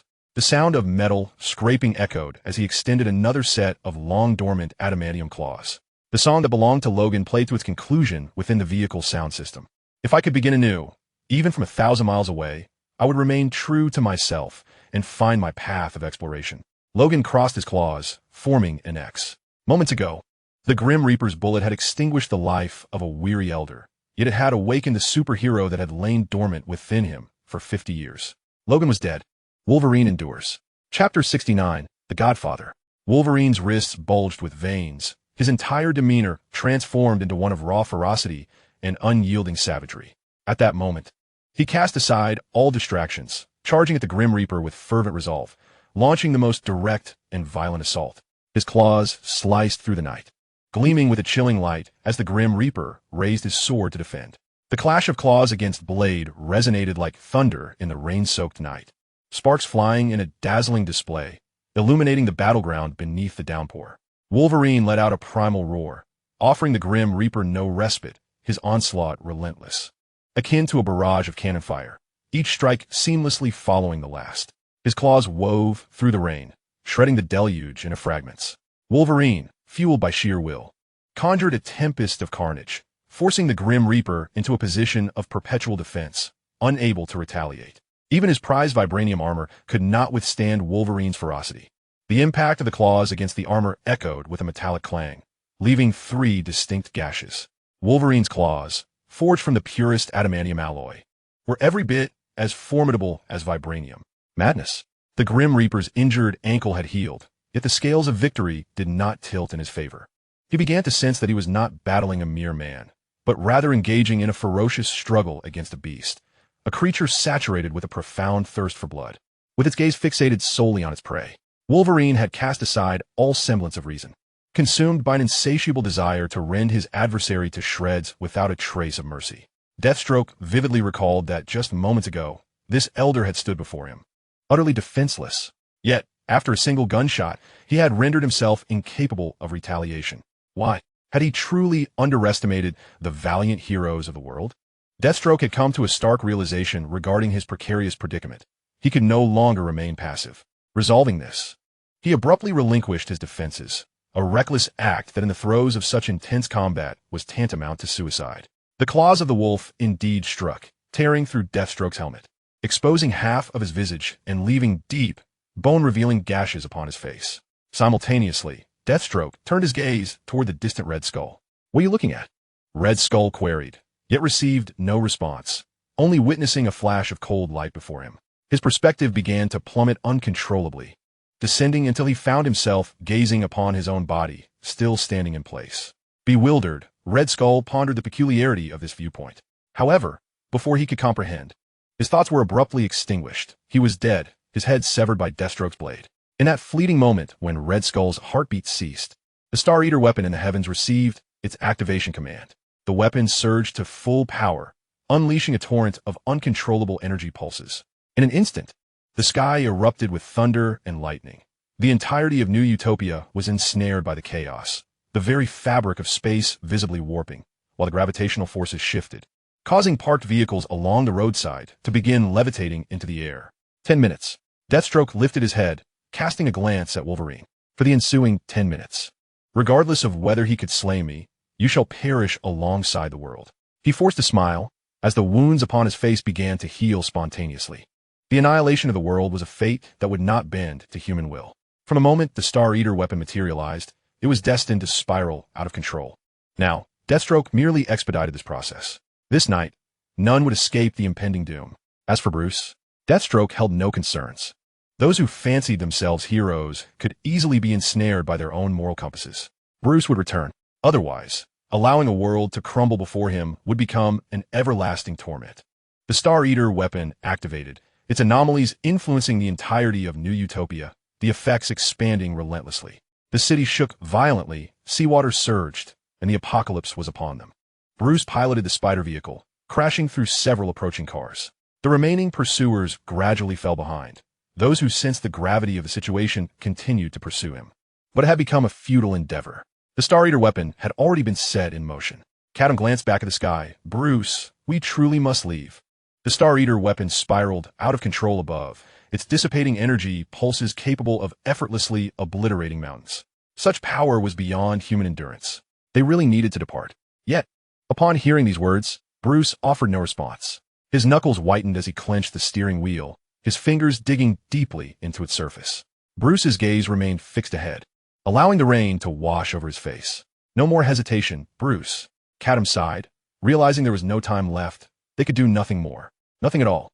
Bruce was unwilling to confront this reality. He felt that if he chose to flee now, he would never find peace. Whether fleeing from Deathstroke or passively witnessing the world's annihilation, both choices would haunt him eternally. This cannot be the end. Think.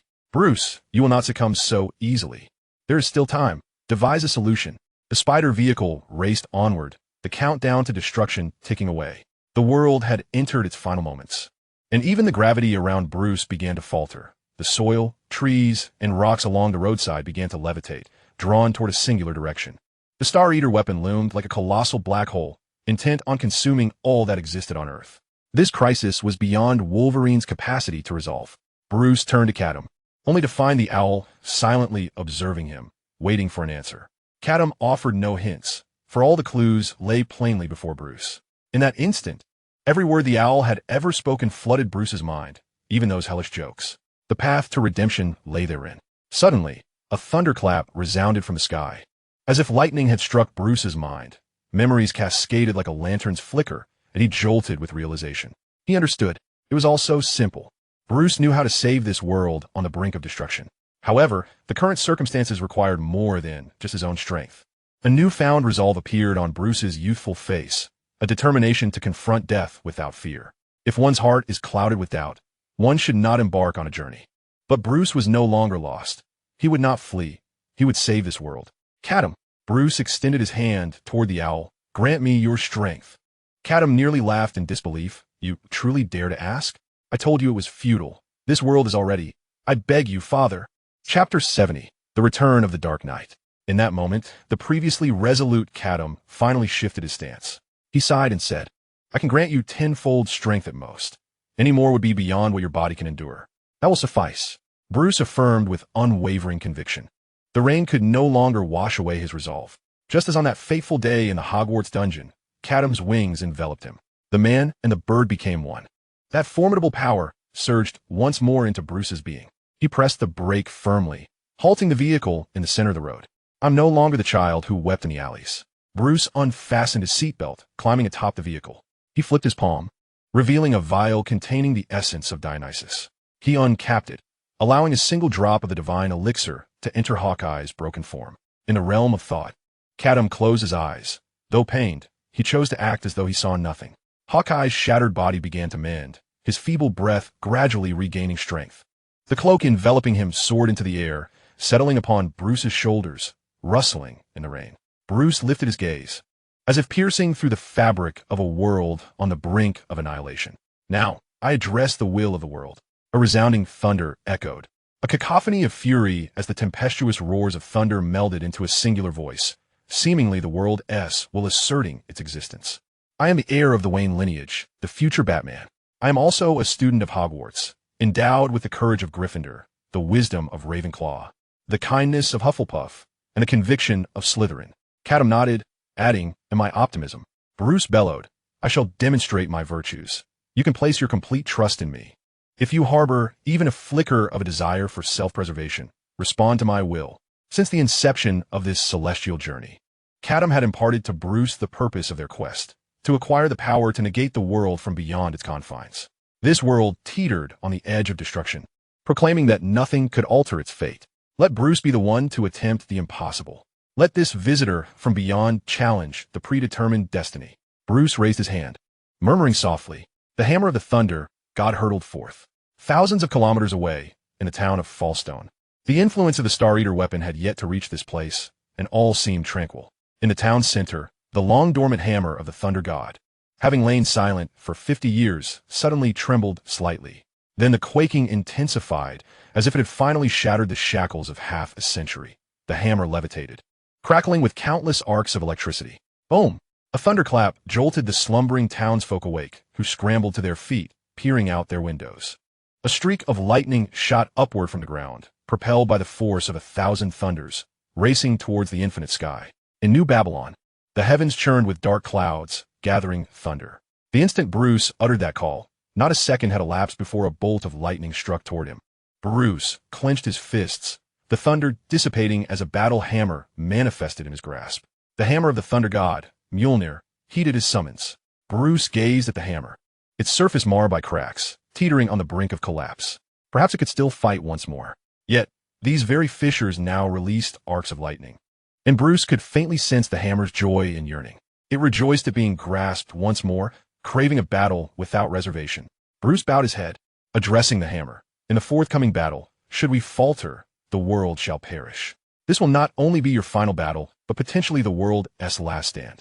The hammer crackled with thunderous fury, blue lightning coalescing as if liquefied, enveloping Bruce entirely, forming a suit of thunder, a visage of Batman. If you are prepared, then let us fight. Bruce suddenly lifted his head, his eyes ablaze with boundless electric light. For Logan's safety, I shall fight. For my convictions, I shall fight. For the survival of the world, I shall fight. Fight, fight, fight. Bruce swung the hammer of the thunder god with fervor, transforming into a bolt of lightning, racing towards the direction from which he had once fled in disgrace. Today, Bruce Wayne would wage his final battle for this world. After a series of metallic clashes, two figures were abruptly flung apart. Clock Tower wiped the blood from the corner of his eye with a sardonic smile, declaring, "It appears you cannot kill me."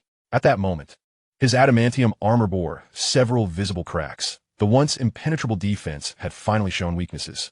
On the other side, Wolverine gasped for breath. Though he could heal his injuries through sheer willpower, the relentless intensity of battle had left him feeling the strain of exhaustion. Regrettably, he had only just begun to reclaim his superpowers. If only he had a bit more time to acclimate, he could overcome his dwindling stamina. Time was running short. Clock Tower had no desire to engage Wolverine further. The adversary had fulfilled his declaration. Clock Tower had indeed been unable to step away from this place even once. But now, as the world was on the verge of destruction, nothing held significance. Has Bruce not arrived yet? Clock Tower pondered, unable to suppress the thought. Hasn't he truly fled? Has he? If that were the case, it would be utterly ridiculous. The future Batman would not appear at all. Just as he contemplated this, Clock Tower spotted a silhouette soaring from the horizon. Has he come? A surge of relief washed over him. Finally, he would no longer need to continue this futile struggle with Wolverine, a pointless exchange of efforts. Now that Bruce dared to return, the situation was different. He could disregard Wolverine entirely and simply take Bruce away. Clock Tower gripped the sword of Excalibur tightly, feeling an inexplicable sense of foreboding emanating from the blade. What was happening? Clock Tower had no time to ponder this anomaly, for the silhouette was drawing near. He then noticed, trailing behind the figure, a tempest of electric fury akin to a raging storm. The silhouette suddenly vanished from the sky. Boom! A bolt of lightning struck before Clock Tower, and instinctively he dodged, only to find the lightning coalescing into a human form before him. It was a Batman seemingly forged from lightning. Who are you? Clock Tower felt genuine trepidation for the first time. He had never encountered this form of Batman. Could this be the creation of the Bruce who had fled in disgrace? Who am I? From the lightning-infused body, Bruce's voice resonated. I am vengeance. I am a knight. Boom! Bruce gripped the hammer of the Thunder God tightly, swinging it with force, striking Clock Tower with tremendous impact. The adamantium armor absorbed most of the damage, yet the cracks inevitably allowed several bolts of lightning to escape. Clock Tower coughed up blood, sent hurtling backward by the sheer force. The storm swirled around, presenting Bruce in a fully grown form. He shook his hands, twirled the hammer of the Thunder God, and coldly declared, I am Batman. Chapter 71, Fly, Little Bat. Bruce swung the war hammer. Clock Tower barely managed to raise the sword of Excalibur to shield his chest. Clang! The clash of metal sent Clock Tower staggering back several dozen meters. Bruce's gaze was icy as he raised the hammer of the Thunder God high. In that instant, the heavens erupted with flashes of lightning. A dazzling bolt of lightning cleaved through the sky, akin to a divine sword, instantaneously tearing through the darkness, followed by a deafening roar of thunder, reminiscent of a colossal beast growl, shaking the very earth. Bruce would not be defeated. With tenfold augmentation and the power of the Thunder God, his chances of victory were now 1,000%. The storm unleashed its full fury, lightning dancing in the air. Accompanied by the earth-shattering thunder, a torrential downpour fell, as if the sky had unleashed all its wrath. Each drop of rain bore the formidable power of thunder, crashing violently against the ground and the beleaguered figure of the Clock King. His armor could no longer withstand such force, and he struggled to raise Excalibur above his head, summoning the sparks of lightning. Yet, this was merely a temporary measure. If the confrontation persisted, his defeat was inevitable. How could it be? Was he truly incapable of besting a 12-year-old Batman? Humiliation and fury engulfed the Clock King, his gaze becoming a tempest of violence and madness. The flaws of the serum became apparent as his primal instincts began to dominate his mind, reminiscent of Wolverine's earlier struggles. With hope nowhere to be found, he resolved to fight his way to a glimmer of dawn. Ah! The Clock King roared, charging at Bruce, the intent to kill radiating from Excalibur as the divine power within began to awaken. Bruce felt the overwhelming pressure but harbored no thoughts of retreat. He swung Mjolnir, meeting the oncoming force head-on. Boom! The clash of divine might expelled everything within the vicinity, even creating a gaping hole in the dark clouds above. Suddenly, Mjolnir shattered in Bruce's grip. The impact had exceeded its current capacity. The Clock King's singular eye widened, a fleeting glimmer of joy crossing his features. Had he won? No. This was wrong. The Clock King beheld the myriad fragments of a shattered hammer, suspended in the air in defiance of the laws of physics. Each shard flickered with lightning, arcs of electricity binding them together, and the fragmented hammer remained a cohesive whole. Mjolnir would indeed be destroyed, but not now. Whoosh! Bruce, unwilling to utter another word, swung his arm with sudden ferocity, unleashing all his strength without reservation. The shards of Mjolnir and the arcs of electricity coalesced into a whip-like form, imbued with the weight of collapsing heavens, striking toward the Clock King. With no escape left, the Clock King could only watch as his vision was consumed entirely by thunder. Crack, crack! He withstood the blow, yet countless fissures began to spread across his armor, rapidly engulfing him. Soon after, his indomitable suit forged from adamantium collapsed with a resounding crash. The Clock King fell, bloodied and gasping for air. He was not dead, but he was perilously close. Countless tiny arcs of electricity coursed through his body, relentlessly tearing him apart. Even his healing capabilities proved futile. For every bit he healed, the arcs would undo it. An endless cycle of destruction. Bruce had lost all interest in the Clock King, raising his gaze toward the high-altitude, world-devouring weapon. At that moment, the device had formed a powerful gravitational field, drawing everything toward it, and then grinding it to dust. The dust coalesced, encircling the weapon, forming a ring of debris. Time was running out. Bruce crouched low, leaping high into the air, his cape billowing behind him, carrying him toward the massive head of the weapon. Thunder roared around him, a river of lightning that shook the very earth, as if the will of the world was voicing its defiance. The weapon sensed the approach of a high-energy entity, and its defense systems activated in an instant. The previously dispersed energy pulses converged, forming a torrent of energy that shot toward Bruce, intent on annihilating him midair. On the ground, Wolverine clutched his self-healing wounds, gazing skyward, rendered speechless. The energy torrent and the celestial lightning were on a collision course. He could utter no words, only bearing witness in silence. The fate of the world would be revealed in the next few seconds. As the two forces made contact, the world seemed to fall silent. Not a whisper emerged, for in that clash, even the air was obliterated, creating a vacuum. The collision continued unabated.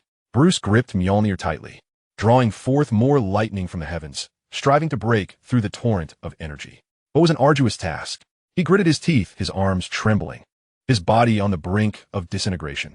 Despite exerting every ounce of his strength, facing a force capable of annihilation, he still fell just short. Just a fraction. It was truly just a fraction. Was he destined to fail? Bruce roared, vowing to push back the energy torrent. Even if it meant burning the last vestiges of his power, he would not retreat. In that moment, it felt as if the heavens responded to his conviction. Bruce suddenly sensed an unfamiliar, yet colossal energy surging from behind him. This force far surpassed the limits of the world-devouring weapon. Turning to look, he beheld a myriad of figures composed of lightning rising from the ocean of thunder. Among them were those wielding vibranium shields, clad in iron suits, divine beings, and masters of chaos. Their silhouettes stretched infinitely, a testament to the fallen heroes of this world, their indomitable spirits, now standing with Bruce. Even in a universe rife with malevolence, justice could not be extinguished. It was these heroes who provided Bruce with the strength to persevere. One figure approached Bruce, and he recognized it as Professor X, a fleeting acquaintance. "I always wished to meet you. Now my wish is fulfilled." Professor X smiled warmly, placing his hand on Bruce's shoulder, imparting a portion of his strength. "Good lad, we will shoulder your burden. There is nothing for you to fear." In that instant, Bruce comprehended that he had never been alone in this battle. The moment he chose to save the world, the entire world stood beside him. Bruce turned back, an endless tide of power surging within him. At that moment, he was no longer merely Batman. Rather, he transcended that identity. "Ah!" With a fierce roar, Bruce shattered the apocalyptic torrent. His cape billowed, thunder crashed, and Bruce surged forth, embodying the collective will of the world, charging toward the weapon. Was he a moth drawn to a flame, or a force capable of reshaping fate? The souls of those heroes watched Bruce intently, awaiting the final outcome. Professor X smiled, his eyes filled with boundless pride and trust. "Soar boldly forward, little bat." Chapter 72. Just a bunch of orphans. This was a trial. Whether Bruce had truly cast aside all doubts would be revealed in this moment. Empowered by the will of the entire world, Bruce stood before the world-devouring weapon, now unimpeded. Gripping Mjolnir tightly, he raised it with unwavering resolve, delivering a strike that would sever the threads of fate. Was the apocalypse an unalterable destiny? Then Bruce would test the limits of this assertion and prove it wrong. Boom! A resounding blow reverberated through the cosmos, striking the Star Eater weapon with tremendous force. The weapon struggled to maintain its stability, propelled towards the atmosphere by the immense shockwave. Meanwhile, Bruce hovered in the air, extending his palm to unveil a colossal celestial portal, manifesting in the path of the Star Eater weapon. As the weapon traversed the portal, it departed from this world. At that moment, the countdown to the world's destruction reached its final second. The power of the Star Eater erupted within the celestial tunnel, only to fade rapidly into silence. This force was indeed formidable, capable of annihilating a world, yet in the vastness of the multiverse, it remained but a fleeting whisper. Bruce's plan had succeeded. He had dispatched the force of annihilation beyond the confines of this world. The inexorable crisis, fated to be unalterable, was successfully transformed by his intervention. As tranquility settled in, the storm abated, and the silhouettes of the heroes began to dissipate. Bruce's actions allowed them to embrace serenity without worry. Professor X smiled, casting one last glance at the young Batman, his heart now unburdened before departing. The ominous clouds gradually dispersed, revealing a brilliant night sky. Bruce descended to the ground, the power of the thunder god peeling away from him, his hammer shattering into fragments that scattered across the earth. "Mine, all mine." Bruce's chest rippled as an owl, and a flurry of urgency burst forth from within him. It landed near the remnants of the hammer, meticulously gathering the pieces into its feathers. As the fusion state dissipated, Bruce was suddenly enveloped by profound fatigue. He collapsed onto the ground, gasping for breath. "I did it," he managed to utter weakly. "I truly succeeded." This success held immense significance for him. If the predetermined apocalypse could be altered, then transforming Gotham was no longer a mere dream. It was indeed possible. Tears streamed down Bruce's face, affirming that his choice to traverse the multiverse had been the right one. Catum, preoccupied with collecting the shards of the hammer, had no time to ponder Bruce's thoughts. By the time he finished gathering the fragments, Bruce's emotions had stabilized. "Why are you crying?" Catum asked curiously, now on the opposite side, retrieving Captain America's shield that had fallen from Red Skull. "It's nothing," Bruce replied, still lying on the ground. Although his emotions had calmed, his physical strength was severely depleted, making it difficult for him to sit up. At that moment, a thought suddenly struck him. "Catum, did you deceive me earlier?" Bruce inquired. "You said my body could only withstand 10 times the power, yet those predecessors granted me strength far exceeding that. So what if I lied to you?" Catum shrugged nonchalantly.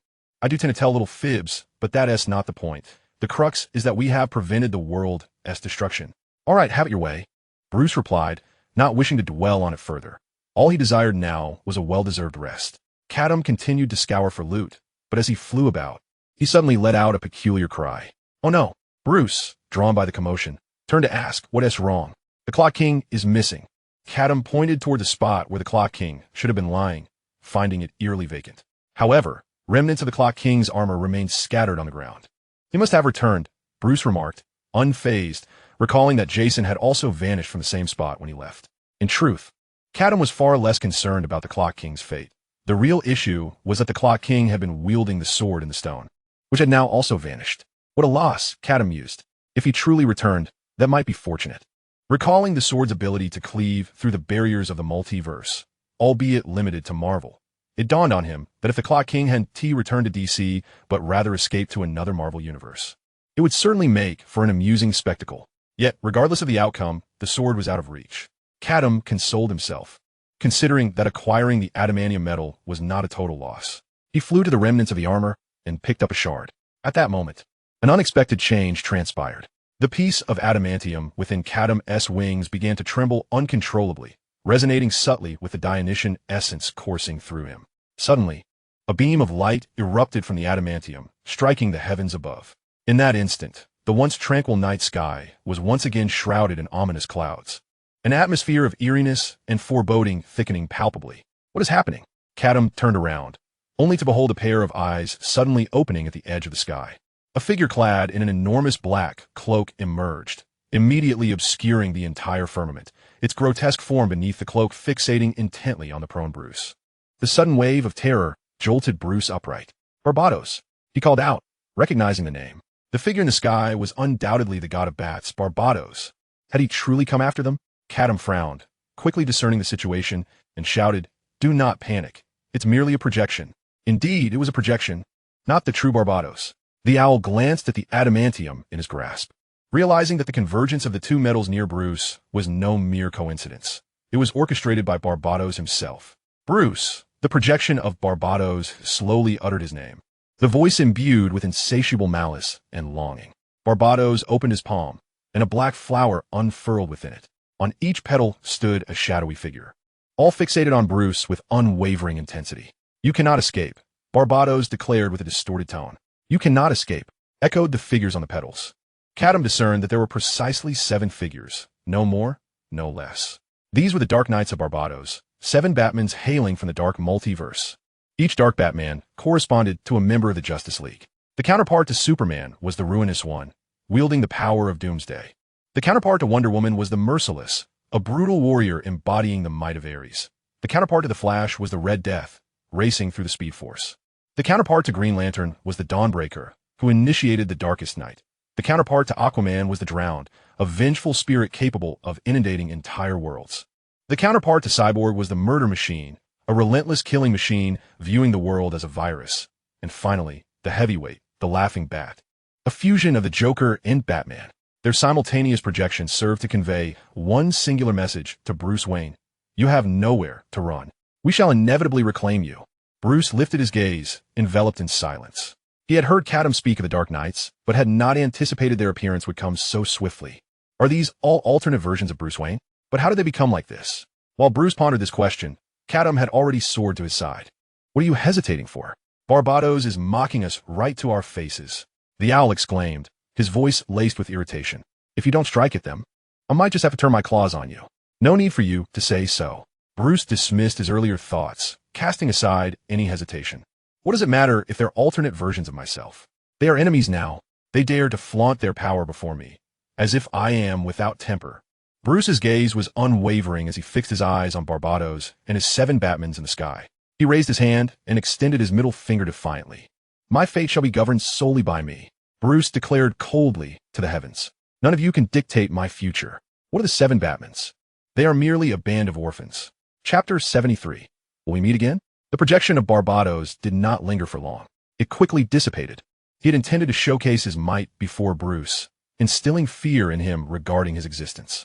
Yet he was astonished that this little bat, who had escaped right under his nose, had grown so immensely in just a year. Bruce feared bats, yet he had no fear of any bat deity. As Barbados's projection faded, the sky returned to its original state. The city of New Utopia lay in ruins, but amidst the wreckage, there blossomed something new, a glimmer of hope. Exhausted, Wolverine approached Bruce. He was still reeling from the events that had just transpired, unable to regain his composure. The figures from the dark multiverse had surpassed Wolverine's comprehension. "Are those your enemies?" Wolverine asked, his eyes wide with disbelief. "You've been facing such things all along?" He found it hard to fathom how Bruce had managed to survive against such terrifying foes.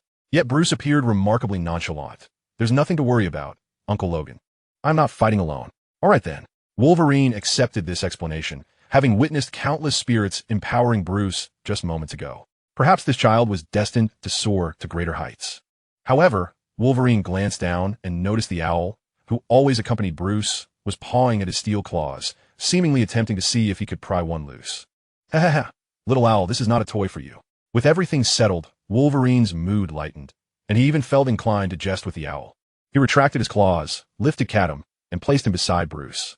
Then, he clenched his fist, extending and retracting his claws repeatedly in front of Catum.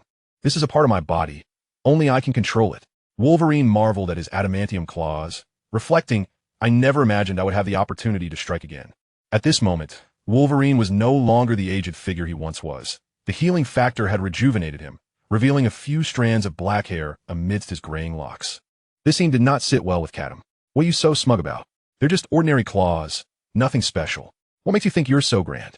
Suddenly, the owl recited a disarm incantation directed at Wolverine. With a swish, Wolverine's claws retracted on their own, leaving him utterly astonished. Such an occurrence had only been witnessed back when Magneto was still alive. Meanwhile, Catum appeared quite disappointed, realizing that the disarm spell could only achieve this much. Beep beep. Suddenly, a car horn blared from a distance. Bruce and the others turned to see Hawkeye driving the Spider-Mobile back. What happened? Hawkeye shouted from afar, his last memory frozen in time during a brutal encounter with the Red Skull, after which he had lost consciousness. Upon waking, he found everything had concluded, and he had inexplicably emerged victorious. The Spider-Mobile parked by the roadside as Hawkeye waved and ran over, exuding an aura akin to a human Ultraman. As he approached, Wolverine noticed something was amiss with Hawkeye. Clint, your eyes. You noticed, huh? Hawkeye smiled, revealing his black irises as he was no longer wearing sunglasses. His glaucoma had mysteriously healed. I don't know why, but when I woke up, my vision was restored. Hawkeye shook his head, chuckling. What a shame. I won't be able to tell my favorite blind jokes anymore. After saying this, he winked at Bruce, clearly aware of the reason behind his recovery. Days had passed since the battle against the Apocalypse. In the power vacuum left by the Red Skull's demise, new villains had swiftly taken over.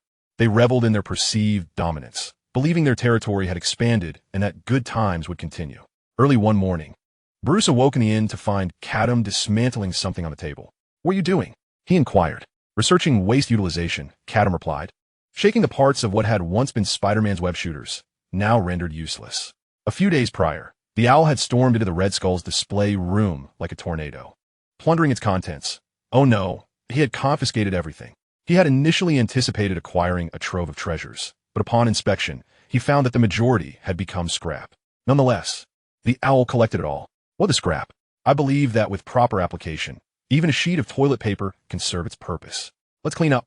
Time is running short. Bruce reminded him before heading off to freshen up. Once they were ready, he and the owl descended the stairs to find the Spider-Mobile parked out front. Wolverine and Hawkeye were already seated inside. Bruce, aren't you coming with us? Wolverine asked. I'm heading back, Uncle Logan. Bruce had risen early to bid farewell to these two. Oh, wait, calling them old men might not be accurate anymore. Both Wolverine and Hawkeye showed signs of rejuvenation, no longer appearing aged. Very well then, Wolverine nodded. What we are about to do is indeed unsuitable for you to accompany, because it will be too bloody. Though the crisis of the world's destruction had been averted, the supervillains would not disappear on their own. Those reckless fiends continued to inflict suffering upon the populace. A new era had dawned. It was no longer tolerable for these scoundrels to exist in a world that still held hope. Wolverine and Hawkeye are poised to unleash a torrent of destruction. Well then, let's bid farewell here. Hawkeye waved at Bruce and inquired, will we meet again, Bruce? Perhaps, Bruce replied, his answer shrouded in uncertainty, as he too was unaware of what the future held. Hawkeye chuckled softly, choosing not to press further. As a superhero, he had long grown accustomed to farewells. With a swift push on the accelerator, the Spider-Mobile roared away, leaving behind only the silhouette of Bruce waving goodbye. What a pity, Catum suddenly remarked. I would have liked that vehicle as well. Enough already. You've scavenged enough. Bruce shook his head. Now, let's open the portal to the multiverse. It's time for us to depart. A portal materialized before Bruce, and just as he was about to step through, he suddenly recalled something. Wait, he exclaimed. I still owe Uncle Logan $10,000. But there was no time to linger. An owl swooped in from behind Bruce, delivering a powerful blow that sent him tumbling into the portal. Moments later, the figures of man and bird vanished completely from this world. Within the tunnel of the multiverse, Bruce retraced his steps. He then posed a pivotal question. Catum, you're not going to drop me off at an orphanage again, are you? Chapter 74, At the Leaky Cauldron. Fortunately, Bruce's worries did not materialize. He found himself back in London within the realm of Harry Potter, standing before an office building, far from the orphanage he had imagined. Yet, as Bruce surveyed his surroundings, a sense of familiarity washed over him. Catum, he bellowed. Isn't this the old Woo's orphanage? How dare you claim this wasn't your doing? This isn't a new world at all. Catum had already soared into the sky, vehemently defending himself. Don't slander me. I truly had no hand in the last 2 times. He felt a twinge of regret, realizing he had miscalculated. Who would have guessed that the Woo's orphanage would be demolished merely a year later? The plan was not flawless. Bruce's anger simmered, as he remained convinced that everything was orchestrated by Catum. However, what Catum said next left Bruce no room for ire. Stop standing there like a fool, the owl suddenly said. Did you bring gifts for your friends as you promised? Did you? Bruce froze, retorting, didn't you scavenge enough? Those are my treasures. How could I let you give them away? Catum sighed, gesturing towards a gift shop on the roadside. Go there and buy something. Just remember to remove the tags, and no one will notice. Bruce returned to his aunt's house, laden with bags. As he opened the door, Hermione rushed to greet him, enveloping him in a warm embrace. Welcome home. On the other side, Mrs. Granger bore a look of mild reproach as she took the shopping bags from Bruce. What gifts are these? Isn't this a waste of money? Bruce waved his hand dismissively. No worries, no worries. I just picked these up casually in America. Didn't he spend much? He emphasized the fact he had been in America. Catum chuckled softly, musing how, without his reminders, Little Bat would have fared this time. Bruce still relied on him for matters of social etiquette. Bruce's travels had consumed the entirety of his summer vacation. When he returned, it was almost time for Hogwarts to commence anew. With the arrival of the new academic year, new textbooks needed to be purchased, and Hermione had arranged a date for them to shop in Diagon Alley together. Bruce had no objections. Time flew by. Early one morning, Bruce and Hermione set out, with Mr. Granger already waiting outside in the car. Whereas Catum, Hermione noticed the owl was not with Bruce. No worries, he'll be out shortly. Just then, Catum burst forth from the window, jubilantly shouting from a distance, Roar, your dad is here. Bruce buried his face in his hands, pretending he hadn't heard a thing. All the trouble stemmed from his last call of Godfather. Initially, Catum had not realized the implications, but once the truth dawned upon him, he transformed into this peculiar state. It was uncertain when it would all settle down. Once the family was in the car, the 2 children sat in the back seat. Hermione eagerly began to share the insider information she had gleaned about Hogwarts during the summer. I've been corresponding with my friends, like Harry and Ron. By the way, do you know them? Bruce nodded. I do know them. Wonderful. Hermione continued. Ron's dad works at the Ministry of Magic, so he knows some insider news. He told me that Dumbledore has been frequenting the ministry this summer, seemingly to submit some application. Upon hearing this, Bruce's interest piqued. What application? I'm not quite clear. It seems to be related to teaching. Hermione recalled the contents of her letters, suggesting Dumbledore wanted to introduce additional courses at Hogwarts. What is there to apply for? Bruce shook his head, asserting that the ministry's influence within Hogwarts was limited. Dumbledore would need their approval to open new classes. There had to be another reason. He turned to Catum, asking, what do you think is the reason? Isn't it obvious? Catum replied, given the major events of last year, the ministry couldn't possibly remain indifferent. Perhaps Dumbledore is seeking to plead his case this year. I think you're talking nonsense. Bruce immediately retorted, sensing Catum was fabricating tales. Although he didn't entirely side with Dumbledore, he firmly believed that Hogwarts would not change headmasters at this time. Never mind. There's too little information now, and no speculation is reliable. We'll know the truth once the term starts. As before, they traversed through the leaky cauldron, arriving at Diagon Alley. Upon entering, their first stop was Gringotts to exchange money. As they exited Gringotts, Hermione's eyes suddenly lit up, and she waved excitedly.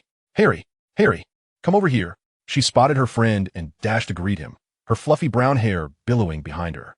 The newcomer was none other than Harry Potter, looking rather disheveled, as though he had just emerged from a fireplace, the state of which suggested he had been up to something. Beside him stood the towering Hagrid, his face wearing an expression of mild annoyance. He had just been listening to Harry recount his harrowing summer. Harry, let me introduce you, Hermione exclaimed, bringing Harry over. This is my cousin Bruce Wayne. Bruce, this is Harry. Hello, Bruce said, shaking Harry's hand. Hi, Harry replied timidly. In truth, they were already aware of each other's existence within the confines of the school, yet had never formally acquainted themselves. Harry was particularly cognizant that this Wayne was an exceptionally talented student, as every professor spoke of him in glowing terms. At that moment, The Weasley family came racing from a distance, visibly relieved upon spotting Harry. "Harry," Mr. Weasley panted. "Molly has been frantic. She is on her way." The others chattered animatedly, and Bruce seemed to grasp the situation that had just transpired. Harry had mispronounced the destination while using flu powder. After a brief chaos, Bruce had formally met the Weasley family. Once they had resolved various matters, they decided to venture together to flourish in blots. Upon arrival, they were astonished to find a throng of people clamoring to enter the bookstore. A large banner had been unfurled in front of the upper windows. Gilderoy Lockhart, autograph signing. His memoir, Me, the Wizard. "I heard Mr. Lockhart has a significant announcement to make today," Hermione exclaimed, unabashedly revealing her admiration for Lockhart. The bookstore proved difficult to enter, leaving Bruce to wait outside in line. At that moment, Catum suddenly whispered in his ear, "Bruce, look at that man." "Which man?" Bruce turned his head to see an elderly wizard, visibly impatient, waiting at the bookstore entrance. He muttered incantations, as if attempting to cast a spell to disperse the crowd, but ultimately restrained himself. The old wizard's appearance was quite memorable. His mismatched eyes suggested the presence of two souls within him. The suitcase he clutched was reminiscent of those used by Hogwarts professors. Bruce noticed the name on the suitcase, Gaelgren. Chapter 75, Your Good Fortune Awaits. The name was so overtly revealing that one need not even guess the identity of the old wizard. Gaelgren, Gellert Grindelwald. Had Dumbledore finally managed to extricate him from his imprisonment? Moreover, judging by the suitcase he carried, it seemed he was about to take up a teaching position at Hogwarts. It appeared that Hermione's earlier mention of Dumbledore's summer endeavors pertained to this very matter. However, at that moment, Bruce suddenly raised his voice. "What is the matter with that wizard?" "Huh?" Catum was perplexed. How could Bruce not recognize such an apparent clue? It seemed impossible. Bruce had studied magical history and was well acquainted with Grindelwald's exploits. The infamous mismatched eyes, the nearly unmasked name, and his distinct demeanor should have allowed Bruce to identify him at first glance. Yet, the reality was otherwise. When had Bruce's deductive abilities become so lacking? Thus, the owl inquired, "Didn't you connect the name you saw with anyone?" Bruce shook his head. "No, but judging by that suitcase, he must be about to assume the role of a professor at Hogwarts." However, this is hardly surprising. There are always personnel changes among the faculty at Hogwarts each year. Last year, Quirinus Quirrell has already been promoted to Azkaban. Perhaps this old wizard is the new defense against the dark arts instructor. Given his age, he should possess some experience in defending against dark magic. Catum nodded, surmising the situation from Bruce's words. It seemed Grindelwald had not gone to great lengths to disguise himself. He must have cast a spell on his name to prevent others from discerning his identity. As for why Catum was unaffected, the answer was simple: because an owl is not human. The line of waiting patrons gradually advanced, and they soon caught sight of Gilderoy Lockhart. He sat behind a table, surrounded by large photographs of himself, all of which seemed to wink at the crowd, flashing dazzlingly white smiles. He was an exceptionally charismatic man. Bruce could vaguely see the grandmothers, aunts, sisters, and daughters around him, all emanating pink hearts. Even Hermione and Mrs. Weasley were no exception. Bruce's instincts heightened. This man was anything but simple. The ability to indiscriminately attract women of all ages made it difficult for Bruce not to think of him as a legendary seducer. A short, irritable man brandished a large black camera, darting around to take photographs. Strangely, each time the flash went off, Lockhart managed to face the camera perfectly, showcasing an impeccable smile. "Isn't that Harry Potter?" Suddenly, Lockhart spotted Harry amidst the crowd. He rushed over, seized Harry's arm, and pulled him to the front, prompting a resounding round of applause. The legendary boy who lived, also being his fan, pleased Lockhart immensely, and he insisted on taking several photographs with Harry before relenting. A disdainful snort emanated from the second floor, prompting Bruce to look up and discover Draco Malfoy.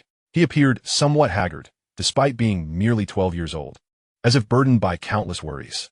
It seemed that the resurrection of Voldemort had plagued the Malfoy household throughout the summer. Catum also noticed Malfoy and remarked, "What is bothering the arrogant one again?" "Perhaps he is envious of Harry's fame," Bruce casually responded. Just then, the crowd erupted in cheers. Lockhart had just announced a major piece of news. He would be teaching the defense against the dark arts class at Hogwarts this year. Bruce had already known about Lockhart becoming a teacher, as the list of textbooks for Hogwarts included 7 new titles: Break with the Banshee, Traveling with Trolls, and Holidays with Hags. All were Lockhart's autobiographies. Yet, he anticipated he would be the defense against the dark arts instructor. Bruce currently held a copy titled Wandering with Werewolves, and as he opened it, the text within prompted him to furrow his brow. If judged solely by content, it indeed held value, particularly in its incisive analyses and effective strategies regarding various creatures. However, aside from these substantive materials, nearly every page was saturated with Lockhart's endless self-praise and embellishments. Not being a fan of Lockhart, Bruce found it somewhat uncomfortable to read. He closed the book, only for Catum, perched on his shoulder, to exclaim, "Don't close it. I was just getting into it. How can you read something like this?" Bruce retorted, "What is the problem? Just put yourself in Lockhart's shoes." Catum replied nonchalantly. With a sigh, Bruce handed the book to Catum, who eagerly opened it and began to read with delight. What on earth was Lockhart all about? Bruce found it difficult to fathom this individual. He seemed utterly inept, yet the material he produced was undeniably valuable. Bruce rubbed his eyes, questioning his own perception of others. "You don't understand, do you?" The owl turned a page without lifting its head and remarked, "Lockhart will make an excellent teacher. You will acquire immensely significant skills from him." "What skills?" Bruce inquired. "How to construct a persona." Following the book's signing event, a minor fracas erupted within the confines of the Leaky Cauldron. A confrontation ensued between Malfoy and Harry, which subsequently spread to Ron's sister, Ginny. The altercation escalated until the adults intervened. Lucius Malfoy, Draco's father, snatched Ginny's Transfiguration textbook, deriding her family as the dregs of wizard kind, deserving of their poverty. That remark was undoubtedly excessive. Ginny's father, Arthur, immediately retaliated, engaging Lucius in a physical altercation. By the time Hagrid managed to separate them, Mr. Weasley had a split lip, while Mr. Malfoy bore a swollen eye from a book's impact. At that moment, Lucius still held the textbook he had taken from Ginny. Nonchalantly, he tossed the book into Ginny's cauldron, as if nothing had transpired, leaving with a final sneer alongside his son. Catum had been observing from the sidelines. His curiosity piqued about whether Voldemort would seek out the Malfoys to reclaim the diary upon his resurrection. It appeared unlikely, perhaps due to a lack of opportunity. Within Ginny's cauldron, however, lay an additional diary. "Voldemort, oh Voldemort, with minions like Malfoy at your disposal, you are indeed fortunate." Catum glanced towards the other side of the bookstore, where Grindelwald was selecting textbooks, seemingly oblivious to the conflict. "Go." Catum quietly flapped his wings, causing Voldemort's diary to vanish from the cauldron. In its place, something new appeared in Grindelwald's suitcase. "Tom, you need to thank me," Catum declared with satisfaction. "Your greater fortune lies ahead." Chapter 76, The New Supreme Wand. No one noticed Catum's subtle maneuver. After the tumult in the bookstore, Mr. Weasley apologized to the Granger family, repeatedly emphasizing that not every wizard behaves like Lucius. The Weasleys are quite willing to befriend muggles. Mr. Granger waved it off with a smile, stating that discrimination exists in the muggle world as well. They bid farewell at the entrance of the Leaky Cauldron. On their way home, Mrs. Granger could no longer contain her sentiments. "I do not like the Malfoys," she remarked. "I have a feeling that Draco will bully Hermione at school." Mr. Granger concurred. "I have witnessed such occurrences before. White children often harass their black and Asian peers. Even without direct confrontation, there are countless methods: insults, sarcasm, isolation." The thought of Hermione facing such adversity filled Mr. Granger with concern and sorrow. Bruce quickly reassured them, "Do not worry. I will be there to protect her." Mrs. Granger promptly interjected, "Bruce, you mustn't engage in any rule-breaking." "Fear not, Auntie. I am quite sensible," Bruce replied confidently, "as long as the school remains unaware. It cannot be deemed a violation of the rules. Moreover, dueling is legal in the magical world. If Malfoy dares to belittle Hermione, he can expect me to challenge him." Upon returning to his room, Bruce found Catum perched on his desk, eagerly flipping through Lockhart's autobiography. "I must admit, Lockhart possesses quite the literary talent," Catum remarked, thoroughly engrossed. "By the way, what did you mean by that comment earlier?" Bruce inquired, his curiosity piqued. "What do you mean, Lockhart will teach me to construct a persona?" "You should have figured it out by now," Catum said without looking up. "Lockhart is utterly inept." "Indeed," Bruce nodded, sensing no semblance of strength in Lockhart. Yet, the experiences chronicled in Lockhart's book were undeniably impeccable. Precisely. Lockhart may lack genuine magical prowess, yet he has garnered immense fame, even holding a third-class medal from the Order of Merlin, due to his exceptional skill in persona crafting. In other words, while Lockhart may falter in magic, he is a genius in marketing. Catum then introduced his theory regarding toilet paper. Even a mere sheet of toilet paper has its value. Lockhart's worth lies in his marketing. Bruce appeared unconvinced. "What use is such an ability? Of immense significance," Catum screeched. Let me illustrate with an example. With that, he extracted Captain America's shield from his feathers, nearly getting stuck in the process due to its size. Behold, this is Captain America's shield, a highly valuable artifact, is it not? Bruce nodded, agreeing wholeheartedly. It is a weapon that both the American president and the Red Skull regard as a treasure, undoubtedly priceless. Catum continued, now, let us assume this shield is worth 100 owl coins. Where owl coins? Bruce asked. That's irrelevant. Catum redirected the conversation back to the shield. But we must concede that its fame largely stems from its former owner, the superhero Captain America. Otherwise, it is merely a vibranium shield, devoid of any legendary significance. In this world, where no one knows who Captain America is, I can only assign it a value of 10 owl coins. Bruce frowned. That disparity is rather extreme. Isn't it? I'm being lenient. Catum shook his head. However, we can reframe this narrative and bestow legendary value upon the shield. How so? Bruce queried. Quite simply, we shall weave a story around it, Catum proposed. After all, the most powerful wizard in this world is Merlin, and he has deep connections with King Arthur's Knights of the Round Table. Henceforth, this shield shall no longer belong to Captain America, but rather will be regarded as a relic from the Round Table, the very shield used during their meetings. With that, Catum extended his wing and pointed at the shield. Instantly, the stars and stripes pattern vanished, replaced by a depiction of the Holy Grail, surrounded by the swords of 12 knights. See? Now the legendary value of this shield has been restored. Catum exclaimed joyfully. Yet Bruce remained skeptical. Isn't this shield a bit too small to be a table? Use your imagination, Bruce. Catum urged. You wield magic. Surely you can alter the shield size at will. As the final thread of doubt unraveled, Bruce experienced a profound epiphany. He began to grasp the true power of language. A fitting narrative and a well-crafted character can indeed wield a power beyond imagination. I understand now, Catum, Bruce exclaimed. The way you once tricked me with a mere twig, claiming it to be the supreme wand, follows the same principle, does it not? Hey, how can you say that? Catum quickly interjected. Everything else may be a facade, but the supreme wand is genuine. The remaining time swiftly passed, and the day for returning to Hogwarts arrived. Bruce packed his belongings, took up the new supreme wand bestowed by Catum, and, alongside Hermione, set forth towards platform 9 3/4. This new supreme wand bore a distinction from its predecessor. Its grip was fashioned from the handle of Thor's hammer. Catum took pride in this.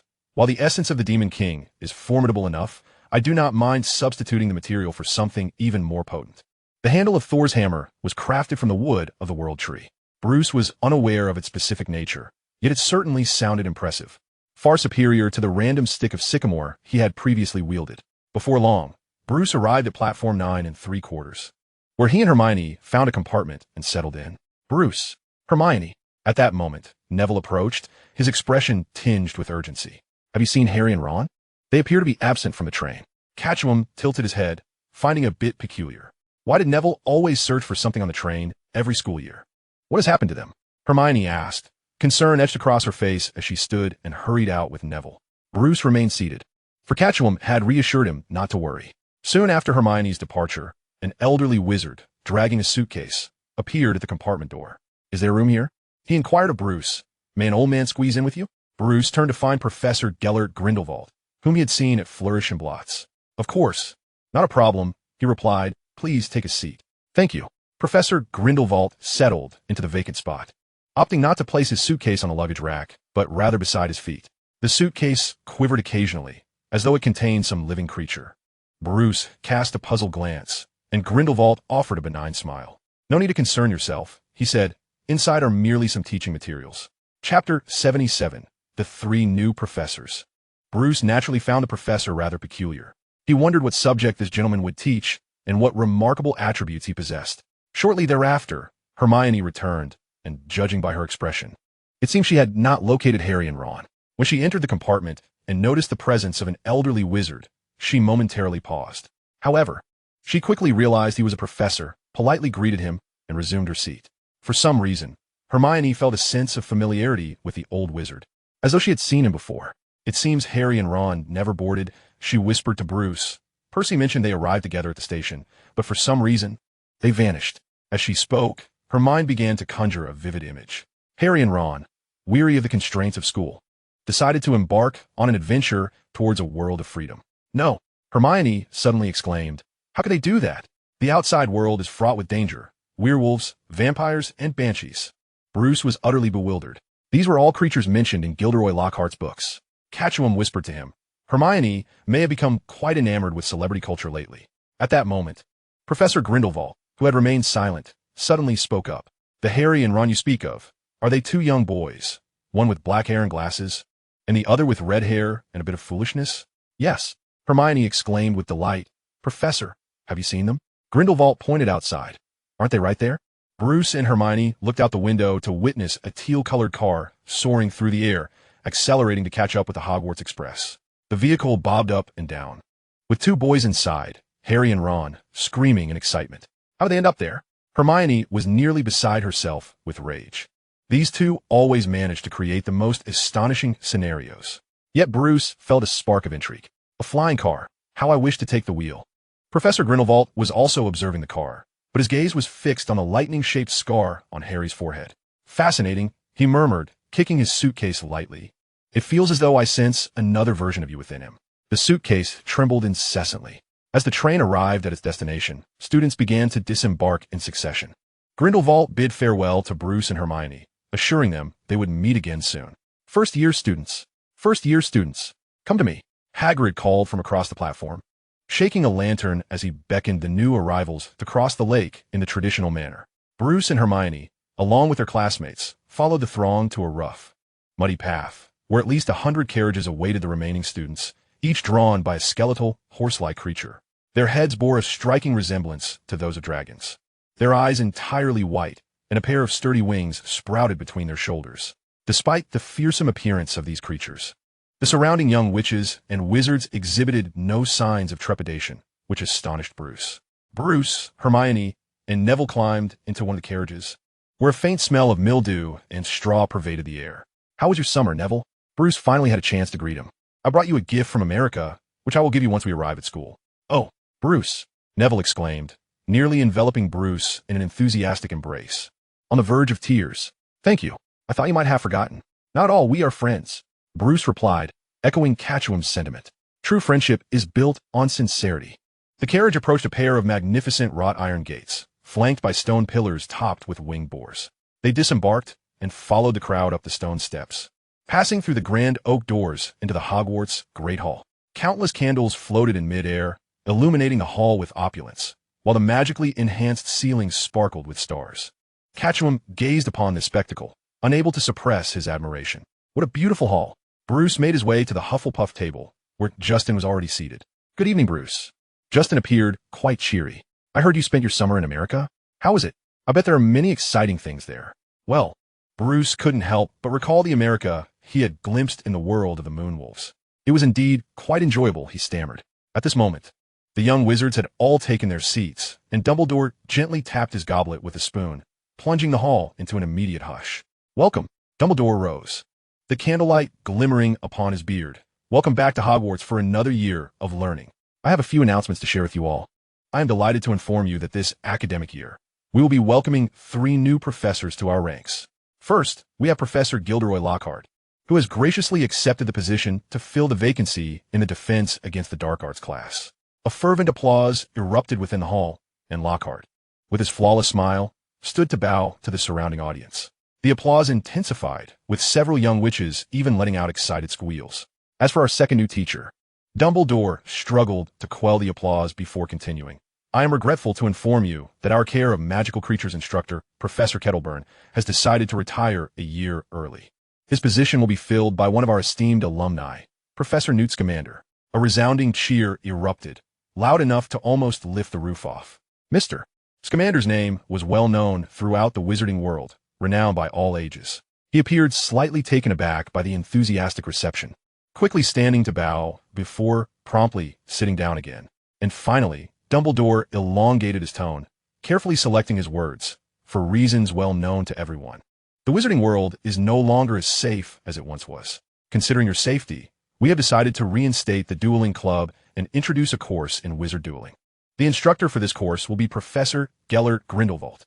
The hall was met with a few tepid, scattered claps, a stark contrast to the warm reception afforded to the previous 2 professors. The students seemed disinterested in this peculiar, grim-looking old man who appeared from nowhere, even harboring a slight fear of him. Moreover, It seemed that Mr. Grindelwald was not particularly well-liked among the faculty either. Everyone kept their distance, save for Mr. Scamander, who willingly chose to sit beside him. Grindelwald let out a disdainful huff, unwilling even to stand and greet the audience. Dumbledore did not press the matter further and continued with his speech, which devolved into the usual fare of school regulations and policies. At the conclusion of his address, Dumbledore repeated that peculiar phrase once more. Fool. Sniveling. Dregs. Twist. Thank you all. What could it possibly mean? Bruce inquired of Catum, a question he found himself asking each time. I suspect it might be some sort of code, Catum replied, ruffling his feathers. Hogwarts Castle is so vast. Perhaps Dumbledore has hidden some treasure, and the key to unraveling the mystery of Dumbledore lies within those 4 words. Chapter 78. Ravenclaw. Ravenclaw.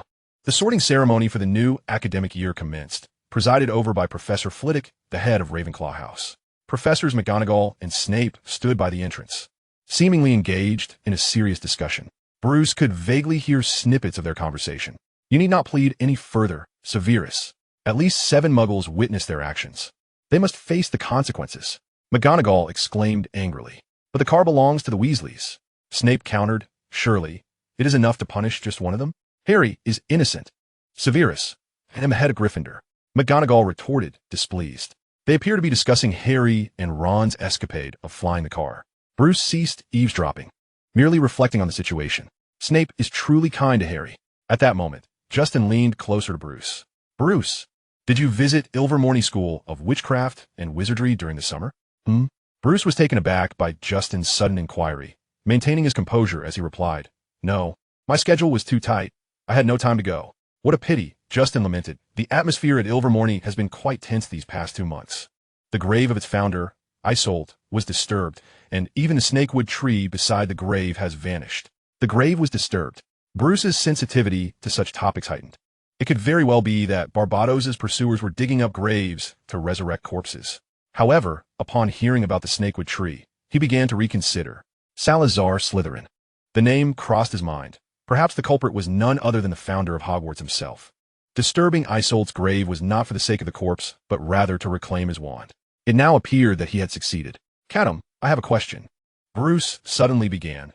Wasn't Slytherin one of the founders of Hogwarts? Shouldn't he be a respected wizard and educator? Why, upon his resurrection, does he behave like a dark wizard? Isn't that rather normal? Catum replied. What led you to believe that the 4 founders were benevolent? Bruce was puzzled by the owl's implication. If what he said was true, did it mean that the 4 founders of Hogwarts were, in fact, villains? Consider the history of wizards, Bruce, Catum advised. Reflect on how wizards lived in earlier times. Bruce began to recall the contents of his history of magic books. In the eyes of many, wizards possessing magic were far superior to muggles. Yet, the reality was quite the opposite. Before the establishment of Hogwarts, wizards lived under dire conditions, hiding in muggle villages, often disguising themselves as herbalists or healers to coexist with muggles. They were never superior beings. Rather, they struggled to survive in the cracks of society. The reason for this predicament lay in spells. Bruce suddenly realized the crux of the issue.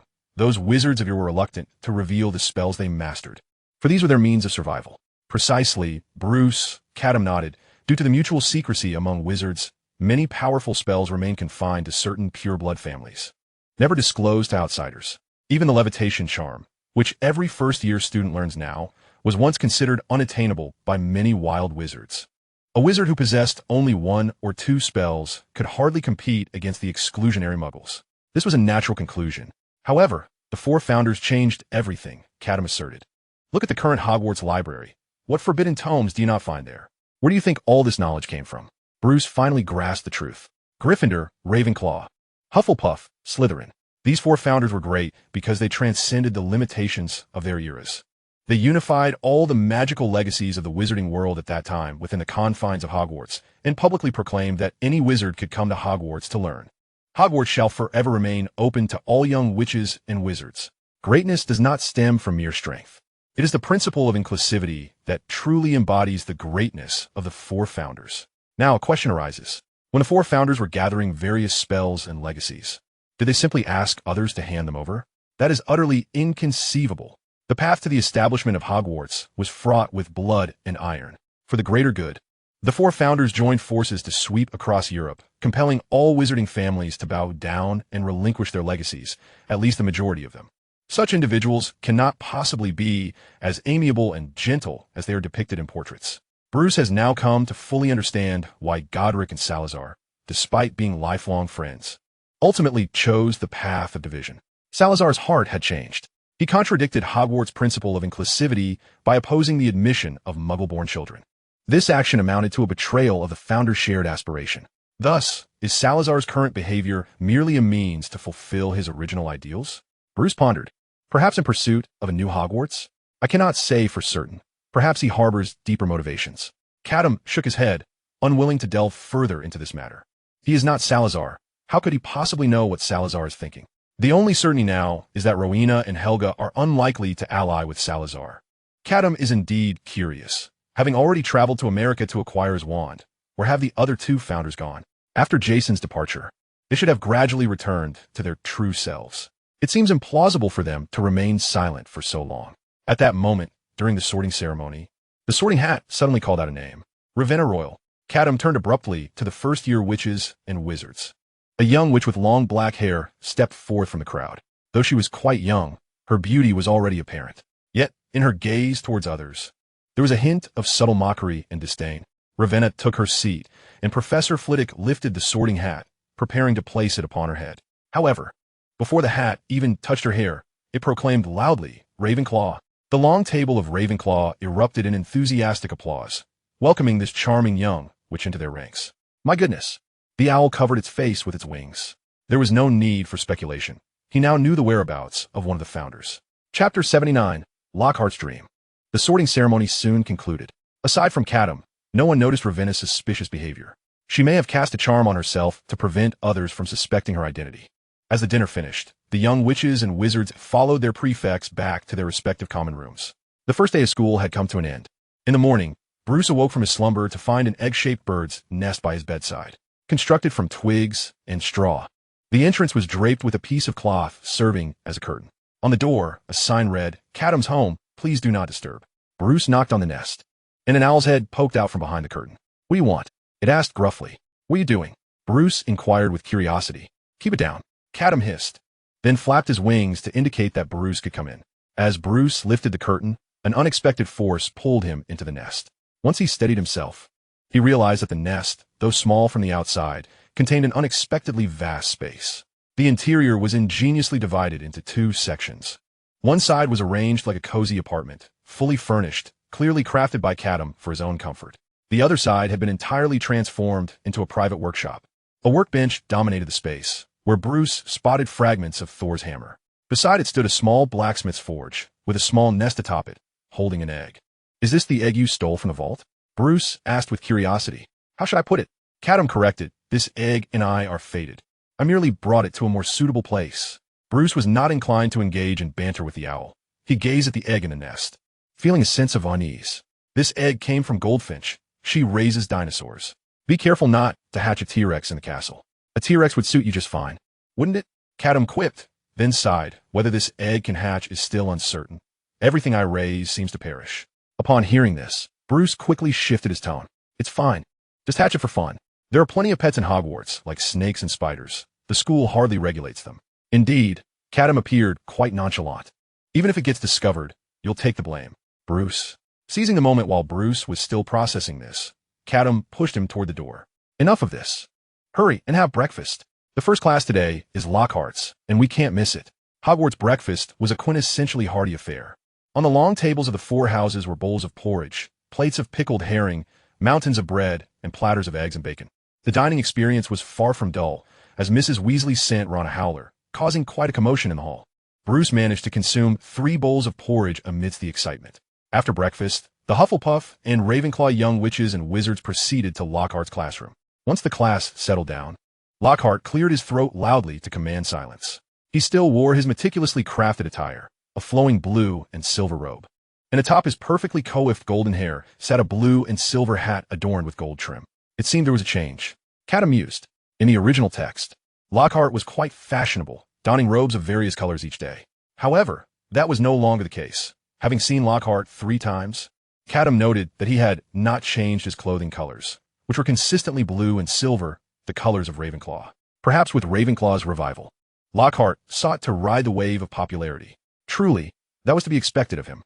Lockhart held up a book titled Breaking Up with Ghosts, showcasing the cover featuring a photograph of himself winking.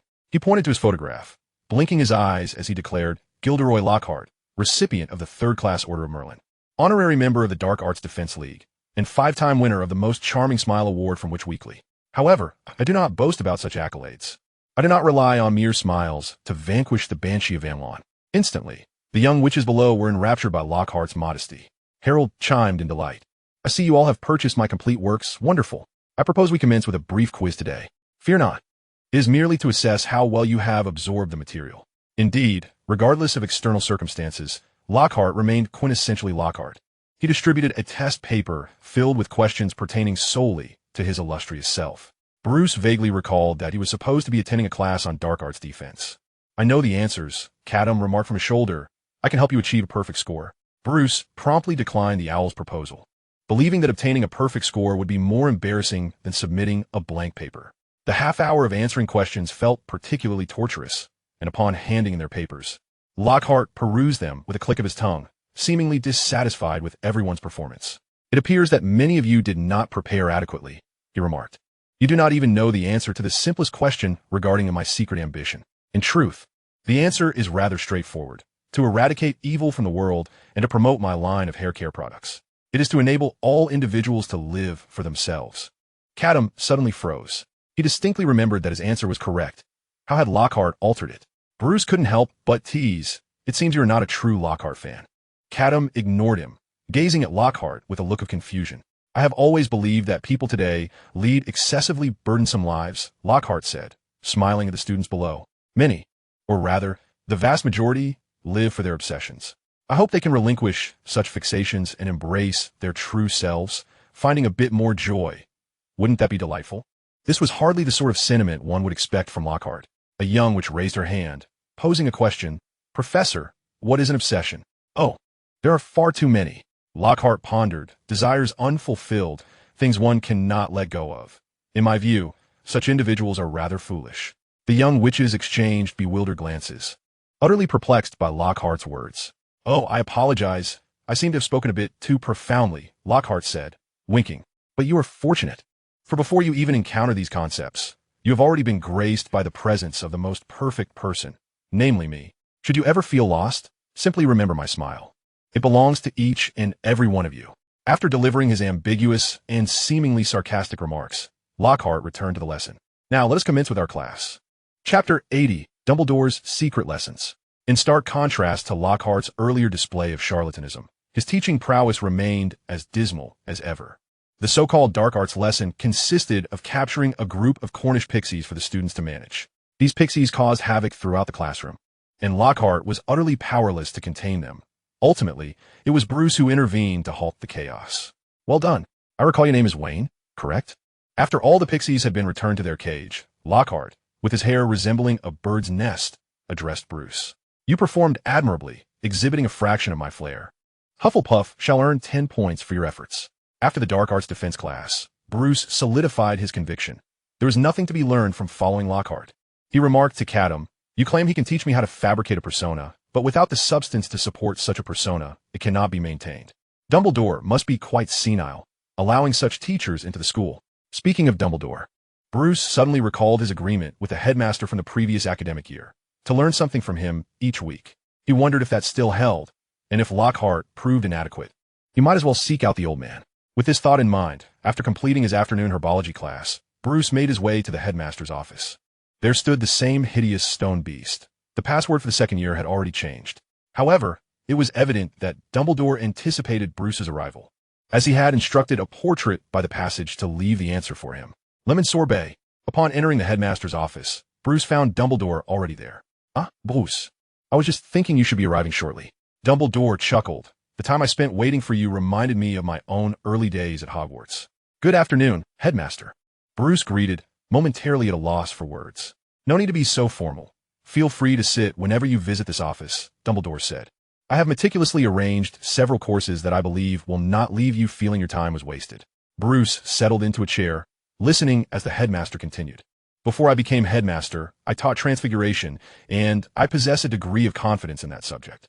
Dumbledore gazed at Bruce through his half-moon spectacles. Bruce, are you interested in becoming an animagus? An animagus is a wizard capable of transforming into an animal. For instance, Professor McGonagall can transform into a cat. Bruce pondered for a moment before asking, can one transform into a giant squid like Gryffindor? Well, that is rather unlikely, Dumbledore replied, shaking his head. Mr. Gryffindor transforms into a magical creature. Strictly speaking, he should be referred to as a mythical magus. Such magic is far too complex for you. As of now, only Mr. Gryffindor has mastered it in the known magical world. What does known magical world imply? Does that suggest there are unknown realms as well? Bruce felt a sense of intuition. He suspected that even if Dumbledore was not a mythical magus, he was not far from it. He nodded, refraining from pressing further. Haste makes waste. Even the most powerful mythical magus must start with the fundamentals of transfiguration. The second course I have prepared for you is a spell known as the Patronus Charm. Dumbledore explained, this is the oldest and most powerful defensive spell in the wizarding world, capable of dispelling evil and taking on a protective form. Moreover, there are many secrets about this spell yet to be unraveled. With that, Dumbledore gestured for Bruce to choose which course to begin with. After a moment of contemplation, Bruce responded, I would like to learn the Patronus Charm first, Headmaster. An excellent choice, Dumbledore praised. In that case, we shall commence this Sunday. I too am quite curious to see what form your Patronus will take. Bruce thought to himself, it should be a bat. After arranging a meeting time with Dumbledore, he departed from the headmaster's office. Bruce found himself somewhat dissatisfied with this excursion. What he yearned to learn were offensive spells, such as the renowned fiend fire that Dumbledore was famous for. Bruce remarked to his owl, yet it seemed the headmaster was reluctant to teach him, preferring instead to impart knowledge of transfiguration and defense. What utility would that serve? Bruce recalled his encounter with the Boggart. In that situation, he was unable to penetrate the defenses of his opponent. Had he possessed a sufficiently powerful spell at that moment, he would not have been so passive. The Animagus transformation and Patronus Charm clearly could not alter the course of events. Do not be too fixated on this, Bruce Catum advised. Whether it be spells or magic, much depends on how you wield them. He said no more on the subject. Bruce had a particular flaw. He was immensely intelligent and possessed a keen logical mind. Yet his imagination left much to be desired. Catum recalled a comic in which Batman donned a yellow lantern ring, gaining the power to manifest his imagination into reality. Yet, in the end, Batman merely conjured a few mundane bats, devoid of any creativity. However, I can understand your desire to learn powerful spells, the owl stated. In fact, I have already devised a plan that will ensure Dumbledore ends up quite significantly enriched. Really? Bruce felt a surge of joy. Catum was indeed looking out for him. The owl certainly had his interests at heart. What Bruce learned would yield a tenfold return for him, representing Catum's motivation, which was tenfold stronger than Bruce's own. They made their way towards the staircase leading to the entrance hall. At that moment, Bruce suddenly heard a peculiar sound. As if someone was speaking in his ear, a man and a woman engaged in conversation and laughter. Yet, when Bruce focused intently, the voices vanished. Bruce, what is the matter? Catum noticed Bruce's distress and, with unprecedented seriousness, inquired, why are you crying? Huh? Bruce touched his face, realizing tears had streamed down his cheeks unbeknownst to him. I don't know. Bruce's voice trembled. I just heard someone talking. Their voices were familiar. I've heard them before. But when I tried to discern who it was, my thoughts felt shrouded. I couldn't clarify anything. Voices? Catum frowned, recalling that hearing voices in the second year was a hallmark of Harry Potter's narrative. Moreover, that voice belonged to the basilisk, which Dumbledore had slain after Slytherin's departure the previous year. Its body had been removed. Just then, a scream echoed from afar. Catum and Bruce exchanged glances and hurried towards the source of the sound. Upon arrival, they found a crowd encircling the scene, making it impossible to push through. All they could see was a line of text written on the wall. The chamber of Ravenclaw has been opened. Chapter 81. The fool shall not be freed. Excuse me. Let me through. Bruce strained to weave his way into the throng, and what he saw left his heart plummeting. A female student lay with her eyes closed, her fate uncertain. Professor McGonagall had already arrived, cradling her in her arms. Bruce recognized this girl, a classmate from Gryffindor, known as Lavender Brown. A cheerful little girl. Catum whispered. She expressed her emotions through body language, embodying the naive romance of her age. Nearby, someone wept. It was Lavender's friend, Parvati Patil. We just separated for a moment. Parvati sobbed. We were chatting just now. She mentioned she had a crush. Bruce silently gazed at Lavender on the floor. With her eyes shut and a serene smile gracing her lips, she seemed at peace, eerily tranquil, as if merely asleep. Yet, Professor McGonagall had exhausted every means to awaken her from this slumber. At that moment, Dumbledore arrived, flanked by several professors, Snape, Flitwick Sprout, among others. Yet the ever-curious Lockhart was notably absent. The crowd naturally parted to allow the professor's passage. Minerva, let me see. Dumbledore bent down, murmuring peculiar incantations as he tapped Lavender with his wand, but to no avail. Lavender remained unresponsive, her eyes still closed, showing no signs of awakening. It is a powerful sleeping charm. Dumbledore's gaze flickered uncertainly as he rose. However, not to worry. I possess a solution. It merely requires a bit of time. The crowd collectively exhaled, relieved to have a knowledgeable headmaster in their midst. At that moment, Catum whispered in Bruce's ear, Dumbledore has no remedy. He is merely calming the crowd. I see that now, Bruce murmured. What sort of spell could this be? One that even Dumbledore could not unravel. Bruce raised his gaze to the inscription on the wall. The chamber of Ravenclaw has been opened. It was then that he noticed a smaller line of text beneath it, previously obscured by the throng. The fool shall not be freed. The fool? Freedom? In that instant, a spark ignited in Bruce's mind. For reasons unknown, he suddenly recalled the morning's defense against the dark arts lesson and Lockhart's riddle-like words. What is unattainable cannot be relinquished. In my view, such individuals are fools. Most people live for their obsessions. If you ever feel lost, think of my smile. Smile. Bruce abruptly turned to Lavender's enigmatic smile. With a thunderous realization, his thoughts crystallized. Lockhart is the problem. Bruce, accompanied by Catum, traversed the third-floor corridor toward Lockhart's office. He knocked on the door, but no response came. Alohomora. Bruce cast the unlocking charm, and the door swung open. Lockhart was inside, pacing restlessly, clearly agitated. When the door opened, he was visibly startled. Upon seeing Bruce, he sighed in relief, though his face contorted with palpable anger. Wayne, your behavior is exceedingly impolite. I knocked, Bruce replied, shutting the door behind him. Professor, I have a question for you. He brandished his wand, advancing step by step toward Lockhart. I hope you will answer truthfully. We shall exchange sincerity for sincerity. By the way, before coming here, I cast various defensive charms and countercharms upon myself, enough to withstand several attacks.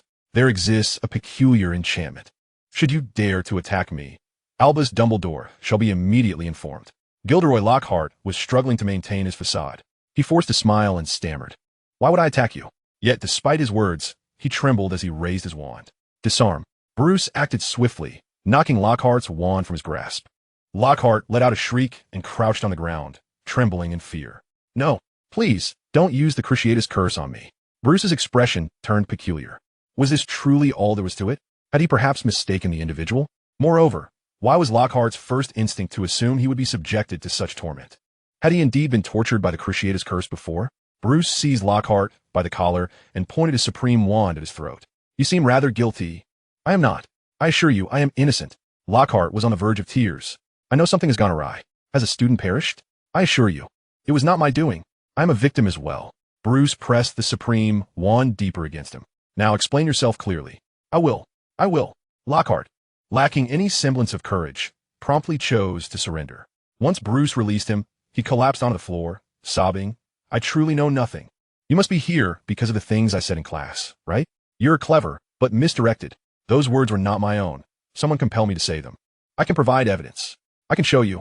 Lockhart stumbled towards his desk, attempting to open a drawer. Bruce intercepted his movement, instead using the unlocking charm to open the drawer himself. Throughout the process, he shielded Lockhart, wary of any potential traps. Fortunately, there were none. Inside lay a stack of parchment, and atop it were the very words Lockhart had spoken in class. Who instructed you to say these? Bruce demanded. I do not know. Lockhart nearly lost his mind.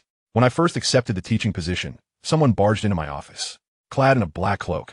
I cannot even discern if they were male or female. They seized my wand and assaulted me. Had I not desperately protected my face, my handsome visage would have been ruined. The more Lockhart spoke, the more he unraveled, ultimately breaking down into tears. They used the Cruciatus curse on me, forcing me to comply with their demands. These words were dictated by them. Witnessing Lockhart's state, Bruce suddenly felt a twinge of sympathy, believing there might be some truth in his words. It was not that the tale itself was particularly compelling, but rather Lockhart's performance was profoundly pitiable. If this were an act, it would surely outshine any current thespian. It truly was not you?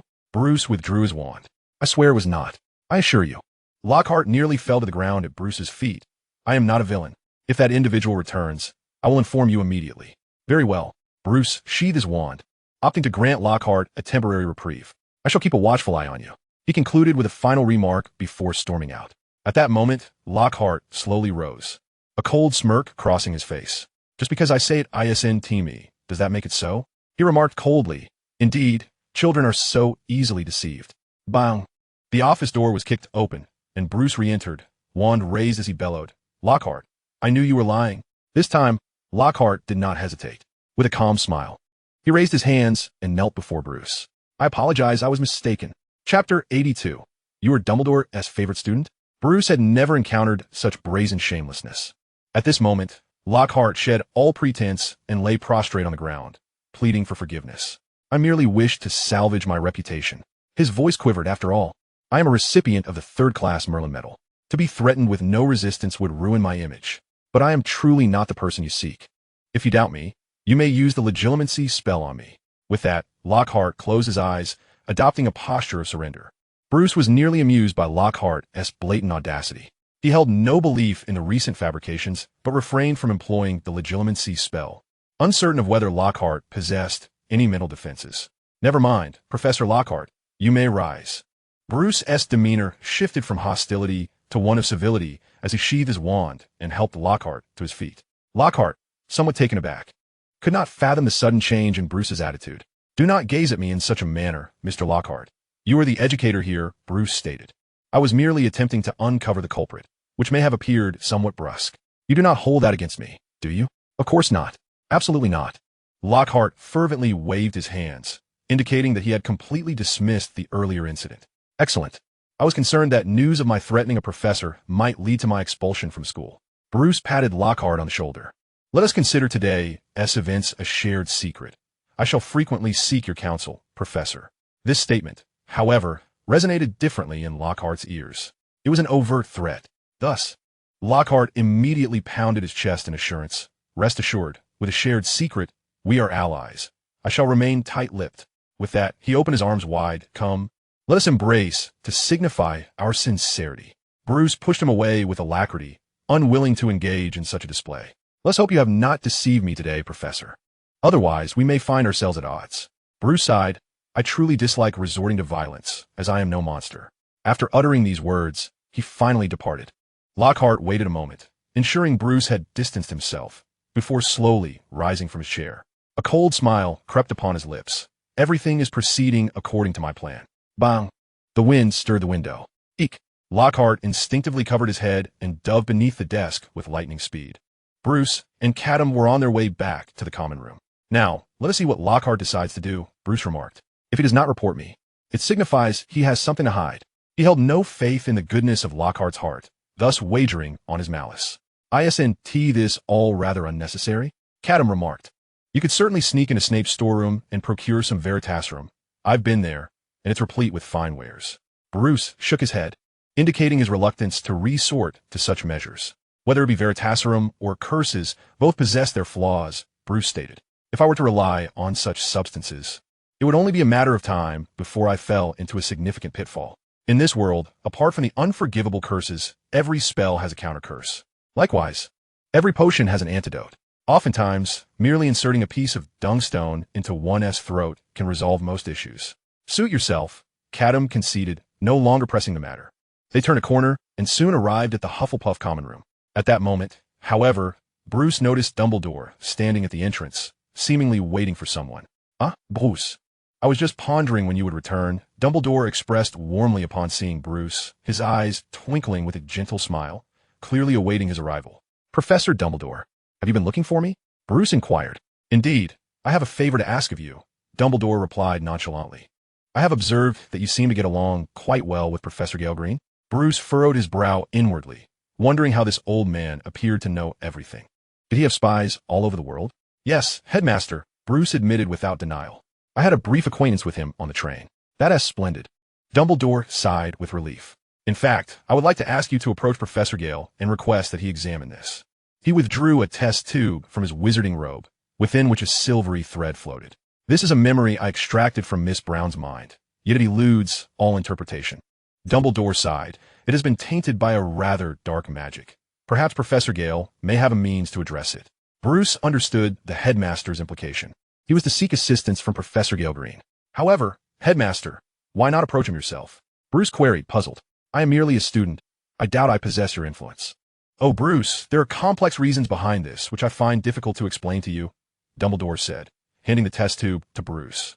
In any case, I have exhausted my last favor with Professor Gale, and now I must rely on your assistance.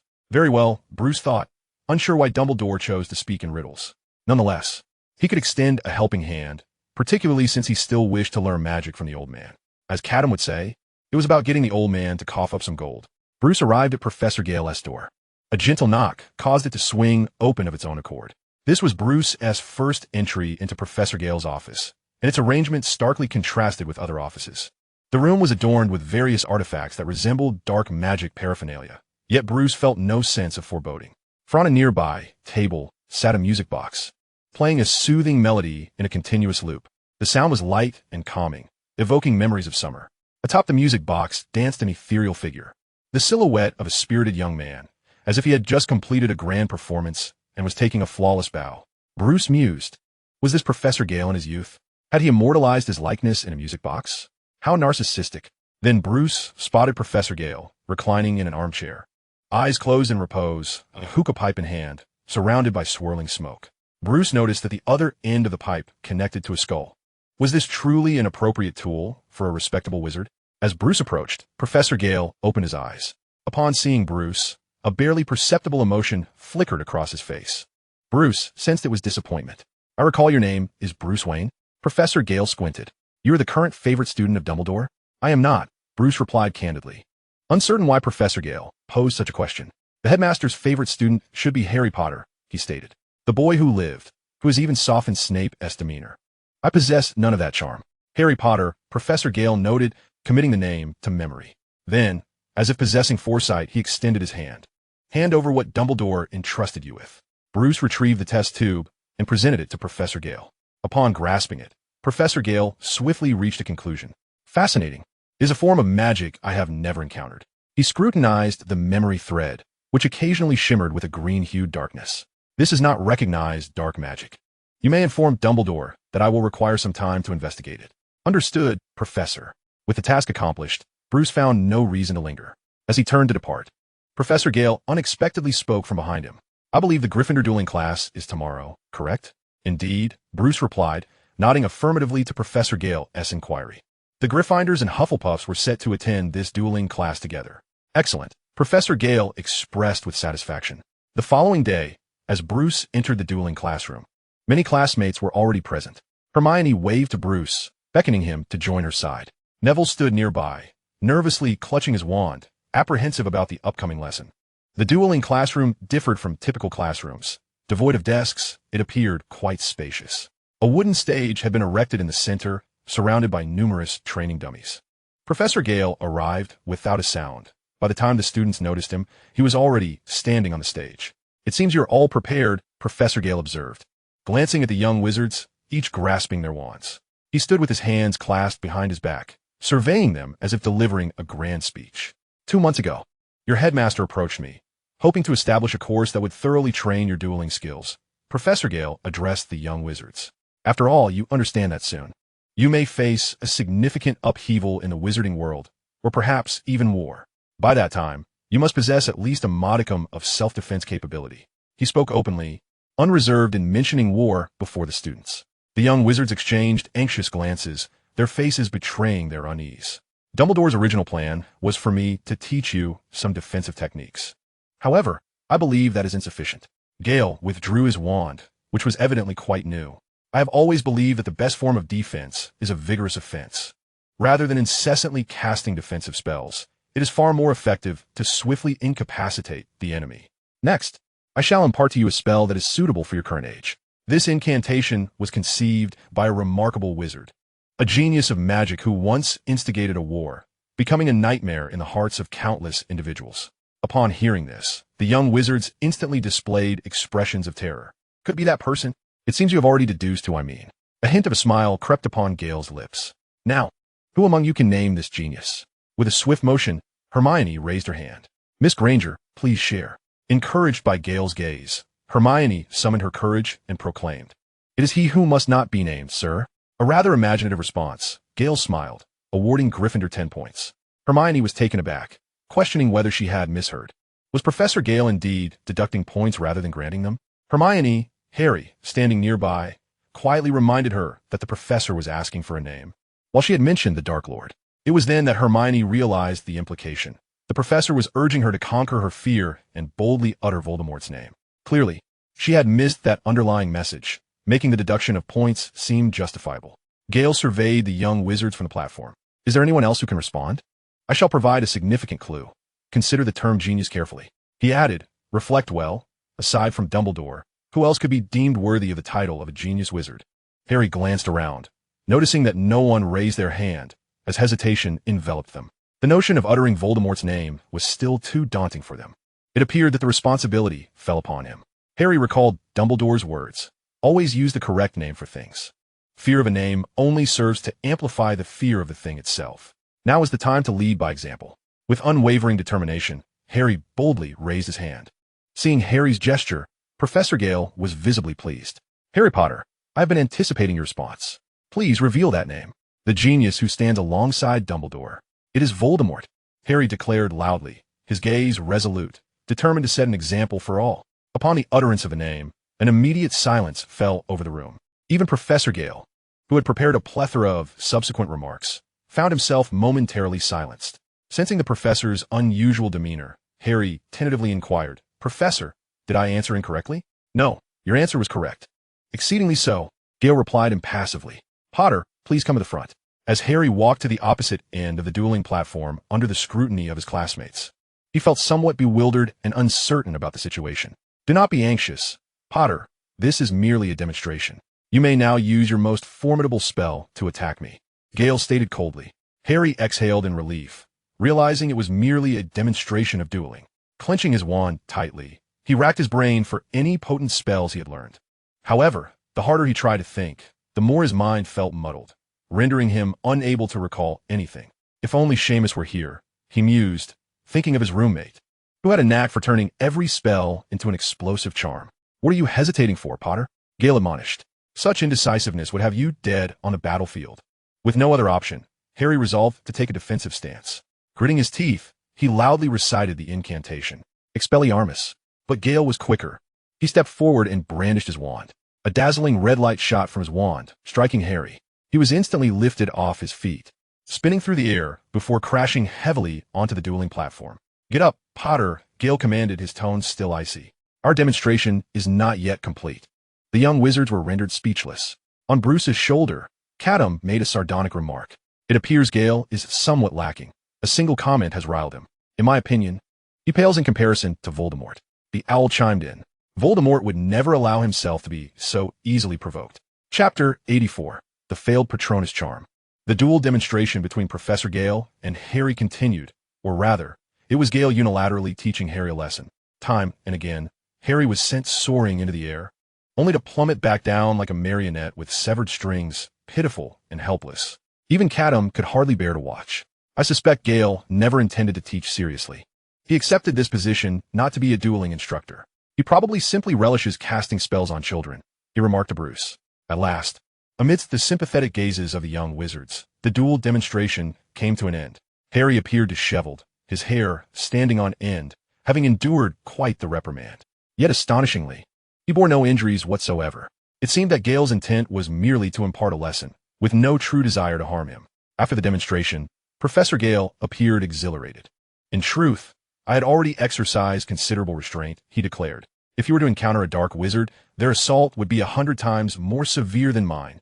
Then, Gale donned a look of concern, attempting to comfort Harry. Fear not. You performed admirably today. He patted Harry on the shoulder. However, as Dumbledore's favored student, you must strive for greater progress. Harry weakly nodded, entirely unaware of when he had become the headmaster's favorite.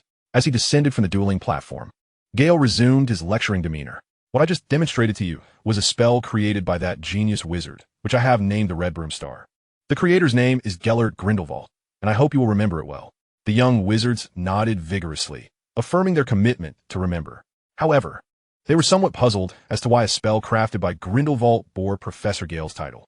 Very well, let us continue our lesson. Grindelwald. Oh no, Professor Gale surveyed the room. Everyone is expected to master this spell within a month. In the following week, Hogwarts witnessed a peculiar sight.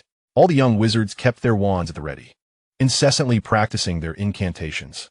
In the dining hall, corridors, and even in corners, students could be seen honing their spells.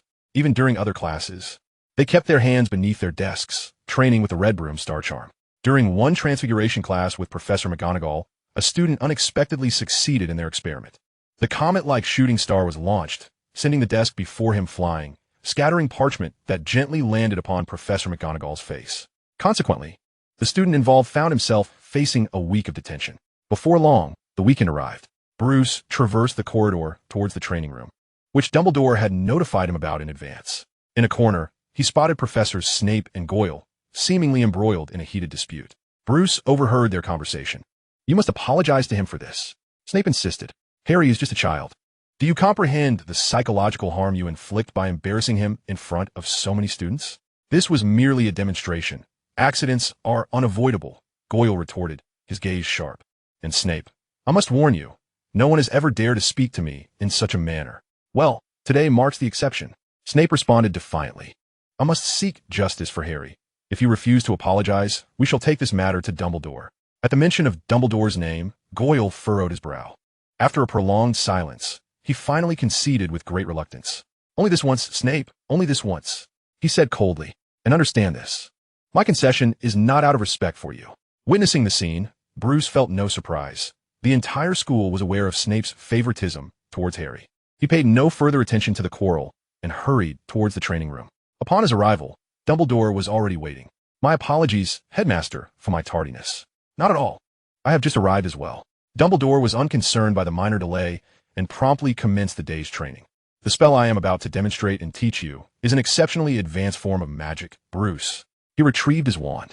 "The Patronus charm surpasses the abilities of an ordinary wizard. I am uncertain if you will be able to master it." Bruce nodded solemnly, attentive to the headmaster's explanation. "The Patronus is a force of positivity. Bruce, draw forth your wand." Bruce extracted the Elder Wand, preparing to cast the spell. The incantation for the Patronus charm is Expecto Patronum. When you utter this spell, you must simultaneously concentrate your thoughts and recall a particularly joyful moment in your life for it to be effective. A particularly joyful moment? Bruce suddenly froze, his mind a blank slate. However, Dumbledore, unaware of his current state, continued, "Now, follow my lead. Expecto Patronum." In a flurry, Bruce echoed the incantation, Expecto Patronum. A resounding phoenix call emanated from the tip of Dumbledore's wand, and a shimmering silver phoenix soared forth. In stark contrast, nothing occurred on Bruce's end. Only a wisp of silvery mist erupted from the tip of the Elder Wand, quickly dissipating. The spell had failed.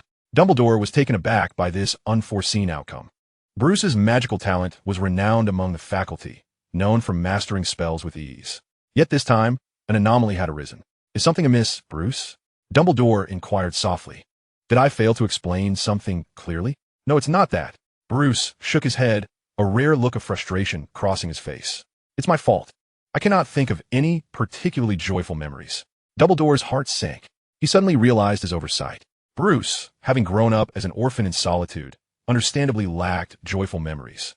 This was indeed the case. When attempting the incantation earlier, the only moments Bruce could recall were those spent with his parents, cherished memories, yet tinged with sorrow. For no matter how joyful those times had been, the thought of his parents' absence transformed joy into anguish. "I'm sorry, Bruce," Dumbledore said. "It seems this is not the right time for you to learn the Patronus charm. Let us study something else." Observing Bruce's dejected demeanor, Dumbledore felt a pang of guilt. In that moment, he wished to apologize for his earlier insensitivity. "What shall we learn?" Bruce inquired, lifting his head. His swift transition from sadness momentarily caught Dumbledore off guard. However, he quickly regained his composure, redirecting his focus to the lesson at hand. "What shall we study?" Suddenly, he recalled that many teachers had recently reported that the young wizards were practicing the shooting star charm. He knew what he would teach next. "Bruce, what do you think of the shooting star charm that Professor Goyle taught you?" "It is quite a formidable spell," Bruce replied. "Then I shall teach you a counterspell that can nullify the shooting star charm," Dumbledore remarked with a smile. "Once you master this spell, you can give Professor Goyle a delightful surprise." Chapter 85, Understanding Applause. The Shooting Star Charm is fundamentally an attack spell derived from basic spellcasting. Dumbledore raised his hand, and a beam of red light shot from his wand, striking a distant vase, which instantly shattered into dust. The spell's potency is determined by the wizard's own strength, and the caster can consciously reduce its intensity. The Shooting Star Charm is quick to cast, and, once mastered, requires no incantation, making it a convenient spell. Dumbledore paused momentarily before continuing. In the past, Grindelwald frequently used this spell to punish his subordinates. Bruce nodded, understanding why Professor Goyle had managed to strike Harry numerous times without causing him any harm. Evidently, Goyle had minimized the spell's power. Dumbledore elaborated. Grindelwald was quite pleased with this spell he developed and often boasted about it. According to him, the target would never know the true extent of its power until it struck. Hearing this, Bruce remained silent when suddenly an owl interjected. The unknown dread. Voldemort relished this approach. It remarked, however, the subsequent Dark Lord clearly did not execute it as effectively. If Grindelwald maintained control over the spell's severity, allowing for leniency, Voldemort resorted to more extreme measures. Peter Pettigrew serves as a prime example. The owl couldn't help but envision a scene where Voldemort proudly proclaimed at a Death Eater gathering, "Those who did not betray me, I inflicted deep torment upon. What of those who did betray me?" Understanding applause. It mused. Wait, that phrase could also apply to Batman. Back in the day, I implanted viruses in all my teammates. What are my enemies? Catum fell momentarily silent. Bruce remained attentive to Dumbledore's explanation, oblivious to the machinations of Catum in his mind. At last, Dumbledore broached the main subject. Bruce, what I am about to teach you is a defensive spell that I have refined from the Stupefy charm. The incantation is... He raised his wand above his head and pronounced the spell, Rebound. As he uttered the incantation, a translucent, eggshell-like aura enveloped his body, visible to the naked eye. It appeared for but a fleeting moment before swiftly dissipating. The spell was not particularly difficult to learn, yet it required precise timing. Dumbledore lowered his wand and remarked, "It must be employed at the precise moment the spell is about to strike you in order to reflect an opponent's magic back at them. By the way, the unforgivable curses cannot be rebounded." Bruce nodded, confident in his ability to master the timing. "Let us commence our practice," Dumbledore gently suggested. Time swiftly passed, and before long, it was time for the next dueling class. Inside the dueling classroom, each young witch and wizard faced a practice dummy, diligently honing their spells. Professor Gale, with his hands clasped behind his back, strolled among the students, as if inspecting his grand army. "Harry, your movements are incorrect," he admonished sternly. "Your wand movements must be swifter, so quick that you scarcely have time to react." Harry grimaced, his arms already aching, although Neville beside him displayed even less precision. Professor Gale seemed oblivious, singling out only Harry for his critique. Yet Harry dared not retort directly to the professor, gritting his teeth against the near numbness of his arms as he adjusted his actions to continue practicing. Satisfied, Professor Gale departed, having strict expectations for Harry due to his greater potential. "Let us see what Snape has to say this time." Gale continued his inspection, only to spot Bruce standing motionless before his dummy, seemingly slacking off. Gale's brow furrowed. "Bruce," he bellowed, "if you wish to be idle, you might as well go home. Do you think Hogwarts is your personal abode?" All eyes turned in their direction, concern evident in their gazes. Unfazed, Bruce replied, "No, Professor, I was merely contemplating a question." "What question?" Gale inquired. "I was pondering what I should do if someone were to cast a shooting star charm at me." "Then you must cast your spell faster than your opponent." Gale promptly responded. "The shooting star charm has no counterspell. That is your only recourse." "Is that so?" Bruce replied. "But Professor Dumbledore mentioned." "There is no Professor Dumbledore here." Gale suddenly shouted. "I do not wish to hear any excuses from you. Focus on your practice. I will tell you this plainly. If you do not master your spells in class, my salary will not diminish by a single canute." With that, he swept away, casting a fierce glare at Bruce. The surrounding young witches and wizards were left in stunned silence, particularly Hermione, who leaned towards Bruce and whispered, "You shouldn't speak to a professor like that. Even if he is a bit harsh, you cannot invoke the name of the headmaster to intimidate him." Bruce merely shook his head. "Do not worry, Hermione, I am fully aware of my boundaries." His thoughts drifted back to a few days prior, when he had exited the headmaster's office. "Are you certain you wanted to do this?" Bruce asked Catum skeptically as he traversed the moving staircase. "You want me to provoke Professor Gale in Dumbledore's name?" "Rest assured." The owl flapped its wings, soaring beside Bruce. "I have everything planned." Gale's reaction will undoubtedly be quite intense. And what of that intensity? Bruce remained puzzled, pondering that while Professor Gale may be eccentric, his teaching was sound, infinitely superior to last semester's Quirrell and this semester's Lockhart. Why would he wish to create conflict with such a teacher? Trust me, it will not escalate to that extent. In fact, you may find it to your advantage, Catum assured him. Believe me, I have read the stories. The tale of Yonghua was well known to Catum. What stories? Bruce inquired. Show me. Catum simply shook his head. They involve minotaurs. Children should not look. Returning to the present, the dueling class concluded under a tense atmosphere, and Bruce noted that he had not observed any reaction from Professor Gale. That deceitful owl is lying again. Bruce fumed as he stowed away his wand, preparing to follow the crowd out. At that moment, a voice called out to him from behind. Turning around, he found it was Professor Gale. Bruce approached, noticing Gale's eyes flickering with intensity. What did Dumbledore tell you earlier? Professor, I was in the wrong before, Bruce replied, opting to apologize rather than provide a direct answer. He should not have contradicted a teacher in class. However, Professor Gale seemed unperturbed by this apology, pressing further. What did Dumbledore say? What is his opinion of the shooting star charm? Well, Bruce attempted to speak favorably, increasingly convinced that the owl was merely playing tricks on him, deliberately inciting discord between him and the professor. What a malicious owl. Dumbledore said, it is a very formidable spell, he finally stated. You are lying. Gale's gaze darkened. Dumbledore would not express such praise. He surely said something different.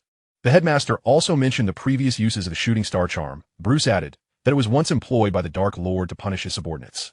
You are still withholding information. Gale pierced through Bruce's half-truths. After a moment of contemplation, the realization dawned on him. I understand. He suddenly sneered. Did Dumbledore teach you some spell that can counter the shooting star charm? This inquiry struck at the heart of the matter. With the conversation reaching this juncture, Bruce found little left to conceal, yet he endeavored to respond with tact. Actually, the headmaster did not specifically address the shooting star charm. He spoke about dealing with a majority of spells. That is enough, Wayne. You need not elaborate further. Professor Gale's expression turned stony. Internally, he scoffed. If Dumbledore had indeed focused solely on the shooting star, he would have had no objections. However, to suggest that the counter was merely incidental to a broader discussion of spells was unacceptable to Gale. In that case, he elongated his tone and addressed Bruce. Why don't you demonstrate right in front of me? I, too, wish to witness the profound magic your esteemed headmaster has imparted to you. Right here, Bruce surveyed the surroundings, noting that the other students had already departed, leaving the classroom desolate. He couldn't help but ponder that if Professor Gale were to strike him at that moment, there would be no evidence left behind. Wait, could it be? Bruce recalled the rumors the owl had spread earlier, that Professor Gale enjoyed striking children. Wayne, what are you hesitating for? At that moment, Professor Gale had already drawn his wand. The duel had commenced. Decades ago, opponents would not wait for you to prepare. Decades ago, indeed. Bruce sighed. This had almost become a catchphrase for Professor Gale, who often reminisced about the past. One could hardly fathom what was so worthy of remembrance. Had he perhaps instigated a world war? Bruce drew his supreme wand. Now strung like a bow, he had no choice but to release the arrow. Seeing Bruce ready, Professor Gale made his move. With a swift flick, devoid of any preliminary gestures or incantations, the red comet was unleashed. In the blink of an eye, it was upon Bruce. A faint smile curved at the corners of Professor Gale's lips. This was a spell he had employed countless times, never once failing. He could not believe Dumbledore could effortlessly counter it. This time, he exerted merely 10% of its power, intending not to harm Bruce, but to humiliate him instead. A mere warning, if you will. The magic devised by Grindelwald was certainly no less formidable than Dumbledore's. Then he beheld Bruce raise his wand. Rebound spell. Upon uttering the words, an eggshell-like aura enveloped Bruce, and the red comet struck precisely upon that halo. In the widening eyes of Professor Gale, the red comet rebounded instantaneously. This turn of events had taken him completely by surprise. He could only watch in disbelief as his own spell struck him. Suddenly, Professor Gale's body soared into the air, spinning several times before crashing to the ground. Coo-coo! Coo! Catum soared above, cawing with delight. This was the spectacle he had been waiting for. Professor! Bruce hurriedly stowed away his wand and rushed to assist Professor Gale. In his haste, he even gave the owl a slap, but unfortunately, the owl was far too vigilant and had already taken to the skies. The old wizard bore no serious injuries, though his robes were disheveled, rendering him somewhat disheveled. He shoved Bruce away. Is this what Dumbledore has taught you? The rebound spell? Gale struggled to maintain an air of indifference regarding the earlier incident. Well, very well, he declared. Professor, I didn't mean to. Bruce apologized. No, Gale interjected. halting Bruce's subsequent words with a raised hand. When I say you're very good, I mean it. This rebound spell is indeed quite impressive, completely beyond my expectations. Hiss. Gale suddenly inhaled sharply, clutching his waist. It seemed he had indeed twisted it. Observing this, Bruce instinctively moved to assist, but Gale restrained him. Me perfectly fine. He insisted. I merely feigned the back pain to save Dumbledore some face. That said, his hand remained on his waist, and his expression was still somewhat contorted. All right. Thank you, Professor. Bruce chose not to expose the charade, simply playing along with Gale's performance. After a brief moment, Gale finally removed his hand from his waist, exhaling deeply. Let's return to our previous topic. Silently, he swept everything aside. We were discussing the rebound spell, which is indeed a powerful piece of magic. Alas, Grindelwald had anticipated this move long ago and left behind a countermeasure. What is it? Bruce inquired, intrigued. How would I know? I'm not Grindelwald. Gale shot him a glare. You must give me some time to consult the records. Very well. Bruce nodded, realizing the truth in it. Today's developments had utterly surpassed his expectations. He had not anticipated the headmaster's rebound spell to be so effective, catching Gale off guard and embarrassing him. He resolved never to divulge this incident, unless Dumbledore were to inquire. Bruce was expelled from the dueling classroom, as Gale mentioned, needing to consult the records.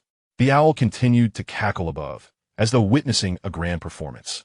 With no recourse for Catum's peculiar penchant, Bruce sighed and prepared to head to the hall for lunch before attending his afternoon classes.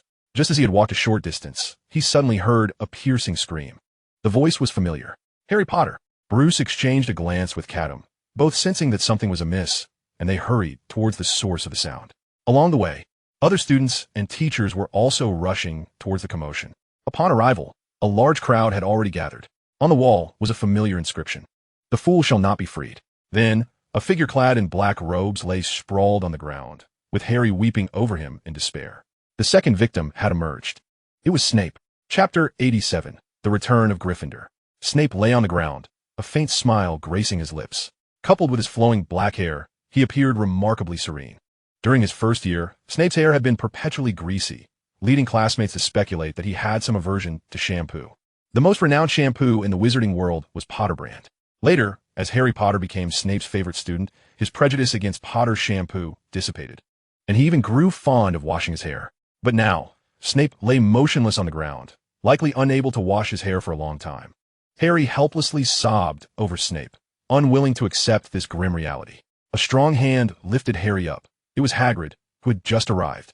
Hagrid cradled Harry in his arms, gently reassuring him, "It's all right, Harry, Dumbledore will awaken him." The other professors had also arrived. Dumbledore, witnessing this scene, wore an expression of grave concern. Snape was no defenseless little wizard. His ability to be cursed silently signified a dire situation. Hagrid, take Snape to the hospital wing, Dumbledore calmly instructed. Everyone need not worry. The school will address this matter. The onlooking students were escorted away as Hagrid cradled the unconscious Snape, making his way towards Madame Pomfrey's infirmary. Trailing behind him were the professors, followed by an owl. Bruce glanced around, unable to spot Catum. He wondered where he had vanished to. At that moment, he found himself amidst the Hufflepuff group, flanked by Gryffindor. Harry was still weeping, while Hermione and Ron comforted him. "I was so foolish, truly." Harry sobbed. "I should have heeded the house elf's advice and stayed home this term." Then the professor wouldn't have encountered such peril. From his tone, it seemed he believed Snape had shielded him from disaster. Bruce grew intrigued by the house elf Harry mentioned, eager to inquire further. Just then, a voice reached his ears, a sound he had heard before. A man and a woman engaged in cheerful dialogue, now accompanied by the laughter of a boy. They appeared blissful. The familiarity of their conversation struck Bruce, and he swore he had heard it previously. Yet, no matter how he pondered, a veil separated him from the voices. So close, yet out of reach, as if he could never unravel the truth. At that moment, Hermione turned to Harry and asked, "Harry, did you see anything?" "No." Harry replied in pain. "I just separated from him for a brief moment, and when we met again." He could not bear to continue.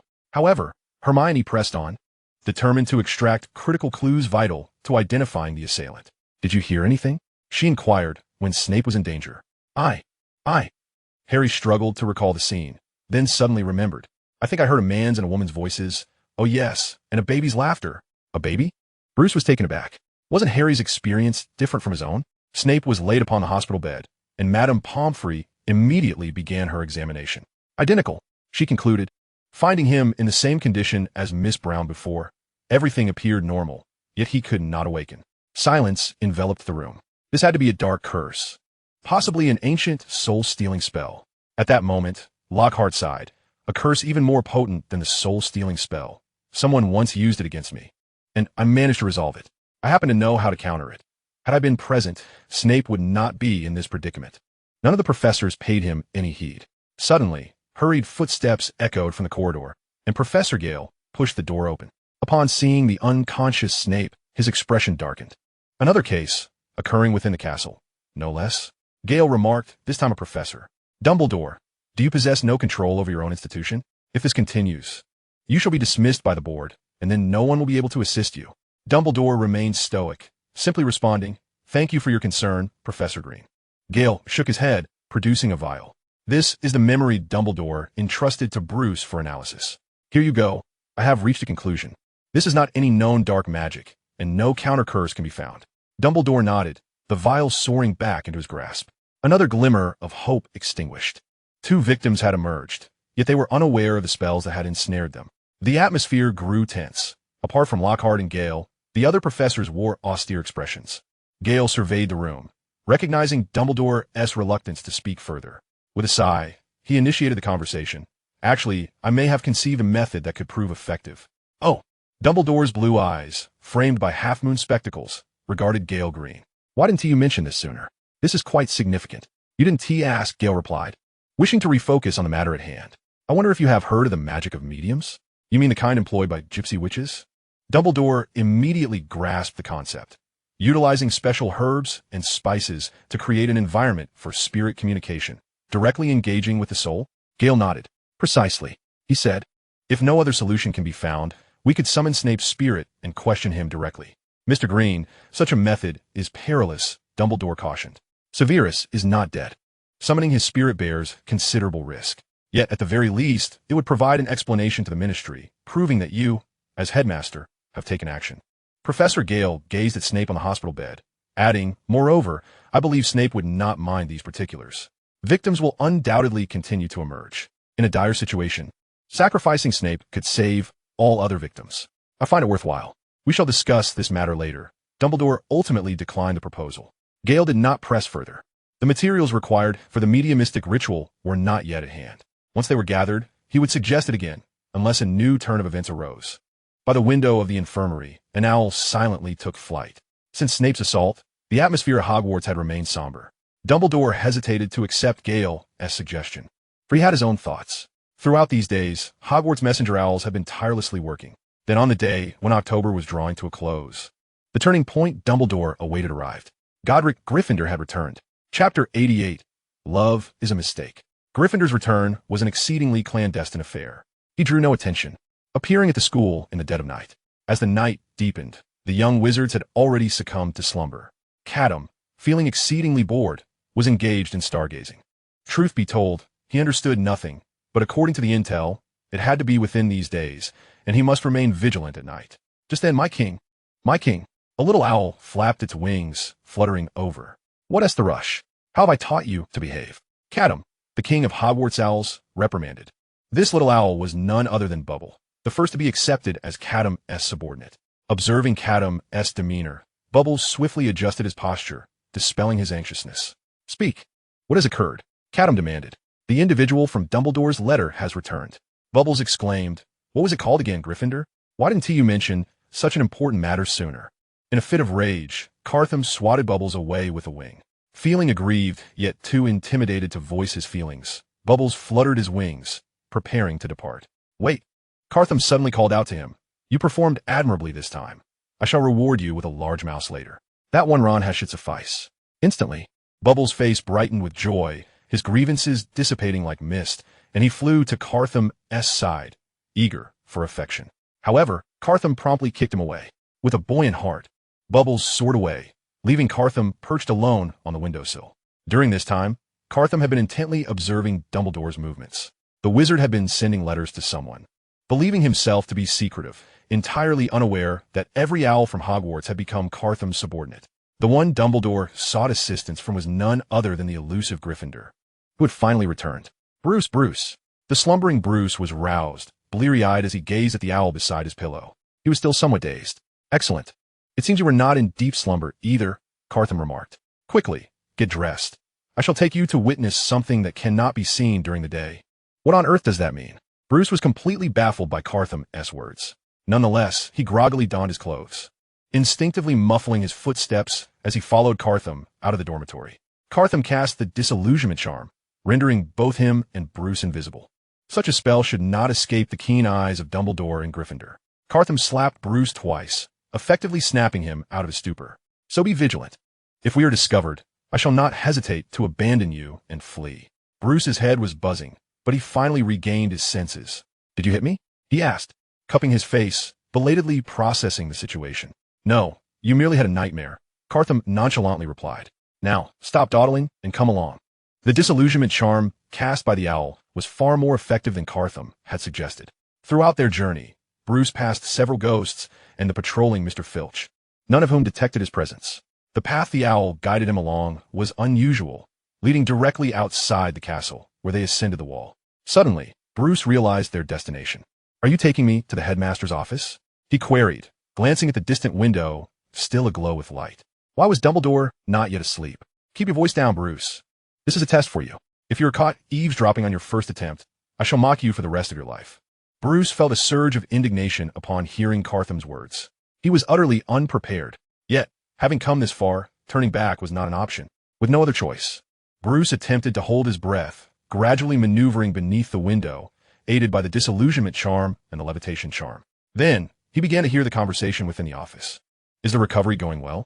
It was Dumbledore's voice. Quite well. Do not worry. Bruce recognized that this voice belonged to Godric Gryffindor. Now, the headmaster was conversing with Gryffindor. He finally grasped the gravity of the information he was eavesdropping on. Indeed, it was something that should not be seen or heard during the day. Bruce pressed his ear against the wall, falling silent, fully attentive to the dialogue within. The current level of madness in Slytherin is even more extreme than I had imagined. Gryffindor spoke, sparing no words. Had it not been for my fortunate fate, I would not have returned.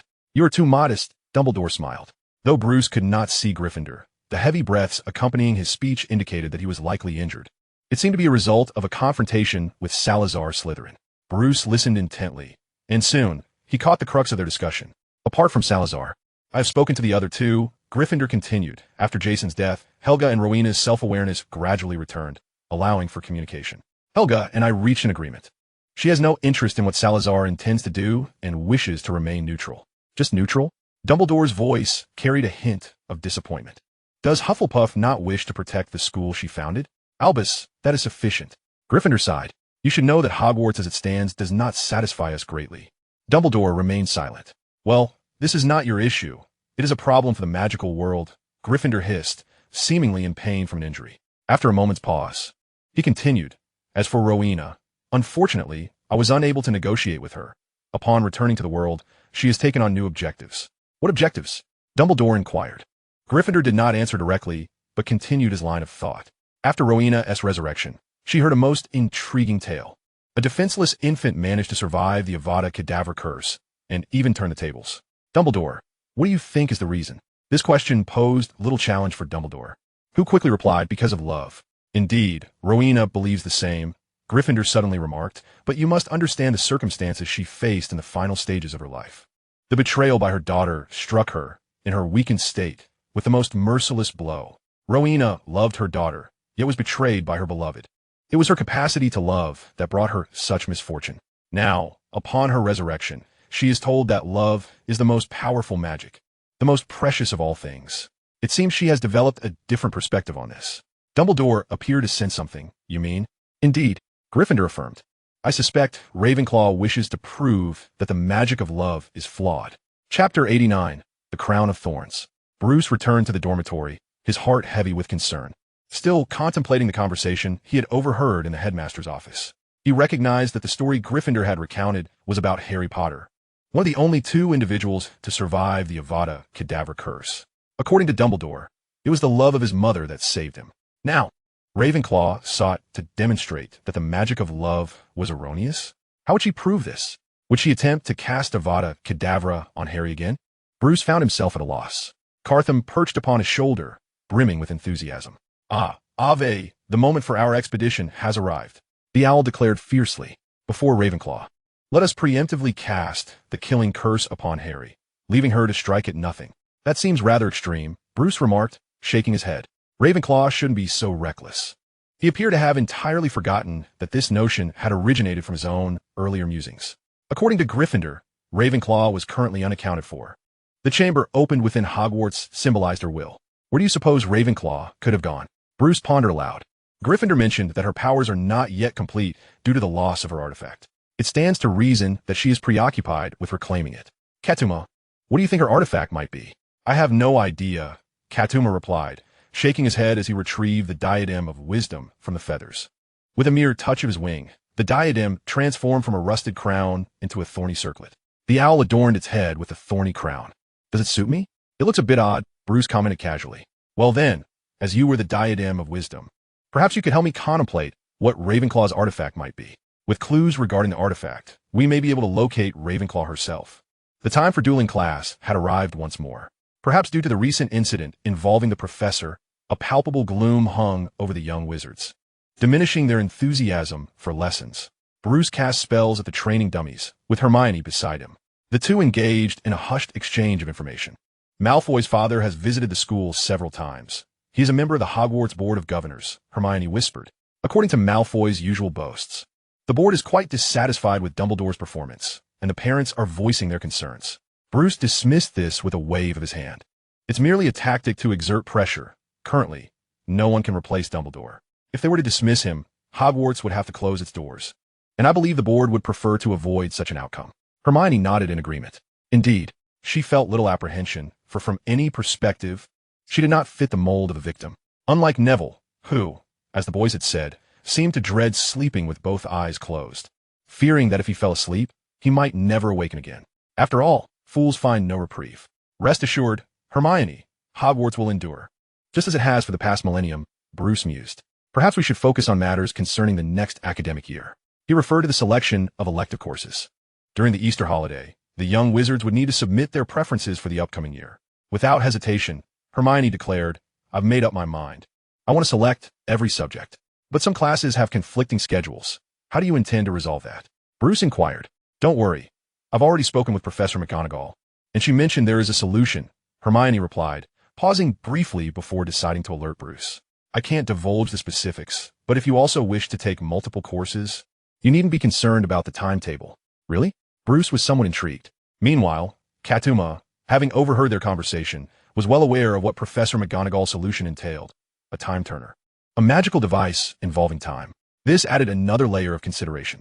The owl mused that if Bruce were to encounter something related to time, his nature would undoubtedly compel him to delve into its study, seeking mastery over it. In the vast cosmos, there exists an inexplicable law. For instance, if a person possesses the ability to heal themselves, they are destined to endure the harshest blows and meet their demise multiple times. If Bruce were to gain the power to alter the past, it would surely result in chaos. Perhaps next academic year, Hogwarts might face dire consequences. Oh well, a blessing in disguise, Catum thought. Perhaps once I acquire the time turner, I too shall grasp some semblance of time magic. After dueling class, Professor Gale summoned Bruce to remain behind. His expression was fierce, causing the other young wizards to hesitate before departing, while Hermione felt a pang of concern, fearing they'd been caught slacking off in class. Once the others had left, Professor Gale began to speak. Wayne, I recently stumbled upon some pertinent information, he said. I believe I have a clearer understanding of Grindelwald's method for countering the rebound spell. So, let's try once more. I will attack you with a red current charm, and you shall defend. Professor Gale was eager to demonstrate. However, Bruce shook his head. Professor, I'm not a fool. He regarded Professor Gale with a look of disbelief. Since you have already discovered the counter, why would I willingly subject myself to a beating? Professor Gale was momentarily taken aback. It was as though he'd said to Bruce, do you believe I could defeat Dumbledore? The expected response was for Bruce to deny it, allowing Gale to showcase his abilities. Instead, Bruce affirmed, much to Gale's discomfort. You cannot say that, Bruce, Gale insisted, racking his brain for a retort. This is a spell that Dumbledore specifically taught you. Do you not wish to prove that it cannot be countered? I do not wish to, Professor, Bruce replied calmly.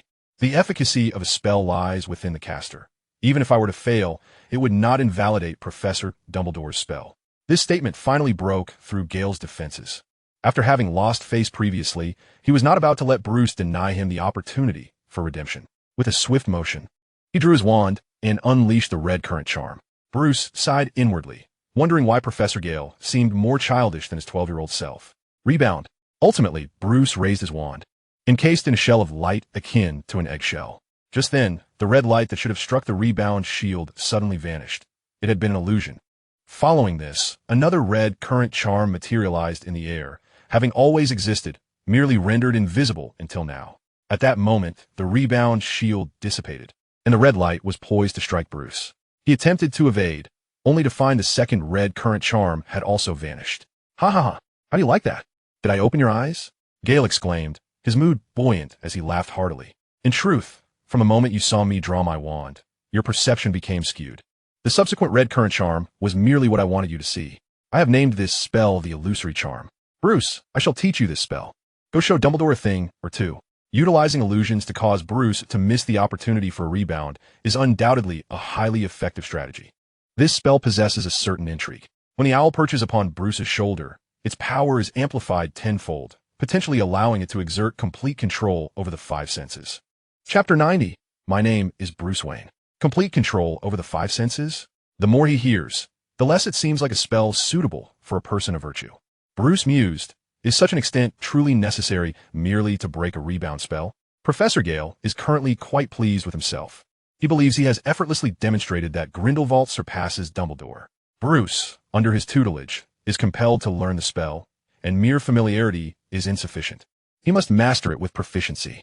Gale is not inclined to have his reputation tarnished by Bruce's blunders. Half an hour later, Professor Gale's supplementary lesson concluded. Bruce successfully learned the vanishing spell, creating an illusion that he found rather satisfactory. Bruce, remember to train your imagination diligently, Professor Gale gently advised.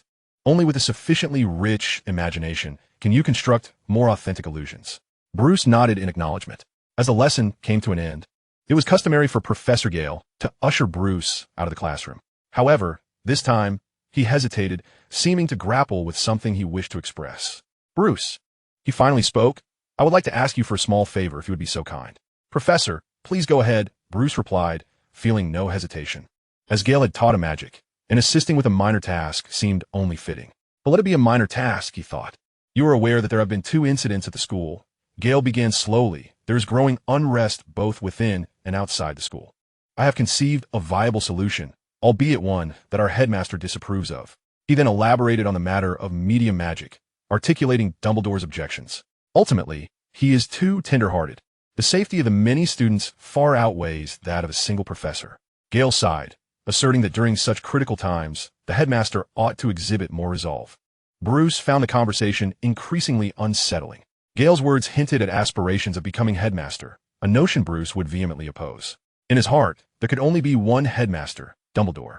Unless, fortunately, Gale did not harbor such intentions, sparing Bruce from further contemplation. I wish to uphold my ideas, yet Dumbledore is the headmaster. After much thought, I devised a compromise. Raising his hand, Gale summoned a diary to him. Since we cannot summon Snape's spirit into reality, we might as well reverse the process and send a soul into his dreams. Bruce conceded that this notion was rather fascinating. Gale handed the diary to him. I previously had a quarrel with Dumbledore, and now to propose such a plan would appear as though I were admitting fault. So Bruce, I hope you can assist me with a small favor. Just say that you found this diary. Dumbledore should be able to deduce what to do next. Huh? Bruce had not anticipated the situation would unfold in this manner. Looking at the diary in his hands, he could sense a dark magic swirling within. This diary was originally a Horcrux containing an evil soul, Gale explained, but fear not, I have neutralized the dark magic, and the soul within has been conditioned to obey. You've neutralized the dark magic? Bruce regarded Gale with skepticism. Professor, there is still residual dark magic on this diary. That was intentional. Gale waved his hand dismissively. Only by retaining a portion of the original dark magic can Dumbledore be convinced that this Horcrux is not of my doing. Very well then. Bruce accepted this rationale. For the dark magic upon the diary was indeed feeble, posing no threat to him. He tucked the diary away, preparing to depart. At that moment, Professor Gale offered one last suggestion. Bruce, if you don't mind, you might consider conversing with the soul within. He pondered for a moment, remarking, that soul could be quite entertaining. Bruce left the dueling classroom, making his way to the dining hall while conversing with Catum. Catum, I suddenly have a hypothesis. He recalled the earlier dialogue in the classroom. I believe Professor Gale, in his youth, might have been a renowned dark wizard. His familiarity with various dark magics is indeed quite suspect. Wow, you make a compelling point, the owl chimed in, devoid of emotion. I truly had not considered that. Catum, having recently read parenting books, believe it essential to be a non-dowdy parent. That must be it, Bruce surmised, sensing Catum's sarcasm, leading him to lose interest in continuing the conversation. The pair fell into a contemplative silence. As they passed Professor Flitwick's office, they observed a young witch conversing with a ghost in the corridor. Bruce vaguely recognized the young witch as Ravenna, a first-year student from Ravenclaw, while the ghost beside her was the Ravenclaw ghost, Ms. Gray. I see. Ravenna smiled at Ms. Gray. I will look into that later. Thank you, Ms. Gray. She bid farewell to Ms. Gray and turned to leave, brushing past Bruce. Catum's gaze followed Ravenna until she vanished from sight. Interesting, the owl murmured. What could she be doing on the 5th floor? There is hardly anything there, just the restricted section, abandoned classrooms, and restrooms. Could Ravenclaw's secret chamber be located there? What are you staring at? Bruce's voice suddenly pierced through, exposing Catum's transgression. You sneaky owl, peering at the young witch. Nonsense. It is the nature of owls to observe, devoid of any ulterior motives. Catum retorted. I suspect there might be hidden areas on the 5th floor of Hogwarts. Should we investigate tonight? Not tonight, Bruce shook his head, for he indeed had matters to attend to. He intended to converse with the amusing soul that Professor Gale had mentioned and discover just how entertaining it could be. As night deepened, Bruce sat on his bed, flipping through the diary, the pages entirely blank, devoid of any ink marks. Only on the first page could he make out a name, written in unclear ink, T.M. Riddle. Was this the name of the diary's original owner, the soul within? It appeared he was not a person of good repute. Bruce retrieved a bottle of ink, dipped his quill into it, and allowed a droplet to fall onto the first page of his diary. The ink shimmered vibrantly upon the paper for a fleeting moment before it appeared to be absorbed entirely, vanishing without a trace. Bruce once again saturated the quill with ink and inscribed, My name is Bruce Wayne. Chapter 91. I am the Good Owl. The words flickered briefly on the page before dissolving into the paper, leaving no mark behind. After a moment of anticipation, words he had never penned began to seep through the paper, forming a disconcerting message. Lord Green, please cease your probing. In that instant, Bruce found himself at a loss for words. He recalled Professor Gale's earlier remark about the amusing soul within the diary. Yet now, it seemed evident that Professor Gale must have subjected this soul to some harrowing ordeal that instilled such fear. Even Bruce felt a twinge of pity for this entity. He wrote in the diary, I am not Lord Green. I merely stumbled upon this journal. The diary offered no response, seemingly disbelieving Bruce's assertion. I assure you, I am not deceiving you, Bruce thought, endeavoring to present himself as innocent and harmless. Are you referring to Professor Gale Green? He is indeed quite fearsome. None of my classmates hold him in high regard. After a brief silence, the diary gradually revealed another message. The last time you claimed to be a first-year student at Hogwarts, feigning openness to extract my soul. And what was the outcome? Do you think I have forgotten? I shall not repeat the same mistake. Although merely a string of simple words, Bruce discerned a profound sense of sorrow within them. This soul, steeped in dark magic, must have endured countless instances of entrapment at the hands of Professor Gale. What ultimate humiliation had it suffered, leading to such a life experience? No one could fathom. Bruce struggled to find a way to continue the conversation. At that moment, Catum leaped onto the bed, standing beside the diary. He communicated telepathically with Bruce. Discussed the boy who survived. I believe he would find it quite fascinating. Engaged the diary about Harry? Bruce found this perplexing, as the faded date on the journal's cover indicated it was 50 years old. 50 years ago, Harry's father had yet to be born, yet with progress at a standstill. Bruce resolved to heed Catum's advice. I am truly not Professor Green. I am merely a reticent and introverted boy. He wrote in the diary. I feel quite isolated in this school. No one is willing to play with me, and I can only converse with owls. I noticed the name Riddle inscribed in the diary. Is your name Riddle? Riddle, would you be my friend and listen to my innermost thoughts? The diary remained silent, and after a moment's pause, Bruce continued to write. The person I despise most is Harry Potter from Gryffindor. Everyone adores him. All gather around him, and he shines like the sun. In contrast, I feel like a rat in a gutter. I loathe him, that scarred boy. Did he not merely vanquish Voldemort in his childhood? I refuse to believe he did it by his own strength. The more Bruce wrote, the more fervent he became, unaware of why his thoughts flowed so effortlessly, as if such a person truly existed. Catum observed the words and suddenly inquired, "Why do you portray yourself as Malfoy?" "Huh?" Bruce snapped back to reality. No wonder the description felt oddly familiar. "Congratulations, Bruce. You have finally grasped the essence of deceit," Catum chuckled. 9 truths, 1 lie. Even Merlin would be unable to discern the truth. Bruce could not comprehend what was amusing about this. He felt he had strayed off topic, and the diary might no longer engage with him. Who would wish to befriend Malfoy? However, the situation unfolded unexpectedly. The passage Bruce had originally written regarding Voldemort's defeat was now highlighted prominently in the diary. A line of text gradually emerged. Elaborate. The response had indeed shifted. Bruce's gaze sharpened. Previously, regardless of the topic, Riddle had appeared despondent. Yet now, the news of Voldemort's downfall ignited a spark of curiosity in him. This could only signify one thing. Riddle's interest in Voldemort's defeat surpassed his fear of Professor Gale. Why? A hypothesis formed in Bruce's mind. 50 years ago, Bruce began to calculate the timeline. When did Voldemort rise to power? According to historical records, it was around the 1970s when the Dark Lord's influence peaked. And he was in his prime? If that were the case, the timeline matched. Catum, Bruce mentally queried, could this riddle be Voldemort? Your deduction is rather swift this time. The owl replied without reservation, indeed, he is. His full name is Tom Marvolo Riddle. Rearrange the letters, and you shall uncover the truth. Bruce pondered briefly. Tom Marvolo Riddle. I'm Voldemort. In that moment, Bruce felt no fear. He had never been afraid of Voldemort. Yet, a peculiar thought crossed his mind. Why did both the half-blood Prince Snape and Voldemort prefer such names? Bruce asked Catum, do they not feel any shame? Shame? Why should there be any? The owl flapped its wings. I'm also King Catum. For the first time in his life, Bruce felt acutely aware of his own social incongruity. What sort of individuals surrounded him? Among this peculiar assembly, even the name Batman seemed unremarkable. Meanwhile, the diary, having received no response for a while, had evidently grown impatient. It was the first to initiate a conversation. Is something amiss, my dear Bruce? Why do you not answer my questions? Riddle inquired. Are we not already good friends? He was eager to extract more information from Bruce. As Voldemort's 6th-year soul, he brimmed with confidence, convinced of his future greatness.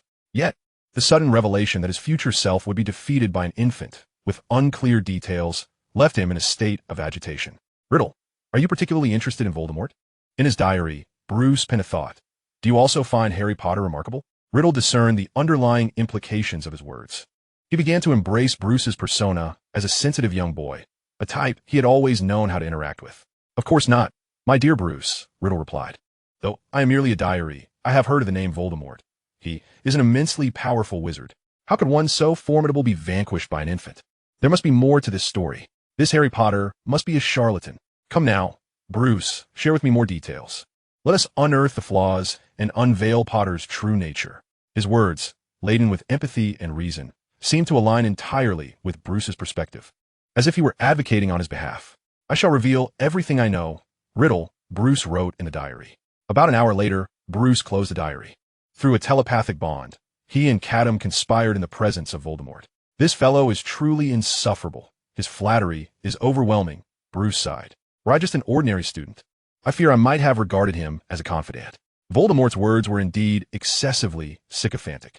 For instance, in praising Bruce, he could even say, you are destined to be among the great, while I am but humble dust on the roadside, clinging to the edge of your shoe.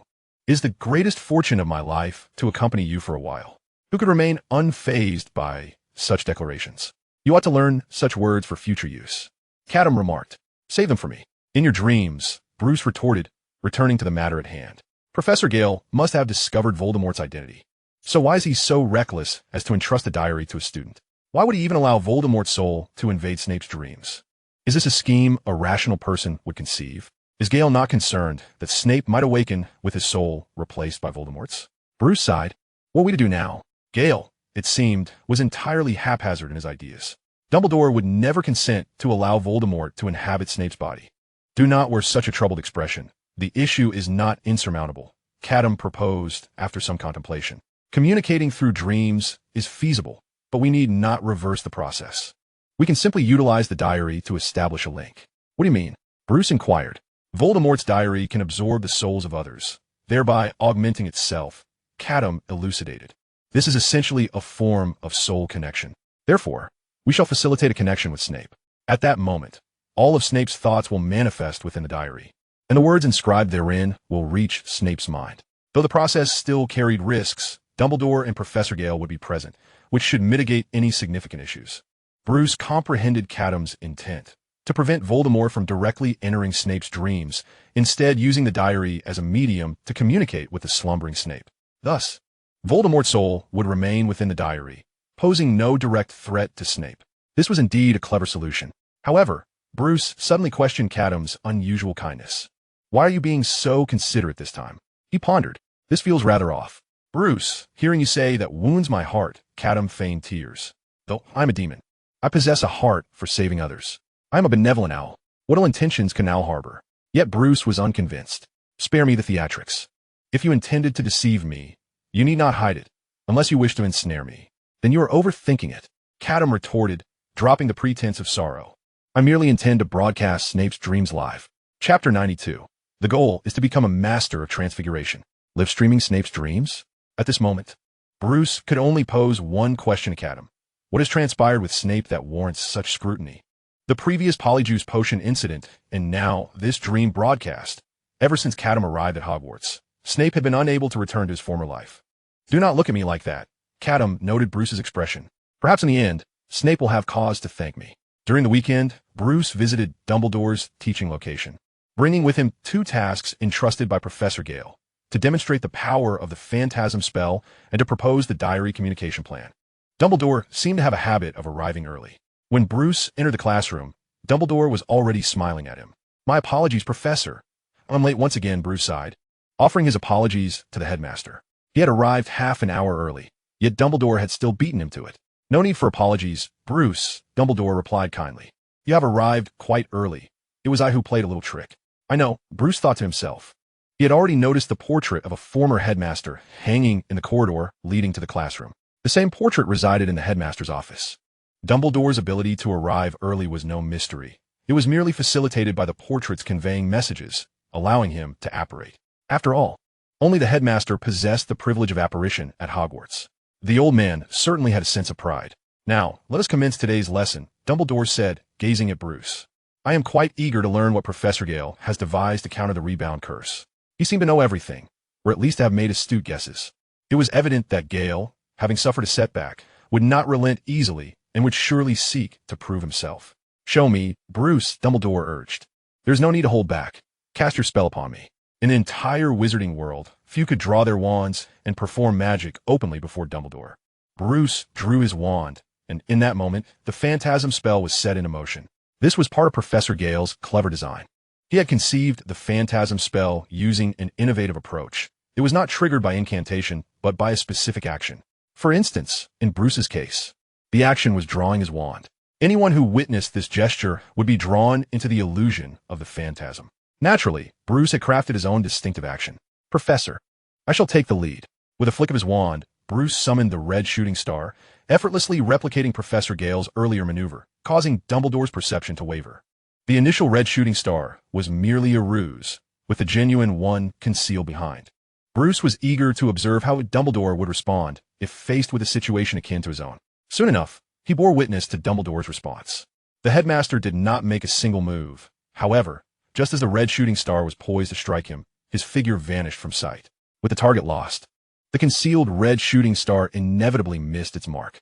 Dumbledore then materialized behind Bruce, a serene smile gracing his features, as if the entire affair were a mere trifle.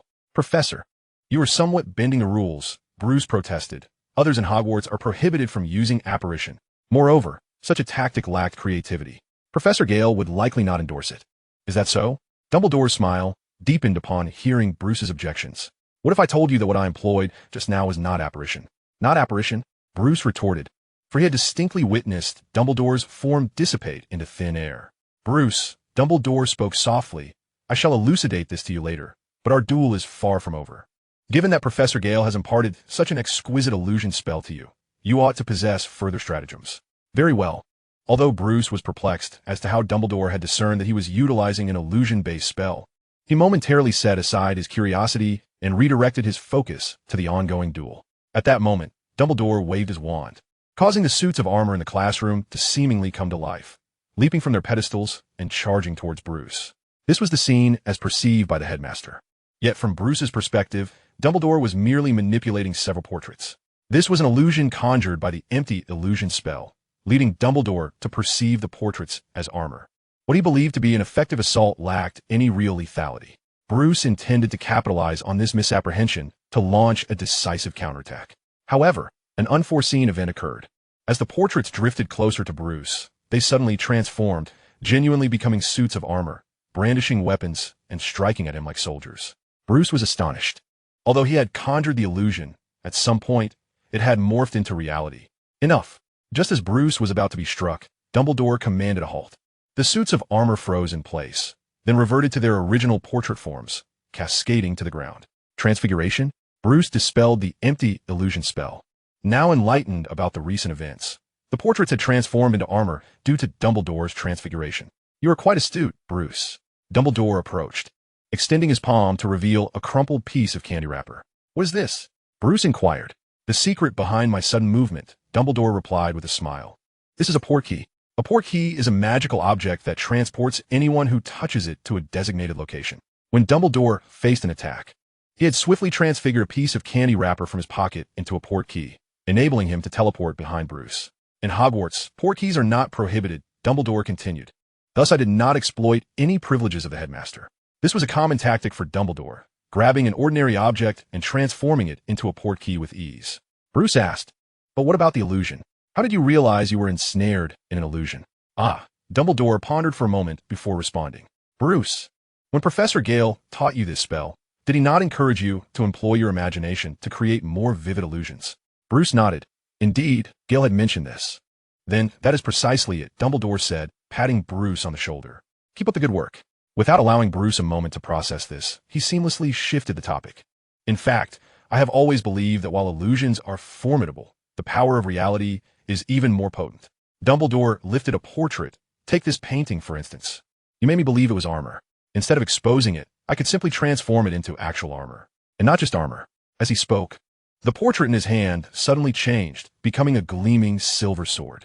Dumbledore plucked a strand of his hair and blew upon the blade, causing it to snap in two. The silver sword then reverted to its original form as a portrait. Bruce observed all of this with rapt attention, his mind racing. In past transfiguration classes, Professor McGonagall had often instructed students to transform mice into snuff boxes or beetles into buttons. While Bruce had found these exercises fascinating, he had always regarded transfiguration merely as a means of control. However, after witnessing Dumbledore's demonstration, Bruce's perception of transfiguration had irrevocably changed.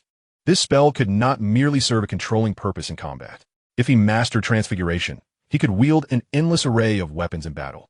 Just imagine, amidst the ruins of a battlefield, Bruce could casually wave his wand, sending debris soaring into the air, transforming them into countless swords and knives, hovering ominously behind him.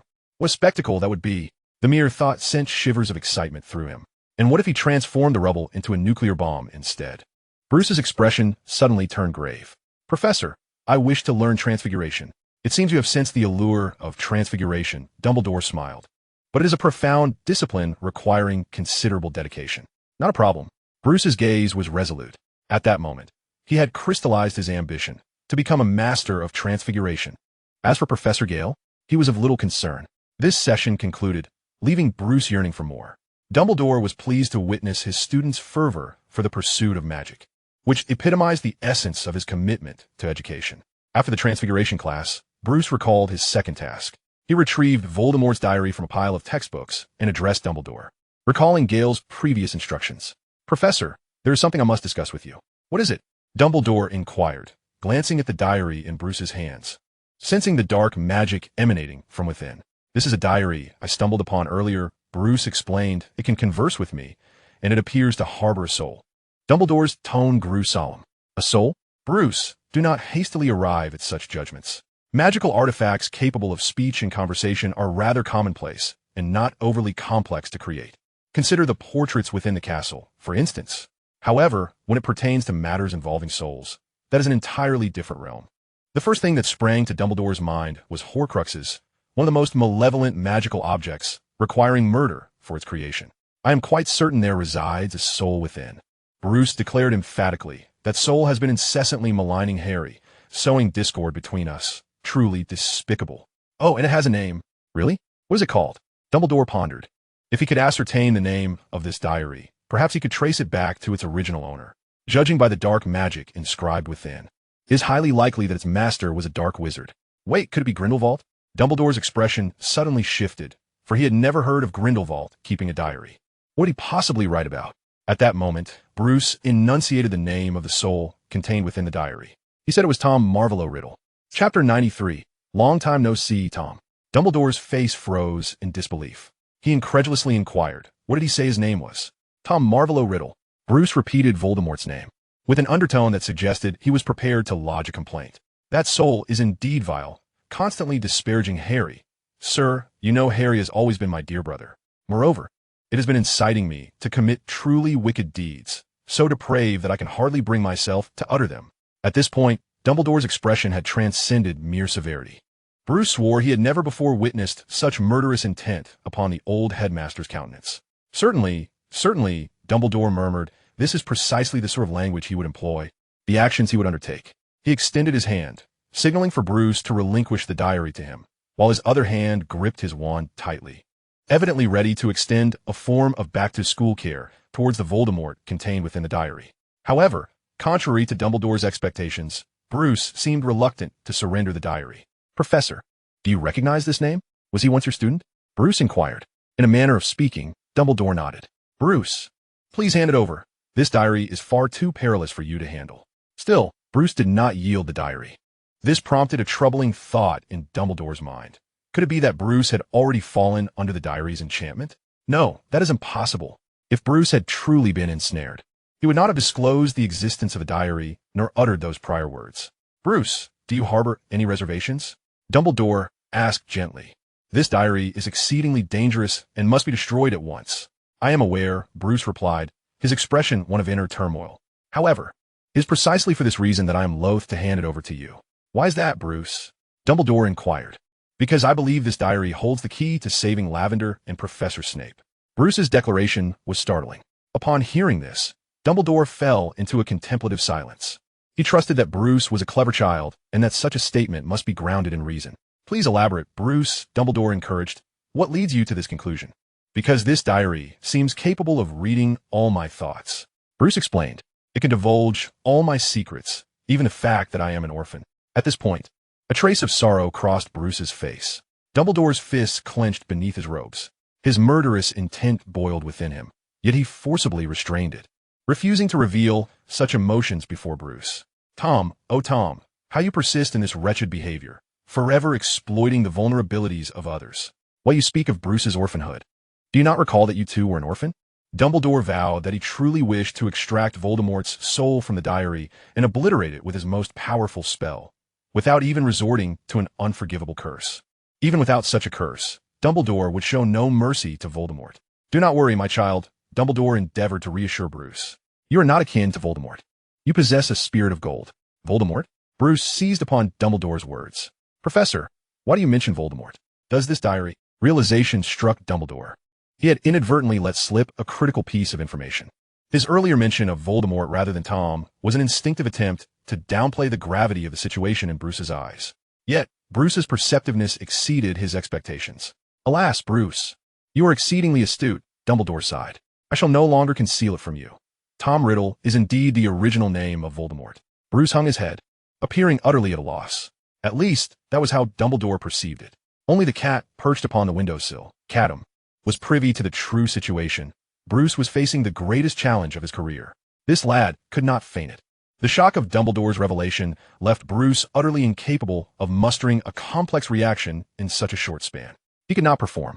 Thankfully, although his acting skills were lacking, he was still quite clever, opting instead to lower his head and leave the remainder to Dumbledore's imagination. Perhaps another day, I shall take you to Gilderoy Lockhart for some refinement, Catum mused, believing that more exposure to the old artist's influence would enhance Bruce's performance skills.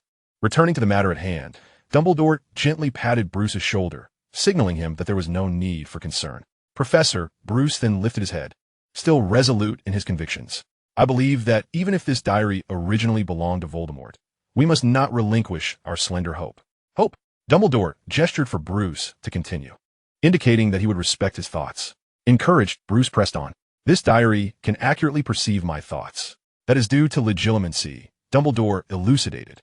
Moreover, I sense a connection between it and my soul. He seeks to consume your soul, Dumbledore added, marking another point against Voldemort. Thus, I pondered whether we might connect him with Professor Snape's soul, utilizing the diary to communicate with the slumbering professor. Dumbledore suddenly fell silent, his mind diligently contemplating Bruce's recent proposal, and he soon realized its feasibility. The only potential threat lay in Voldemort's possible restlessness. However, that too could be addressed. Bruce, I must express my gratitude. Your suggestion may very well save 2 lives, Dumbledore proclaimed, although he noted that the Voldemort within the diary could not be left unchecked, lest calamity ensue. Professor, what do you intend to do? Bruce inquired. Do not fret. Simply entrust the diary to me, Dumbledore replied with a benign demeanor. I have my methods to ensure his compliance. At this juncture, Bruce, albeit with lingering doubts, relinquished the diary to the professor. You won't just destroy the diary, will you? Bruce asked hesitantly. I assure you, Dumbledore vowed. Subsequently, Bruce departed, having successfully completed his mission, leaving the remainder to the esteemed headmaster. Dumbledore watched Bruce leave before utilizing apparition to return to his office. Seated at his desk, he opened the diary, revealing it to be blank, devoid of any inscription. Taking up a quill, he allowed a drop of ink to fall onto the page. The ink vanished almost instantaneously, and then a line of text materialized in the void. Bruce, I have given considerable thought to a plan. As Dumbledore gazed at the words, a cold smirk crept upon his face, and he refrained from hastily scribing a response. The script continued to emerge upon the diary's pages. We need not lift a finger to ruin Harry Potter's reputation. Have you heard of the Chamber of Secrets? It is a chamber that can only be accessed by the heir of Slytherin. Salazar left behind a monster within that chamber, and I happen to know how to control it. Let us release the beast, have it slay a few students within the castle, and then douse Potter with the blame. Shall we? Worry not, with my presence. No one will ever uncover our scheme. At this point, Dumbledore could no longer contain himself. To malign Harry by suggesting the murder of students was utterly abhorrent. Tom, is this truly how you were even as a student? Thankfully, Bruce possesses discernment. Otherwise, you might have dragged him into an abyss of despair. Dumbledore inscribed in the diary. The basilisk is dead. Dead? Impossible. Riddle's shock was palpable, his handwriting betraying his agitation. Yet he soon recognized the disquieting truth. This is not Bruce's handwriting. Who are you? Indeed, who am I? Dumbledore replied impassively, inscribing in the diary. Long time no see. Tom, wait. Riddle seemed to grasp something, but it was too late. Are you suggesting that Voldemort split his soul into 7 parts? Upon hearing Catum's narration, Bruce was momentarily taken aback. This was knowledge he had never encountered before. He had read about the agony of soul-splitting in books, and it dawned on him that Voldemort had endured this torment 6 times. Voldemort is truly merciless to others, but even more so to himself, Bruce remarked. And among the 7 fragments of Voldemort, the one within the diary is likely the most wretched. One could only wonder what sins he had committed to end up in Grindelwald's grasp, only to be left with psychological scars. Now it seemed, it was Dumbledore's turn to deal with him. Being subjected to the whims of 2 legendary wizards, Voldemort's luck is rather remarkable. He is not truly unfortunate. At least he is still alive, Catum pointed out. As far as I know, 3 of Voldemort's erased souls have already been accounted for. 2 were obliterated right before his very eyes. Now we simply await Dumbledore. In a sudden shift, the owl remarked excitedly, Snape's dreams must be quite intriguing. Focus on something productive, Bruce retorted, no longer wishing to engage in Catum's trivial matters. At that moment, a voice echoed from a distance, calling out Bruce's name. Turning around, he saw Neville rushing towards him. Judging by his breathless demeanor, he must have covered quite a distance in search of Bruce. What is it, Neville? What has happened? Bruce began, only for Neville to grasp him firmly. Bruce, you must come quickly. Hermione is about to duel with a girl. Bruce. Hermione? Duel? How on earth did those 2 words come together? Catum, however, found it unsurprising. Hermione was far from a delicate damsel, possessing both strength and cunning. In the film, her punch to Malfoy was more forceful than anyone else's. Do not panic, Neville. Speak calmly, Bruce advised, allowing Neville to catch his breath before asking. Did Hermione initiate the duel? Neville nodded vigorously. Yes, I was there when it happened. With whom? Bruce pressed. A student from Ravenclaw. Her name is... Neville pondered for a considerable time before finally recalling the young witch's name, Ravina. Chapter 94. The Disappearing 2 Hours. Bruce followed Neville as they raced towards the Great Hall. By this point, Neville was too fatigued to continue running, and Bruce found himself practically carrying him forward. Along the way, Bruce gleaned the circumstances behind the commotion. The strange origin of the conflict lay in none other than the inept Gilderoy Lockhart, a starry-eyed girl fighting for love. Bruce found this rather perplexing. They soon reached the Great Hall, where Neville leaned out from Bruce's back, shouting, "Do not fight! Do not fight!"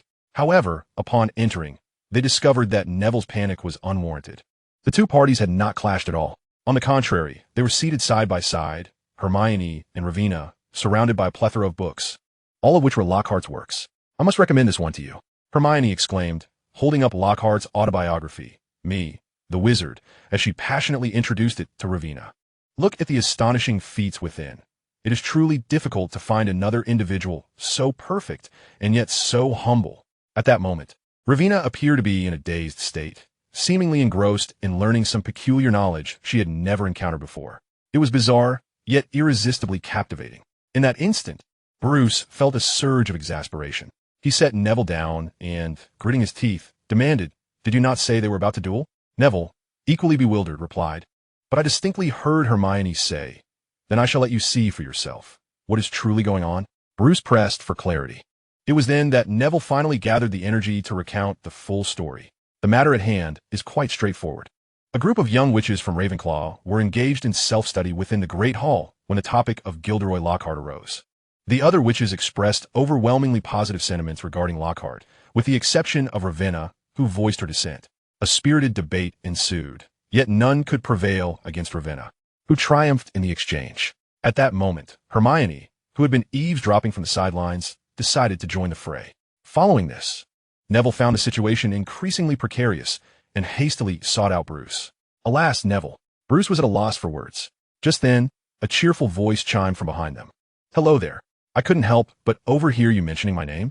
Bruce turned to find Gilderoy Lockhart standing behind them, clad in a blue robe, his wizard hat askew, exuding an air of vitality. Lockhart's gaze drifted towards the distant figures of Hermione and Ravenna, revealing a gleaming smile that showcased his pearly whites. "It seems I have gained yet another admirer. How delightful. Miss Ravenna has always held some reservations about me." Bruce cast a sidelong glance at Lockhart, noting his nonchalant demeanor, as if the prior events had never transpired. It was uncertain whether this was mere pretense or genuine indifference. After a brief exchange, Lockhart departed, seemingly only to confirm the existence of yet another fan. Bruce found this behavior perplexing. He struggled to comprehend Lockhart's thought processes. Once Lockhart had left, Catum perched upon Bruce's shoulder. "Have you noticed? Lockhart seems rather peculiar today," the owl remarked. "He smells far more fragrant than usual, as if he had doused himself in perfume."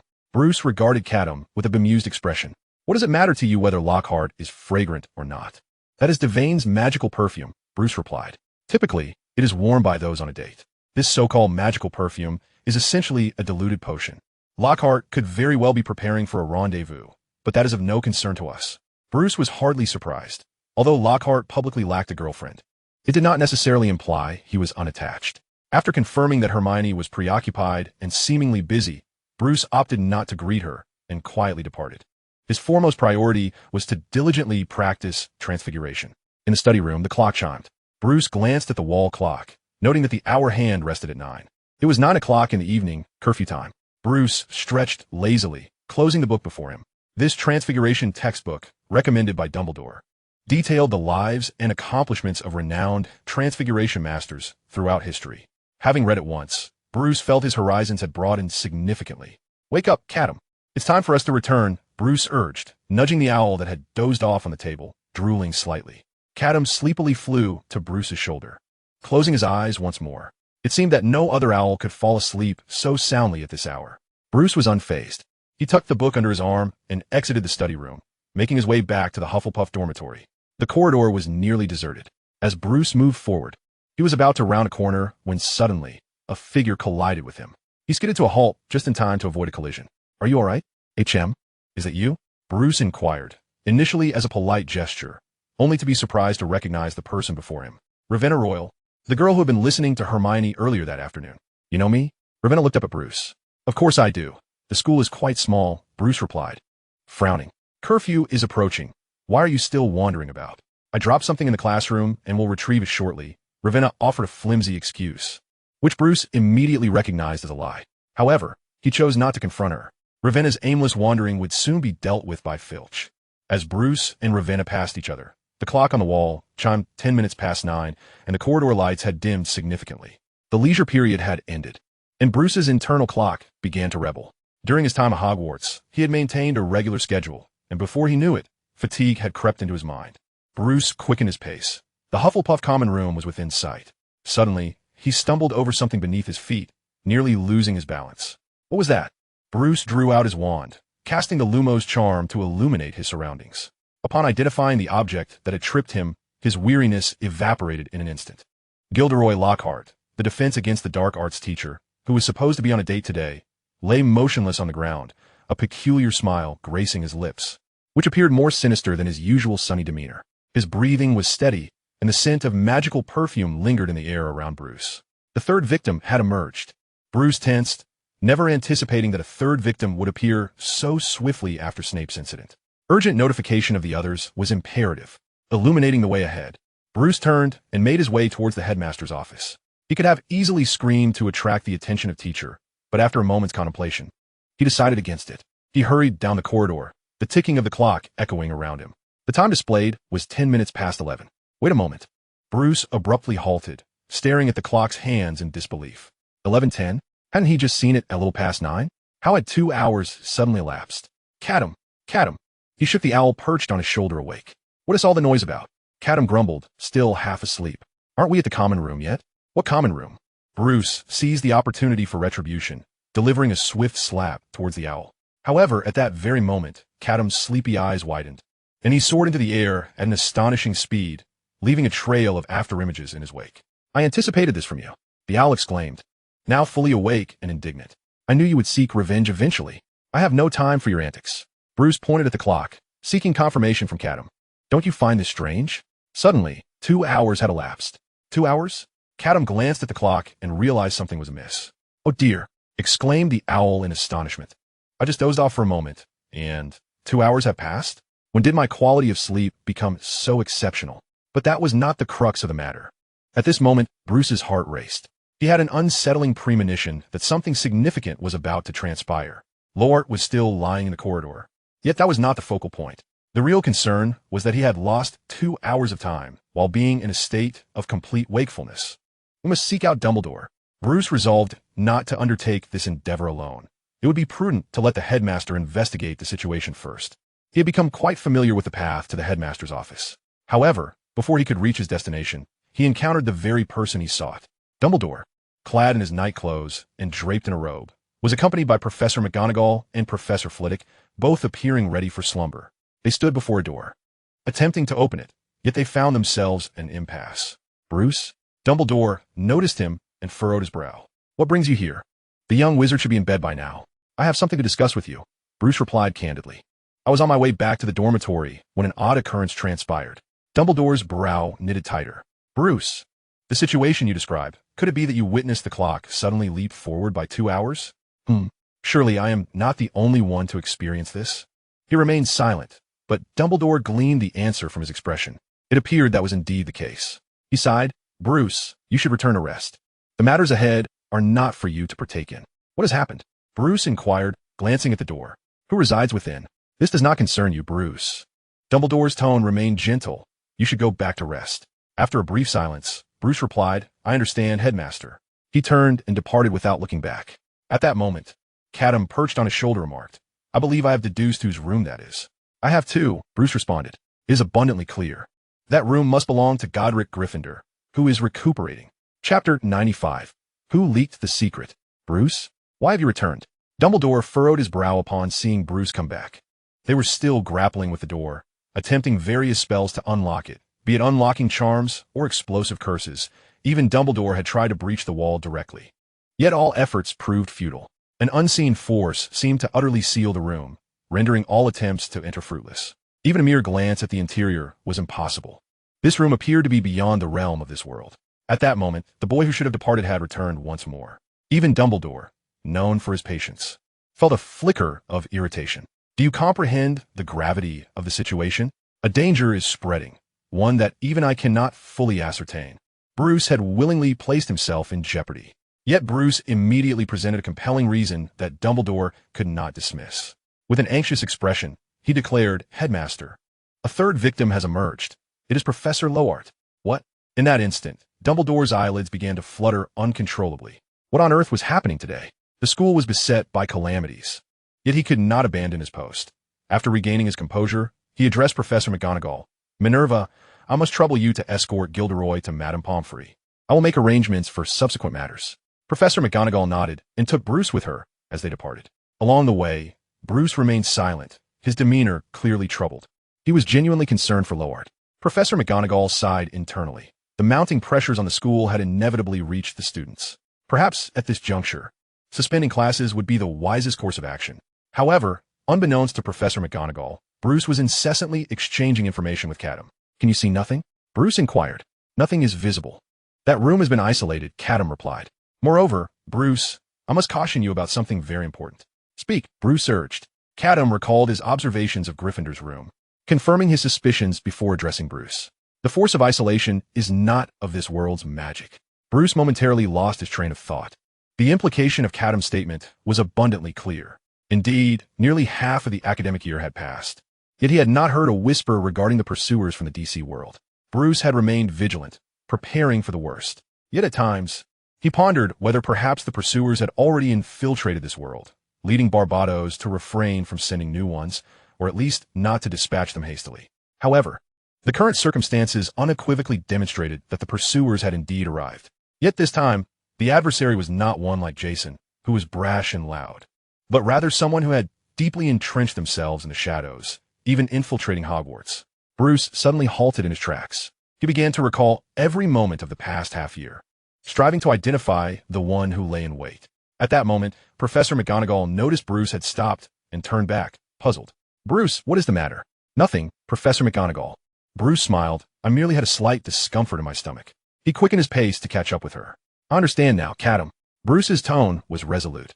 "The reason we have not detected any trace of the pursuer is not due to our negligence, but rather because there is an insider within Hogwarts." "I concur," Catum nodded.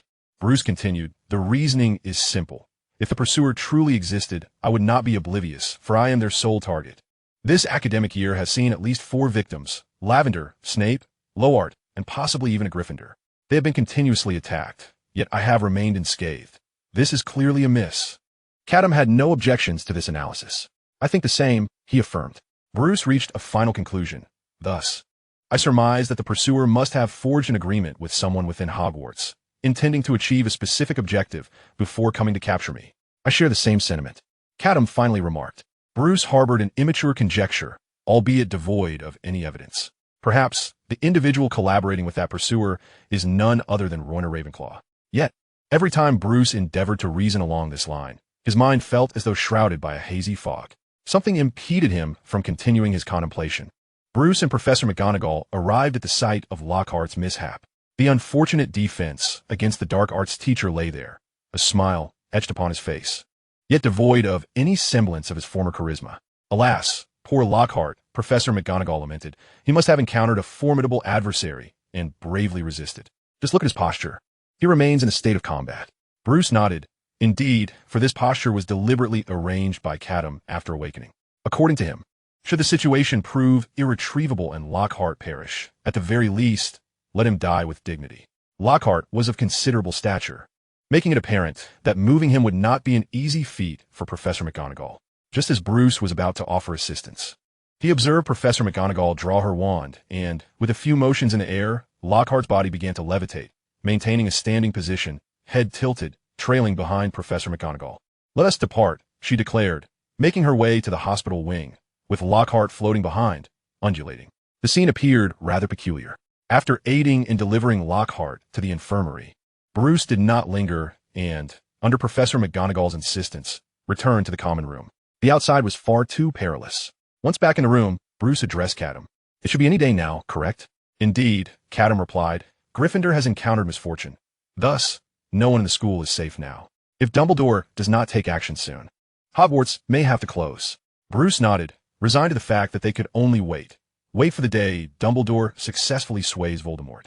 Bruce had initially thought there would be several days left. However, by the next day, representatives from the Ministry of Magic arrived. And not just anyone. It was none other than the Minister for Magic, Cornelius Fudge. His conversation with Dumbledore was shrouded in secrecy, impervious to any eavesdropping. Yet Catum was a different story. Who could refuse an owl beloved by all? Dumbledore, I have shouldered a great deal of pressure on your behalf. Fudge sat opposite Dumbledore, anxiety palpable upon his countenance. But you cannot present me with no progress at all. At the very least, provide something for me to report to the council. In fact, Cornelius, we have made progress, Dumbledore replied, producing a diary and placing it on the table. The cover bore new black scorch marks, as if singed by fire. What is this? Fudge furrowed his brow. It appeared to be merely an ordinary diary. How could this possibly be a critical clue? Tomorrow afternoon, we shall conduct a séance using this diary, Dumbledore explained. At that time, we will uncover the true identity of the perpetrator. Cornelius, should you wish, you may observe. I shall certainly attend. Fudge's instincts as a politician kicked in instantly. The significance of Hogwarts within the British wizarding community is undeniable. With the school in a state of crisis, public anxiety is rampant. Should the crisis be resolved and he be present as Minister for Magic, it would greatly enhance his reputation. Fudge had made up his mind. Not only would he attend, but he would also bring journalists along.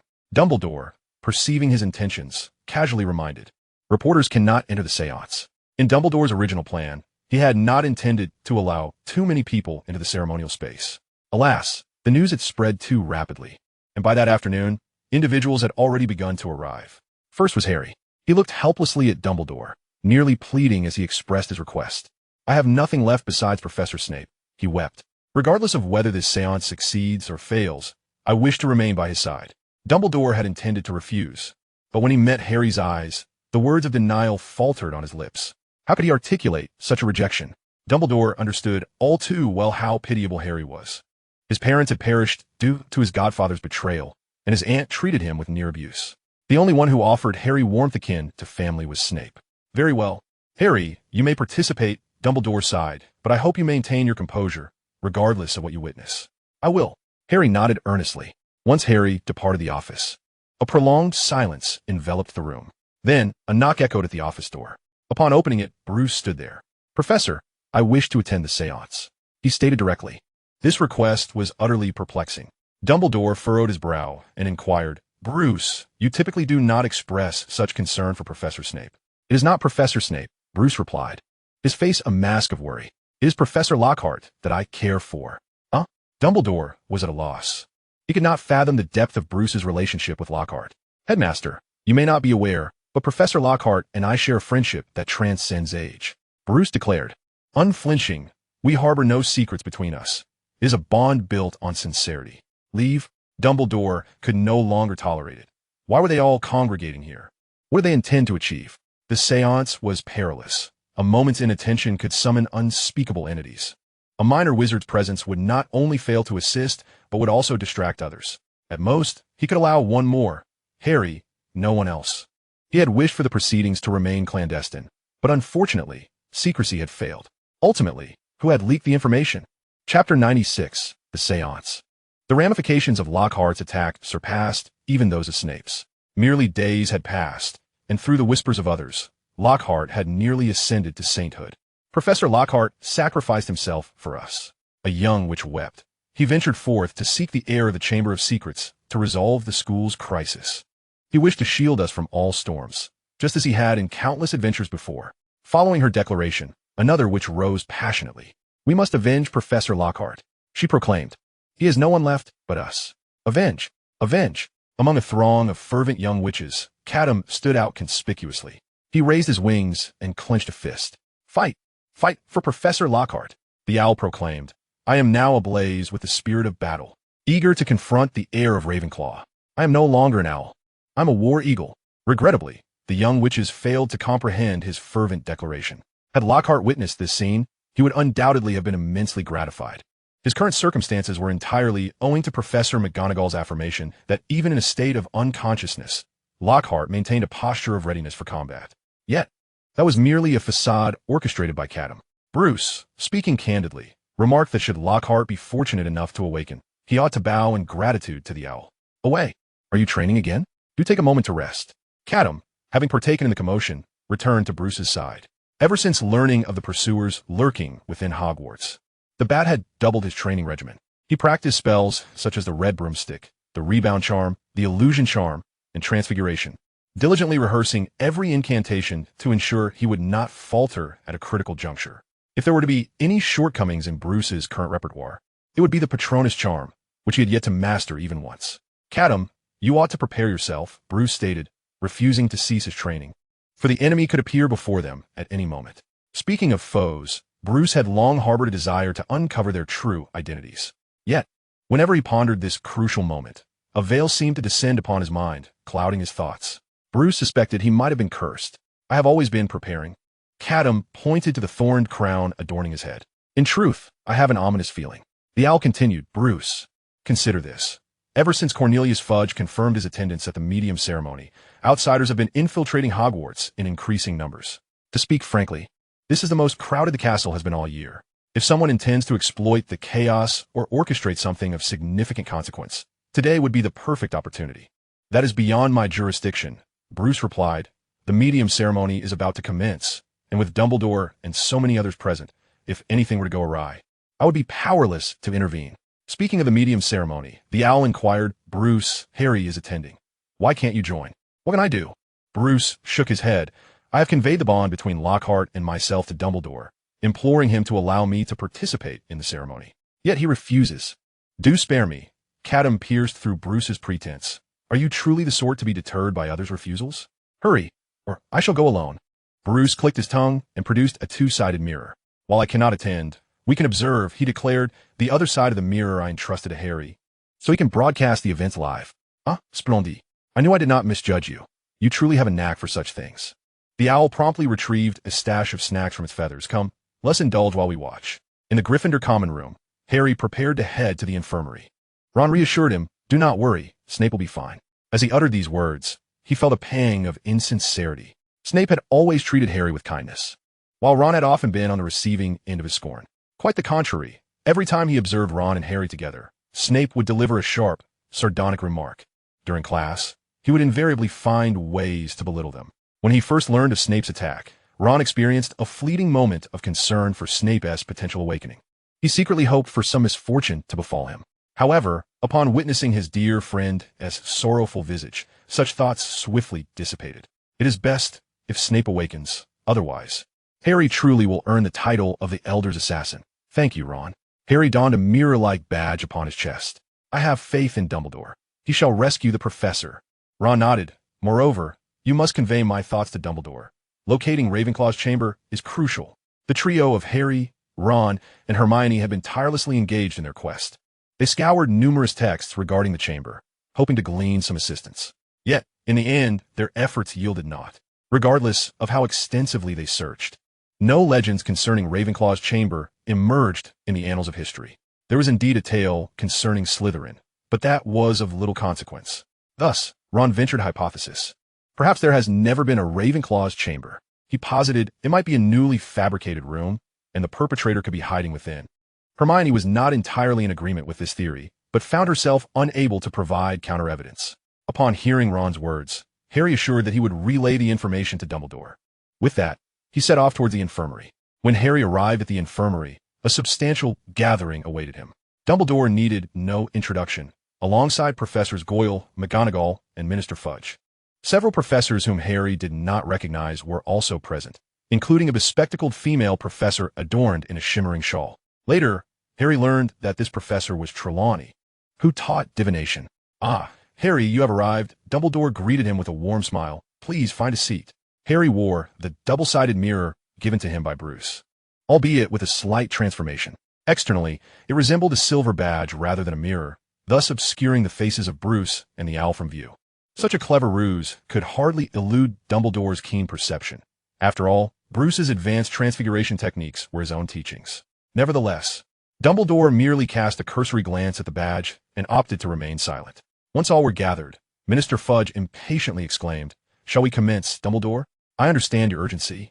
Cornelius, but do temper your enthusiasm, Dumbledore replied, producing a diary that bore even more pronounced signs of scorching. Fudge furrowed his brow. Dumbledore, what is the matter with that diary? The last time I beheld it, the burn marks were not nearly so severe. You cannot be so idle as to have burned it for amusement. His concern was not genuinely for the diary itself, but rather for the optics of the entire affair. When reporters arrived to document the proceedings, he certainly intended to be photographed with the diary in hand. If the cover was marred with burn marks, any onlooker might presume that the ceremony had been arduous, thus tarnishing Fudge's grandiose image. How could that be, Cornelius? Dumbledore replied calmly. Do you believe me to be so dull-witted? Fudge chuckled lightly, evading a definitive response. At this juncture, Goyle commenced the preparations, sealing the doors and windows, then gathering herbs and spices. What you witness shortly should not surprise you. Gale coldly remarked that even if the most terrifying dark wizard appeared amidst the smoke, it would not be authentic. Fear not. We are undaunted, Fudge declared, with Dumbledore present. Even if Voldemort himself were to come, he could accomplish nothing. Gale's lips twitched slightly. He was not referring to Voldemort. At that moment, the eccentric divination professor, Trelawney, suddenly produced a deck of tarot cards and proclaimed to everyone, "Allow me to divine whether we shall succeed this time." With that, she drew a card, but before she could reveal it, Professor McGonagall restrained her. "Sybil, not like this," McGonagall admonished, making it clear that divination's ominous implications should not interfere at such a critical juncture. Trelawney opened her mouth, eager to explain, yet McGonagall denied her the opportunity, promptly returning the tarot cards to the deck without even glancing at the face of the card. Trelawney's frustration mounted. She wished to shout, "Are you out of your mind? Minerva, do you not believe in divination, or do you not trust me? I possess techniques that guarantee success." Trelawney felt a profound sense of injustice. A moment destined for grand reporting could have been her perfect debut, all ruined by McGonagall. Alas, no one paid her any mind. The ceremony had commenced. As herbs and spices were ignited, a faint yet pleasant smoke began to envelop the room, neither pungent nor disagreeable. The smoke coalesced before their eyes into a semblance of a screen. Dumbledore retrieved a diary, and, upon opening it, a line of text immediately materialized. "I am ready. Professor Dumbledore." Within it still resided the soul of Tom Riddle, having become exceedingly docile after several amicable encounters with Dumbledore, harboring no ill intent whatsoever. Dumbledore tapped the diary with his wand, and like ink spreading, an image emerged upon the pages, simultaneously manifesting within the smoke. They all lifted their gazes, watching as forms gradually took shape within the mist. First, an outline, then slowly becoming clearer, until they discerned that the figure was Severus Snape. Harry's eyes sparkled. He beheld his former professor once more alive. They fixated on the smoke, eager to witness what would transpire next. Then they heard it, a baby's cry emanating from a mist. Chapter 97, The Life of Snape, Unappreciated. In the vision, Snape was clad in a tailored, crisp uniform, anxiously awaiting outside the delivery room. "Is this Professor Snape?" Harry gasped in disbelief. The current Snape bore no traces of a wizard. He appeared merely as an ordinary muggle. Furthermore, he was impeccably dressed, resembling nothing of his reality, save for his identical face. "Congratulations, sir. Mother and child are well." A nurse emerged from the delivery room, and, as soon as she spoke, Snape dashed inside. Within, a red-haired woman lay on the bed, her complexion pale, yet adorned with a blissful smile. Beside her, a tiny infant with crumpled features slept soundly. Upon seeing the woman's face, Harry's thoughts momentarily clouded. "She resembles my mother," he thought. Why would the professor dream such a thing? Dumbledore, meanwhile, closed his eyes. "Snape, even after all this time, you remain unchanged." The other professors exchanged glances, confirming they were not mistaken. "Is that Lily Evans?" Professor Flitwick whispered to McGonagall. "Indeed, yes," McGonagall responded, her eyes crescent-shaped with delight. "So it was thus. Snape, you have hidden it well." In the dream, Snape approached the bedside. "You have endured much." He gazed at his beloved, love radiating from his expression. "I am well." Lily shook her head, turning to look at the infant, a smile of happiness gracing her lips. "She is sleeping." Indeed, Snape felt a bit at a loss, wanting to touch the child, yet fearing to awaken her. "Have you decided on a name?" Lily inquired. "Yes." Snape replied softly. "Let's name her Harry." Harry sat before the smoke, feeling as though his very soul had been extracted. He struggled to comprehend what he had witnessed. Was that truly my mother? An unfamiliar joy surged within him. It seemed he was not the only one who dreamt of her. After so many years since her passing, someone still remembered her. Harry suddenly felt a swell of emotion, a desire to weep. It dawned on him that countless nights of yearning were shared by another. Yet, a pang of regret followed. Alas, apart from himself, no one would remember his father. Harry wished that his father could also be cherished by someone other than himself. The scenes within the mist swiftly transformed. Snape and Lily, with little Harry, returned to their home. In reality, Snape's residence was located in Spinner's End, beside a fetid river, surrounded by dilapidated houses, abandoned factories, and broken streetlights. Yet in his dream, their home was a grand suburban villa, bright and warmly decorated, exuding a sense of belonging. No sooner had they arrived than the doorbell rang. Snape opened the door to find a middle-aged couple standing outside, his parents. They appeared harmonious and content. Severus, congratulations on becoming a father. His mother, Eileen Prince, embraced Snape tightly. Meanwhile, his father, Tobias Snape, inquired with mild reproach, "Why did you not tell us sooner? With so much to manage, did you think you could handle it alone?" Snape explained, "I merely wished to spare you the trouble." In his real childhood, his parents quarreled daily, neglecting him and occasionally abusing him. From a young age, he had grown accustomed to resolving matters independently. This habit persisted even within his dreams. "What trouble could there be?" Eileen exclaimed. "Severus, you can lean on us more." Old Snape smiled at his son. "Why be so courteous? You have always been our pride." He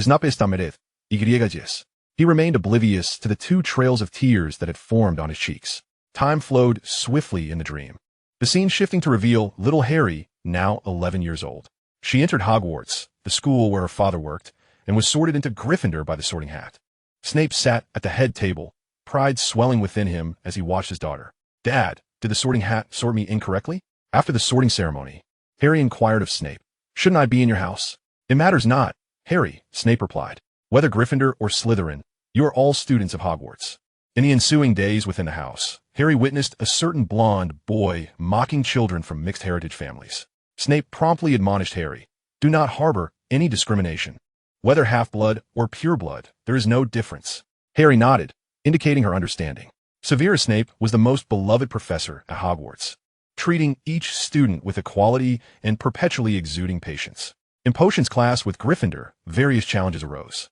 Ron Weasley, somewhat clumsy during the lesson, received encouragement from Snape. "Believe in yourself, Ron. From the moment you entered this school, I recognize your innate talent as a young wizard. You merely lack confidence. You can do it. I've always believed in you. And besides, you have a magnificent head of red hair." Hermione Granger, excelling in experiments with remarkable speed and skill, found herself the target of Draco Malfoy's snide remarks. Snape consistently defended Hermione with a smile, stating, "Who says that children from Muggle families are inferior to those from wizarding families? Hermione is the second most talented girl in potions I have ever encountered. By the way, the best is my wife." As for Neville Longbottom, he was particularly dear to Professor Snape. "I never consider any student to be foolish," he would say to everyone. Take Neville, for instance. Many find him to be dim-witted, but I believe you have yet to discover his strengths. By the way, he shares the same birthday as our Harry. During breaks, the students often gathered around Snape, calling out, "Professor, Professor. It has been 5 minutes since you last regaled us with the tale of how you and your wife vanquished Voldemort." Each time, Snape would beam with joy. "Very well. Since you wish to hear it, I shall share." The story would commence with how I met Lily. Outside the dream, everyone was left in astonishment, including Bruce. On the other side of the mirror, is this really Snape? He wondered, or is this merely how he perceives himself? "What is so strange about it?" said Catum. "Some spend a lifetime healing their childhoods, while others heal their lives with their childhoods. The Snape in the dream had a different upbringing, thus he embodies a different visage. Perhaps this is the essence of Snape's ideals." However, disappointment lingered. The owl, tilting its head, remarked, "I expected to witness something amusing, yet I only saw a common man." Meanwhile, other professors engaged in animated discussions, with Professor Gale exhibiting the most intense reaction. He exited the infirmary, stating a desire for solitude outside, for he could no longer bear this. Professor McGonagall reflected, "Had it not been for this attack, we would not have glimpsed another side of Snape. In the dream, he possesses a warm heart." At this juncture, Dumbledore interjected, "You are mistaken, Minerva." He gazed at the Snape within the vision and softly declared, "Severus Snape has always harbored a warm heart." Observing Snape's happiness, even bystanders would wish for that joy to endure. Yet, alas, everything would soon come to an end.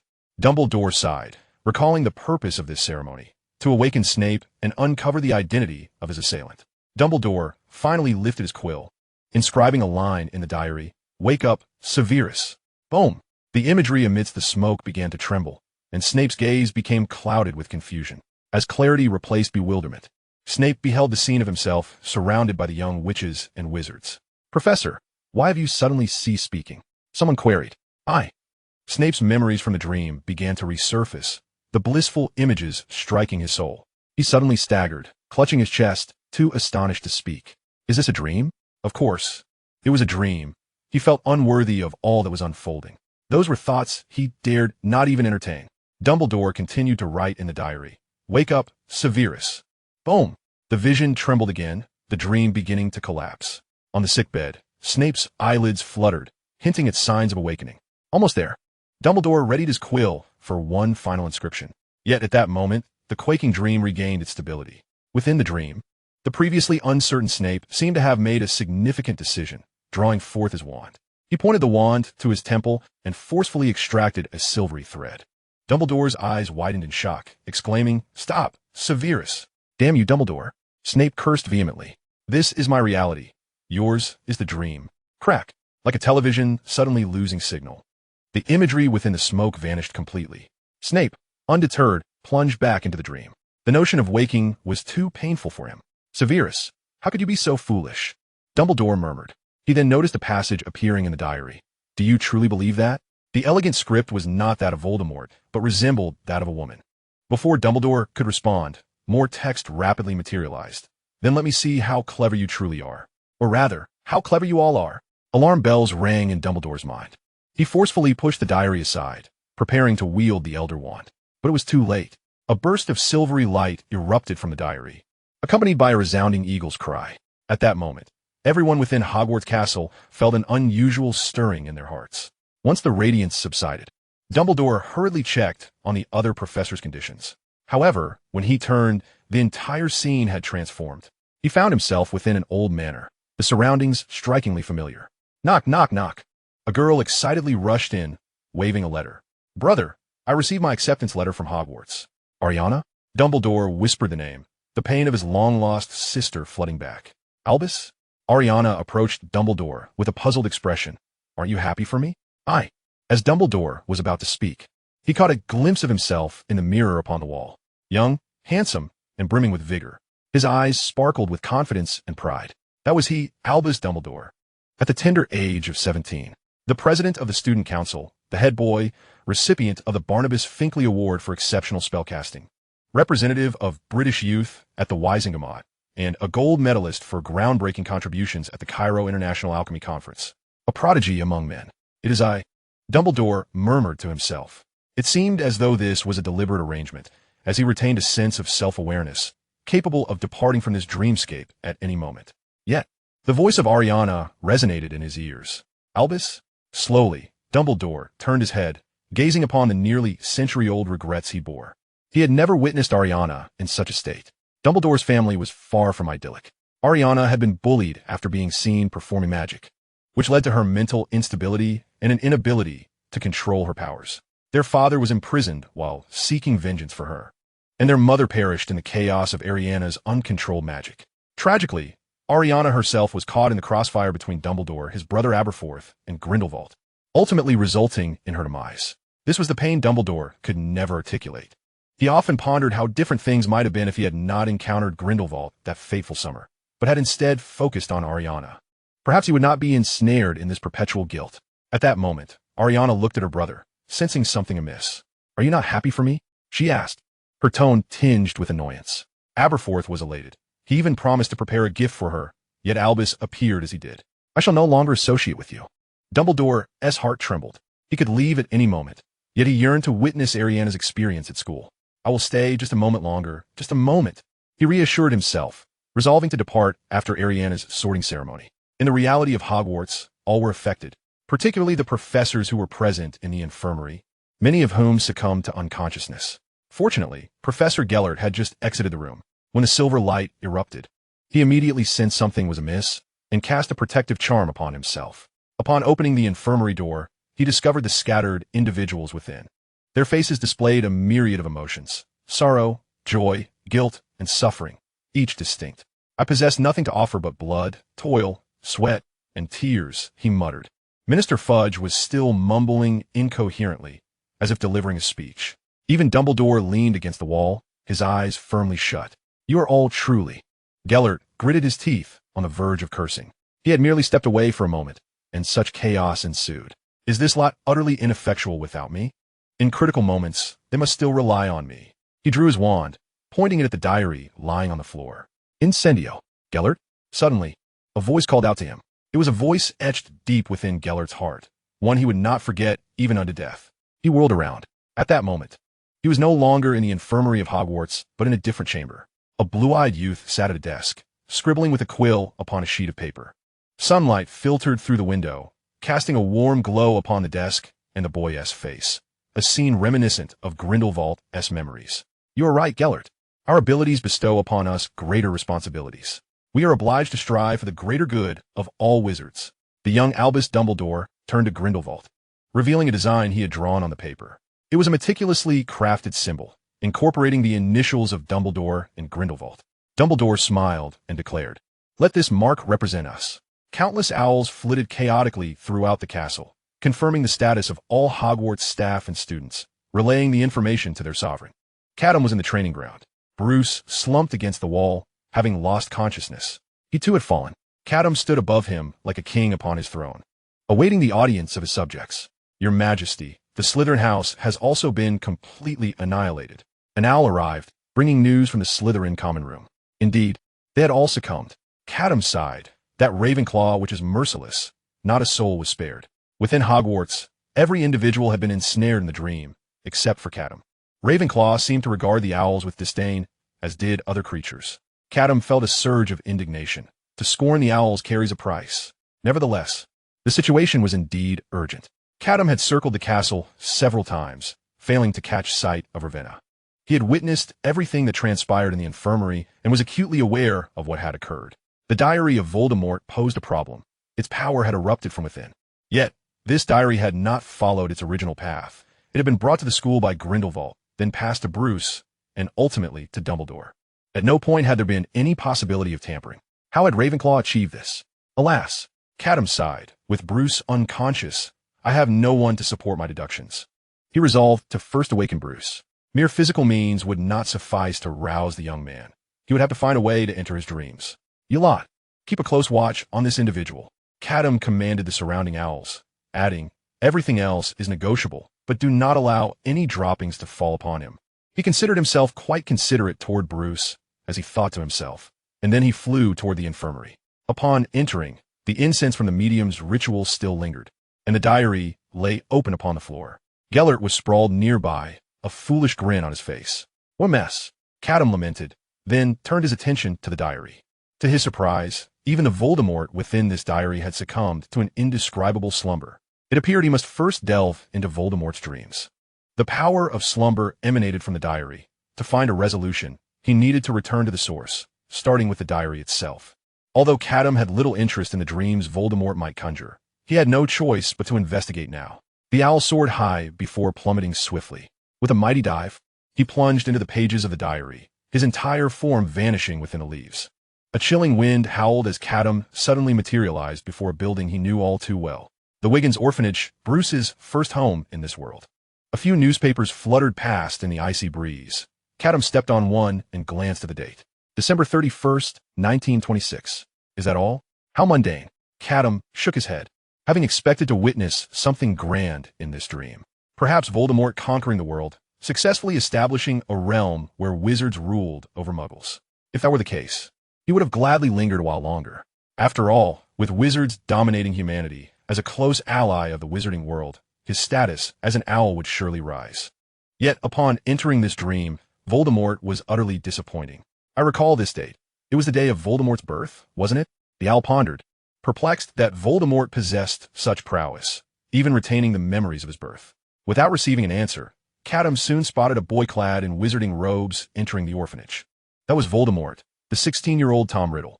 Catum followed him inside. Tom navigated the orphanage with ease, well acquainted with its layout. The Wiggins Orphanage welcomed their great king. After a few turns down the corridor, Tom entered a room. Catum flew to the door and overheard the conversation within. Are you feeling better? It was Tom's voice. Much better, a woman replied. Her voice was exceedingly weak. Merely listening to her, one could sense the fragility of her life, like a candle flickering in the wind. You shouldn't have run away with that muggle, Tom admonished, his tone laced with reproach. You are a descendant of Slytherin, a pure-blood witch. How could you debase yourself to this extent by eloping with a muggle? Do you realize? He abruptly halted. Moments later, Tom sighed softly and continued. If I hadn't come today, you would have perished shortly. Catum stealthily entered the room, unnoticed. He beheld the woman conversing with Tom. She lay on the bed, her complexion pale, yet even so, it could not conceal her breathtaking beauty. She was an extraordinarily beautiful woman. At that moment, upon hearing Tom's scolding, the woman managed a faint smile. But I am very happy. She cradled a sleeping infant. I will never forget the day Tom proposed to me. He said he would take me away from that despairing household. I believed him, and he truly did. Moreover, we have a child born of love. Tom? Upon hearing this name, Catum could confirm that this woman was Meraude Gaunt, Voldemort's mother. She was supposed to have died an hour after giving birth to Voldemort. Yet in this dream, she had survived. In reality, Meraude did not resemble this. She was described as having matted hair and an unremarkable appearance, with eyes that gazed in opposite directions. This exquisitely beautiful Meraude existed solely in Voldemort's perspective. At that moment, Tom scoffed, saying a muggle killed by a car. And yet you cherish him to this extent. Sir, please do not speak of him that way. He is my husband. Meraude tightened her embrace around the child. We love each other. This love transcends the boundaries of wizards and muggles. Suit yourself. Tom abruptly stood, coldly declaring, regardless, I will cure your illness. As long as I am here, you shall not die. Chapter 99, The Eternal Alley. Catum was taken aback by the thoughts of the 17-year-old Voldemort. Though he would not admit it, he had woven a new identity for himself in this dream. His parents genuinely loved each other, and he was born of that love. Moreover, he fully respected his mother's wishes, refraining from forcibly replacing his father. He even erased the truth of his father's death. In reality, old Tom had been killed by young Tom himself, yet here, it was transformed into a mere accident. One wonders if there was even a fleeting moment of hesitation in Voldemort's heart when he took his father's life. Alas, how tragic! Catum called out twice, expressing a sympathetic sentiment for Voldemort.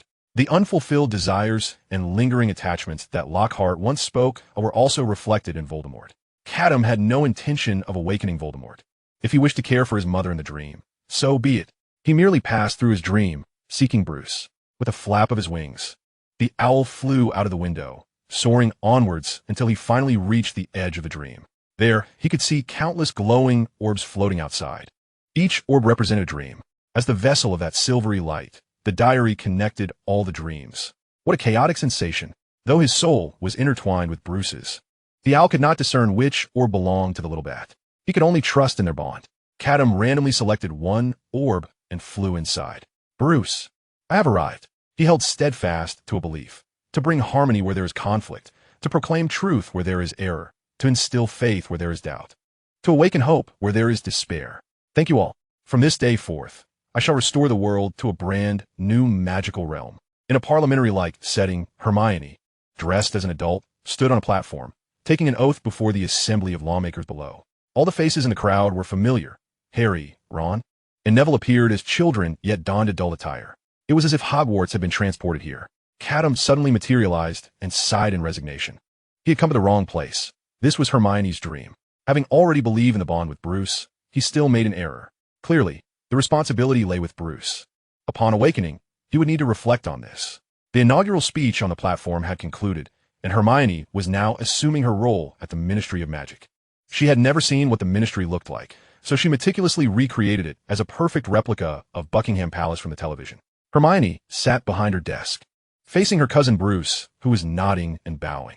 Bruce, from this day forth, I appoint you as my chief secretary to assist me with various affairs. Thank you, cousin. Dream Bruce's face instantly lit up with joy. Hermione frowned. How many times have I told you? She scolded. You must address me by my title when at work. Yes, minister. Catum witnessed this scene unfold before his eyes, waiting in vain for the sight he longed to see. Suddenly, the owl burst into a tirade. Cursed Hermione. How could I have been so kind to you? He seethed with indignation, exclaiming, You have ascended to the position of Minister of Magic.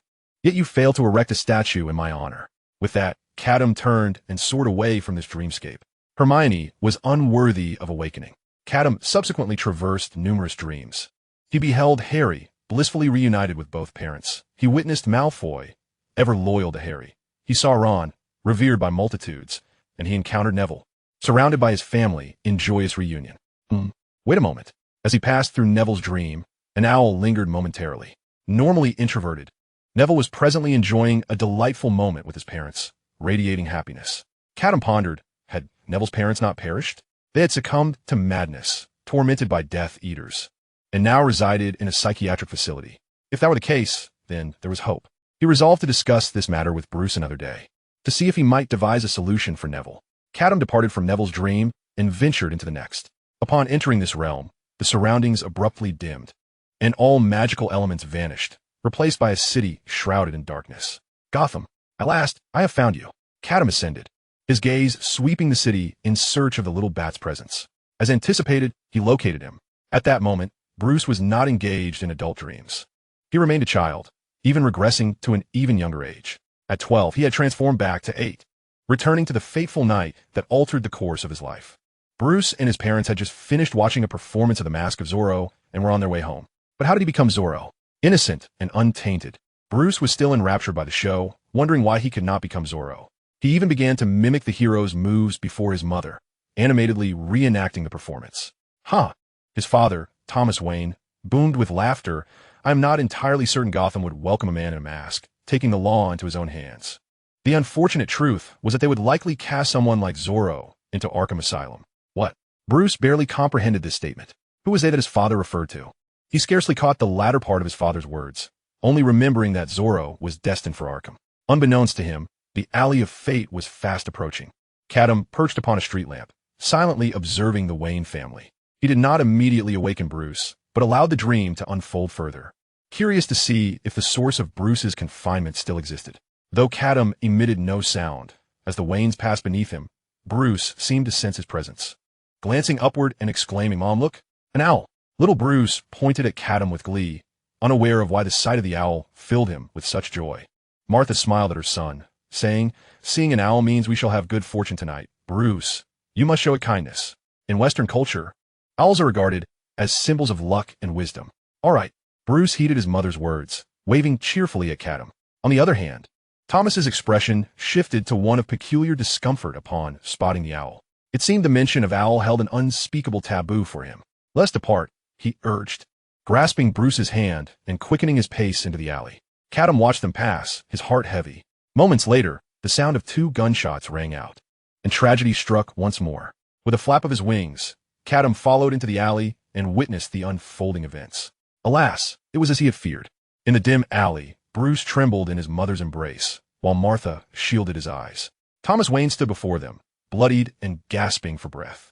A robber lay slain, 2 bullets lodged in his body, his eyes wide open, staring vacantly at Gotham's dismal sky.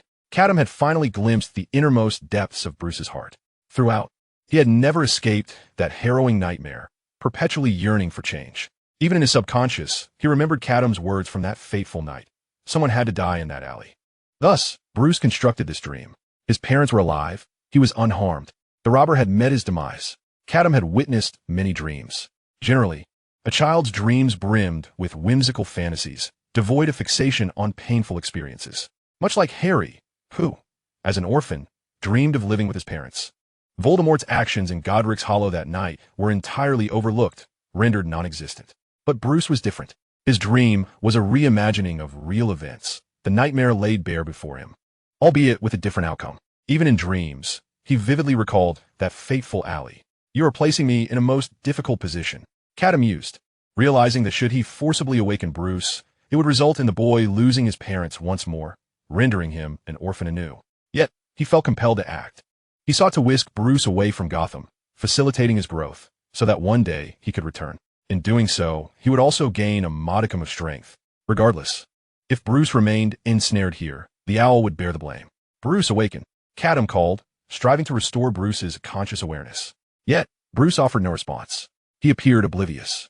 Continuing to embody that 8-year-old child, Catum quickly comprehended that to rouse Bruce, he could not rely on his own strength. Bruce must come to the realization himself, willingly departing from his parents to return to reality.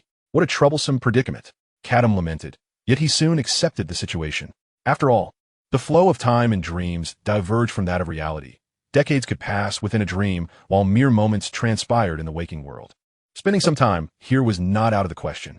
Otherwise, even if Bruce escaped this dream's prison, he would merely return to a larger confinement. The Wayne family emerged from the alley, shaken but unharmed. The police arrived promptly, confirming the family's safety, and upon verifying that the assailant was a known criminal. They finally breathed a sigh of relief. Had Gotham's wealthiest citizen met an untimely end here, the officers would have been at a loss for how to respond. Now, all was well, a false alarm, and after completing their statements, the Waynes could return home. The transcription was swiftly completed, and the Wayne family returned to their estate. The butler, Alfred, had received the news earlier and stood at the entrance of the manor, his face etched with concern as he awaited their arrival. At last, he caught sight of the trio. "Master Wayne," he exclaimed, tears welling in his eyes as he approached. Thomas waved his hand dismissively, signaling that they were unharmed and that there was no need for tears. Alfred bent down to take young Bruce's hand. "Master Bruce," he inquired gently, "are you afraid?" "I am not afraid," Bruce replied with a forced smile. He had intended to express that he felt secure with his parents by his side, but the words eluded him.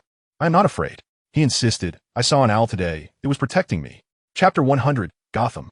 The idyllic life of Bruce unfolded vividly before Catum's eyes.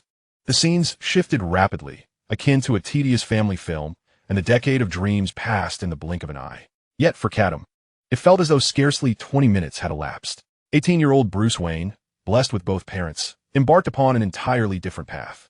Though different, it bore a striking resemblance to the previous one. Bruce Wayne still embodied the visage of a wealthy heir. Yet his heart lacked the essence of a figure known as Batman. His daily routine now consisted of driving luxury cars, indulging in fine wines, courting young models, and driving luxury cars once more. Catum was nearly weary of it all. Gotham itself had transformed into Bruce Wayne's playground. Each day, he cruised the streets, observing the impoverished, as if they hailed from two disparate worlds. Gotham City remained unchanged, plagued by rampant crime, and Bruce struggled to comprehend why these individuals resorted to theft, smuggling, and violence. Wasn't it preferable to savor life as he did? Catum pondered that Bruce might very well continue this existence indefinitely, shielded by his parents. He was merely the son of Wayne Enterprises, not a true son of Gotham. Morning broke with the sound of brakes screeching in front of Wayne Manor. Bruce exited the vehicle, tossing the keys to Alfred. "Please park this in the garage, Alfred." Without a hint of complaint, Alfred accepted the keys and complied. He feared not Bruce's indulgence in excess, but rather the day Bruce might feel compelled to prove himself. That would bring forth far more troublesome matters than he currently faced. "Mother, I'm home." Bruce's voice echoed through the manor as he flung his coat at a maid and bounded up the stairs. Upon entering his room, he collapsed onto the bed, weary to his core, with a nagging pain in his lower back, and drifted into a deep slumber. He awakened to the soft glow of dusk. In the expansive room, Bruce found himself alone, the dim sunlight filtering through the curtain slits, starkly contrasting the stillness that enveloped the space. Suddenly, he was overwhelmed by an abyss of loneliness. Lying in bed, he was reluctant to rise. What was there to do? The same monotonous cycle of hedonism awaited him, an endless void. His back still ached. His gaze fell upon a stack of newspapers on the bedside table, a contrivance of his father Thomas, who hoped Bruce would engage with current affairs. Yet, Bruce had never perused them. This time, however, he inexplicably reached for the newspaper and began to read. The headlines regarding Gotham's recent flamboyant vigilantes captured his attention. Bruce consumed the stories as if they were tales, offering his commentary as he read. Foolish. He scoffed upon reading about a vigilante who, while pursuing a criminal, failed to discern the culprit amidst the crowd. Simply apprehend everyone present and interrogate them. That would yield the answer. Furthermore, he encountered another tale of a vigilante who had inflicted severe injury upon a felon, incurring exorbitant medical expenses. Another simpleton, Bruce remarked, "Why not mask your face to conceal your identity? Who would find you then?" He even stumbled upon a report of a vigilante whose ludicrous costume had drawn ridicule from criminals. "Black. You must wear black," Bruce declared, having deemed the garish red and green ensemble nothing short of performance art. "You need an imposing presence, something unforgettable, not laughable." He berated the absurdity of it all, ultimately discarding the newspaper onto the floor. Were these truly vigilantes or merely clowns from a circus? Their actions seemed utterly preposterous. If it were me. In that moment, Bruce froze. What if those vigilantes were to be him? How could he entertain such a ludicrous notion?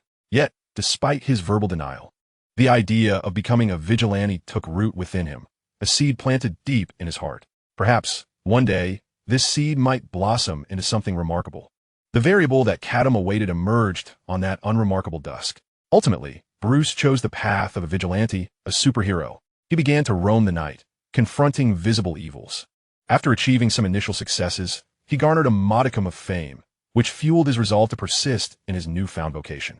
The Wayne couple soon discovered that their son, once solely devoted to indulgence and extravagance, had transformed. He began to train rigorously, adhering to strict self-discipline, and proactively sought to learn new knowledge. Initially, Bruce donned a black mask and attire that resembled a kidnapper's garb. However, he soon recognized the folly of this choice and opted to redesign his costume. The design drew inspiration from the owl, as Bruce believed that it was the sight of an owl on that fateful night at 8 years old that had allowed him and his parents to safely navigate the alleyway. Catum had been observing him silently all along. Bruce did not betray Catum's faith. Even in the absence of external motivation, he chose the path of a hero. For within Bruce, the essence of justice and goodness ultimately resided. It was nearly time to awaken Bruce, or else, as the owl murmured to itself, there will be dire consequences. The neighborly owl vigilante, Bruce Wayne, gradually discerned unsettling truths amidst his relentless battle against crime. Gotham's malevolence seemed boundless, perpetually burgeoning, never fading away. The harder he fought, the more he found himself ensnared in a quagmire. Danger crept ever closer. Bruce began to feel fear. He suddenly realized that as his crusade against crime deepened, his enemies multiplied. This realization weighed heavily upon him, a source of unending pressure. No. Bruce shot upright in bed, drenched in cold sweat. He had experienced a nightmare, one in which his identity was exposed, leading to the brutal murder of his parents. Bruce scarcely contemplated the situation before he leapt from his bed and flung open the wardrobe doors. He withdrew the black superhero costume from within, frantically tearing it apart, rending it into tatters. I still have a wonderful life. I still have loved ones. I cannot lose it all, he gasped, uttering each word as a solemn vow to himself. I shall no longer be a hero. I will simply be Bruce Wayne. What nonsense is Gotham to me? The moment those words escaped his lips, Bruce was suddenly engulfed by an uncanny sensation, as if the entire world had come to a standstill for a heartbeat, only to resume its relentless march forward. Accompanying the flow of time was the very essence of his deepest fears. Outside the manor, flames erupted into the night, accompanied by the ominous crack of gunfire, heralding their arrival. Bruce hastened to the window, peering down to witness a cadre of nefarious figures clad in black infiltrating the estate. Alfred sprawled at their feet, bleeding profusely. No! Bruce howled in anguish. Yet, this was merely the beginning. Their intrusion bore intentions far darker than merely ending Alfred's life. Mom and Dad. The gravity of the situation struck Bruce like a bolt of lightning, compelling him to rush from his room in a desperate attempt to halt the impending doom. But it was too late. Blood, 2 pools of crimson, spread across the grand hall of the manor. Thomas and Martha lay lifeless on the floor, a shadowy figure standing before their corpses, facing away from Bruce. No! With eyes ablaze, Bruce was overtaken by a primal fury, lunging at the dark figure, driven by a singular desire for vengeance. Yet, with a mere flick of the wrist, Bruce was sent sprawling across the floor. He rose time and again, only to be thwarted, until he could no longer summon the strength to stand. Damn it! Damn it all!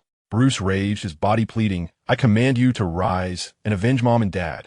His voice was a tumult of fury and grief, laced with a thread of desperation.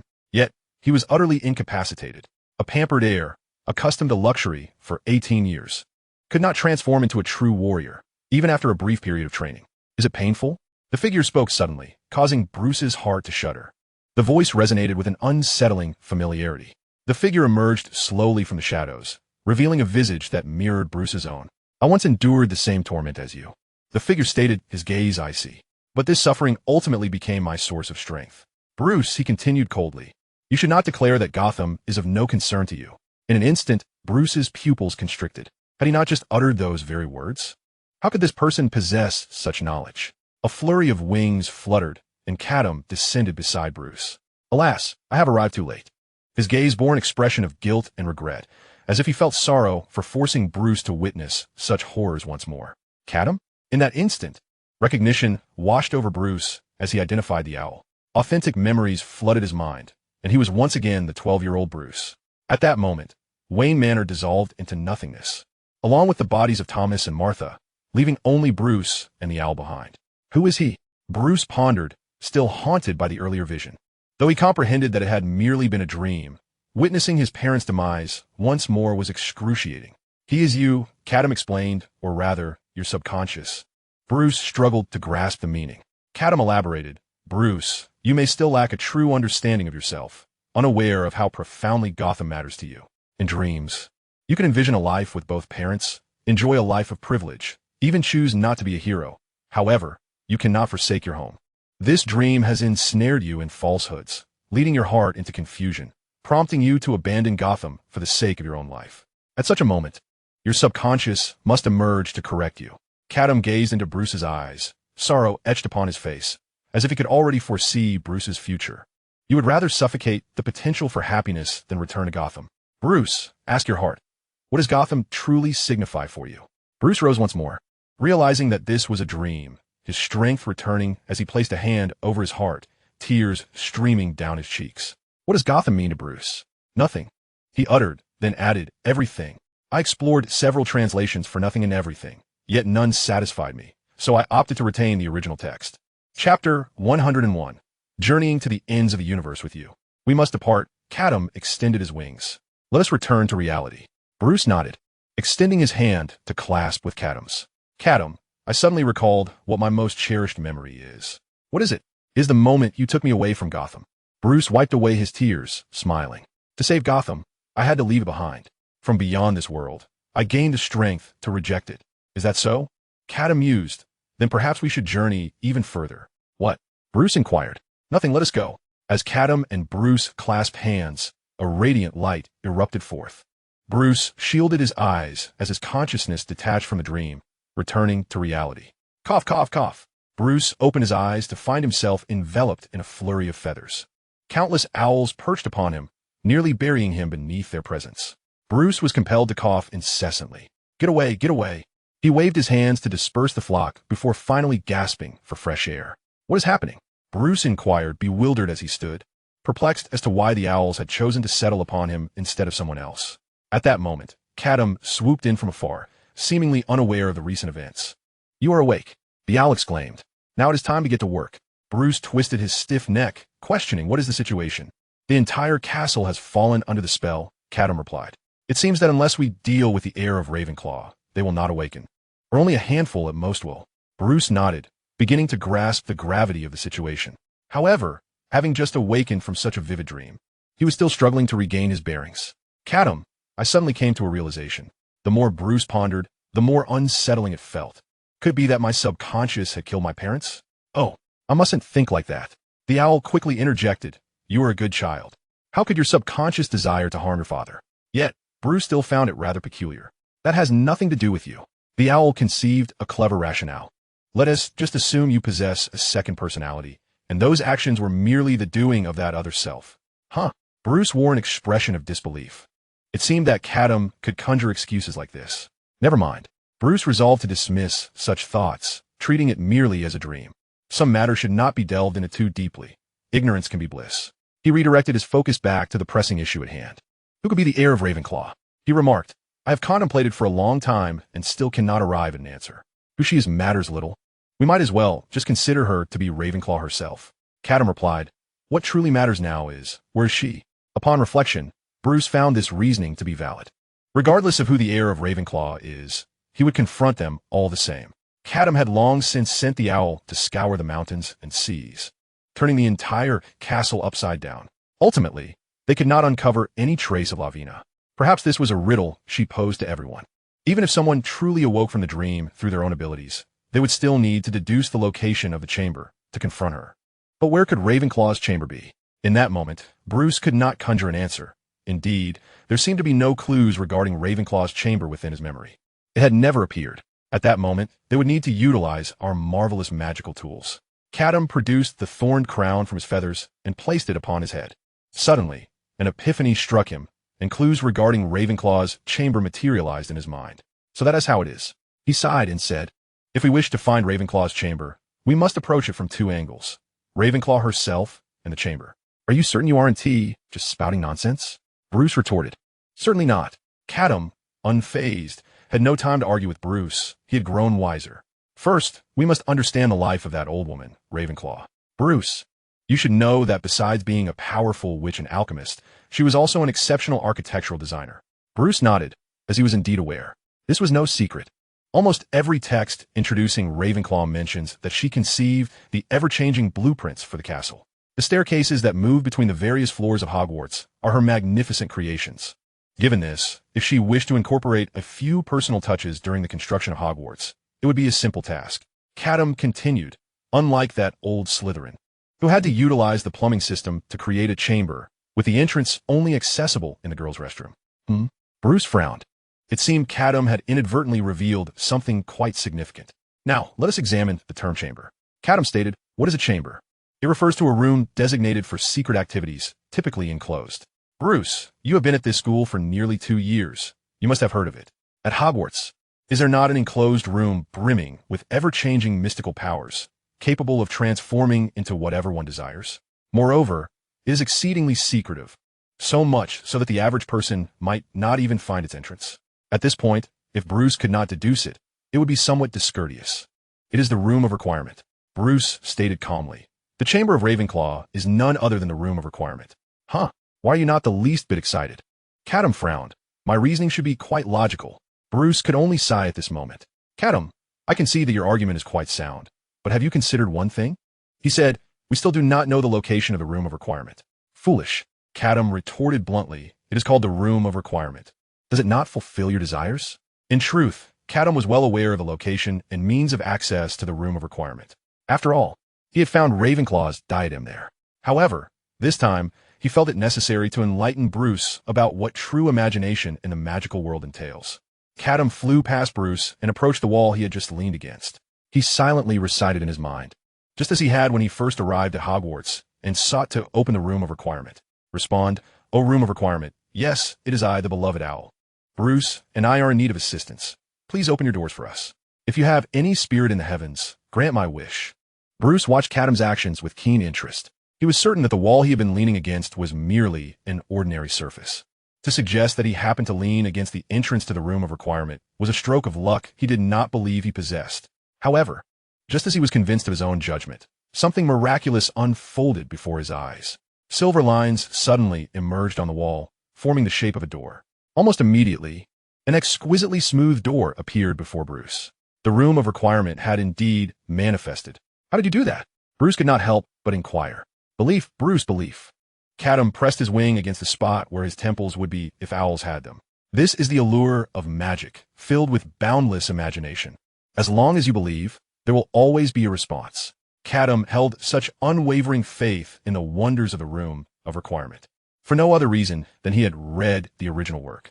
In Harry Potter and the Deathly Hallows, the room of requirement had once directly opened a passage to the Hog's Head Inn, bringing Harry back to Hogwarts.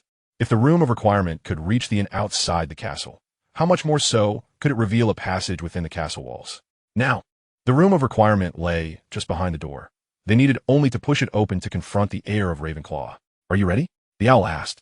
You shouldn't be surprised at who you see, right? Of course not, for I have already come to a conclusion. Bruce suddenly declared. The heir of Ravenclaw is none other than Lavina Royal.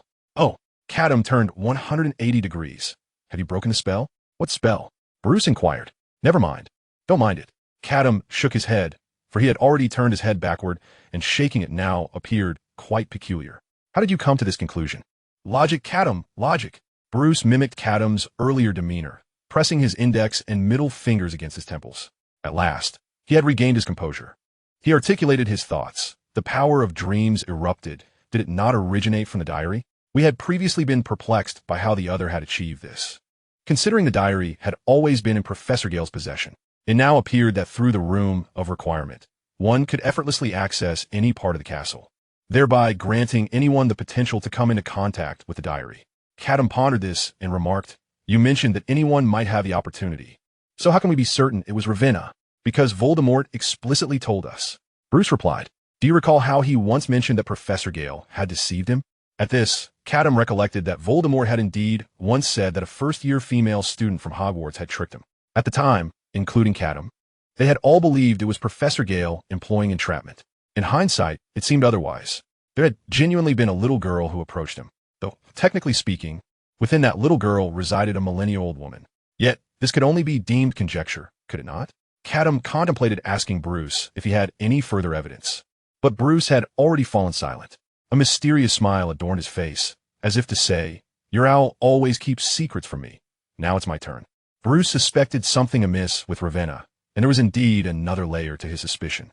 On the night of the attack on Gryffindor and Lockhart, Bruce had encountered Ravenna. A young witch wandering alone at night was already suspicious. Moreover, Ravenna had been approaching from the direction of Lockhart's attack, heading towards Gryffindor. While the entire deduction was still somewhat tenuous in logic, it was sufficient for Bruce. Based on this, he could now cast suspicion upon others. Since you've come to the same conclusion, let us proceed, Catum declared, pushing open the door, knowing there would be no turning back. Let's go. Bruce nodded. The owl nudged open the door to the room of requirement.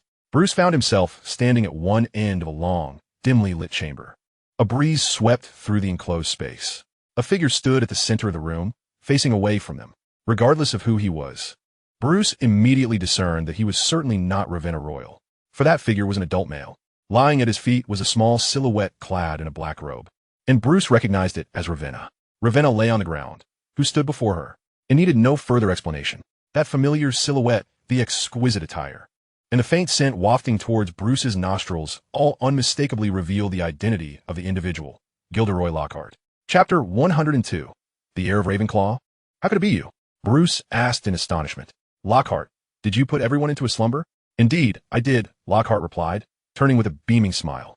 Surrounding him were countless small orbs of light, each displaying vivid scenes. He was observing everyone's dreams. Bruce found this hard to accept. How could it be Lockhart? How could it be Lockhart? That comical figure, who had appeared so humble before him, was the mastermind behind it all?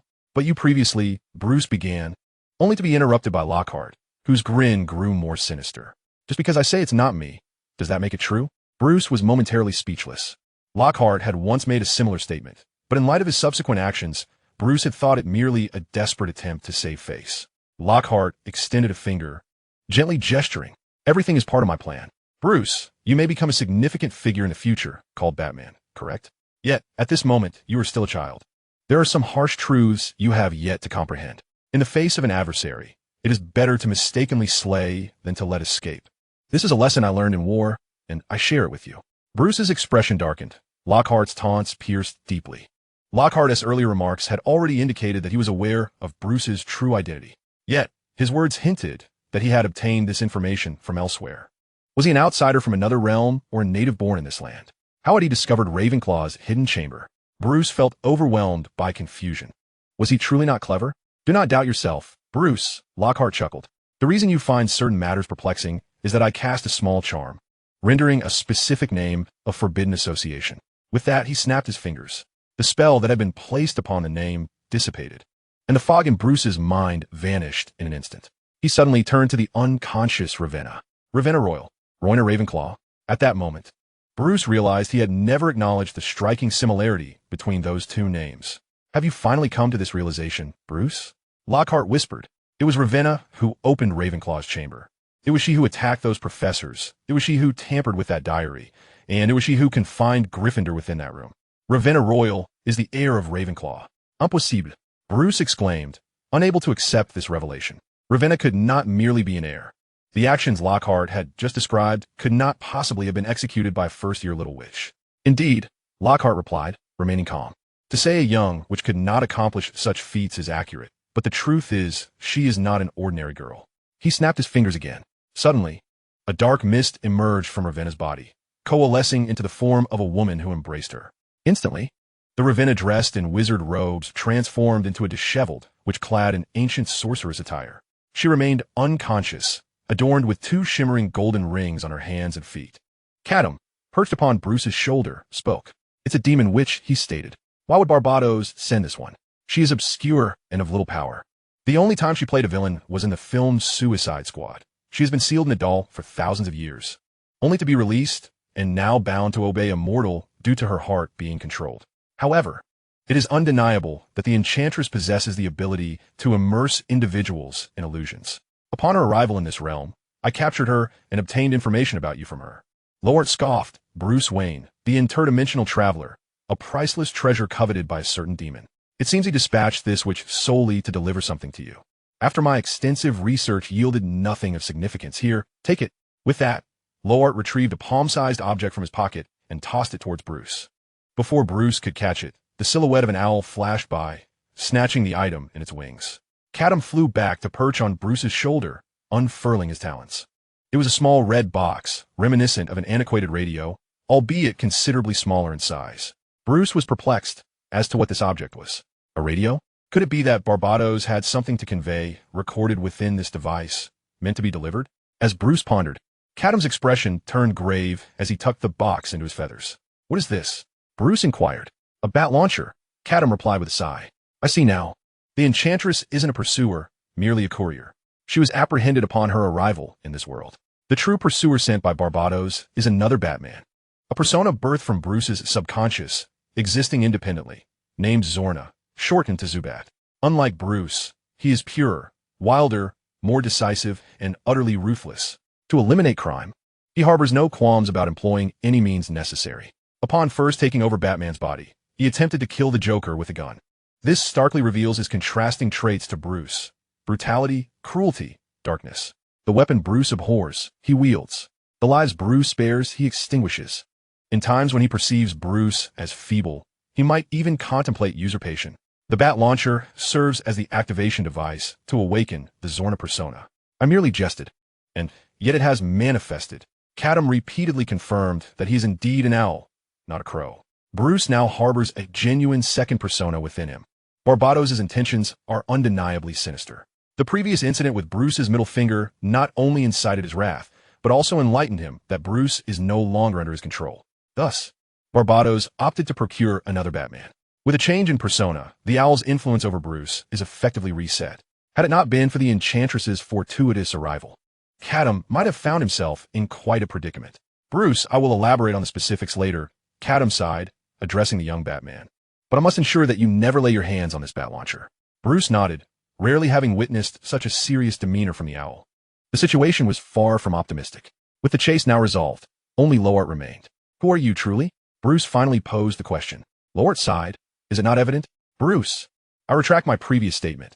You are not particularly astute, or rather. Lowart stepped forward, his voice becoming delicate and mellifluous. As he brushed his hand through his hair, it is I who am exceedingly clever. Lowart's form began to transform. His hair rapidly lengthened, his visage shifted, his body contours softened, and his skin became more refined. Gilderoy Lowart, before Bruce's eyes, morphed into a stunning woman. Her gaze upon Bruce was laced with a hint of mockery. Bruce recognized the face of the woman. He had seen it in the portraits of the founders preserved at Hogwarts. Rowena Ravenclaw, the one who opened the Chamber of Secrets, is not a descendant of Ravenclaw, but Ravenclaw herself. Surprised? Ravenclaw chuckled. It seems you did not anticipate that the Gilderoy Lockhart who graduated from Ravenclaw House would transform into Ravenclaw herself? Bruce found himself at a loss for words. I always believed Ravenclaw to be a figure worthy of respect. Yet when you took on Lockhart's guise, you not only committed numerous embarrassing acts, but also sought to forcibly embrace me. Who would have thought Ravenclaw capable of such folly? This is what one might call acting. I hold great respect for Lockhart's persona. As for those actions, I concede they were somewhat disgraceful, but Ravenclaw shrugged nonchalantly. Though I engaged in those deeds, I did so under Lockhart's identity, thus not tarnishing my own reputation. Is that so? Bruce found himself oddly persuaded by her logic. I provided you with ample details, yet you failed to notice. I have consistently donned blue and silver robes. While the styles may vary, the color remains unchanged. This is the hue of Ravenclaw House. I also wore my favorite perfume for my lifetime. If you were to investigate, you would find relevant records. Most importantly, Ravenclaw sighed, I even adopted a trendy hairstyle, yet you never paid heed. Are these truly clues? Bruce was flabbergasted. Surely Lockhart could have accomplished all of this as well. And what on earth is Ravenclaw's logic? She cast a spell on her name to prevent others from associating it with her.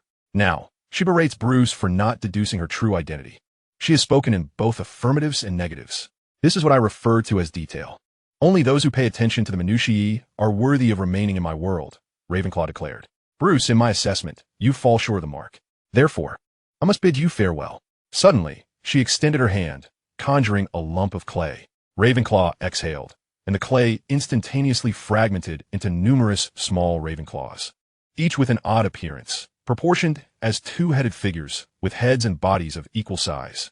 They surged forth in an attempt to subdue Bruce. As Bruce drew the Elder Wand, one of the small Ravenclaws suddenly shouted, "Disarm your weapon." The spell ricocheted. Bruce, quick-witted, successfully reflected the spell, causing it to detonate upon the small Ravenclaw, reducing her to clay dust. However, at that moment, an onslaught of disarming spells was directed at him. Bruce could not possibly reflect such an array of spells simultaneously. Ultimately, he succumbed to their effects. The Elder Wand slipped from his grasp and fell to the ground. It was over. Ravenclaw had scarcely entertained a fleeting thought when she beheld the sudden, crimson glow emanating from Bruce's eyes. There was no need for her to retrieve her wand. Such an action was unnecessary. 2 crimson shooting stars burst forth from Bruce's gaze. Chapter 103, Bruce's Patronus. The first star collided with Ravenclaw's miniature effigy, which disintegrated into a myriad of clay fragments. Ravenclaw furrowed her brow, questioning her own perception. Could it be that a second-year wizard had just cast a spell without a wand? However, she had no time to dwell on this peculiarity, for further unexpected occurrences were unfolding in rapid succession. A shadow materialized beside her, launching a punch with alarming speed. It was a figure Ravenclaw had never encountered before, towering in stature, with resolute eyes, clad in a tight blue suit and a billowing red cape, adorned with an S-shaped emblem. How had he arrived here? Yet, there was no time for contemplation. The man's fist was already approaching her with increasing magnitude. Strangely, despite her experience as a battle-hardened witch who had witnessed myriad grand spectacles, she felt an unfamiliar dread at the sight of a muggle's fist. I cannot withstand this. Just as Ravenclaw contemplated casting a spell to evade the impending blow, a sudden realization struck her. No, this man has no reason to be here. Ravenclaw's eyes widened in alarm, her pupils shimmering with silver light. Under the illumination of that silver glow, the figure of the man in the red cape began to waver, gradually fading into nothingness. It was an illusion. Ha ha! Bruce, who was preoccupied with confronting young Ravenclaw, erupted into laughter. This time, I believe you have lost a bit of your dignity, Ravenclaw. His eyes unleashed another volley of crimson stars, obliterating yet another miniature effigy. From a moment Ravenclaw had witnessed him draw his supreme wand, the phantasmic spell had already been set in motion, yielding commendable results. To be so frightened by an illusion. Can one truly be called a legendary wizard? Bruce continued to mock. If your performance were to become public knowledge, even the Weeping Myrtle would find cause to chuckle. Ravenclaw, incensed by Bruce's taunts, felt her eyelids twitch with irritation. You little rascal, how can your tongue be so venomous? What kind of upbringing have you had?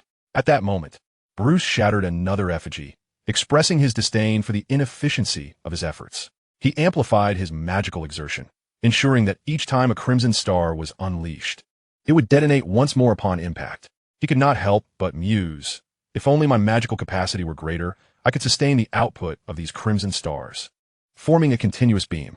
Then, a single sweep would suffice to eliminate all these effigies. Alas, the lament of insufficient power. Nevertheless, his current efficiency was already impressively high. In Ravenclaw's eyes, Bruce was developing tactical acumen amidst the fray. Such combat intelligence was truly commendable. Furthermore, the figure from the earlier illusion was astonishingly lifelike. Bruce, your performance now is quite commendable.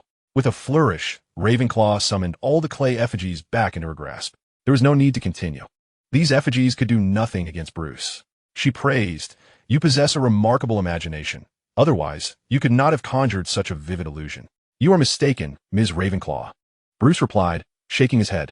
My imagination is, in fact, rather ordinary. He had long acknowledged his shortcomings, recognizing his lack of creativity. Both Professor Goyle and Professor Dumbledore had remarked upon this. Aside from a head full of bats, he could hardly conceive of anything more inventive. Given this reality, there was no reason to stubbornly persist in that direction. The man I just had you see is indeed real, merely existing in another world, Bruce explained. He is known as Superman, reputed for his sense of justice and formidable strength, with a reputation rivaling my own. This was his solution, not to force himself to imagine, but rather to draw inspiration from actual figures. As for how Bruce came to know of such people and events, that was a query best directed at Catum. A fascinating endeavor, but what of it? Ravenclaw shook her head. An illusion remained an illusion, and once unveiled, it held no power. Everything that had transpired was merely an interlude. Ravenclaw felt a twinge of weariness. You speak true, Bruce nodded. While I can indeed cause you to lose face, the truth is, at present, I find it somewhat daunting to triumph over you. To achieve victory, I must, as Professor Dumbledore advised, transform illusion into reality, a feat I am yet unable to accomplish. However, I'm not one to insist on solitary combat, though I did not discern your true identity. The moment I stepped through the chamber door, the equation for victory was already inscribed. Now my sole aim is to buy time. Ravenclaw found amusement in this, and what will delaying achieve? Who can come to your aid now? That is none of your concern. With that, Bruce's palm opened. and the supreme wand on the ground soared back into his grasp. With a flick of his wand, he exclaimed, "Illusory Guardian." In an instant, 6 phantasms manifested behind him. In addition to the previously conjured Superman, there were 5 entirely new entities: a sword-wielding heroine, a runner clad in a red suit, a burly figure brandishing a trident, a half-human, half-machine individual, and a floating green ring. This was the alliance Bruce had constructed, inspired by Catum. They existed now as mere illusions. Yet someday, Bruce would bring them to fruition. As the phantasms gradually faded, only the figure of Superman remained. Boring, and I had expected more, Ravenclaw frowned. No matter how many illusions you summon, they are ultimately futile. And what of this? Bruce waved his wand once more. Call forth the Guardian. A beam of silver light shot forth from the tip of his wand, entering the illusion of Superman behind him. The spell he had once been unable to cast was now successfully executed. Bruce had summoned forth his Patronus. He murmured, "All that I have experienced will ultimately forge the true me. Those I love and who love me will become the strength that protects me." The silvery radiance flowed within the illusion, rendering Superman increasingly tangible. Bruce's most cherished memory was of embarking on a journey with Catum across the realms. Throughout this voyage, he was pursued by countless foes, seemingly everyone harboring ill will towards him. Yet, that was not the case. During Bruce's journey, he encountered adversaries but also forged numerous friendships. Some were willing to sacrifice themselves for his protection, while others passed on to him the flame of heroism. None of this would be in vain. Those who had guarded him would remain in spirit within Bruce's heart, becoming his Patronus, his source of strength. The metallic sound of friction echoed, and behind Bruce, a pair of silver steel claws slowly emerged from Superman's fists. This was the embodiment of Wolverine's power, manifesting within the illusion of Superman. Hold on. Just hold on to time. This time, Bruce refrained from seeking strength from Catum. The gifts bestowed upon him by the owl were more than sufficient. Moreover, he would not fight alone. Come fort, Ravenclaw. Chapter 104. Those You Cherish. Ariana Dumbledore. Gryffindor. As the Sorting Hat declared its verdict, a thunderous applause erupted from the Gryffindor table. Head boy Albus Dumbledore stood up, excitement gleaming in his eyes, and exclaimed to his peers, "That is my sister. Do you know? I am her favorite brother." His dear friend, Ephias Doge, joined in the jubilation for Dumbledore. "You've boasted about that numerous times already," Doge replied. "The entire school is aware that you have a sister." "Ha ha ha. Doge, I can hear your jealousy." Dumbledore bellowed with laughter, appearing somewhat carried away by his own pride. Ariana bounced joyfully towards the Gryffindor table, and Dumbledore waved at her. "Come here," he called. "Sit with me." Yet Ariana merely glanced at her brother, huffed softly, and proceeded to the opposite end of the table, where another brother, the newly elevated second-year Aberforth Dumbledore, awaited. Dumbledore, feeling somewhat foolish, chuckled awkwardly and took his seat. "Did you not claim to be your favorite brother?" Doge suddenly inquired. "Something happened," Dumbledore stammered evasively. "However, henceforth, your sister will likely walk with confidence in Gryffindor," Doge remarked. "You are the head boy, and Aberforth is quite remarkable as well. With such brothers around, who could possibly harm her?" Indeed, indeed, Dumbledore murmured, echoing Doge's words. Who could dare to harm Ariana? How could he bear to inflict any pain?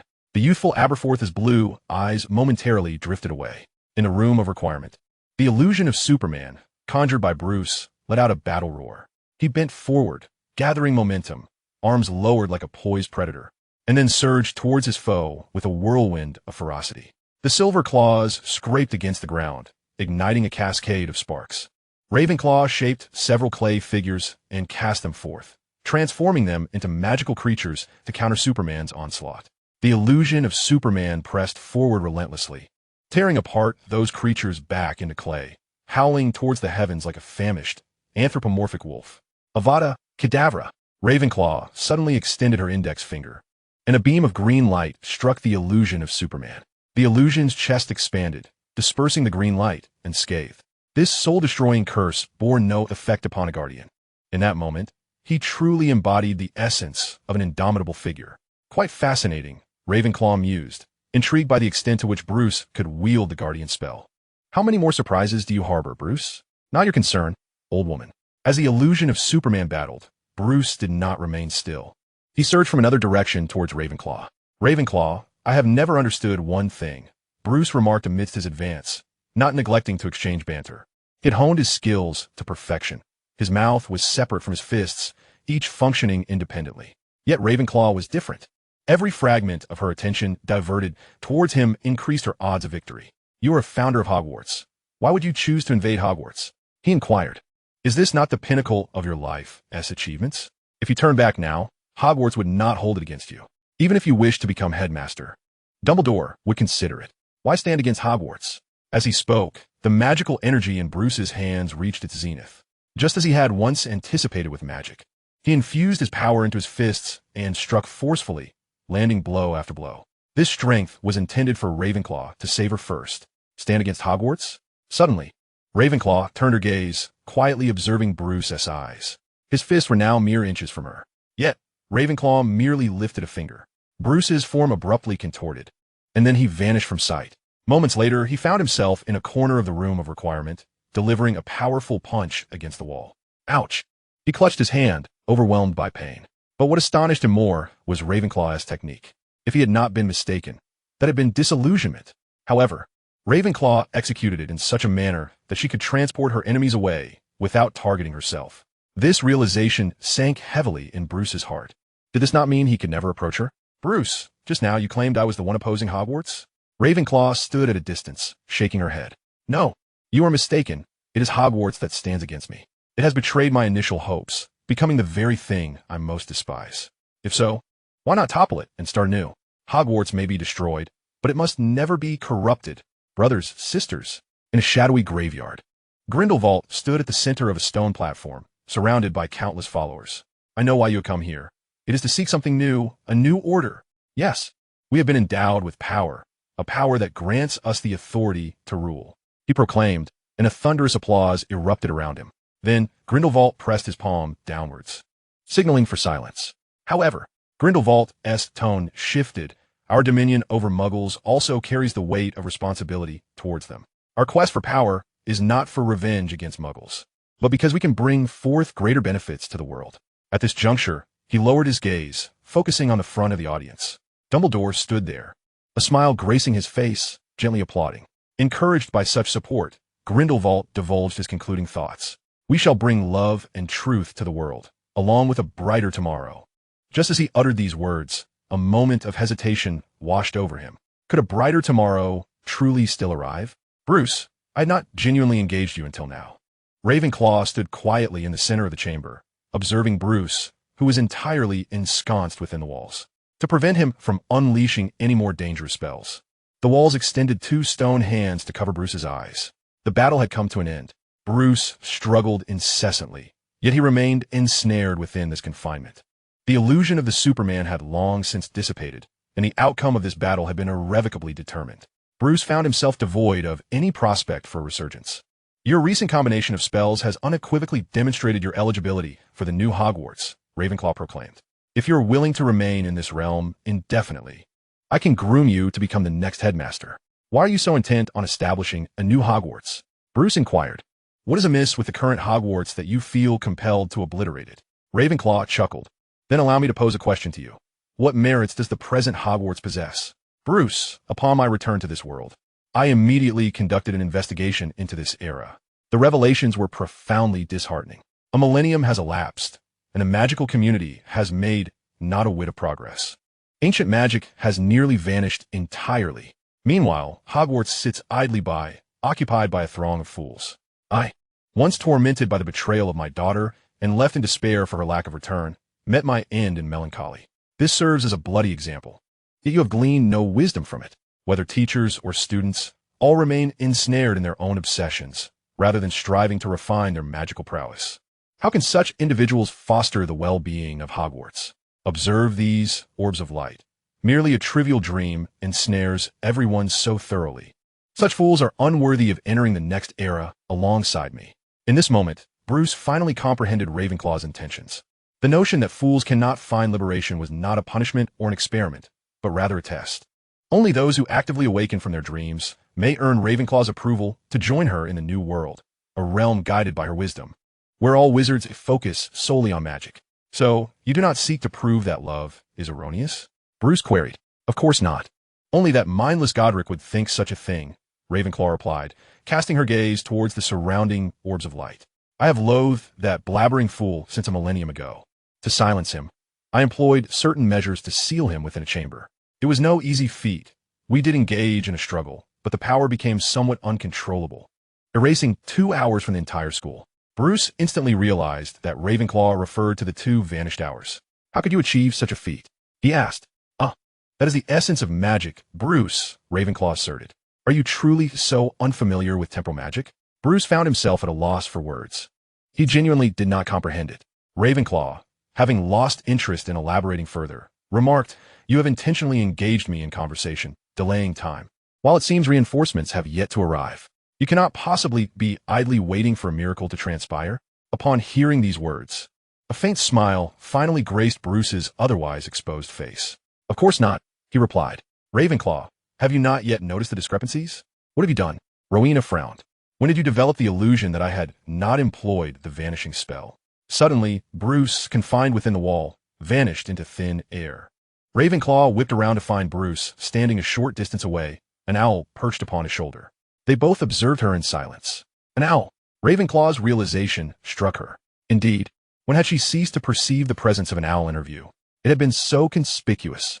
Meanwhile, Bruce and Catum, seemingly in control of the situation, were embroiled in a heated argument. "Why did you mention the vanishing spell?" Bruce accused loudly. "Had you not said anything, we could have kept her ensnared longer." "Enough. Do not underestimate Ravenclaw," Catum retorted, "and I genuinely wanted to deliver that line. When did you develop the illusion that I had not employed the vanishing spell?" "How dashing." "Wait a moment." The owl suddenly recognized a problem. That line seemed to have been delivered